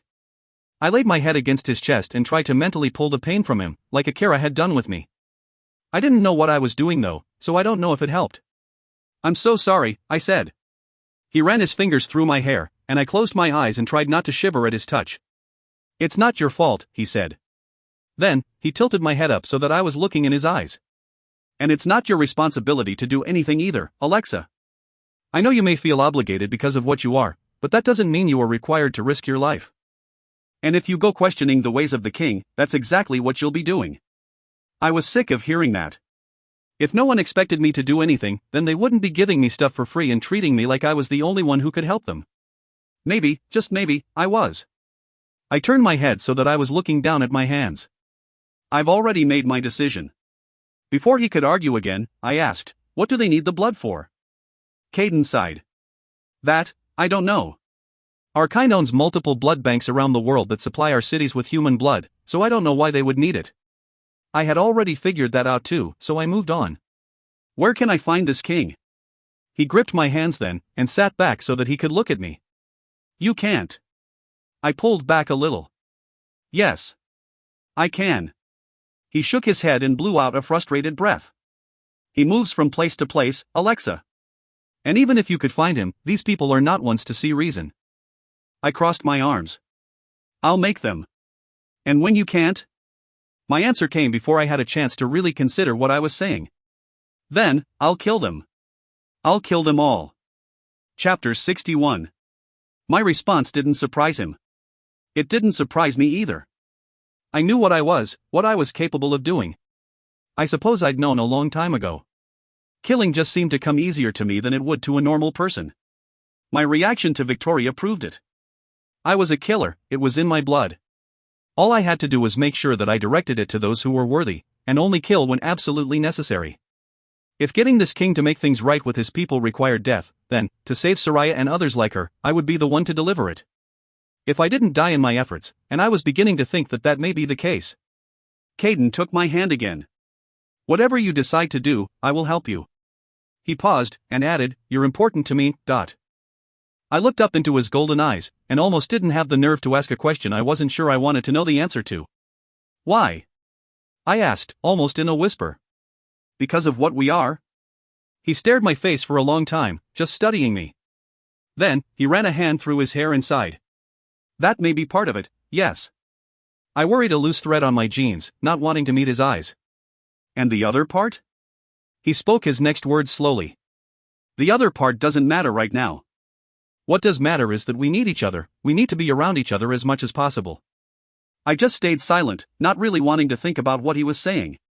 He continued, we both know how dangerous we can be without each other. I want to help you, Alexa. I need to be around you too, so you can help me. I didn't want to hear this. I didn't want to tell him that I couldn't just hang out with him and ignore the feelings he made me have. I was almost sure now that he wasn't attracted to me in the way that I was him, and it broke my heart to hear him say it. So, I kept my face blank and reverted to my usual reaction to rejection, denial. We don't need each other, I said. We've made it this long without having the other around. I don't see why we should develop a dependency now. My words seemed to hurt him, but a second later his face was unreadable again. That's because you've just recently inherited your warrior. I've been struggling to control my beast for years now, and I would be willing to bet that when yours comes out, you have trouble controlling it as well. I thought back to my most recent fight with Victoria and my fight with Daniel. I had kind of blacked out during both of them. All I'd been able to see was red, like it ringed my vision and made me burn all the way down to my soul. With Daniel, I'd almost killed him because I couldn't control it.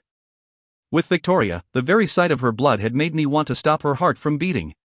Caden was right, I was having trouble controlling myself, and I knew it was only getting worse.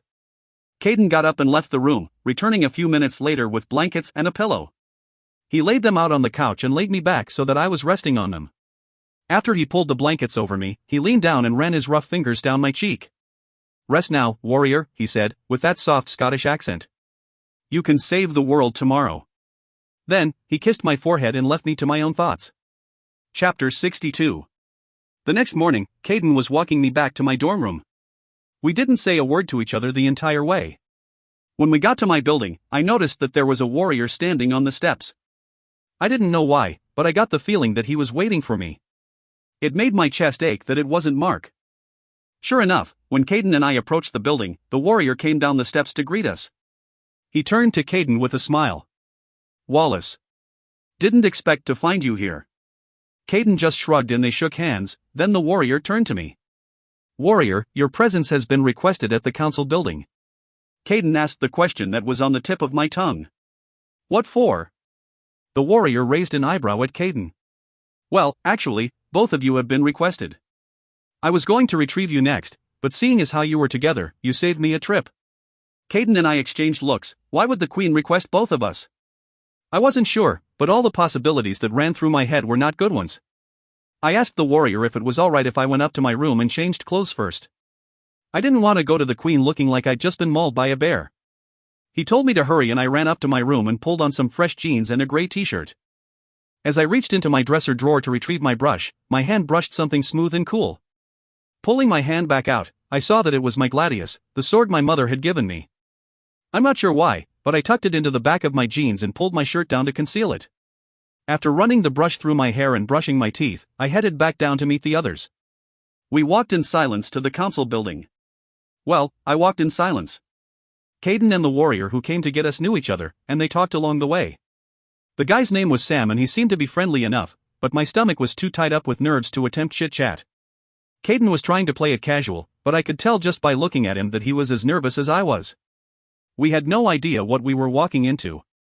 When we reached our destination, Sam told us he had some other errands to run, but before he left he asked if he could look at my arm. I pushed up my sleeve and he stared in wonder at the silver tattoo. Reaching up, he touched his fingers to the sun on my shoulder. "Beautiful," he said. Turning back to Caden, he smiled widely and said, "She's absolutely amazing." Caden gave a small nod. "She is." Sam headed off after that and Caden and I ascended the steps of the council building. When we reached the doors, I looked up at him and smiled. "So, I'm amazing?" He didn't laugh, but I could see the smile behind his eyes. Instead, he just pulled open the door and waved his hand for me to go through. When we reached the inside, I saw that the queen was standing in the foyer. She was wearing an elaborate purple gown and had her hair and makeup styled to perfection. Standing with her were a few men and women dressed in equally elaborate clothing. Caden stiffened beside me, and I leaned over to him and whispered, "What is it?" His eyes were locked on one of the men standing with the queen.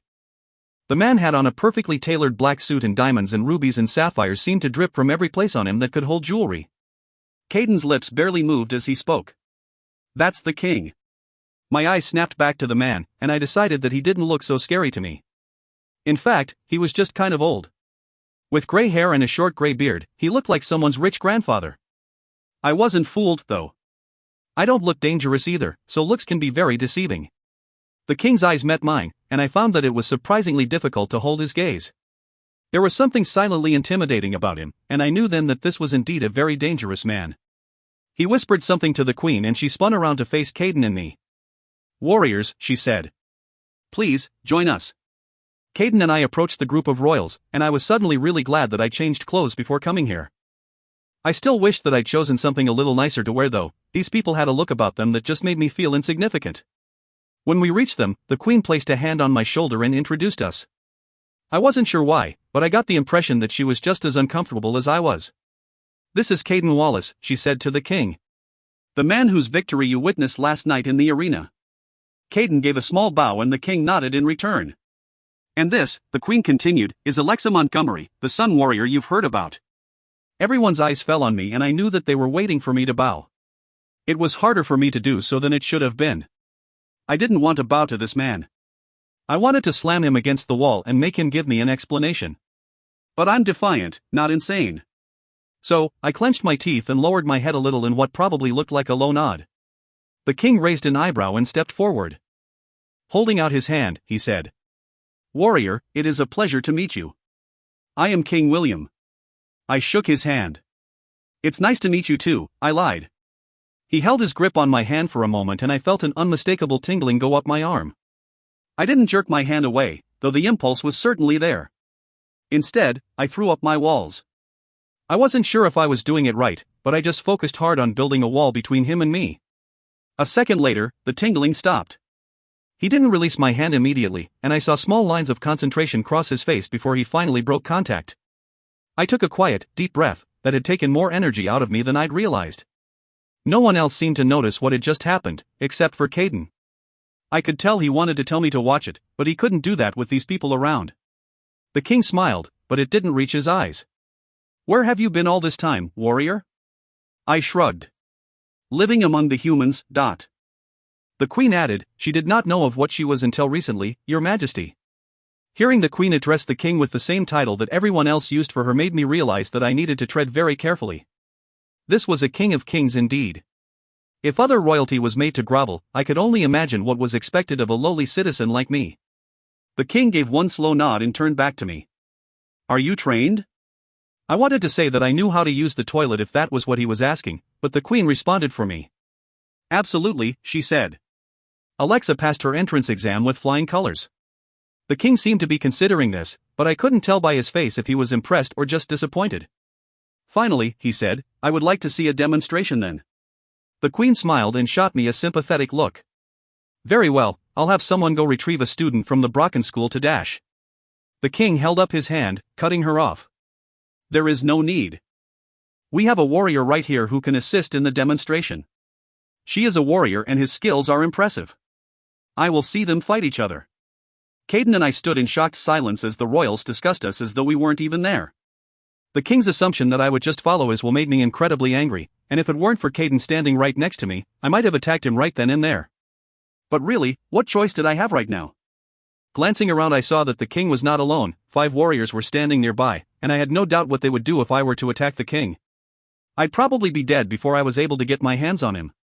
If I thought the warriors at Two Rivers were intimidating, then the king's warriors were just downright scary. They stood only a few feet away from us, all of them perfect statues.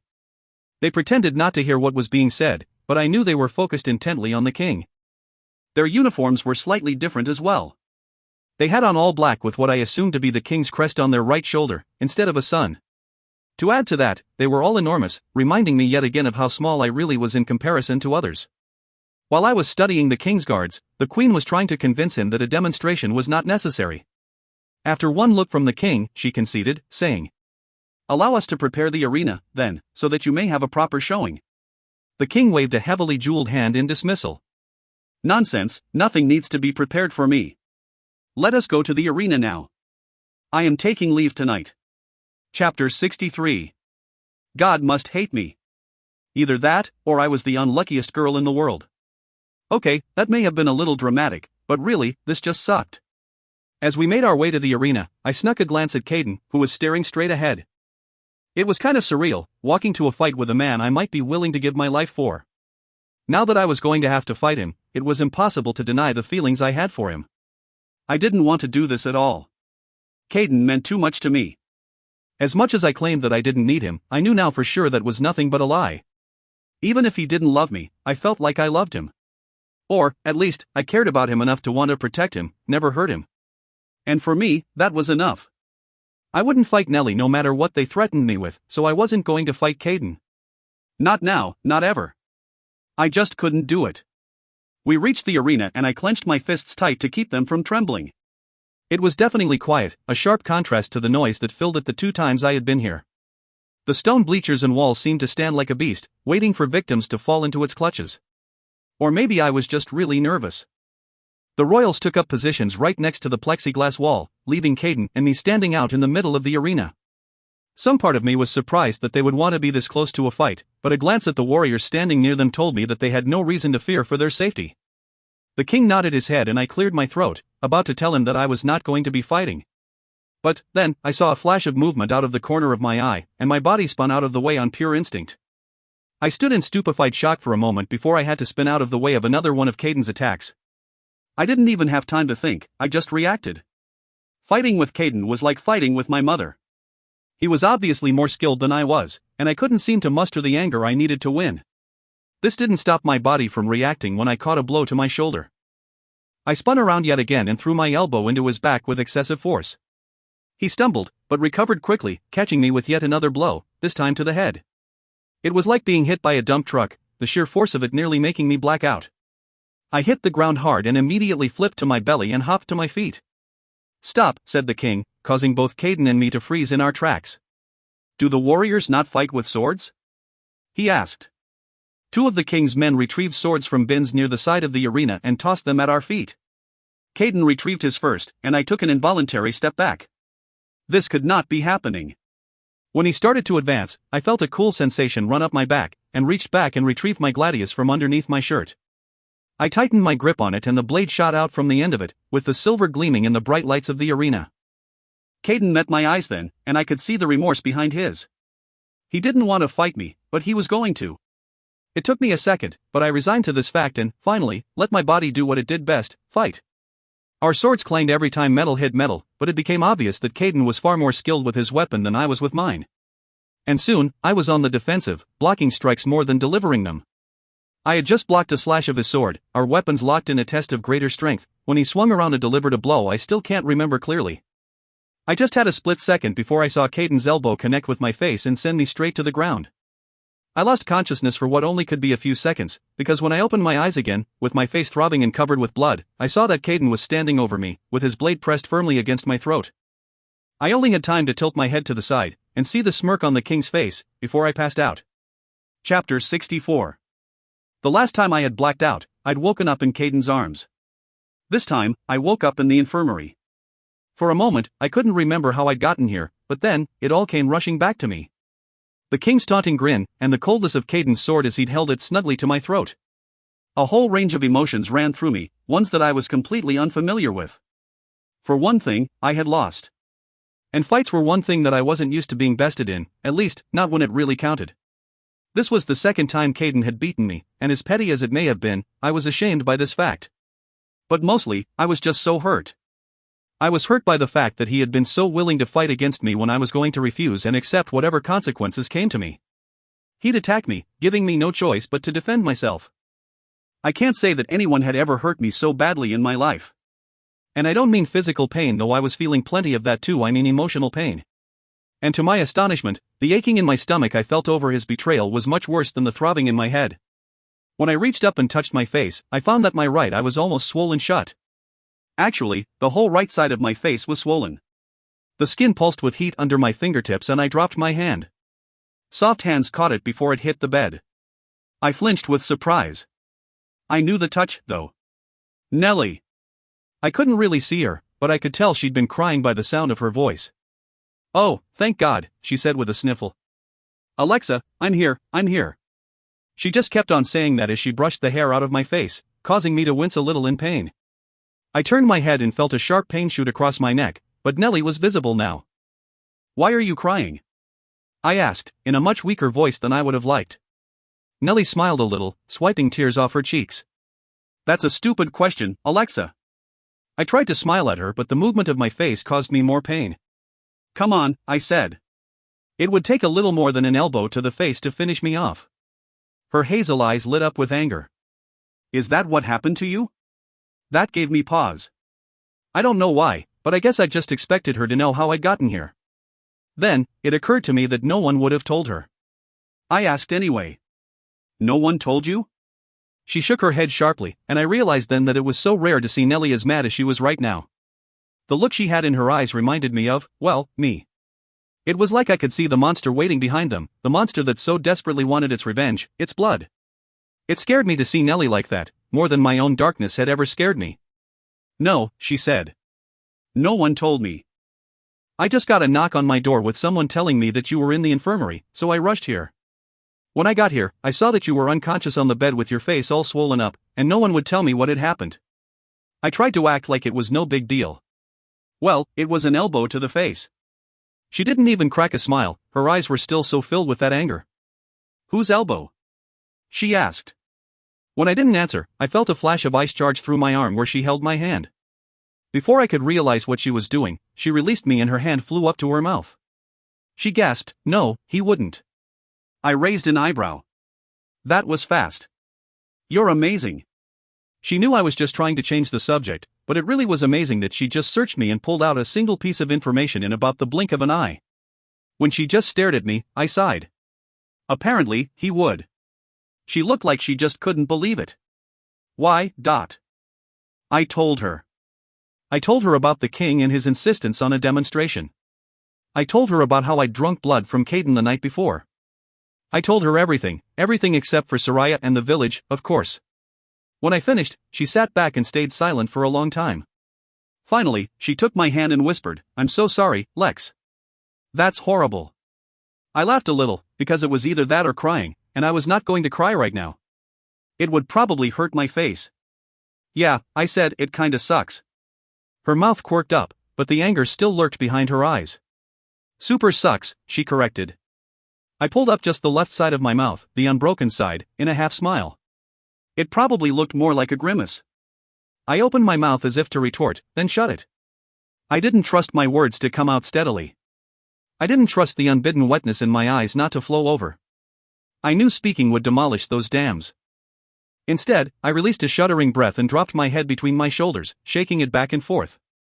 It hurt, but no other position felt appropriate. Grief had set cinder blocks on my shoulders. Nellie immediately recognized my despair. She sat down beside me, wrapping her arms around me in a tight hug. It hurt, but I just gritted my teeth and pretended that I couldn't feel a thing. When she laid her head on my shoulder and started sobbing again, I ran my fingers through her hair in a weak attempt to soothe her. This I could handle. At least I knew that no matter what, Nellie loved me. Nellie would never try to hurt me or betray my trust.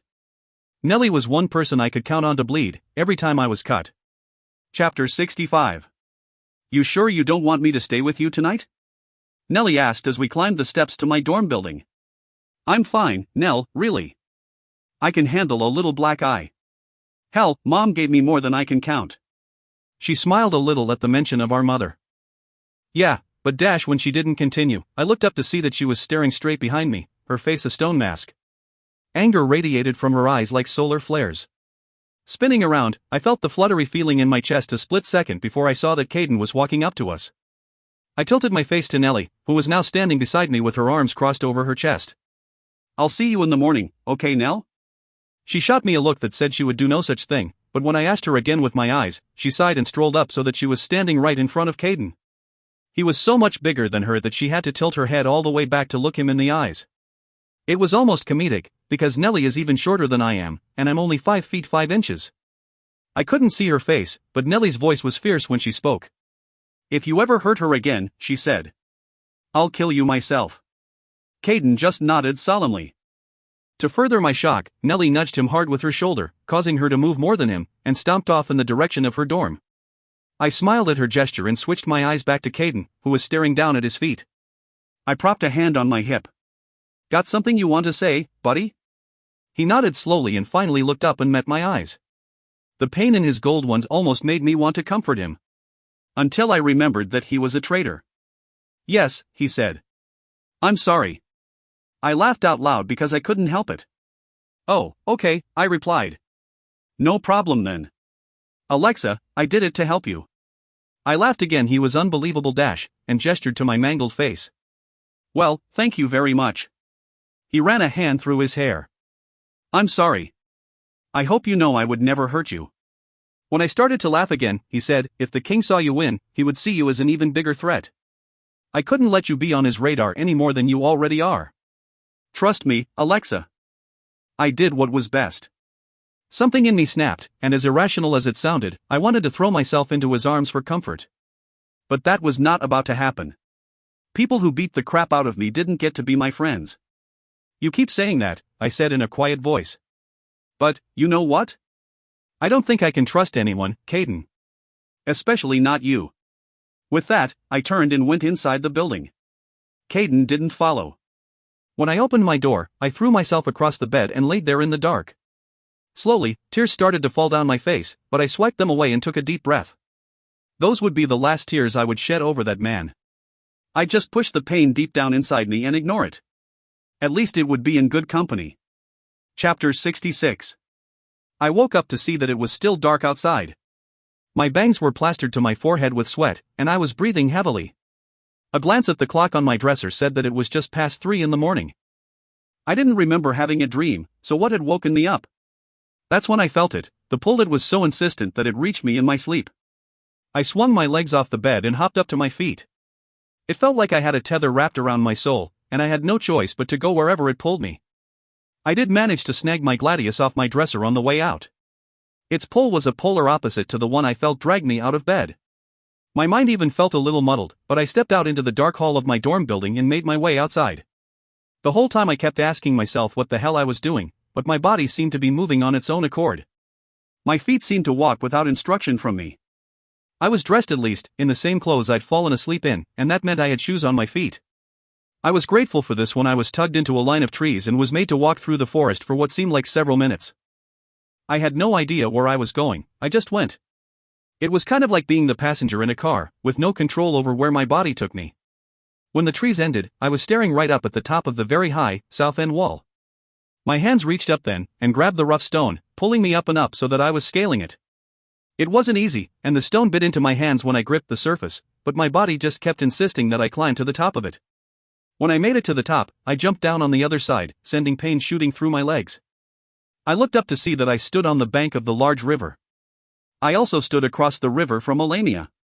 For a second, I thought I was dreaming, so I rubbed my eyes again and refocused. But no matter how many times I blinked, the beautiful monster was still in front of me. I knew her facade to be misleading, her mouth had shark teeth, her soul black ink. I was no longer being pulled by the force that had brought me from my bed, so I just stood there, staring at the vampire across the river. When she started laughing, and that hissing sound that brought back so many terrible memories escaped her mouth, I knew this was no dream. I studied her for a moment and realized that I recognized her. Since I had only ever encountered Lamia once in my life, I knew from where. This was one of the monsters that had killed my mother. The thought made my own beast roar to life inside me, breathing fire through my veins. I could feel the heat of it all the way down to my toes, and if the river hadn't been about 20 feet from bank to bank, I might have tried to leap over. I tightened my grip on the sword, and the blade shot out from the end of it. The Lamia hissed again, and her black eyes flashed with warning. "Easy, warrior," she sneered. "There SSSS no need for violence." I stood there completely dumbstruck. What in the hell was happening? "What do you want?" I spat, finally finding my voice. She smiled, displaying a mouth full of razor-sharp fangs. "Your sweet blood would be nix." She inhaled deeply and licked her lips. "I can smell it from here." My fury scorched the earth beneath my feet. "Then, come and get it."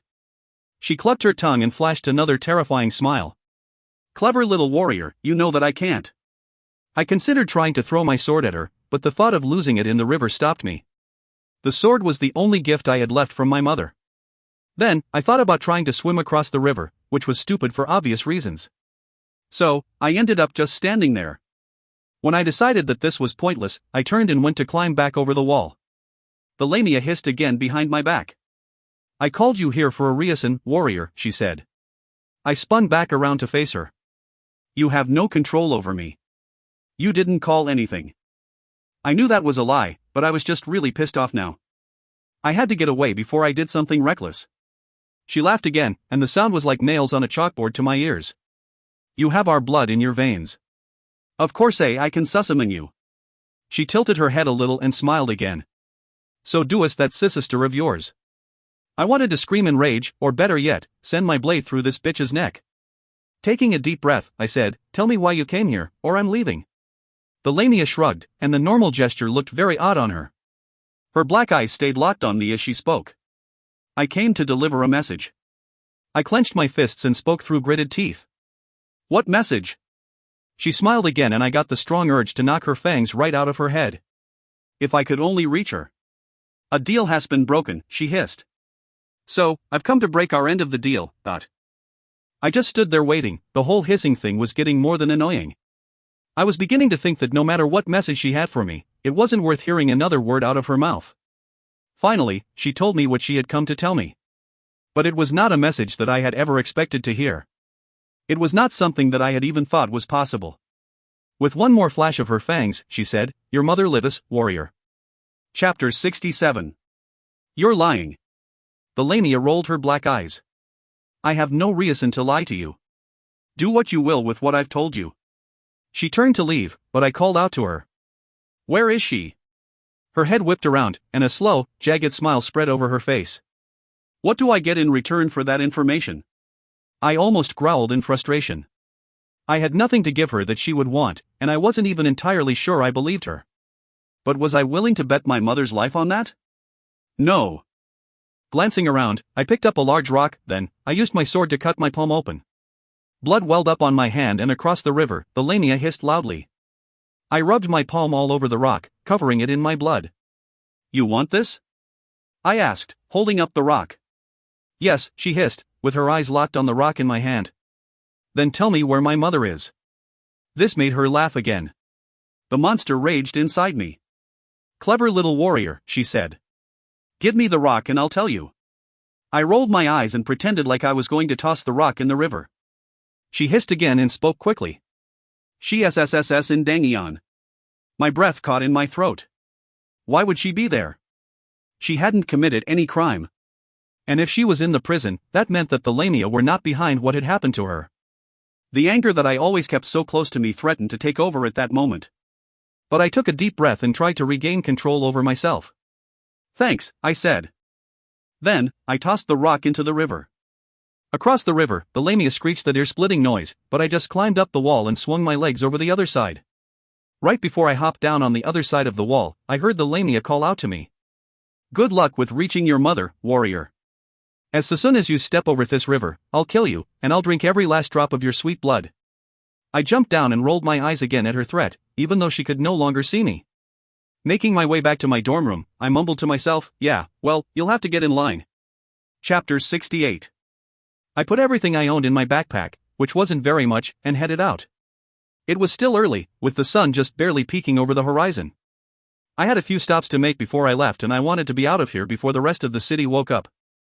I made my way to the Wolves' dorms and checked the directory to find out which room was Jackson's. When I got there, I took a deep breath and knocked on the door. I had to knock a few times, but finally, the door swung open and Jackson stood there. His reddish-brown hair was messy from sleep, and he was only wearing a pair of boxers, which had cowboy hats and lassos printed all over them. Alexa? He said. God, what happened to your face? I shrugged off his question. Can I come in for a second? He stepped to the side and gestured for me to enter. What's going on? He asked, once he'd closed the door behind me. I'm sorry I woke you up, but I need to ask you for a favor. He looked confused, but he nodded. Anything. Taking another deep breath, I said, I need you to keep Nellie safe while I'm gone. Okay, but where are you going? I sighed, wishing I could tell him, but I had to do this on my own. I wasn't going to put anyone at risk while I went on a mission that I wasn't even sure was real. I just have some things I need to take care of, Jack. I need you to trust me. Will you keep Nellie safe for me? He nodded and pulled me into a hug. Of course I will. But, you will be coming back, right? I pulled back and kissed him on the cheek. Of course. At least, I hoped I would. He sighed and ran a hand through his hair. When he spoke, his green eyes were full of affection. I'll wait for you then. I smiled, and fought tears that were threatening to surface. You might be waiting a while. He smiled back, but there was hurt behind his eyes. I'd wait an eternity for you, Alexa. I pulled him to me and gave him a long, sweet kiss. When we broke apart, his eyes were glowing wolf gold, and I was pretty sure mine were too. Thank you so much, Jackson, for everything. You're the best friend I've ever had, and that means more to me than I could ever tell you. He smiled again, and this time, it reached his beautiful eyes. I turned to go, but then remembered I had one more favor to ask. Reaching into my pocket, I pulled out the note I'd scribbled down in my room before I'd left. "Will you give this to Nellie for me?" He pulled me into one last hug and kissed my forehead. "Alexa," he whispered. "I'd kill a bear for you." I laughed at that. This was the reason I loved Jackson. He could always manage to make me laugh, no matter what horrible situation I found myself in. I decided then that if I was ever going to tell him, now would be the time to do it, especially since I didn't know if I would make it back from my trip. "I love you, Jackson." He brushed some hair out of my face and ran his fingers down my cheek. "Alexa," he sighed. "I've always loved you." I left then, but I knew, with absolute certainty, that he really did. Chapter 69. My next stop was a little further away, so I ran to get there. I was still feeling pretty strong after drinking Caden's blood, but I knew that I would need to eat after I made it outside the walls. When I reached Tommy's house, I knocked on the front door, and to my surprise, he answered pretty quickly. When he opened the door, I saw that he was fully dressed in his usual expensive attire, with black dress pants and a blue button-down shirt that matched his eyes. He looked surprised to see me too, but he immediately stepped to the side and gestured for me to enter. "To what do I owe the pleasure, Alexa?" I was thankful that he didn't mention my swollen face, but then, Tommy was a Brocken vampire, a fighter, so he was probably used to seeing injuries among his friends. "I need to ask for a favor," I said, deciding to cut to the chase. He smiled that easy smile of his. "Ah, and here I thought you just wanted to see me." He paused, and then asked, "What do you need?" I swallowed hard. "Your car." To my astonishment, he just raised both eyebrows and said, "Okay, for how long?" "I don't know. A couple of days, or maybe a couple of months." He laughed at that. "Okay, do I get to know where you will be taking it for a couple of months?" I shook my head. "No." He shook his head in return and got up, disappearing into the other room. When he returned, he held out a set of keys to me. Then, he asked, "Do you have money?" I had about $400 saved up from my school allowance. "Some," I said. He sighed and reached into the pocket of his slacks. Pulling out his wallet, he handed me a stack of $100 bills. "Here," he said, pushing the bills into my hands. I stood there in shock. I hadn't even really expected him to say yes about the car. Thank you. Why are you so willing to help me, Tommy? You don't even know what I'm going to do." He shrugged. "You're my friend, Alexa. And you usually only do things that are meant to help other people, so why wouldn't I help you?" He paused and that sly grin appeared on his lips. "Besides, you know how I feel about you." I smiled and placed a kiss on his cheek. "Thank you so much, Tommy. I owe you big time, and I won't forget that." He smiled again and pulled me to him, wrapping his arms around me. "Just try to bring the Mercedes back in one piece and we'll call it even." I laughed. "I'll do my best." I turned to go, but he called out to me. "Don't you want to know where the exit is that will lead you to a road through the forest?" I turned back and smiled. "Why, yes. Yes, I do." Chapter 70. I drove through the streets of Two Rivers and headed to the exit in the wall that Tommy had told me about. The city was so quiet this time in the morning, and I glanced around me, taking time to acknowledge how beautiful the place really was. Each structure was unique, and every bit of lawn was manicured to perfection. The flowers and cherry blossom trees seemed to be bidding me farewell with their bright faces turned up to the sun. Then I had to slam on the brakes because there was someone standing right out in the middle of the street. Well, not someone. It was Caden. He was staring right through the windshield at me, like he'd been waiting for me to come. When he walked around the side of the car and waited for me to unlock the door, I considered what to do. I could hit the gas and take off, denying him the chance to say whatever he was waiting to tell me. Or, I could unlock the door and hear what he had to say. In the end, I unlocked the door. As much as I was still hurt by what he'd done to me, if I was being honest, I didn't really want to leave without giving him a chance to explain himself. When he opened the door, though, he just folded himself into the passenger seat and sat staring straight ahead. I waited for several moments before saying, "What?" He didn't look at me, he just said, "Let's go." I shook my head in confusion. "We're not going anywhere." Caden looked at me then, and the apology that was in his eyes last night was still present this morning. To my astonishment, he said, "You don't want to go find your mother?" I gaped. "What are you talking about?" He gave me a look that said that was a stupid question. With a sigh, he said, "We've shared blood, Alexa, and whether you want to accept it or not, you're my warrior. I felt the summons to the gate last night, just as you did." I hated that his words made my heart flutter, his warrior. I rubbed my face with my hands. This could not be happening. Then, you saw everything? He nodded. And I am not going to let you do this on your own, so you can either let me come with you, or you can make things difficult and make me follow you the whole way. I stared straight out the windshield. Get out, Caden. He sat there for so long I almost thought I would have to tell him again, but finally, he opened the door and stepped back out into the street. As I started forward again, I snuck a glance at him in the rearview mirror. He was still standing there, just staring at the back of Tommy's car as I increased the distance between us. As I rounded a corner, out of sight at last, I shoved thoughts of Caden to the back of my head, right along with everyone else. Chapter 71. When I made it to the gate, I found that it was guarded. I'm not sure why I hadn't expected this, but I suddenly hoped that there wasn't some rule that prevented citizens from leaving Two Rivers whenever they felt like it. If so, I might not be going anywhere. I could always try and knock the guard unconscious, but then I would have a short time period in which I would have to figure out how to get the gate to lower across the river so I could exit. I pulled up to the gate and stopped at the small guard station that was positioned to the side of it. When I rolled down my window, I saw that it was Gavin who was on post. I wasn't sure if this was a good thing or not. Giving up already, warrior? I shook my head. I don't give up on anything that's important, but I need you to lower the gate for me. I have some things I have to go take care of. I hoped that sounded convincing. To my surprise, Gavin winked. Will you be coming back? If I'm lucky. Then, good luck, warrior. I look forward to your return. Then, he lowered the gate. Before I could pull forward, he said, Don't forget what you saw here, Alexa. At hearing my name, I smiled, though I'm sure there was more sadness in it than anything else. I won't forget what I left here. Gavin gave me a genuine smile then, and though it was a little lopsided due to the scar that ran down the side of his face, it was the first real smile I'd seen from anyone in what seemed like weeks. So, I left. I left behind everyone. Everyone I loved and cared about to go on what might be a suicide mission. It had occurred to me though, that if my mother really was alive and at Dang Eon, then the Queen had deliberately lied to me about her death. This made me wonder what else was a lie at Two Rivers. I could only hope that I was the one who would be in danger by leaving, not the people I'd left behind. The end. For now.